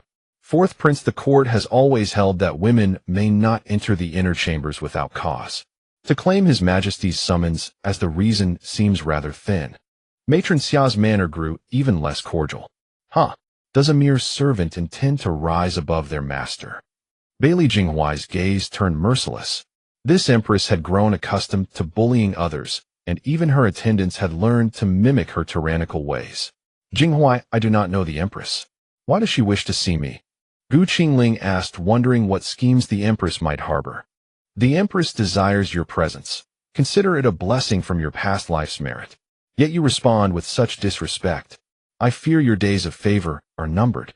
Matron Xia dared not oppose Bailey Jinghuai directly, but she felt no such hesitation toward this young girl. "Did I speak to you?" Qingling thought that a mere matron would never dare behave so arrogantly before a prince unless backed by a domineering master. "Let us go, Linger. Let us not waste time on her. We must hurry to see your father." Bailey Jinghuai had no patience for wasting words with a servant. "Very well, but remember this, you will regret it." Matron Xia shot a final threat at Qingling before turning away. "Jinghuai, why do they target me?" Qingling was bewildered. "They seized this opportunity to pressure me. Previously they could find no weakness in me, but now that you have appeared they can no longer contain themselves." Bailey Jinghuai spoke calmly. "Children of the royal family spend their days in petty schemes. It exhausts the soul. How free and easy must the lives of common folk be?" Qingling sighed. "Then do not leave my side. In this world only you make me feel relaxed, at ease, and happy." Bailey Jinghuai looked at Qingling with earnest sincerity. "As long as you remember the promise you made, I will not leave you. I will live well by your side." For the first time, Qingling felt a pang of pity for Bailey Jinghuai. Born into the royal family, one must first learn to be heartless and to constantly guard against those who seek to harm them. A child raised in such an environment may never learn to trust anyone in their lifetime. The fact that Bailey Jinghuai trusted her so deeply showed just how much he loved her. Seeing the compassion in Qingling's eyes stirred something within him, and he reached out to gently squeeze her hand. "Linger, as long as I draw breath, I will protect you and our child. We shall remain safe and sound." In his dark, luminous eyes there was absolute certainty as he spoke. "Very well. I believe you will protect us both." Touched beyond words, Qingling leaned forward and embraced him. Cough, cough. "It seems I have arrived at an inconvenient moment." This was Li, the chief eunuch attending the emperor. "Thank you for the reminder, honored eunuch." Bailey Jinghuai understood Li Gongong's intention immediately. If Bailey Jinghuai and Qingling were truly husband and wife, such an open embrace would at most draw comments about a young couple disregarding decorum in public. But as they were not yet married, such an embrace could be construed as Qingling using her wiles to seduce a prince, a minor offense, or at its worst an act of adultery. As a prince and a man, Bailey Jinghuai would scarcely face consequences. The world tends to be lenient toward men. But Qingling would suffer dire repercussions. The weight of mere gossip could drown her. "This old servant is most honored to comply," Li Gongong replied with a deferential bow. It must be acknowledged that one who rose to the position of chief eunuch was no ordinary man. Aside from one critical deficiency, his bearing and refinement rivaled those of the court officials. Greetings, elderly. Gu Qingling offered, genuinely fond of Li Gongong's manner. Young Miss Rise. I dare not accept such grand courtesy from one who is the blessed star of Donglin Kingdom. Li Gongong hurried forward, gesturing for her to rise. From Li Gongong's attitude, one could discern the emperor's regard for Gu Qingling. Had it not been for the emperor's influence, would Li Gongong have shown such reverence? From a corner, Mama Xia waited until they departed, then hurried back to the pepper chamber, embellishing the account as she recounted everything to the empress. What did you say? Are you certain you heard correctly? The empress, seated upon the high throne, shuddered. Indeed, your majesty, I heard it plainly. Elderly himself spoke those words. Mama Xia knelt upon the ground, her neck stiff as she spoke. In her heart, she wondered how the empress would now punish them. Before she could react, the empress transformed, trembling as though possessed. Hurry, summon the crown prince at once. Tell him I have urgent matters to discuss. The empress promptly dispatched Mama Xia to deliver the summons. Meanwhile, Gu Qingling followed quietly beside Bailey Jinghuai, as elderly led the way, showing neither curiosity nor distraction. The imperial palace bore striking resemblance to the Ming and Qing palaces she had encountered in her past life, so nothing here held particular wonder for her. Yet in Li Gongong's eyes, this comportment reflected a young woman of impeccable propriety. Hearing she had grown up in the countryside, such bearing and refinement suggested exemplary domestic instruction. Please remain here while I present your arrival, Li Gongong said, opening the hall doors and entering with a bowed posture. Within moments he emerged at a quickened pace. The emperor invites you in. As Gu Qingling stepped inside, dragon saliva incense filled the air. The hall exuded solemn gravity, and an invisible pressure settled upon her. Perhaps this was the emperor's innate majesty. Long may the emperor reign in peace. Long may Father Emperor reign in peace. These were the phrases Bailey Jinghuai had instructed her to use, for the emperor preferred this greeting above all others. Choir young girl Linger, rise at once. We are family here. No need for such formalities. The emperor, robed in imperial yellow silk embroidered with 5-clawed dragons, bore an unmistakable resemblance to Bailey Jinghuai. Thank you, Father Emperor. Thank you, Your Majesty, Gu Qingling responded with uncommon obedience. There was no other choice. Before her sat the Son of Heaven, and one misplaced word could spell ruin. Linger is with child. Fetch a chair at once, the emperor instructed Li Gongong. That familiar Linger rolled so smoothly off his tongue. Undoubtedly Bailey Jinghuai had prepared the way.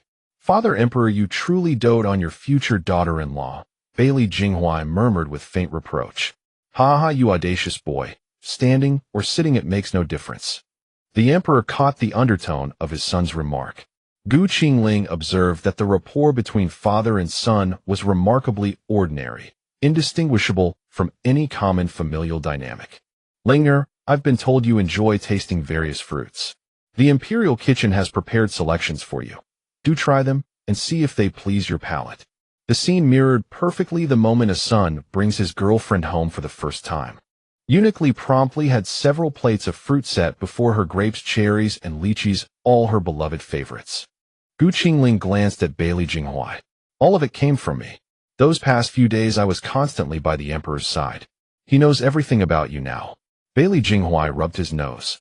Girl Linger, my rash son has wronged you. The emperor will make full amends and ensure such treatment never comes again. Bailey Han continued, speaking to Gu Qingling in his gentle tone. Gu Qingling wondered whether the emperor's kindness stemmed from Bailey Jinghuai or from her possession of a spatial ability. Gu Qingling obediently responded, keeping her words minimal as she continued to eat from the side. Laughter occasionally echoed through the grand hall, creating an atmosphere of tranquility. Linger, this is all I can offer you. Accept it, and speak plainly whenever you desire anything. The emperor handed her an imperial decree. After kneeling to receive the decree, Gu Qingling accepted it without daring to open it, then quietly returned to her seat. Following a few more light exchanges, she took her leave. Upon exiting the grand hall, Gu Qingling released a long breath. Was the emperor really so intimidating? Bailey Jinghuai felt his father had already been as approachable as possible. Meeting your father for the first time, especially when he is the emperor, required adaptation. A dual identity, dual pressure. Jinghuai, if I were merely an ordinary girl, do you think the emperor would treat me so well simply because he favors you? There was this concern weighing on my mind, Gu Qingling confessed. The emperor was not always so kind to me. He changed only after knowing of your existence. Bailey Jinghuai deeply cherished this new warmth from his father. After all, which child does not long for their parents' love? Gu Qingling understood. All of this was attributable to her own capabilities. If that were the case, she bore no guilt. She would simply maintain proper court etiquette henceforth. On their way out, they reviewed the list the emperor had provided at parting, discussing where to store the items and how many carriages would be needed. At the palace gates, they spotted a man clad in bright yellow with a distinguished posture standing there. Drawing nearer, they noticed the man bore some resemblance to Bailey Jinghuai in his features. Fourth brother, I just learned of mother's conduct this morning. Indeed, she failed to consider Miss Linger's feelings. I have prepared humble gifts to apologize on her behalf. Bailey Eugen gestured for his attendants to bring forth 2 extraordinarily large ginseng roots. Big brother is too kind. My wife and I bear no grudge. Bailey Jinghuai stepped forward, blocking Bailey Eugen's view.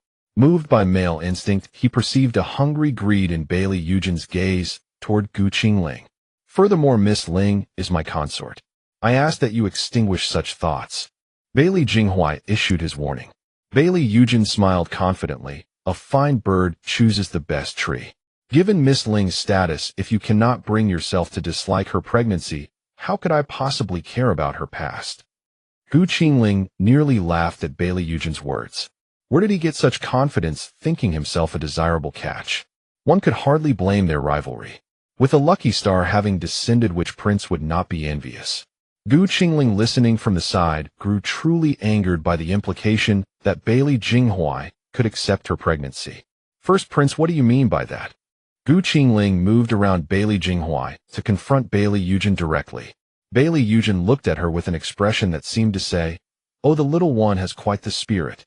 My fourth brother is willing to raise the child in your womb, and I am equally willing." Bailey Eugen's gaze wandered over Gu Qingling. Can you not produce your own sons? Why would you wish to raise another's child?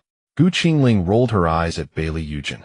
Bailey Eugen had never encountered a woman who dared to openly contradict him like this, finding Gu Qingling all the more interesting. What you're saying? My residence is full of children and grandchildren, while my fourth brother has not a single son or daughter to his name. You are truly despicable, insisting on raising someone else's son. At the very least, Jinghuai is raising his own child. He would never brazenly go around telling others he intends to raise someone else's kid. Gu Qingling's words were clear enough. Her child belonged to Bailey Jinghuai.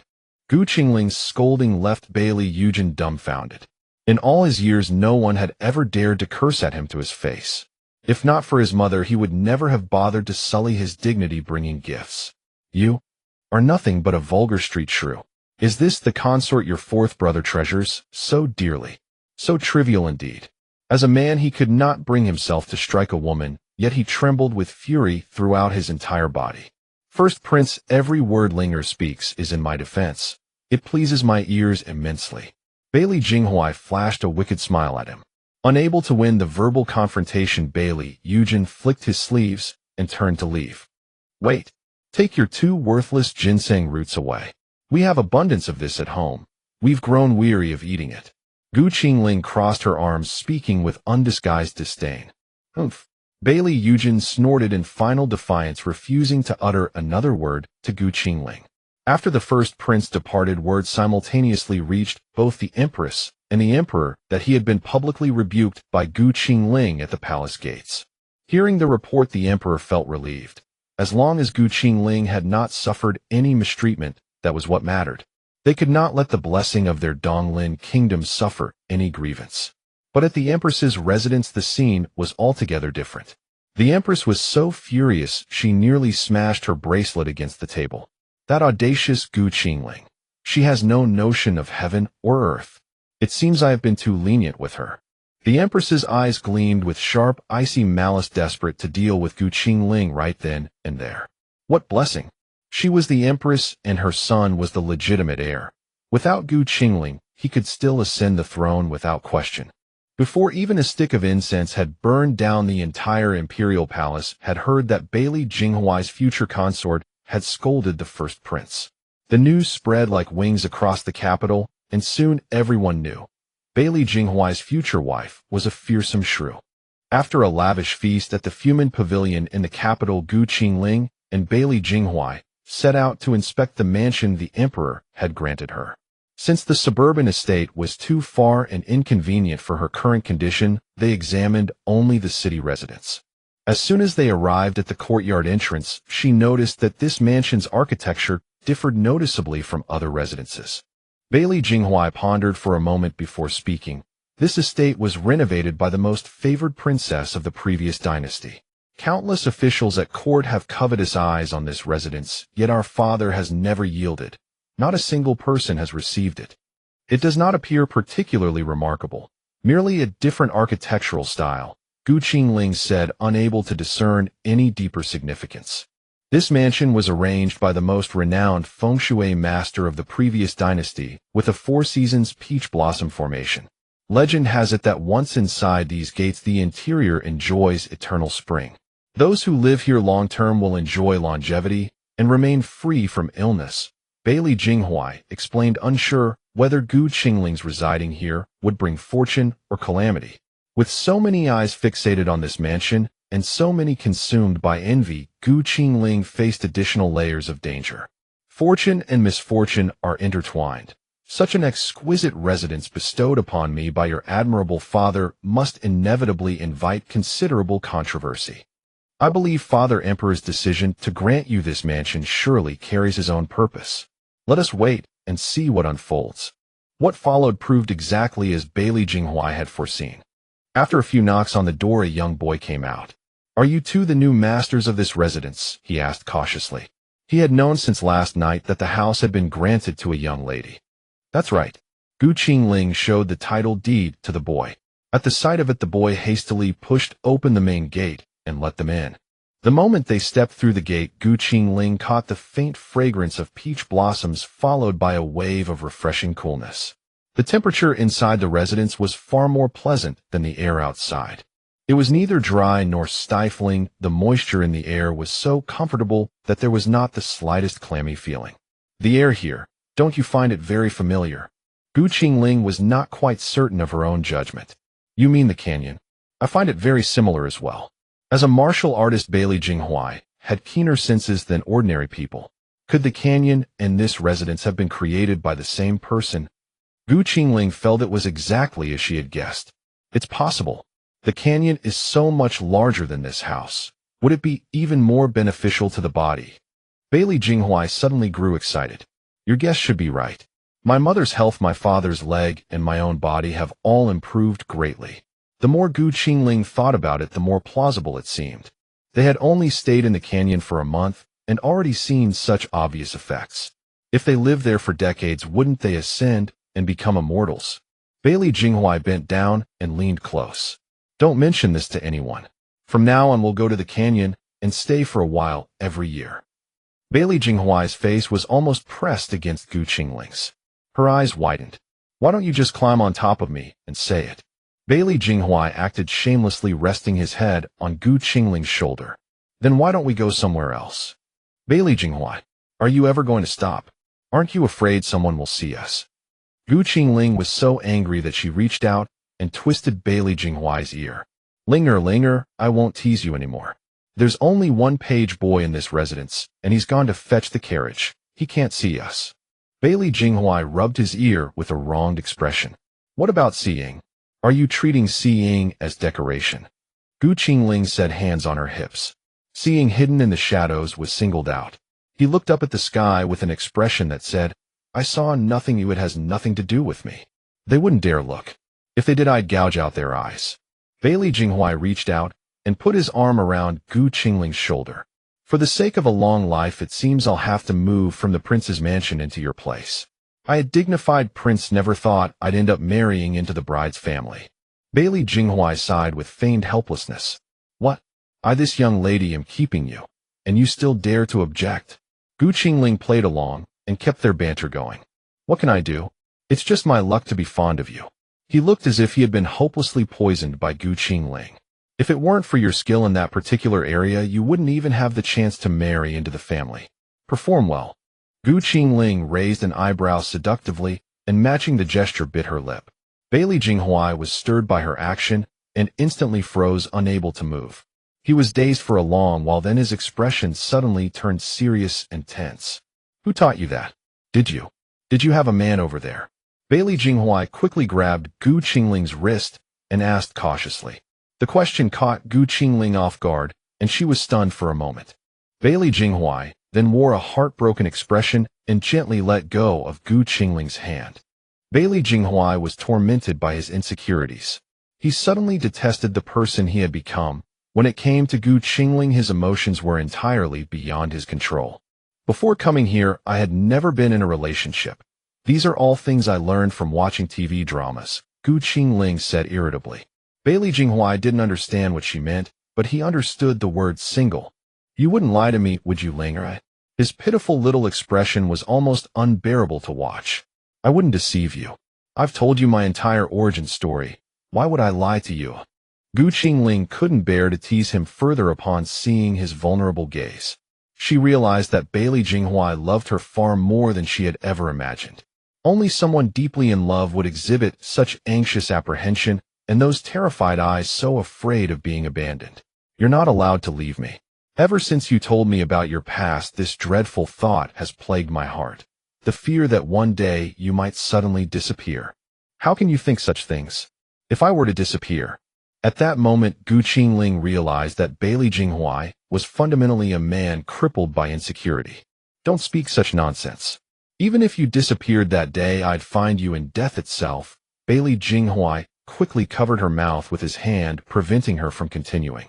Bailey Jinghuai noticed Qingling's face flush red as she repeatedly slapped at his hand, so he quickly released her in alarm. I said I was covering your mouth, not your nose. What are you trying to do, suffocate me? Qingling clutched her chest, gasping for air. Ling, I acted on impulse and didn't realize. Bailey Jinghuai hastily helped her steady her breathing. Whom could they blame? Qingling's face was simply too small. His large hand had completely obscured her nose with nowhere else to go. Have you had your fill? Qingling glared at Bailey Jinghuai with a dark expression. What do you mean, had your fill? Are you hungry, Ling? Bailey Jinghuai wore a look of genuine confusion. Remove your paw. You're taking advantage and playing dumb. That's enough feeling around. Qingling swatted away Bailey Jinghuai's hand that was helping her catch her breath. Bailey Jinghuai's ears and cheeks suddenly flushed crimson, and his withdrawn hand didn't know where to rest. Seeing that Qingling wasn't particularly angry, he persistently leaned in closer. You're right. I'm still hungry. I want more. Get lost. Are you never going to stop? Get to the point already. Qingling couldn't believe how shameless and audacious he was. Linger, that won't do.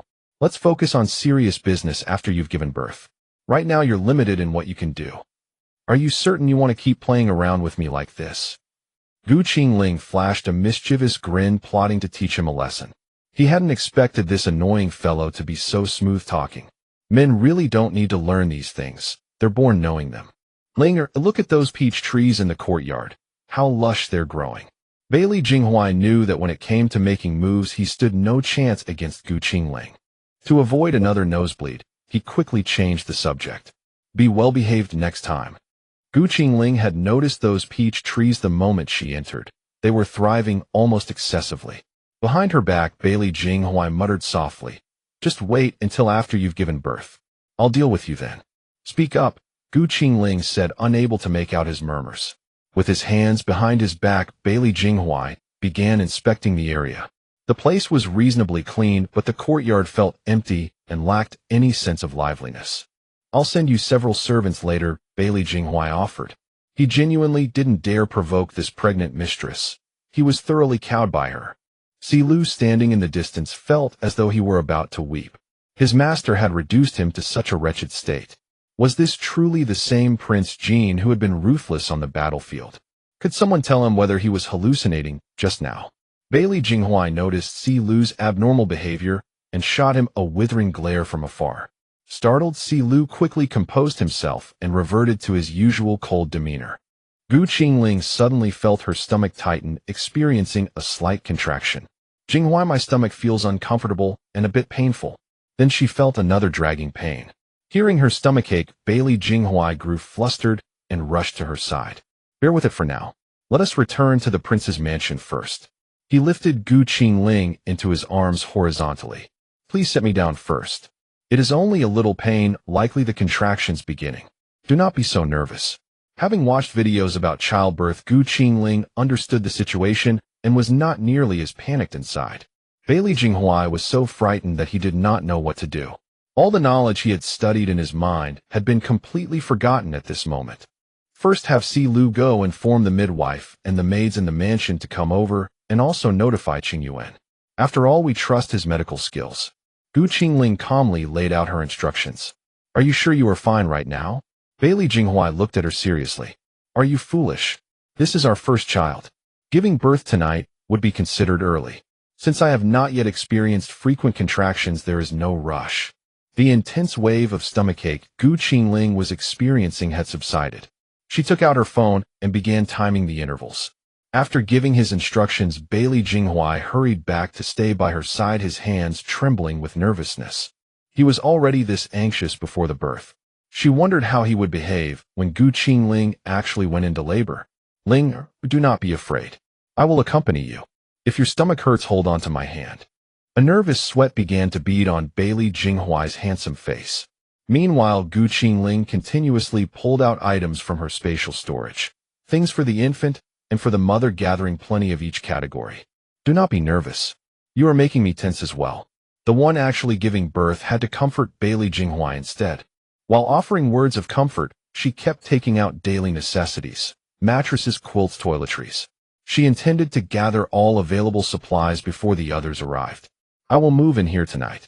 This place is conducive to recovery. Besides, I never wish to confine myself in the prince's mansion. These items will be distributed to each room shortly. As she pondered, she kept transferring things outside. The once modest front courtyard was now half filled with Qingling's daily supplies. Seeing that preparations were nearly complete, Qingling retrieved an oversized sofa from her spatial storage, sat upon it, and quietly awaited the next wave of contractions. Lingo, eat something first. Once the labor truly begins, there will be no time to eat. Bailey Jinghua offered a reminder and set up the table she had just arranged beside the sofa. You must not enter. If anything unexpected occurs, neither of us can get in or out. It is far too dangerous. From now on, you cannot leave my sight no matter what. Bailey Jinghua said these words with utmost seriousness. All right. Qingling adored his domineering yet tender nature. This earnest countenance struck directly at her heart. With a wave of her hand, she conjured a table full of delicacies, foods she would not be allowed to eat during her confinement month. If she waited another month, she would miss them entirely. She wanted to savor them to her heart's content first. Bailey Jinghua stayed by her side, peeling shrimp one moment, serving fish maw the next, ladling soup after that. So focused was he on tending to her that he had not taken a single bite himself. You should eat something too. I won't be able to finish all this food alone. Qingling had been eating for quite some time before she realized Bailey Jinghua hadn't taken a single bite. I'm not hungry. You eat first. On the surface, Bailey Jinghua merely appeared nervous, but within his heart emotions churned like towering waves. Restless and unable to settle, his mind swirled with worry, fear, and anticipation. A tangle of conflicting feelings made eating impossible. Qingling experienced 2 episodes of pain while eating, each lasting approximately 15 minutes. Once she had finished her meal and drink, she heard her uncle leading the midwife and servants bustling into the courtyard. Ling, her uncle is here. Don't be afraid. Chun Zhengqing rushed in, his face etched with tension. Upon entering, Chun Zhengqing barely noticed the scattered belongings throughout the courtyard, but when he saw the table laden with dishes, something felt off. In all his experience, mothers in labor were writhing in agony, yet his Linger had started feasting instead. The carefree Qingling, her mouth greasy from eating, replied, I'm fine. Uncle, please don't worry. It's only just begun. Noticing her uncle staring blankly at the table, she shyly scratched her nose. Indeed, she looked nothing like a woman about to give birth. The midwife beside them beamed with a practiced smile. Oh, Miss Linger is a blessed one. Eating well now means she'll have the strength when the time comes. Seeing how heartily Qingling had eaten, the midwife's anxiety eased by half. In other households, families would coax the expectant mother to eat more, but she of all people had demolished half a table's worth of food by herself. With the midwife now present, Bailey Jinghuai's worries also subsided by half. Having read about techniques for smooth delivery, he rose and took Qingling's hand. "Linger, let's take more walks. It will help you." Qingling complied, instructing Dong Xue to gather the servants to tidy the rooms and put things in order, then followed Bailey Jinghuai as they began strolling through the courtyard. The midwife watched with a smile as Bailey Jinghuai led Qingling in circles. "Your Highness truly dotes on Miss Linger. I have delivered for many noble ladies, yet few have seen their husbands personally tend to them in such a manner.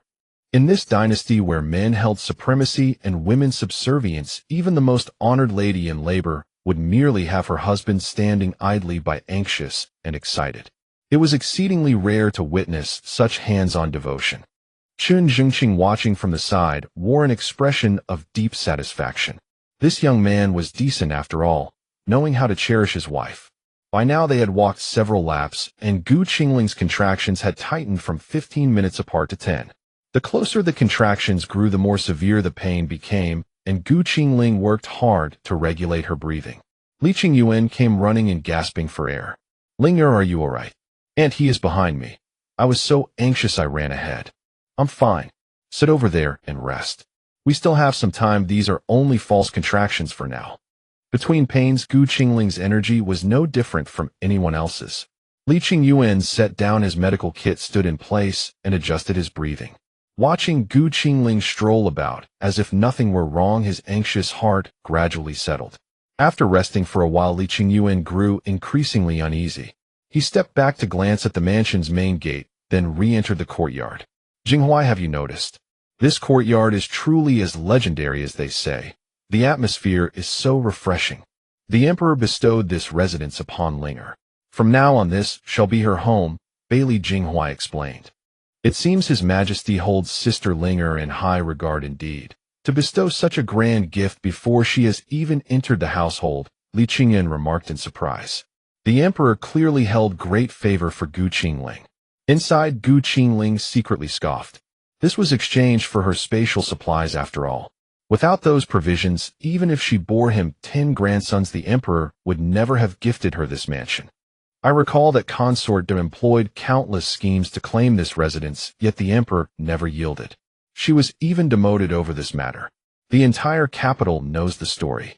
Now that it is granted to Ling, I see this is far from over. It will only invite further trouble, Li Qingyuan said, not believing such a prize came without consequence. "After our wedding I shall move in here. With Bailey Jinghuai residing here, outsiders would show restraint out of deference to his status. Hopefully those people will show you some respect and not make things difficult for Ling."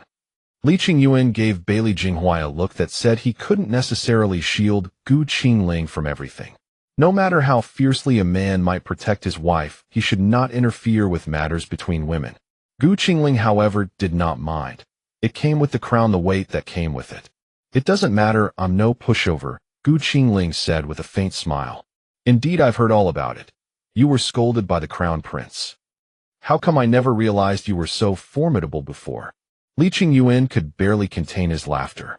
Bailey Jinghuai, fiercely protective of his mate, shot a warning glare his way, implying his Linger was far from ordinary. "You weren't there, so you don't know how deserving he was of being scolded." Qingling had never encountered anyone so shameless, demanding she raise another man's child as if he were entitled to such a thing. Bringing up the crown prince stirred a well of frustration, and her belly began to tighten with contractions. The pain had shortened to every 3 minutes, each episode lasting longer than the last. Within a few breaths, beads of sweat formed on her forehead. "Linger, let's go back to the room to rest."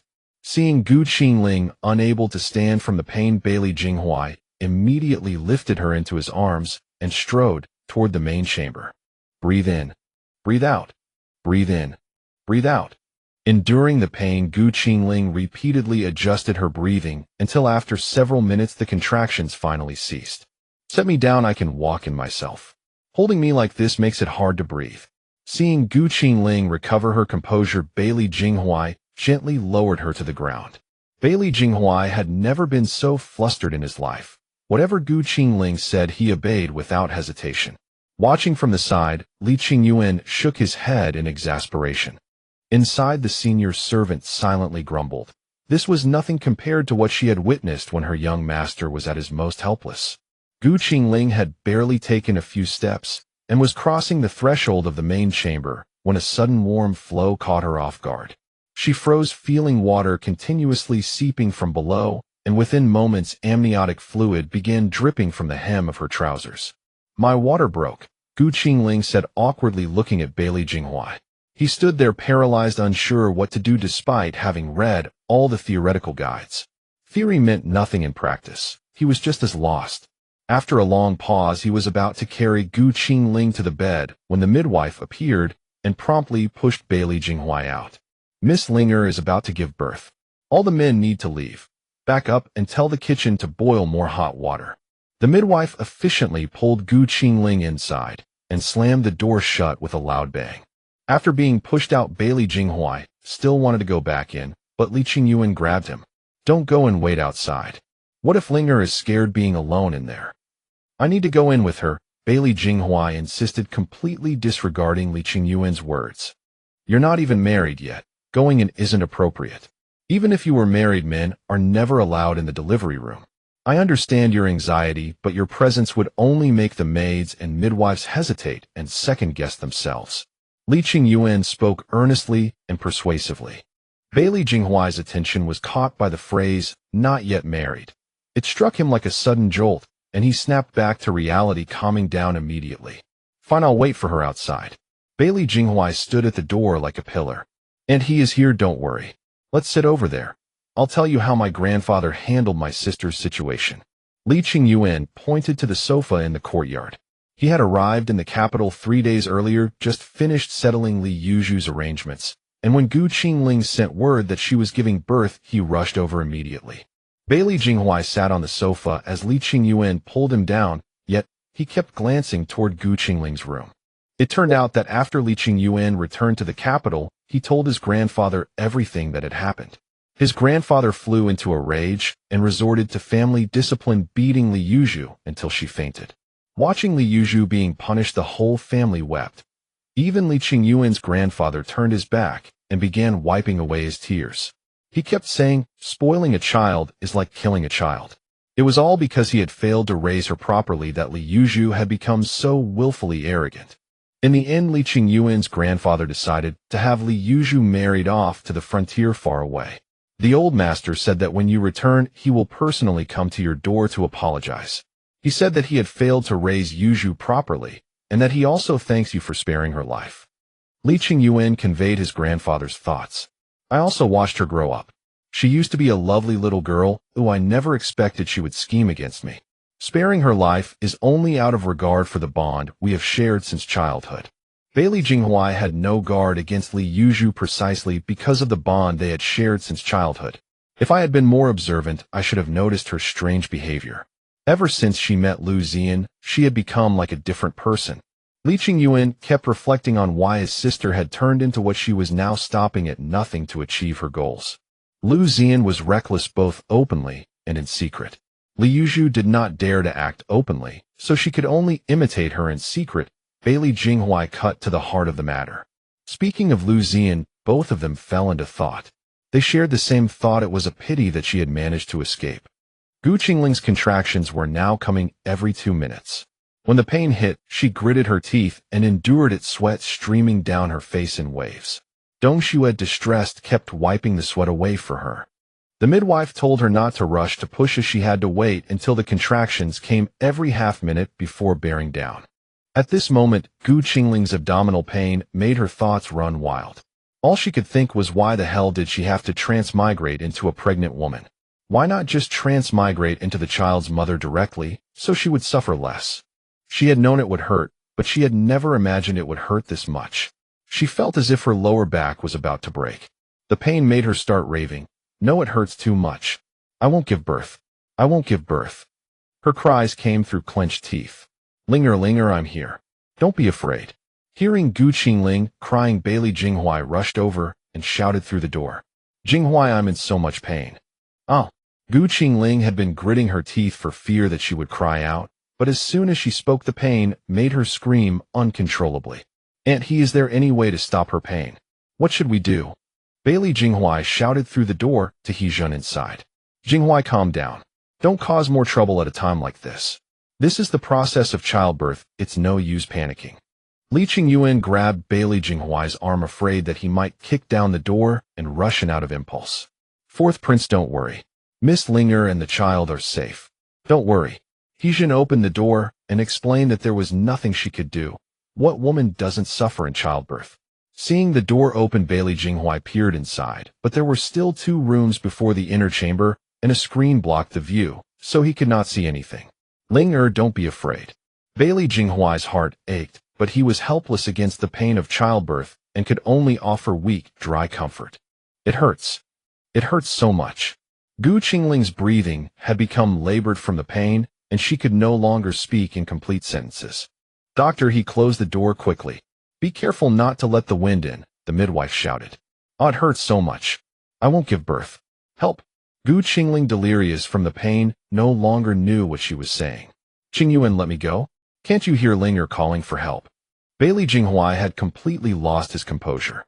You cannot enter. Please stay calm. Li Qingyuan exerted all his strength to hold back Bailey Jinghuai. Your Highness the 4th Prince, please don't frighten the pregnant woman. Wait outside, and I shall go in to check. I will come out and inform you of the situation. Hejun quickly closed the door and barred it, fearful that Bailey Jinghuai might rush in impulsively. Do not go in and cause more chaos.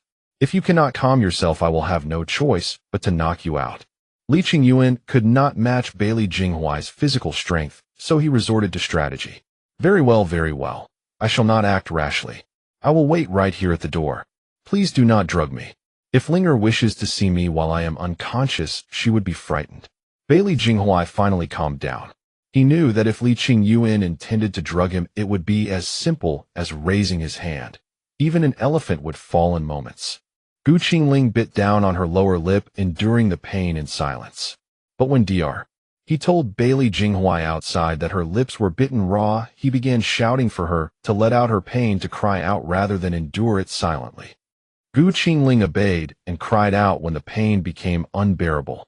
However, each cry only made Bailey Jinghuai more frantic. He paced back and forth like an ant on a hot pan. When Gu Qingling was not crying out, Li Qingyuan could remain relatively composed. But as the cries grew continuous, even he began to lose his composure, growing just as anxious as Bailey Jinghuai. To an outside observer, it would have been nearly impossible to tell which of them was the child's father. Such cries continued until dusk. Gu Qingling's voice gradually grew hoarse, yet there was still no sound of the baby. The cries gradually grew fainter, the intervals between them lengthening. Each pause tore at the hearts of those waiting outside. Just when the gap had stretched to several minutes, the midwife suddenly emerged from within, her hands drenched in blood, trembling as she cried, "Misfortune! Miss Linger has fainted. The baby has shifted to a transverse position midway through delivery. It is a case of difficult labor. She cannot give birth." Bailey Jinghuai's vision blurred as he saw the midwife emerge with blood-covered hands. His hearing seemed to fail him. He only caught the words that Linger had fainted and then heard nothing further. Just as he was about to faint, Li Qingyuan caught him, opened his snuff bottle, and held it to his nose. Bailey Jinghuai instantly regained consciousness. Stay steady. Do not add to the trouble. Linger will be fine. With me here, nothing will happen to her. Li Qingyuan grabbed his medicine chest and entered the inner chamber. Bailey Jinghuai wanted to follow and accompany Gu Qingling, but as he quickened his steps toward the room, his feet felt as though weighted with lead upon reaching the screen. Fear gripped him. He dreaded that Linger might not survive. Meanwhile, in Qingshan Village, Qinsher was dining when her chopsticks suddenly slipped from her hand. A wave of pain pierced her heart. "Mother, what is wrong? Are you unwell?" Gu Qingyin noticed Qinsher's pale face. "I feel unwell. I am so uneasy. Could something have happened to Ling?" Qinsher could not finish her sentence. A growing dread overwhelmed her, convincing her that her beloved Linger was in danger. Tears streamed down Qinsher's cheeks, uncontrollable. "Little Ci, stop crying. You are still carrying a child." Linger is so capable, nothing bad will happen. Think positively. She will surely be fine. Qingling's grandmother hurried forward to comfort Qingshan.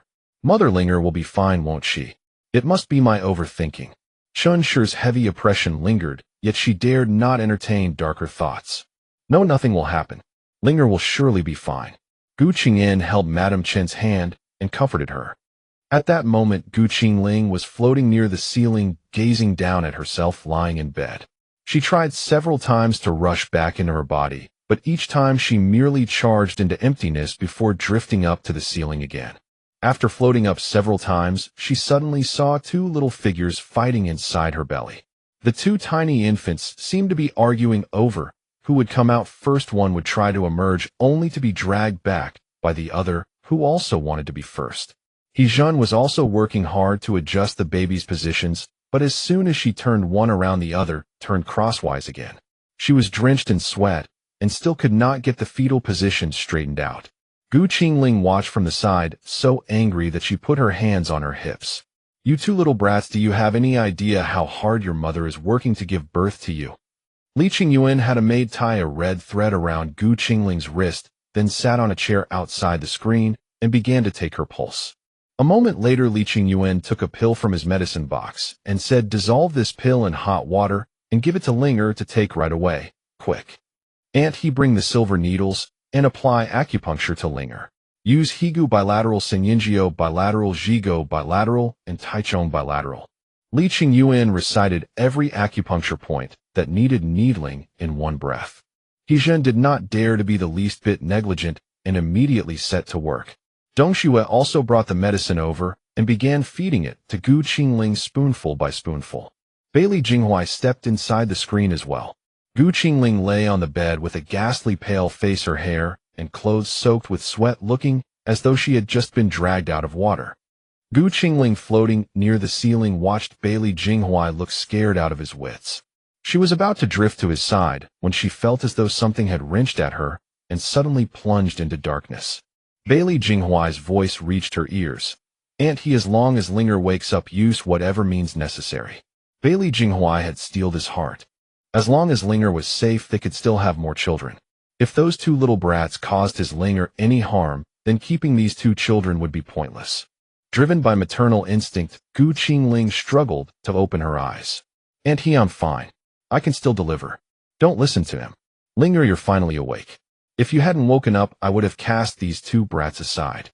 Bailey Jinghuai knelt beside Qingling's bed, his hands trembling as he held hers, tears welling in his eyes. "I'm fine, and our children will be fine too. You go out first." Qingling, after all, had never truly shared a bed with Bailey Jinghuai, so she was still rather embarrassed. To be seen by him in such a state without ever having shared a bed was genuinely embarrassing for her. "All right. Promise me you'll be fine. I'll wait for you outside." Bailey Jinghuai rose to his feet and was about to leave when he turned back and spoke to Qingling's belly. "You two get out of there right now. If you dare to torment your mother again, don't blame me for being rough with you."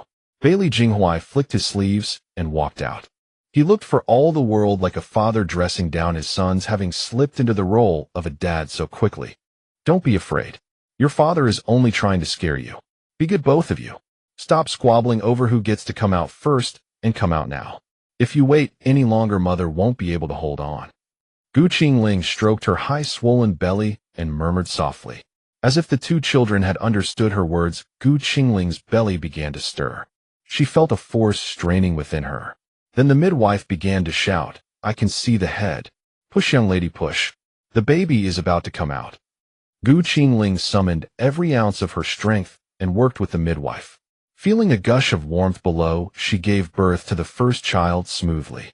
The midwife bustled about cleaning up. "Miss Linger, it's a boy. Catch your breath first. The second one will be out very soon." Hearing the baby's cry, Bailey Jinghuai outside the door suddenly brightened. "Qingyuan, listen. She gave birth. Linger gave birth." Both Li Qingyuan and Bai Li Jinghuai broke into smiles. Bai Li Jinghuai's laughter rang out even more heartily, his voice resounding through the entire residence. Qingling had barely caught her breath when her womb began contracting once more. "Quick, I think the next one is about to come out." The midwife handed the baby to Qingshan for examination and hurried over to continue the delivery. The second one's coming. The shoulders are already visible. Linger, dear, just push the same way you did a moment ago. The midwife felt less anxious once she saw the shoulders emerge, knowing that as long as the baby's mouth and nose were not obstructed, there was little danger. Clearly, the second child came more smoothly than the first. With a slight push, the second baby was delivered, followed by another cascade of crying. The elder twin, hearing the younger one's wails, began to cry as well. The cries of the two children drifted out of the courtyard and reached the neighboring houses. Miss Linger is truly blessed. One birth giving her two strapping boys. The midwife tidied up, showed the baby to Qingling for a glance, and then carried the child out of the inner chamber before Qingling could utter a word. I haven't had a proper look yet. Don't take him away. Qingling's voice was faint. You can see the children anytime. Right now you need to rest. Auntie quietly felt her pulse and instructed the servants to clear away the mess in the room. Linger, drink this first, then rest. Qingshan gave Qingling a calming, replenishing broth, so that after a single sleep, she would regain most of her strength. Thank you, Auntie. It's just a small token. Please don't refuse it. Concealing the motion behind the pillow, Qingling produced a small gold brick. Linger, you mustn't. Seeing Qingling bring out such a sizable gold brick, Qingshan was at a loss for words. It was truly too dazzling for the eyes. Auntie, if you don't take it, then you're looking down on my gift. Qingling put on a feigned expression of displeasure. The little look made Qingshan laugh out loud.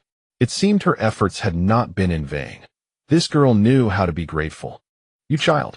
Very well, I'll accept it and have it made into gold locks for the two babies.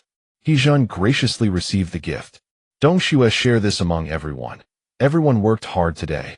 Qingling then took out another cloth pouch from under her pillow filled entirely with gold peanuts. When Dongxue caught sight of the peanuts, she marveled at their exquisite workmanship and secretly thought that her young lady was definitely not a simple person. After handing them out all around, half the pouch still remained. Why is so much left? She had calculated one for each servant. When I went to distribute them one by one, I saw Silu already giving them to the servants, so I didn't step forward. I only gave to the few people working in the room. Dongxue reported truthfully. All right, then you keep these. Use them to handle matters for me when the occasion calls. Qingling's eyelids were already beginning to droop. Qingshan's broth had taken effect. In her drowsiness, Qingling vaguely heard that Li Jinghuai wanted to come in to see her, but was turned away by Qingshan at the door. Linger is asleep. Let her rest a while longer. I'll first draft a few medicinal food recipes for her. If she follows them, she'll recover soon. The wet nurse's diet must also be strictly controlled. Not a single detail can be overlooked. Qingshan gave careful instructions. Auntie, you've been working hard all afternoon as well.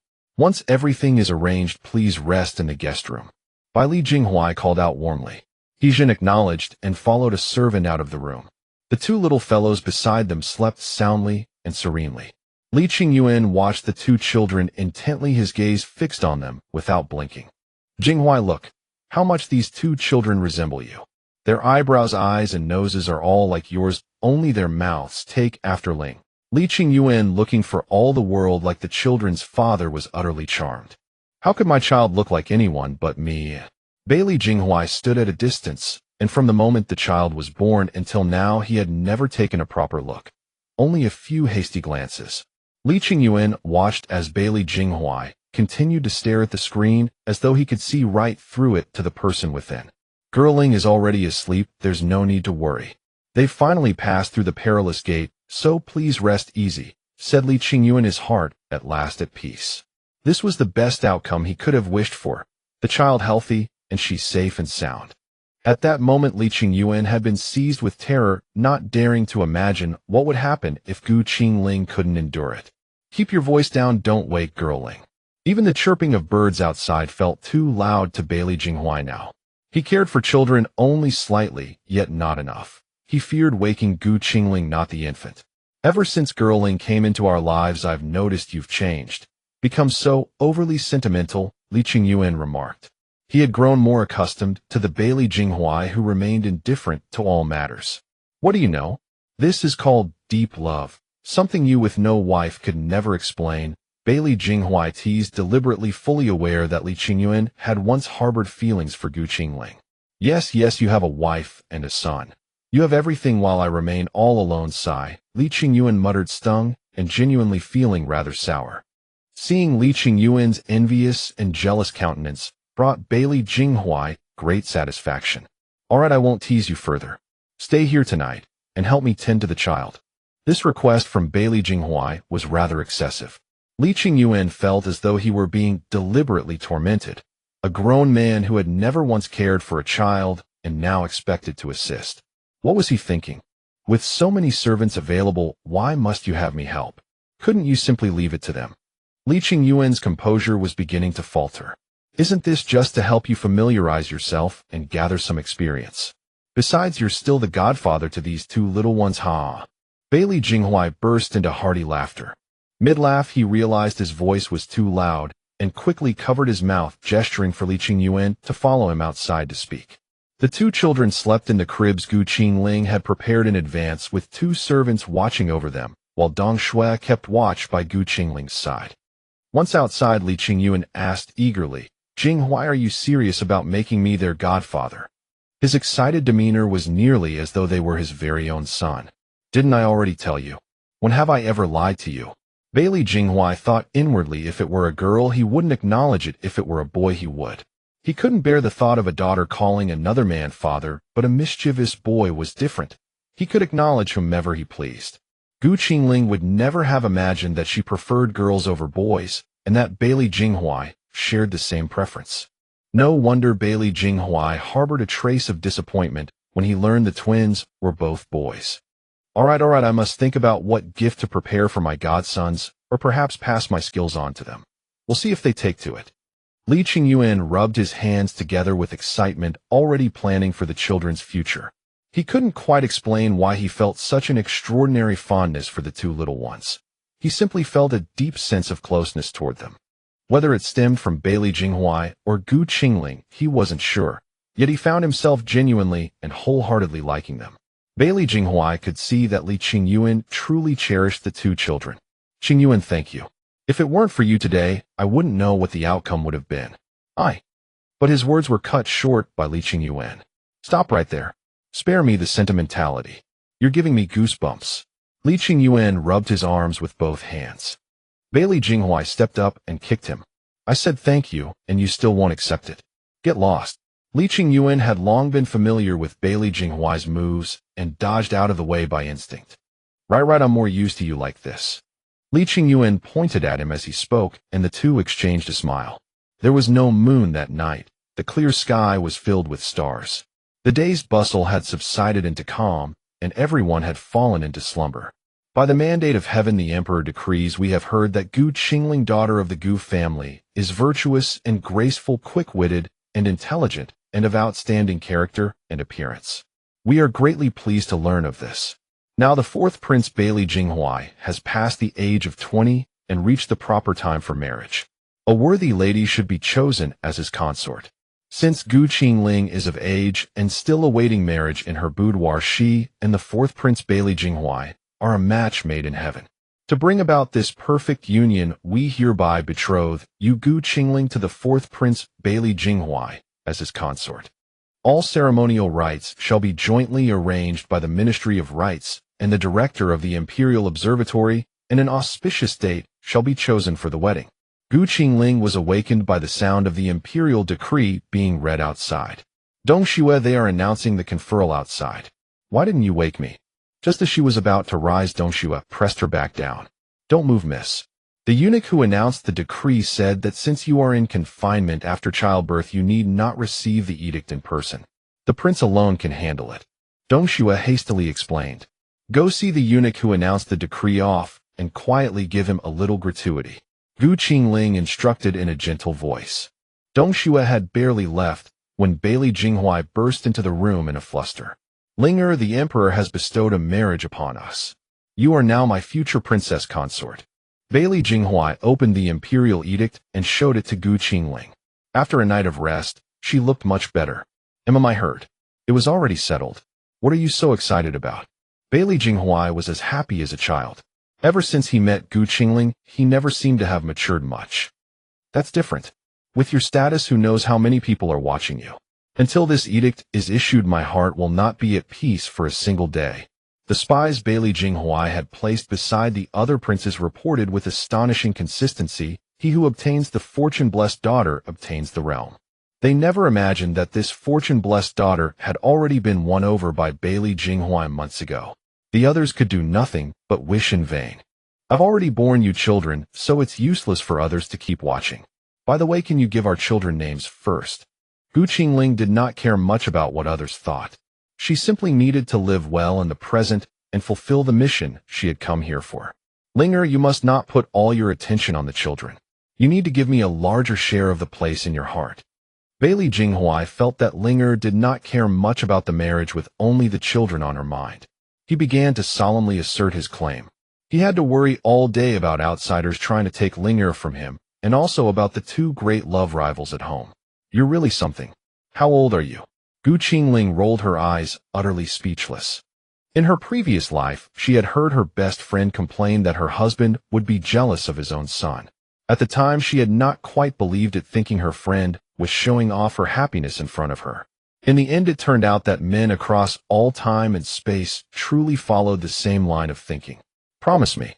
Bailey Jinghuai was both domineering and earnest. Fine, I promise you. Go bring the two children over first, and let me take a look. I haven't had a close look at them yet. Last night, Qingling had only managed a single glance, and the lamplight was too dim for her to see clearly. Fine. Qingling, are you brushing me off? After we're married, just wait and see how I deal with you. Bailey Jinghuai had already begun picturing the physical interactions of married life. Qingling watched him spacing out on the side, a faint blush on her ears, her gaze drifting. Bailey Jinghuai, you'd best bring the children to me right now, or I'll make you regret having all your martial prowess, but no outlet for it. Taste what it's like to sleep alone. Qingling said coldly, jolting Bailey Jinghuai out of his reverie. The maid standing behind the screen could no longer contain herself and burst into laughter. Hearing the maid's laughter from outside, Bailey Jinghuai shot Qingling a resentful glance. The meaning was clear. He felt like quite the pathetic prince. Go fetch the children. Had Qingling known there were servants outside, she would have dismissed them long ago instead of wasting time with him. The maid responded promptly and hurried out. Don't you like children? Qingling pondered his thoughts. I have bad fortune. I never got a daughter. When I first learned you were carrying twins, I hoped at least one would be a girl. Unfortunately, both turned out to be boys. Bailey Jinghuai wore a deeply disappointed expression. I like daughters too. When it came to giving birth to girls, Qingling also harbored a touch of disappointment. And so the two fell into discussion. How daughters dote on their parents, how soft and sweet they are, how obedient they tend to be, and how beautiful a girl would be if she resembled Qingling. It was only when the two children were brought in that their conversation was interrupted. Qingling gazed at the two scrunched up little ones, momentarily at a loss for words. They were too ugly, not resembling either parent at all. They're dreadfully ugly. Qingling couldn't bear to look. All babies look like this at first. As long as they're fair-skinned, they'll grow prettier after nursing for a few days. The maid hurried to offer comfort. Thank goodness they're born fair, or they'd look like little black balls and truly be unbearable to look at. At this, Qingling felt somewhat relieved, for both she and Bailey Jinghuai belonged to the fair-complexioned type. Qingshan then entered from outside, and overhearing Qingling's remark, smiled and said, since the fourth prince and Linger are both so handsome, the children will surely grow more beautiful with time. Aunt, you've arrived. Qingling greeted her with a smile. Lie back down and don't move about. Let me examine you and the little ones today. If all is well, I shall depart. Qingshan carefully examined Qingling and the two infants. Aunt, why not stay with me for a while? I'd feel far more at ease if you remained. The moment Qingling heard that Aunt intended to leave, a wave of unease washed over her. Seeing the anxious little glint in Qingling's eyes, Qingshan found she could not bring herself to depart so soon. Very well. I am but a solitary soul. Where I stay matters little. I shall accompany you for some time. Bailey Jinghuai gazed at their interaction in disbelief. Rumors outside painted Qingshan as a temperamental and formidable figure nearly impossible to approach. How could she be so amiable around his Ling? Qingshan took a seat beside Qingling's bed, and the two chattered away as though no one else were present. Aunt, why not become my godmother? When you grow old, I shall care for you. Qingling tugged at Hezhan's arm, acting coquettishly. Are you serious? I was just lamenting that I had no one to rely on in my old age. Do not renege on your word. Hezhan's eyes instantly sparkled with delight. No reneging. Once I recover, I shall serve you tea as a token of respect. Qingling genuinely adored Hezhan's disposition. Wonderful. Then your godmother must prepare a gift for you. Wait here. I shall go fetch the ceremony present. Fearing she might change her mind, Hezhan hurried off at once. Watching her wind and fire godmother dash about, Qingling couldn't shake the feeling that she had somehow fallen into a trap set by her new godmother. She turned to Bailey Jinghua. Did she plot this all along, plotting to become my godmother? Aunt He's faction behind the scenes is exceedingly powerful. You stand to gain far more than you lose. Bailey Jinghua stroked her head gently. In fact, Bailey Jinghua had long since noticed that from the very first sentence Hezhan uttered upon entering, she had been guiding Qingling with deliberate intent. Did you see it long ago? Bailey Jinghua, apart from being mentally challenged when it came to Qingling, was otherwise extremely sharp. He gave her a knowing look. Hezhan returned in a whirlwind of excitement. In all the time they had known her, they had never seen her so animated.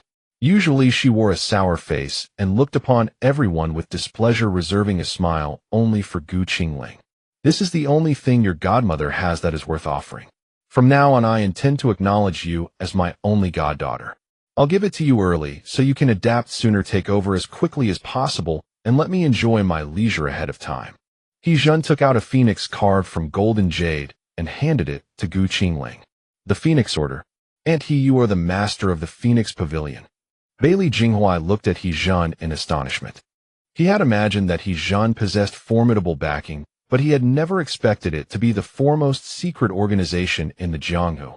Mysterious and powerful, adhering not to so-called righteousness and morality, but to its own set of rules. The Phoenix Pavilion had its people in every prefecture, every county, every town, in every place.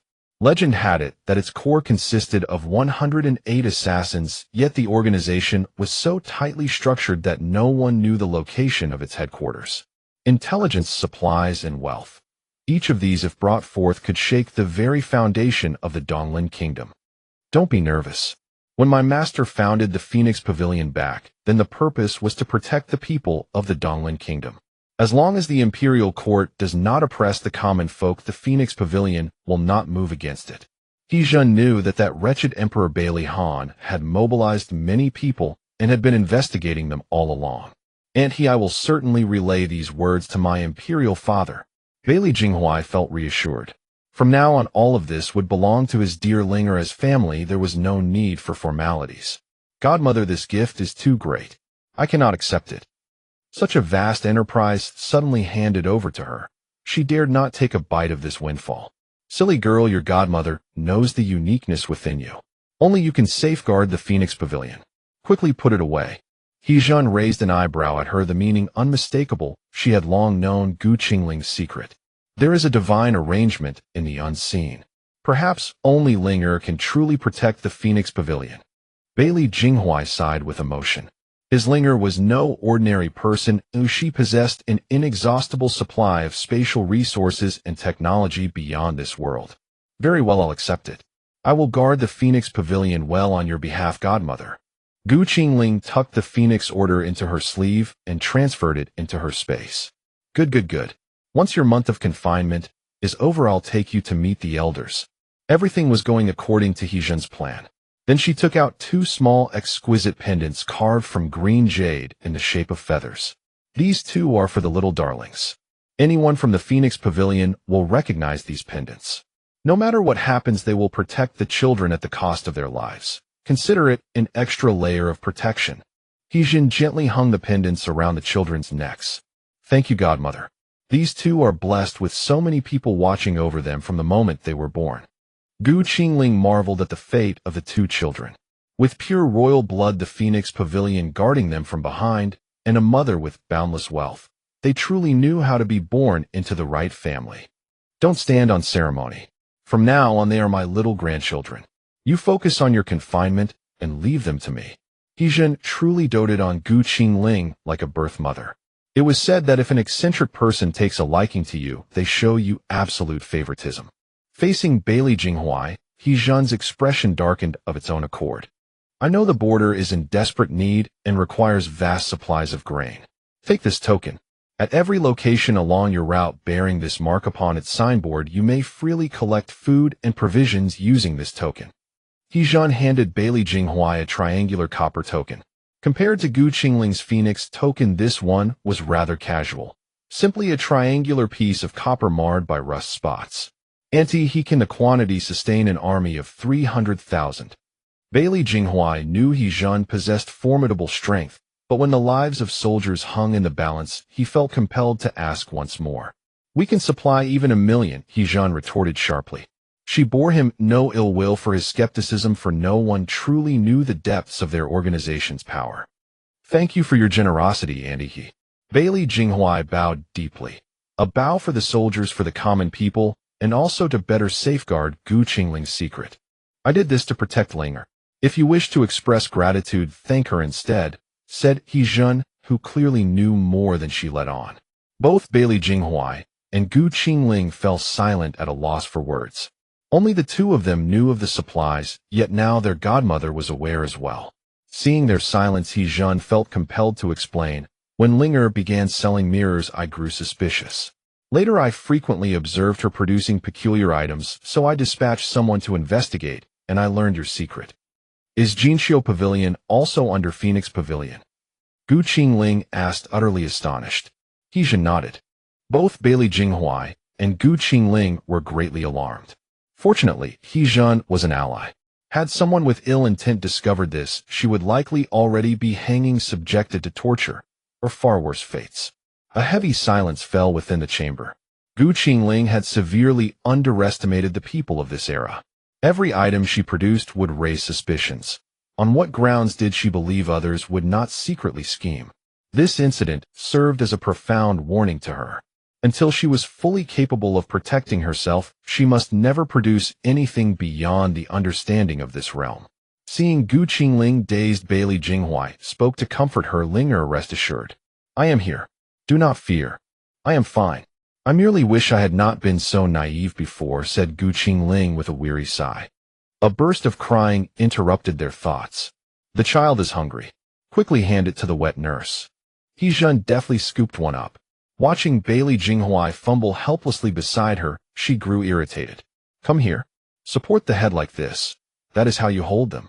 He-Jun sharply instructed Bailey Jinghuai on how to hold a child. As the infant's cries grew louder, Qingling watched anxiously, her frustration mounting at his clumsy efforts. Rebuffed by He and disappointed by Linger, with the child wailing uncontrollably, Bailey Jinghuai felt utterly overwhelmed. It was a sensation he had never experienced in his entire life. Chaos reigned. Dongxue rushed in from outside and took the child from Bailey Jinghuai's arms. Sweat pouring down his face, he said, Linger, I must attend to something first. I will come see you shortly. Two wet nurses came over, changed the diapers, and fed the baby before they settled down. Miss, you should rest. During the postpartum period, you must not exhaust yourself. Lie down at once. Dongxue wore an overly knowing expression. Qingling obediently lay down. She had indeed expended considerable energy, and her emotions had been like a roller coaster. The servants, seeing her lie down, quietly slipped out of the inner chamber on light footsteps. Qingling stared wide-eyed at the roof beams, utterly unable to sleep. Taking this idle moment, she pondered over a nickname for the child. Time seemed to stretch into an eternity. She considered every ridiculous name under the sun. Go Dan, go Xingzi. Yet none pleased her. Finally, with no other option, she used the children's birth time. Both were born on the 9th day of the 8th month during the Yu hour. The first was born exactly 2 hours into that day, so she named them Ba Yu and Chujiu. Qingling had always been terrible at naming things. This was already the best she could muster. She would leave the formal names to the children's father.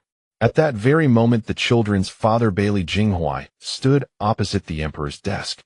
After carefully listening to Bailey Jinghuai's report, the emperor said, Then the greatest crisis threatening Donglin Kingdom has been resolved.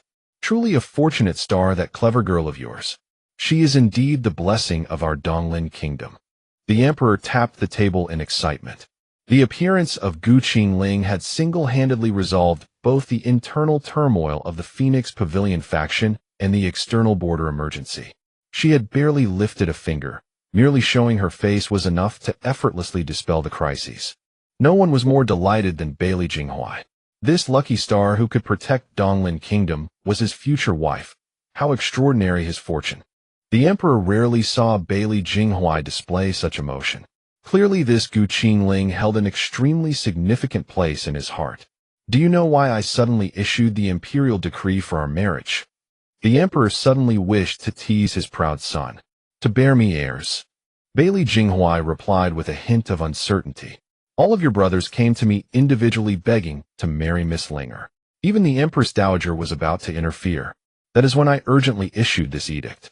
Yet even after the imperial decree was delivered, I found they had not given up their schemes and continued their scheming behind my back. The emperor deliberately controlled his pacing, unfolding the matter bit by bit. Bailey Jinghuai felt somewhat reassured at first, but as the story dragged on, his anxiety grew. The excruciatingly slow narration only tormented him further.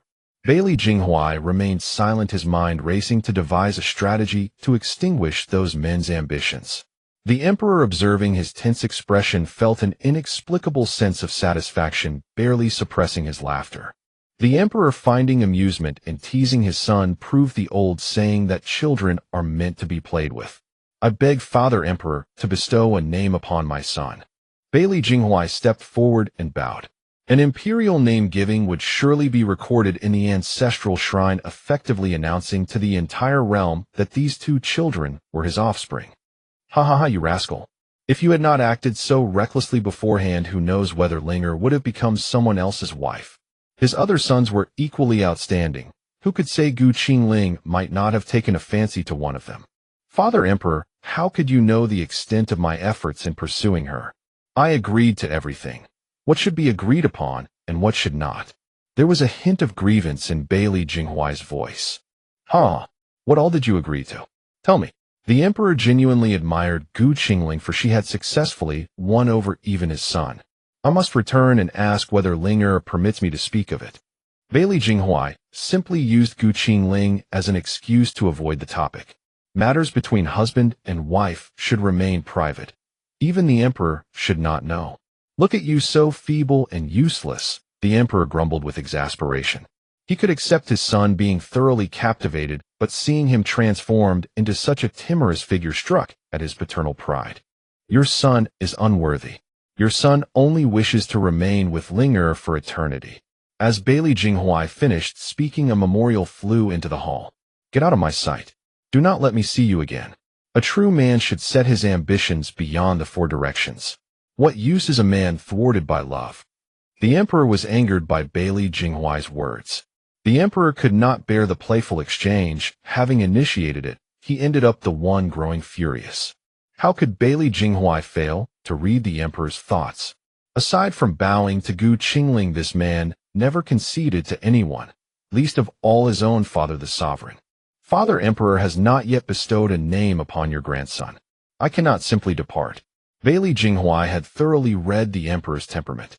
If he left now, his father would only grow angrier with each passing thought, surely devising some scheme to make him suffer.